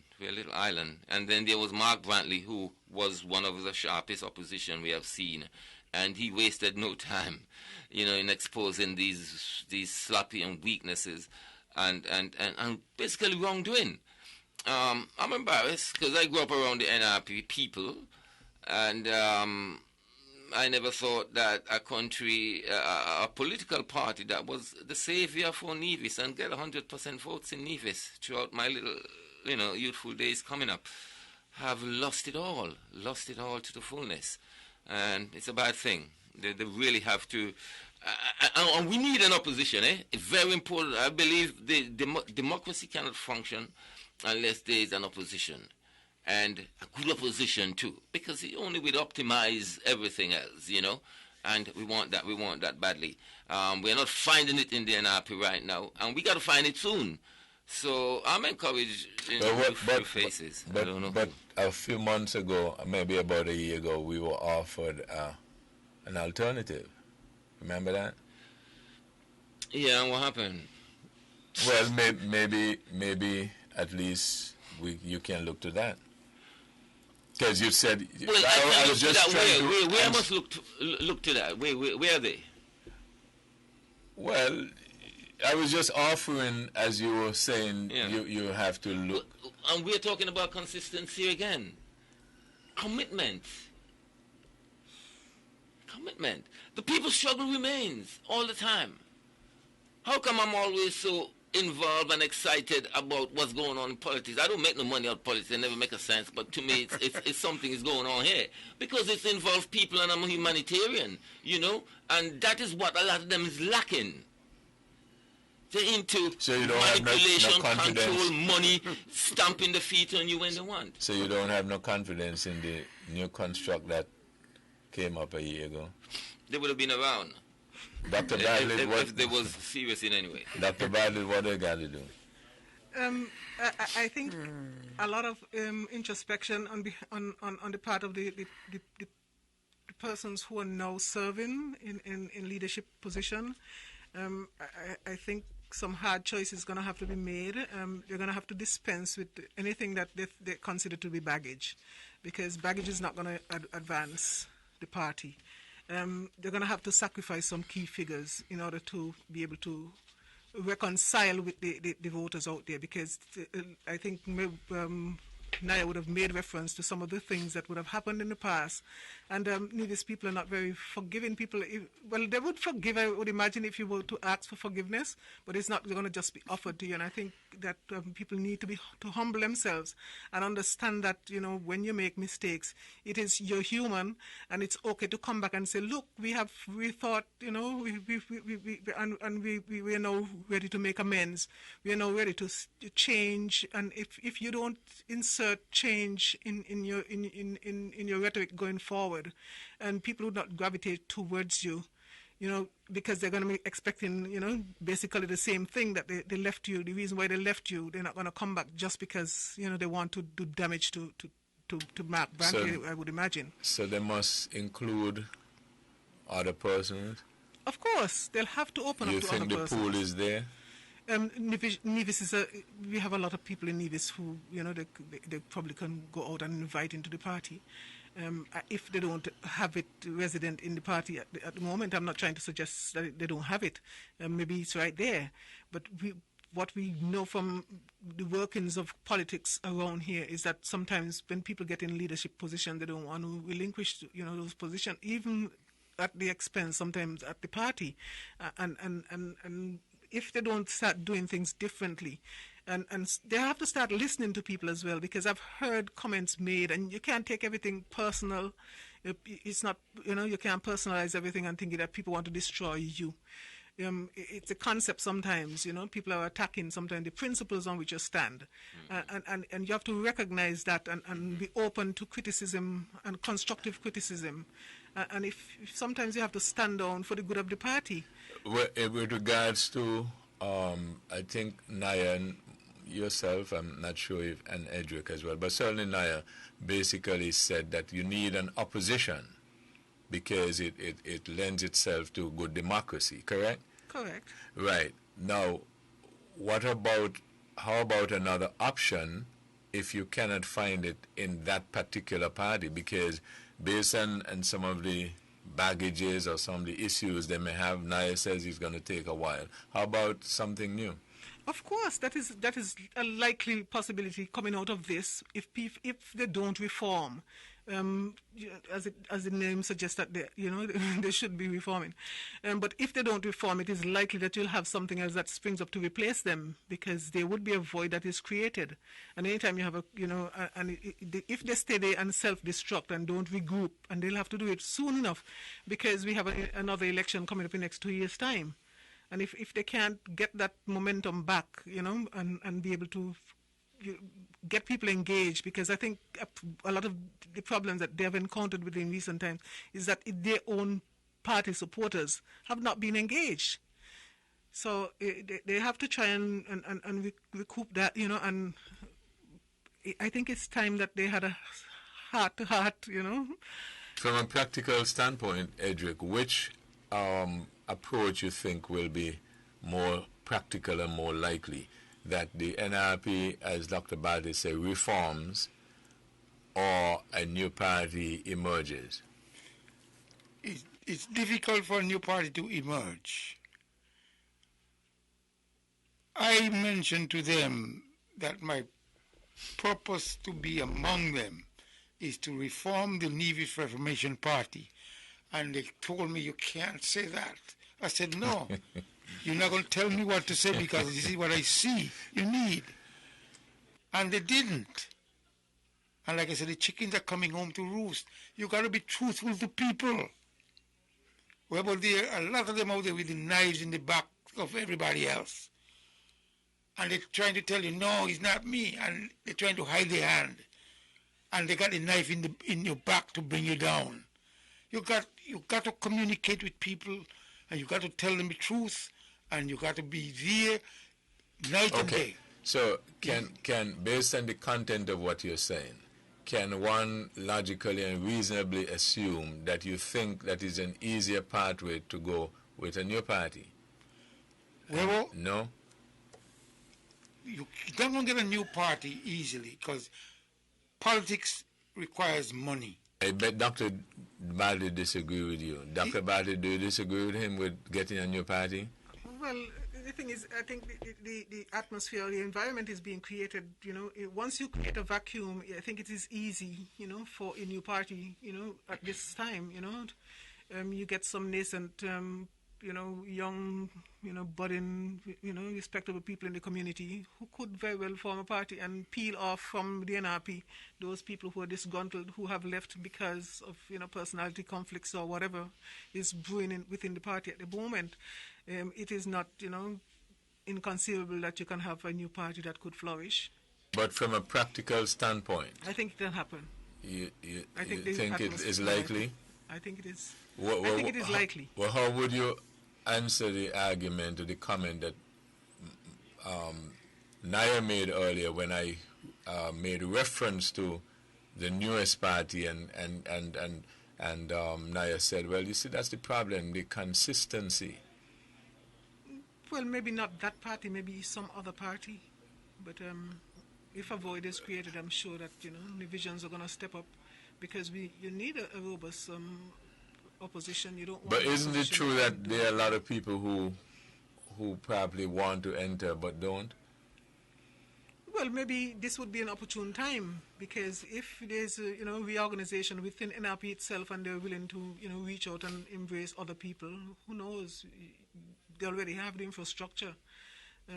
You won't have to go out and be able to and start from scratch. You already have the infrastructure to start with. You have the foundation there to build on, and NRP is not really without followers. Really, they have not engaged them within recent time. But are we not a people who have a stronger preference to join a party that already seems to be a winning party, rather than do the work and start something new? As Naya had said earlier, if you're going to rebuild or start new, it's going to take some time, and time perhaps is what we don't have. Well, I understand your argument, but you see, even we keep saying the unity construct, it's almost like a new party right there. It is. They managed to go through at least 5 years together, and they can't do, well, it seems now that they might be able to, and of course, like I said, in the context of COVID-19, who knows, they might be more challenged next time around. but they have not fractured off like people had anticipated. It's almost like a party.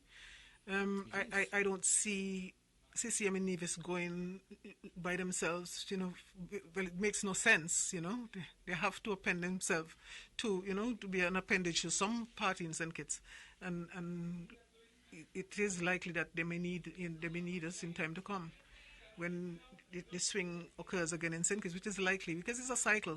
People get fed up with the politicians after a while. Because let's face it, sometimes politicians, they get elevated to the point that they just can't contain themselves and their egos, and then they self-destruct. We have seen it time and time again. And if you're waiting in, and you're well organized, you can make a breakthrough. But I think the key going forward is if you're going to say change, I think the issue that I've been speaking to for quite a while now about the inclusion of women, equality. If you're offering people something new, something to energize, because we have 50 plus, percentage of women who participate at the level of when we're at the voting, booths. So if you can get women energized, provided that women take on the issue, the way that I personally have taken it on, in terms of making sure that women are empowered for the better, not just for personal gain, because women do not have ego issues as, compared to men, really. And usually when you find women who want to serve, they usually will serve in the best interest of the community. Women are generally more community-oriented. So I think in this new party, in this new construct for NRP possibility, I think that they must make an effort to include women. Well, already started. They were, granted, mind you, Mr. Parry had just, given it over to her, without them having to really recruit one. But I think they have to make an effort to go out and recruit women, and make sure that it is diverse and it represents what people want, a change. And Webber, even this sense of urgency for an opposition, you commit yourself to a political party. There's no time limit. You stay in it until you die. If you're serious. Believe me, you can be 20 years out there, but you're out there still. Because there's more than just the monetary thing. And you would be getting reward, hopefully, if you're a truly politician and care about the people. You'll be getting your rewards. Maybe not financially, maybe not in terms of votes. And that may be on the increase, but people must see you committed towards the people, and the struggle of the people. And it will take time. 20 years is no big time to have a political party before it gain office, as far as I check, But no, these guys come from the states wherever they come from, and they just feel like people here are so, easy to turn over like dry leaves. And it doesn't work like that, You got to, do they have that inner passion, really, about people's life? It's a big question. Enough of them just want to get rich quick. Enough of them feel like they're more intelligent than everybody else. So what they say, everybody must adapt their ways and means and interpretation and follow them through, But what I think it needs, man, is that inner burning compassion towards improving and impacting people's life in a positive way. You know what I mean? Not about getting rich, but it's making an improvement in people's life. And sometimes I think it's hard to find people like that because, and sometimes I think it's easy, but it's contradictory in a sense.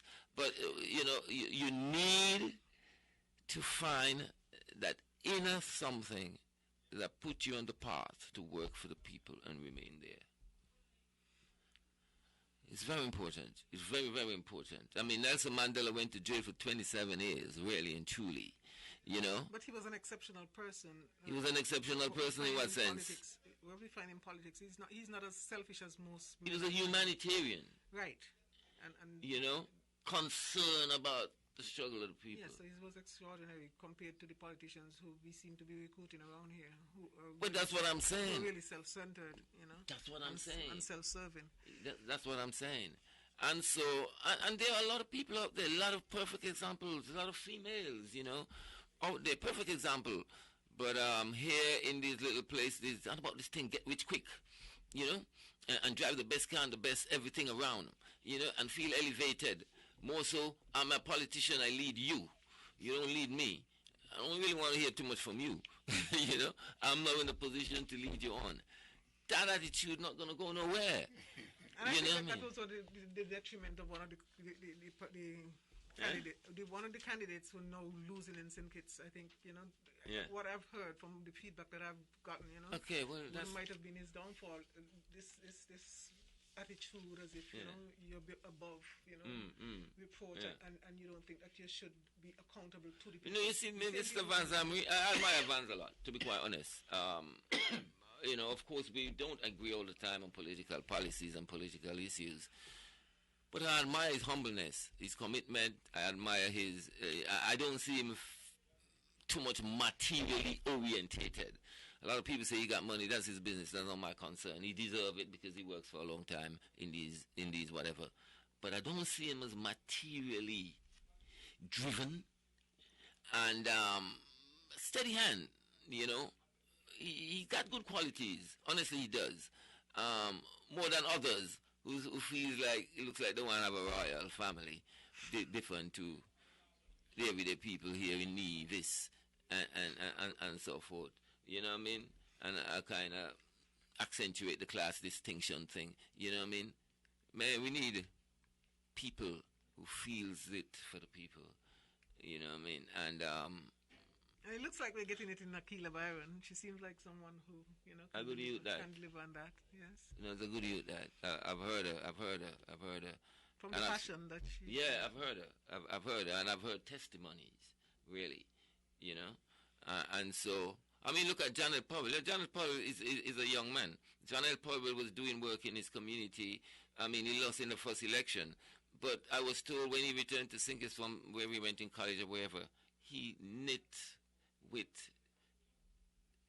the people socially. You know, he's a young youth checking people, you know, and of course you got to start like that. Not people who just come back here from university and think they got to go pay their student loan and just hustle into politics. The situation is right, they get into politics and then they just try to rip off the whole island, the whole country. Let me just, for the folks who are just joining us, you know, I just came from on the outside and I thought to myself, this is my or our version of when these young people go to dance and say they go till when the sun come up. They're not going home until the sun come up. Well, so that's our version of it. More things change, more they remain the same. You know, I went outside before it was still dark, and it reminds me of Conch Shell. Being at the dance in Conch Shell after the horse race is the only place my dad used to let me and my brother go. From horse race, we go Conch Shell. And we're not going home until the fisherman them start pass. Right, well, I never used to be able to get to go Conch Shell. So that's where I said that's my version of that. Okay, now I just wanted to mention for folks who are just coming up with the sun that we're still waiting for the results from number 1 and number 8. And number 1 is the race between Jeffrey Hanley and Ian Patches Liebert, who is the incumbent there. But our numbers that we have suggest that Hanley seems to be leading in that race, and, you know, that's the trend. And then number 8 that we're also waiting on, the incumbent Hamilton, is way out, isn't it? Yes. So that's the trend there. So that's what it's looking like. However, we have number 2. The result for number 2 has been declared. So Liebert lost. That's for the Labour Party. John L. Powell picked up that seat for PAM and the Unity. Number 3, we have the result for that. Congress Maynard lost. He was the incumbent. Akila Byron Nisbet picked up that seat for PLP Unity. We have the result for number 4. Grant defended. He was the incumbent there. He defended successfully for PAM in Unity. Number 5, Richards. That's the Sandy Point area. Richards, he was the incumbent. He defended successfully for PAM Unity.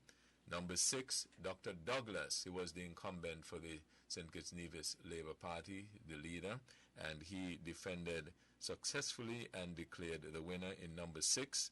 And number 7, Harris, the leader of PLP, Prime Minister incumbent, he defended successfully, winning number 7. As I said, number 8, we're waiting on that. That's Hamilton and Drew in that particular race. Number 9, that's Nevis 9, Brantley, who is the premier and leader of the CCM. He defended successfully, so declared the winner there. Eric Evelyn declared the winner for CCM Unity. Number 10, that's Gingerland, and number 11, Jeffers with an upset. The incumbent, Patrice Nisbet, incumbent of 20 years. Jeffers picking up that seat for CCM Unity. So, therefore, that is the situation. Effectively, Unity has defended successfully and will make up the new government, federal government of St. Kitts and Nevis. That is the situation as it stands. We're still waiting for those, 2 seats to come in. So, very interesting situation with those elections. And so what I find was interesting as we were speaking about both the Labour Party and the NRP, Dr. Daly, when he was here with that interview, made it pellucidly and if not passionately clear that they were non-aligned to no parties. I don't know if any of you saw that interview and he made that statement. Oh, that, yes. And I found that was rather interesting, so that we were thinking, at least I was thinking, that going into the election, you had a almost accepted coalition between PAM, CCM, and PLP, and then you had a accepted coalition between NRP and Labour. So when he made that statement, I found it was rather interesting. It's a good statement. Well, that was a statement. Yes. What is it? Was it a good statement? Was it a true statement? A practical statement? But well, it's true, yes or not. It's a good statement. No. Because that's what I'm trying to tell you. You can't BS the people and expect to win. You can't win. But Stanley, they'll find out. Maybe they're not. Maybe they have broken that, alliance. I think they would like. Weber had the interview when Weber was Thursday night. Wednesday. Oh, Wednesday last. Yeah, Wednesday last. Wednesday night. Okay. Well, there was still reverberation on the ground. Those of us who keep our ears close, or we're into it bodily, we can feel it and we see it. Tell me something, Edric. Maybe it's time for a little light moment to keep them stuff up. Now, you still get a lot of information on your desk? All the time, Weber.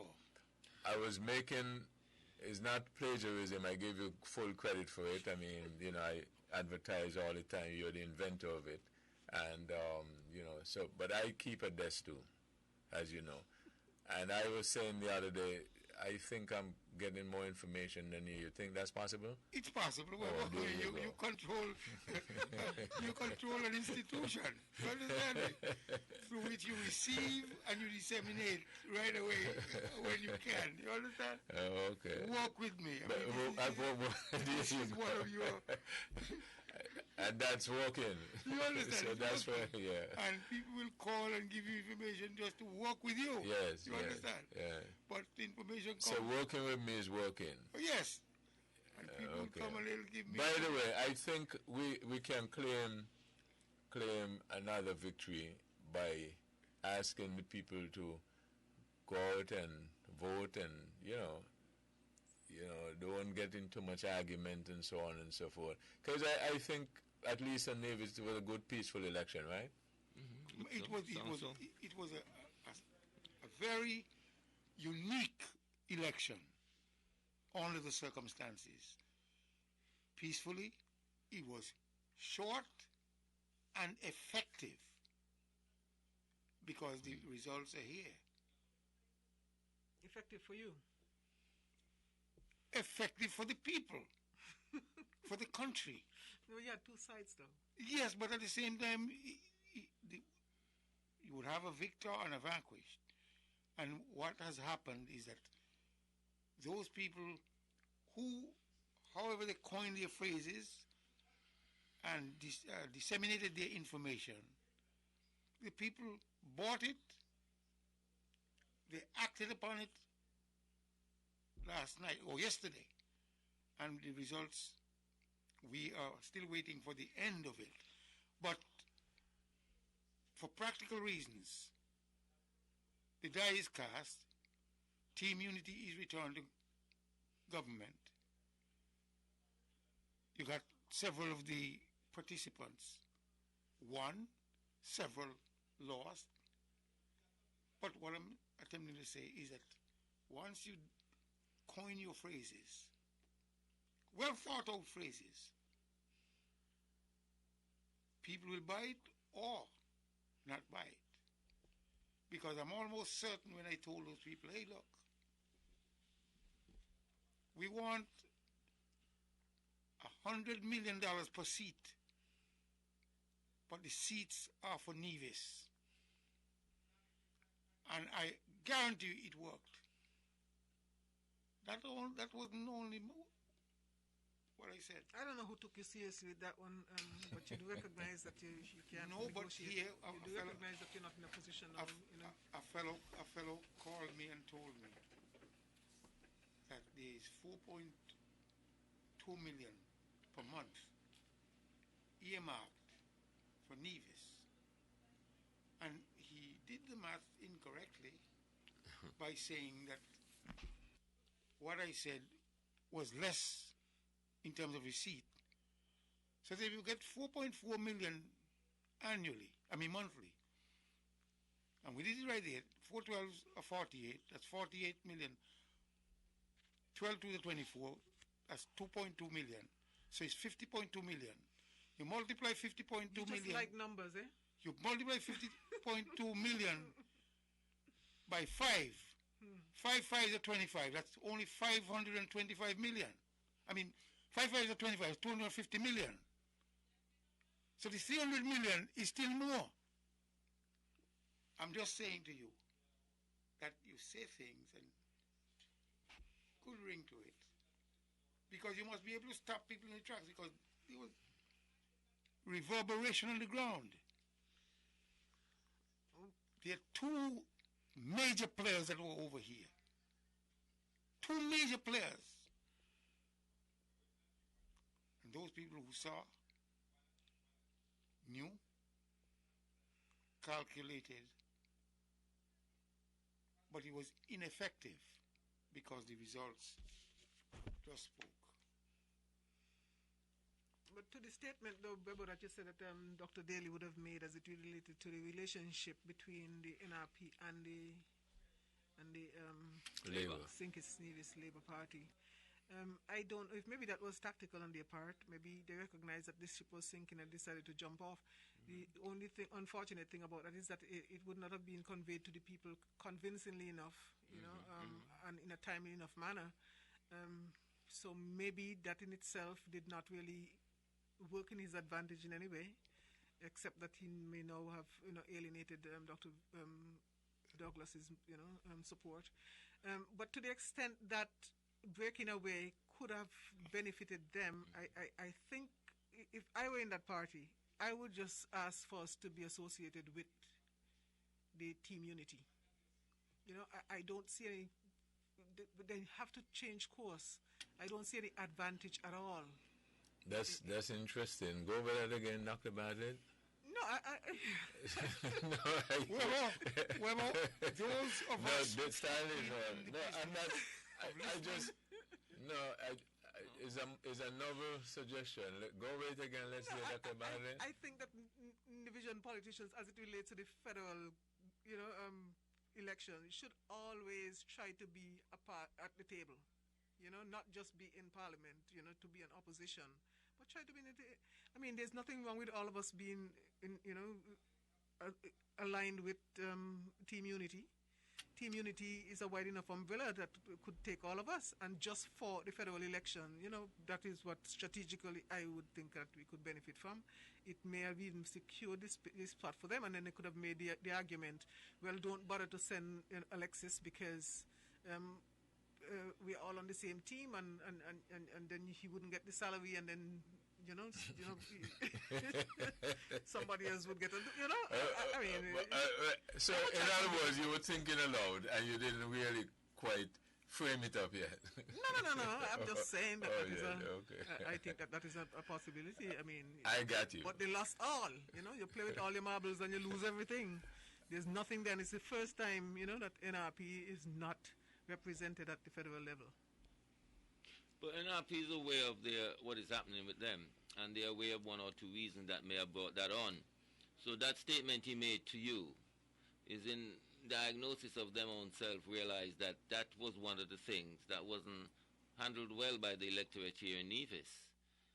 Labour and Nevis have problems ever since I born, and I don't want it to go on, but if that's the case, then they have involved themselves with Labour.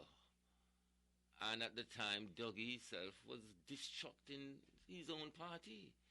And so they find themselves a part of the destruction. And they are not even welcome in their own home. It's a crucial thing. The farther they can go from the Labour Party, it will be the better for them. The farther. And that would take time to convince Nevis people again. I mean, this is a time thing for them. It's going to involve time. But you understand the importance of that dynamic. Money is critically important in the game of politics in Nevis. In everything. And therefore, if you're going to try and disassociate yourself with the Labour Party or the former Prime Minister, who's got knowledge, the wherewithal, and ultimately help defray the cost of your getting your information out there or whatever you got to do. You have to be tactical about it, but at the same time be truthful about it. Okay, we may have gotten some arrangement, but it is not for... I'm just saying to you, you got to be able to tell the people the truth. Because Pat mentioned just a while ago that maybe Daley had disassociated himself after he finished the interview with Weibo. How many people are going to believe that? I'm not saying that that's the point at which it happened, Oh, but I know that I would have said, hey, look, there is an arrangement, but nobody controls us. And convince the people that nobody controls your party. How could you convince anybody if you're saying that someone else is paying the bills? How could they not be controlling you? Well, I'm just saying to you, and that may not be the only way to package or phrase. Edric, how are you going to say that? And you just said you will teach him to be honest. No. What I'm saying to you, if you tell people that you have an arrangement, I'm not telling you how to frame your message. Because you can have an arrangement as I owe you, or what do you call it? Yes, an IOU. But you're not going to be able to carve out any policies for us. We're going to point ourselves into the direction we want to go. You mean an IOU that you don't... No, you got to pay back. Just you go to a bank, you get money because you need liquidity. But I'm asking you, in this situation, you're speaking about saying you have an IOU which you don't have to pay. No, I'm not saying that. Well, if you're truthful, again, this thing is based on honesty, straightforward communication. You cannot BS people and expect to get through. Only a matter of time before the chickens come home to roost. But so you mean you just have to disconnect me? No, Webber. You sometimes get disconnected without my even assisting. I'm saying to you that you have to tell the people the truth. And once you tell them the truth, they're hard choices, the decisions that must be made. But once you level with the people, you can bring them along with you. And you can feel when they begin to get disconnected like you, when they begin to leave you. Because I'm hearing on the ground yesterday and before that Team Unity not going to win, can't win. The Labour Party and NRP going to win. And I try to explain to them, how can they? And I've spoken to several NRP people. I took a lady to the poll over at Ivor Walter School. And there's an entrenched NRP family. And they told me, we know the Douglas Rule out there, so we can vote for Team Unity. You heard what I just said? Say it again. I was over at Ivor Walter School. And an entrenched NRP family member told me we're not going to vote to let Douglas rule us over here. That means Mark Brantley got the vote. Nevis got the vote. You got to tell him, vote for Nevis. If you want to forget... She just told you what you wanted to hear, what she thought you wanted to hear. No. You don't know who she voted for? No. You don't know who she voted for? It's here. But you don't know who she voted for? I agree with you. I agree with you, Pat.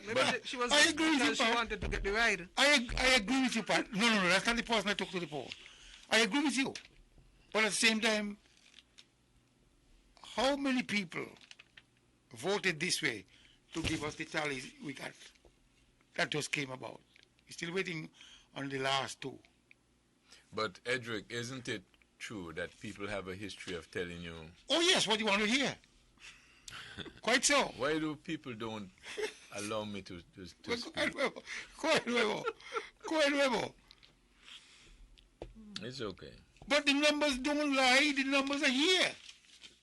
So you see, Webo, the proposal I was making is not far-fetched. Right. You have people in NRP who would want to be a part of the Unity. Right. The numbers are here. I didn't say it was far-fetched, it was novel, and I didn't hear it clearly. That's why I asked you to go over it again. Yeah. The numbers are here. Well, what about the fact of the matter also? That was a matter before. So we'll have to work with you. Do not underestimate Von Radio. The powerhouse. Okay? And a lot would have to realize that aspect of Nevis. They would have to find ways and means of working with the powerhouse. Well, Edric just told you, what's my motto, Edric? Work with me. Work with me. Well, you see. That's fundamental. Yeah, but I think they started though. Remember when Corey was there? I think the idea came up and for some reason it was squashed, and I thought it was to their detriment really. I say find ways and means. Remember somebody else said it's a good idea to have a new party and they started and then what? But so the consistency. Well, go ahead. Let's leave that. Let's go on. I think the point has been made. We all came in here and we said what we said after they left. I don't even remember. If the thing is, if your target audience is just the young people, if you're planning on the future development and the target group is the young people, then using the internet, and of course streaming. You want me to tell you something, Dr. Badley? Ways and means. And I'm a cool guy. I try to be modest. Nobody got more younger fans and me. Oh, no, I wasn't trying to suggest no. I'm just saying. That's what I'm saying. In the 20s, in the 30s, sometimes when they hail us and say, but how you know? We grew up with you. Not that we wanted to, but we had to. Yeah, because that's what they listened to. The parents put it on, and so on and so forth. And hopefully we gave them something positive. And then, so what we did, we built the generation. Yes. So we have every demographic. Yes, and I'm not discounting that. The point I wanted to make, though. No, I'm not saying you were discounting it, but what I'm saying, I just wanted at this point to make that point. Right. Okay. Yes. Well made. I just wanted to continue just to make the point, though, or to cement the point that a younger demographic, probably you could reach them that way, but in order to reach everybody, you're going to have to use conventional radio. Well, of course, by any means necessary. A good example. But I'm telling you. No, a good example, I don't be there, but they say nobody is on the social media more than Mr. Brantley. And nobody is on Van more than him. Right. So you have to... But you remember and you have to recognize the importance. Well, a good while ago, you might have asked me, why didn't they use the radio to get their message out? But then they started. Eventually, they figured it out, and they made some traction.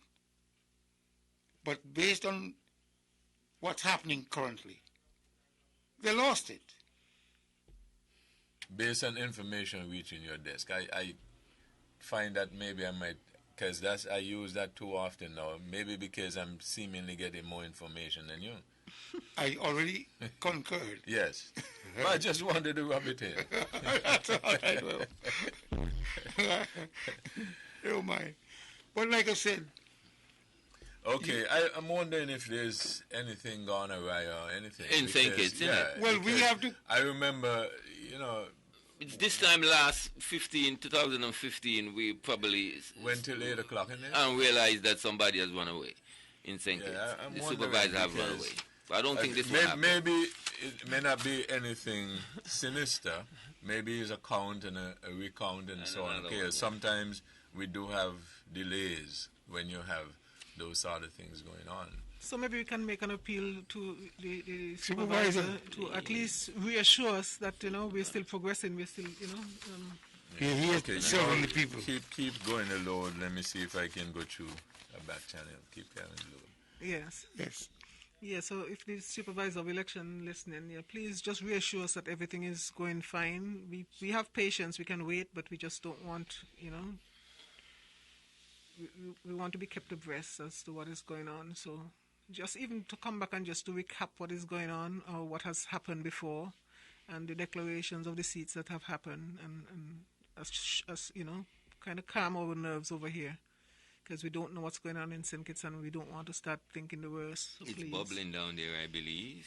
I would imagine so too. People on the street in St. Kitts right now, I'm telling you. And they don't have, and there's no curfew. No curfew. Curfew gone until the election over. Right, but we would still expect you to act civil, though. Curfew on tonight? Yes.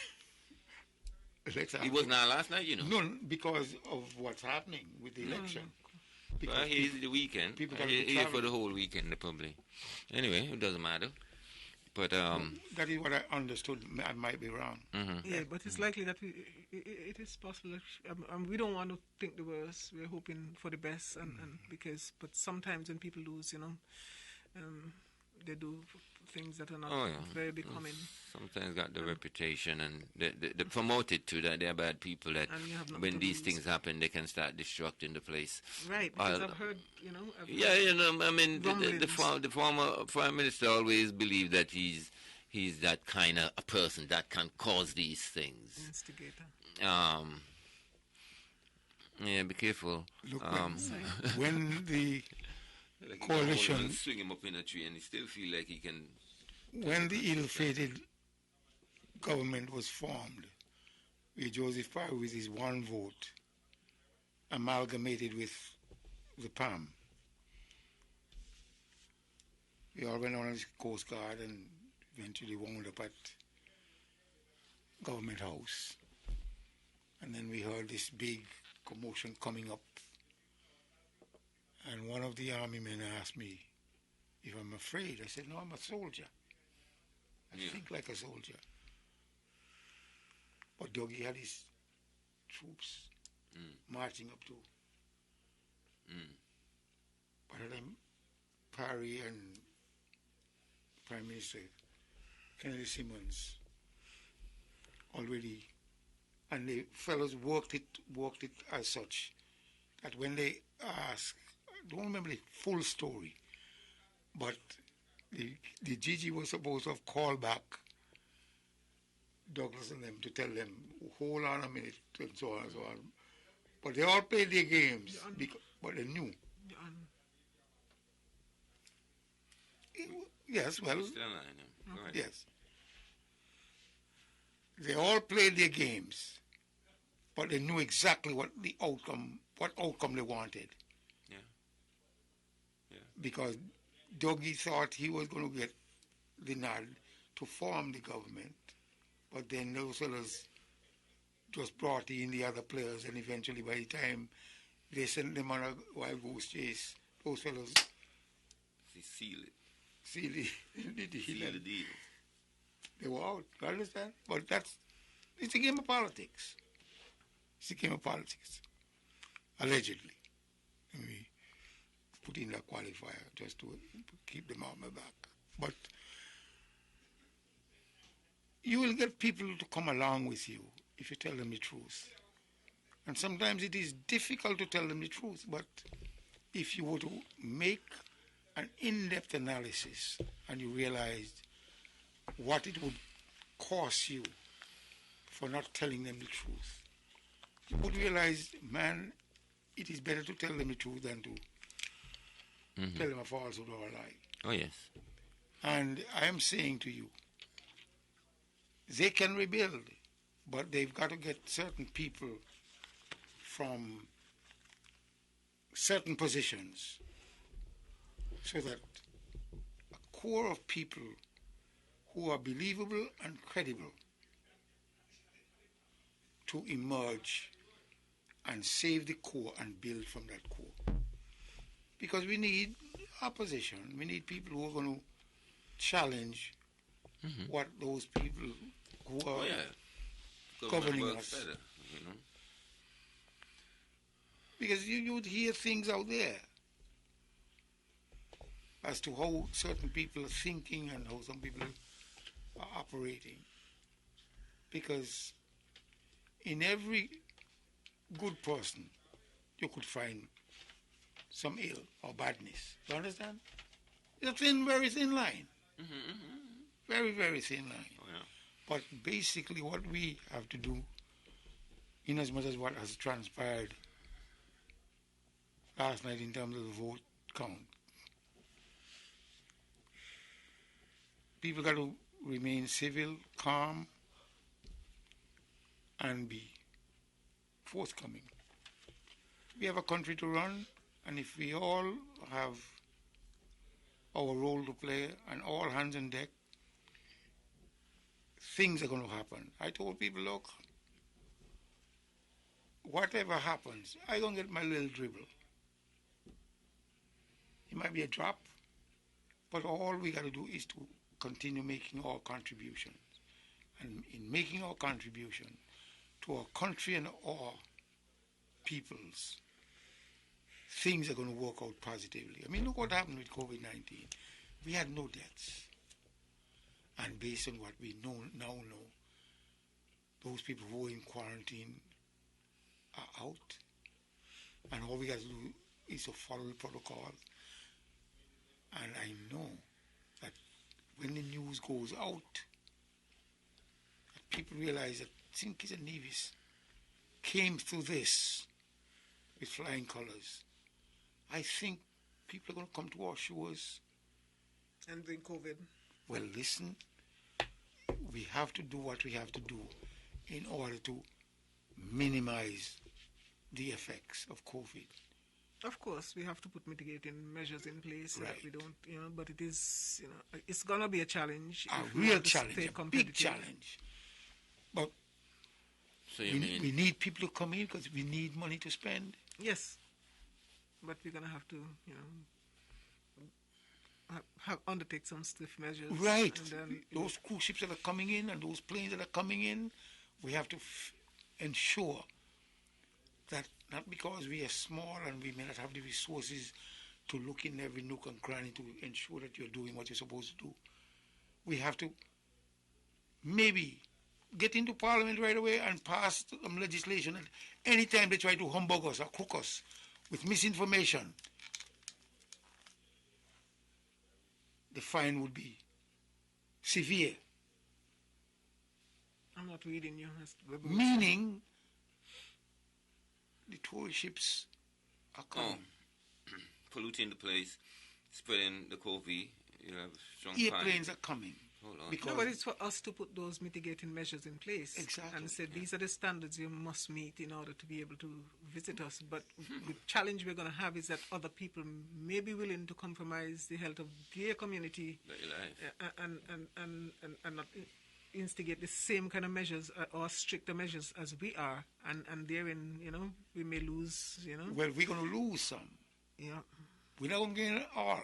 We will lose some. They'll just bypass us because, but some people, because they're willing to relax because they're in worse financial, situation, things like that. But there are some people who would be willing to pay the little extra just to follow our rules. And if we know that less is coming in, fasten or tighten our belts so that our expenditure would be less. And everybody would be able to carry some of the burden and sacrifice. Definitely, we're going to have to exercise more fiscal discipline as it relates to spending, from the public purse. It is good, though, that we have managed to retain the relationship that we have with St. Kitts, because had things changed tonight, then it would be a different set of dynamics that we had to deal with. If we think it's challenging now, Well, we must hold the feet of those who got elected to the fire, and for them to be truthful and committed to what was agreed upon. It's because of what was agreed upon why the results came out the way they are. And therefore, don't rake us over the coal, over the hot coals, or don't leave us out in the cold because now you think you can do without us. Oh no, I don't think that is likely to happen. I don't think that is likely to happen. The world is wrong. But this is a situation where 3 is still equal to 2. True, quite so. Quite so. We don't have any more leverage than we would have had before, I don't think. But we should work it still for the commitment that would have been made. As to where we are right now with the results, without the Nevis tree, PAM can form the government? Yes. And PLP, in combination with PLP. And PLP. Right. All they need is 6. And they got a 6 already. Well, we kind of dread this situation because we thought of it this way. And there was always what's going to happen to Nevis then. But I somehow doesn't have that fear in me. And to use the word fear is not the right word, really, that they would abandon us. I don't like to be in a group or with nowhere where I contemplate being abandoned. I don't think that's likely to happen.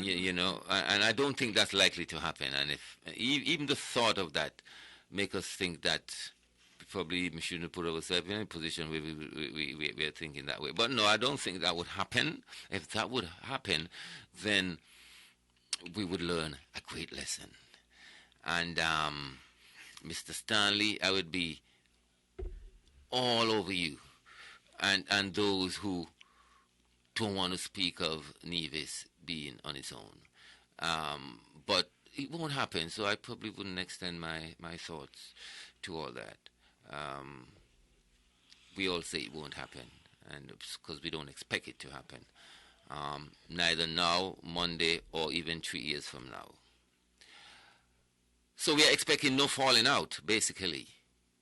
Right. And but that's a challenge as we move forward, to keep the unity, keep the federation, and let's see now that things are how they are, how relevant are we in the union? We may not be as relevant as we would have liked to be, I think, in terms of the numbers that we now hold and the leverage that we anticipated that we might have had that we now seem not to have.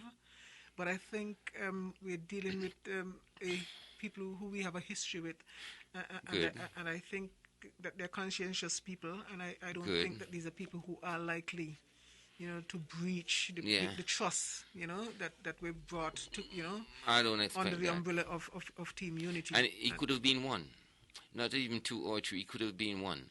It's not about what we who we can send down. This is a relationship, and a relationship should be based on respect. Of course. And we're dealing with people again, so you got to be very careful in this relationship. I don't expect it at all. It would be such a low blow, unforgivable, if we go through that. So I don't expect that at all. A relationship should be based on more than what one may contribute, because sometimes we don't even think about what the other is contributing. I think there should be a sense of unity based on the federation, its resource, and its way forward. Strength. Unity brings strength. Don't forget that. And so I want to feel secure. I believe we should feel secure, and without the slightest doubt of being expelled or even bad relation is stir up, because some people are like that, you want them cool, and they want you and them to fall out, and so they start to push certain energy. I hope not for us or for St. Kitts, and we can go forward in peace and exercise the whole the democratic principle in a good way, in a good manner going forward. And we have an example to set. We're coming out of a bad situation. Look how much crimes we used to have the other day, man. People killing. Just the other day I was talking to an individual, and he said, "Naya, you know what happened to Nevis?" He said, when all this killing was taking place, the nightlife shut down. And believe it or not, nightlife represents 60% of something he explained to me in terms of money worth to the economy.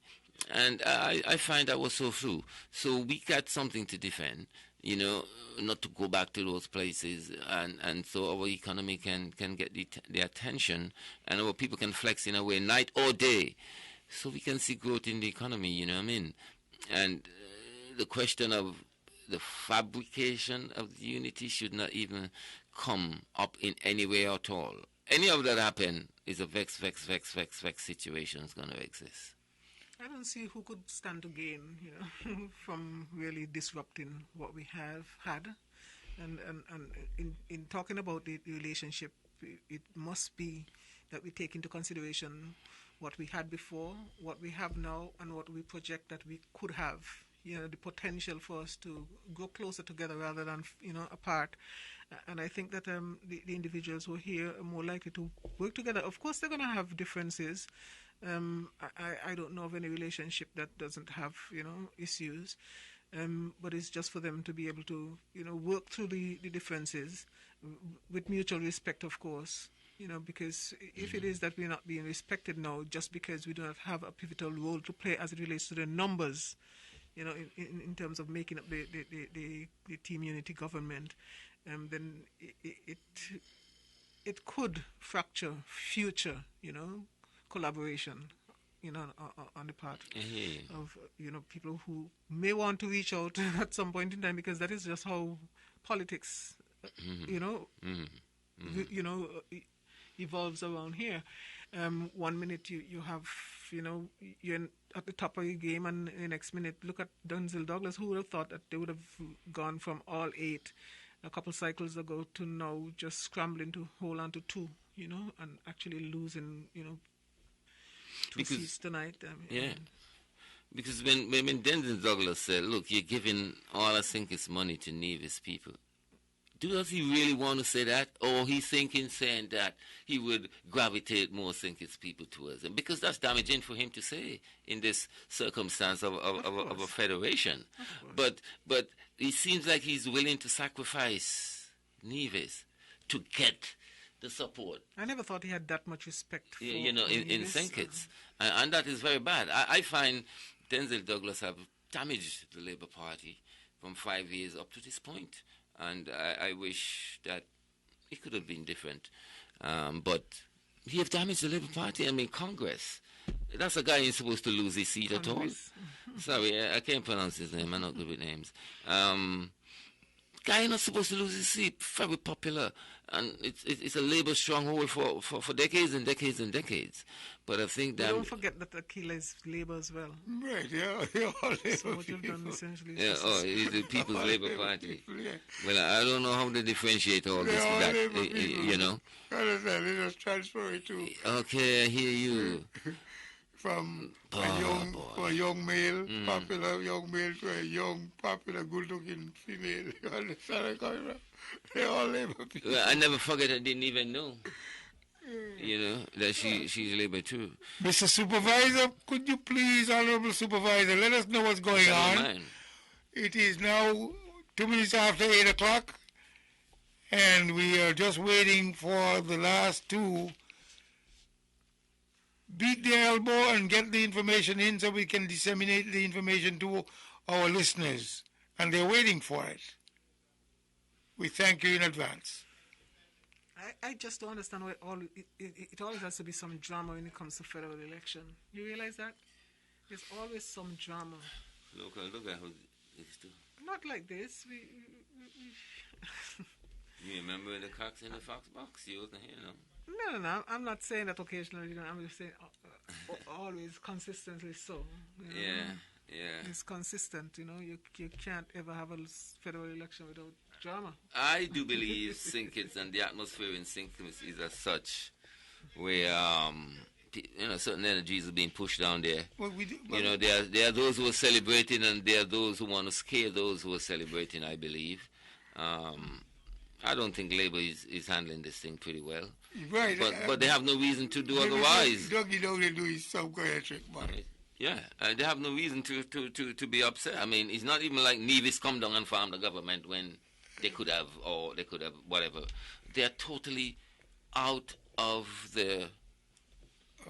What did I say? Outmaneuvered. I think they were outmaneuvered. And as it relates to the timing...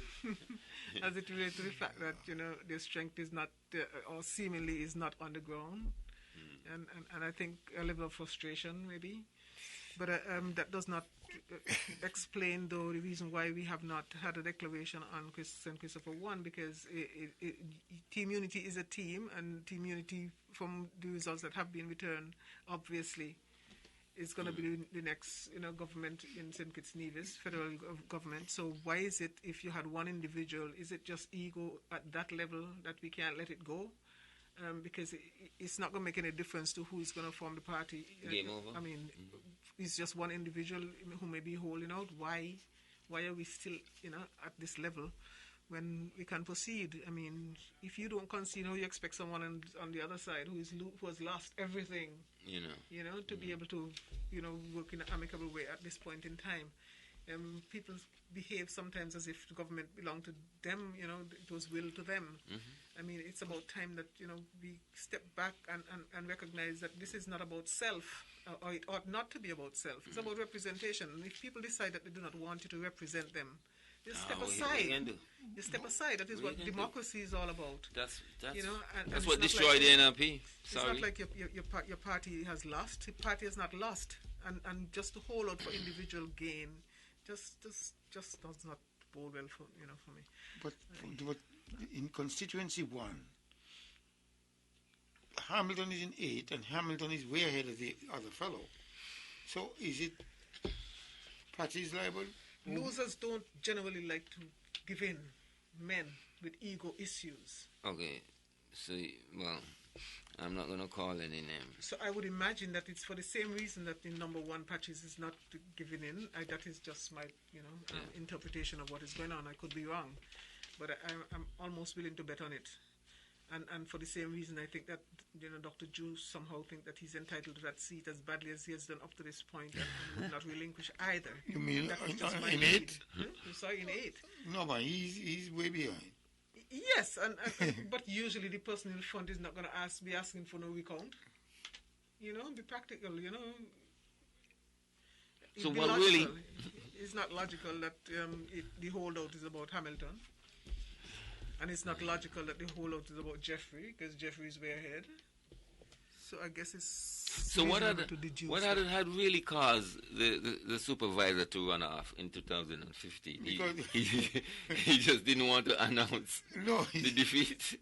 He couldn't. Well, people don't take politics around here. People just don't... I mean, why he run off? Where did he run to? Well, he went to see... He ran away. He went to see Dougie and come back? He told Dougie that, hey, look, this thing not going your way. And Dougie was telling him, look, don't call any conclusion.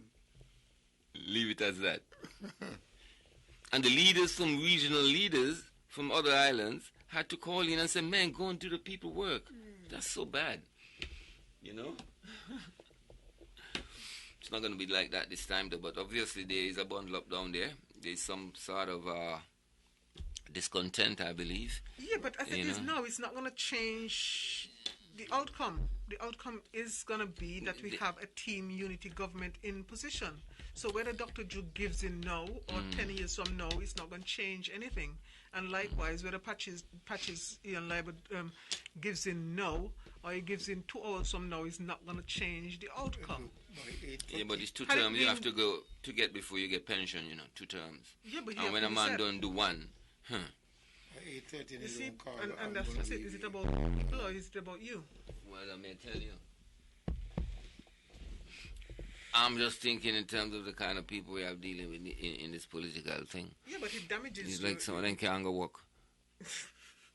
Miss, when you lose the election, go find a job. But it would damage your reputation on with something. If people were to think that you were just being selfish and it's all about you when your party would have won. Why are you holding it up? That's true. They got such a disappointing result. Such a disappointing... Because let me tell you,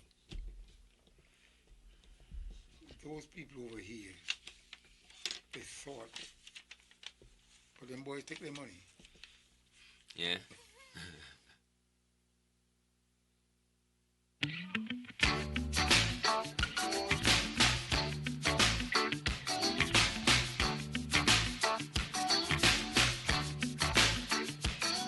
If it seems like I've been lost in Let's Remember,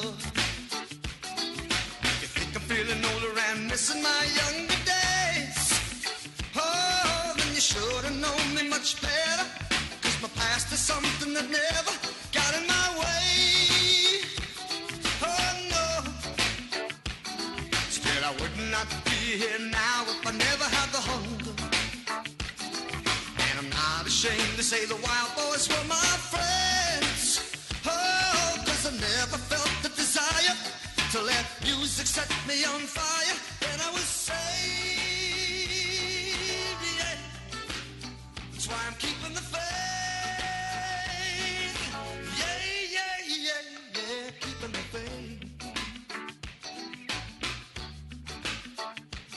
Well, all Matador boots, only Flag Brothers had them with a Cuban heel. Iridescent socks with the same color shirt and a tight pair of chinos. Oh, I put on my sharkskin jacket, you know, the kind with the velvet collar and beaded up shades. Oh yeah. Took a fresh pack of Luckies and a mint called Sensen.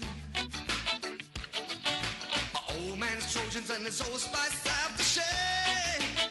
Oh, comb my hair in a pompadour, like the rest of the Romeos wore a permanent wave, yeah. We were keeping the faith, yeah, yeah, yeah, yeah, keeping the faith. You can get just so much from the good things. You can linger too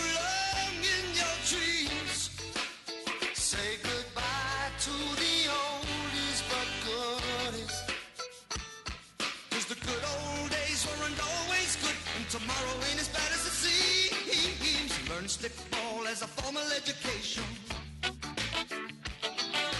Lost a lot of fights, but it taught me how to lose okay. Oh, I heard about sex, but not enough. I found you could dance and still look tough anyway. Oh, yes, I did. I found that a man ain't just being macho. Ate an awful lot of late night driving food. Drank a lot of take-home pay. I thought I was the Duke of Earl when I made it with a red-haired girl in the Chevrolet. Oh yeah, we were keeping the faith. Yeah, yeah, yeah, yeah, keeping the faith.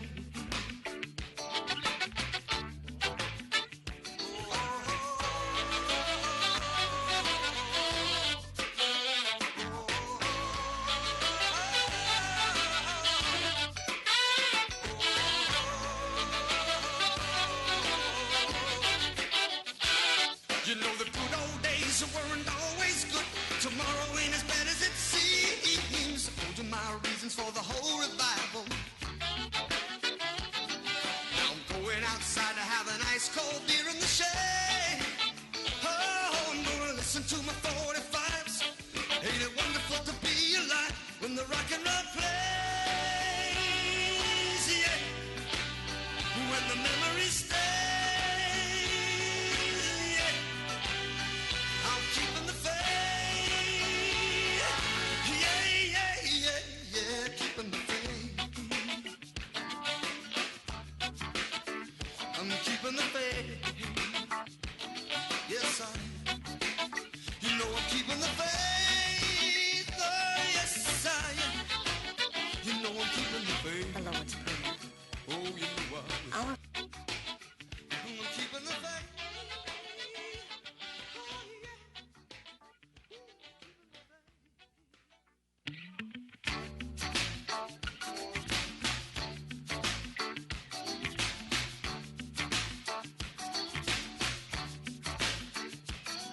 If it seems like I've been lost in let's remember.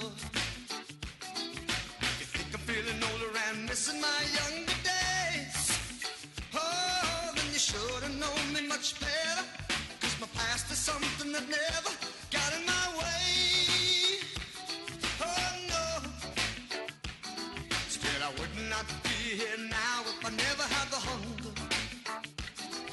And I'm not ashamed to say the wild boys were my friends. Oh, 'cause I never felt the desire to let music set me on fire. And I was saved, yeah. That's why I'm keeping the faith. Yeah, yeah, yeah, yeah, keeping the faith. All Matador boots, only Flag Brothers had them with a Cuban heel. Iridescent socks with the same color shirt and a tight pair of chinos. Oh, I put on my sharkskin jacket, you know the kind with the velvet collar and beaded up shades. Oh yeah, took a fresh pack of Luckies and a mint called Sensen. My old man's Trojans and his old Spice aftershave. Oh, comb my hair in a pompadour, like the rest of the Romeos wore a permanent wave. Yeah, we were keeping the faith. Yeah, yeah, yeah, yeah, keeping the faith. You can get just so much from the good thing. You can linger too long in your dreams. Say goodbye to the old.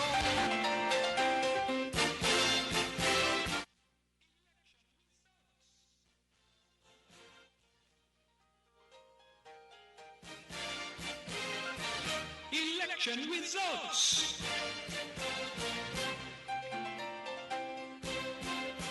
Election results. Ladies and gentlemen, it's been a long Friday and an even longer Friday night, and we are now into the hours of Saturday morning. We still have several boxes to count. We have 6 boxes in constituency number 1, 12 boxes in constituency number 8. I will remind you that several constituencies have already been declared. John L. Powell of the People's Action Movement has been returned in constituency number 2. Akila Byron Nisbet has been returned in constituency number 3. She is of the People's Labour Party. Lindsey Grant of the People's Action Movement was returned in constituency number 4. Sean Richards of the People's Action Movement was returned in constituency 5. Dr. Denzel Douglas of the St. Kitts Nevis Labour Party was returned in constituency 6. Dr. Timothy Harris of the People's Labour Party was returned in constituency 7. Mark Brantley of the Concerned Citizens Movement was returned in constituency 9. Eric Evelyn of the Concerned Citizens Movement was returned in constituency 10. Alexis Jeffers of the Concerned Citizens Movement was returned in constituency 11. As I said before, we are still awaiting the results of constituency 1 and constituency 8. While that count is taking place, we will take a break, and I will be back with an update at 10 o'clock as the counting continues and the results are announced. Meanwhile, I want to thank all of the workers, the staff at the Electoral Office, the registration officers, the Electoral Commission who mentored me, and all the people who held us all up in prayers. I want to thank especially all the churches that came on board so willingly, Skelec, Public Works Department, the Coast Guard, the Printry, my family for its tolerance, and I want to congratulate all of the winners thus far. And I will be back with you at 10 o'clock with a further update. Stay tuned, and back to Master Control.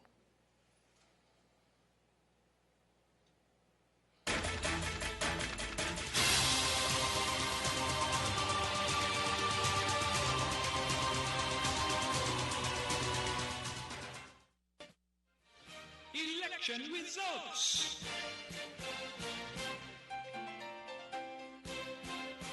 Election results.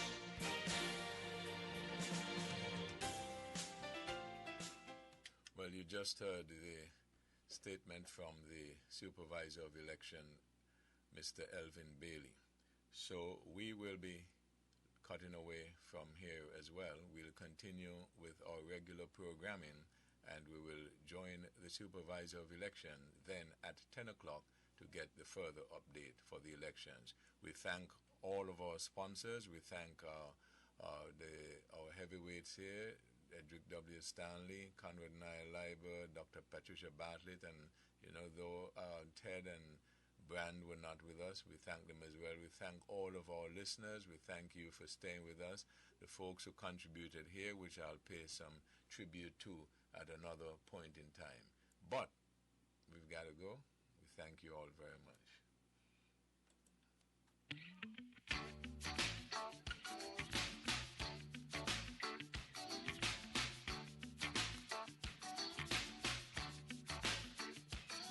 If it seems like I've been lost, and let's remember, you think I'm feeling older and missing my younger days. Oh, then you should have known me much better, 'cause my past is something that never got in my way. Oh no, still I would not be here now if I never had the hunger. And I'm not ashamed to say the Wild Boys were my friends.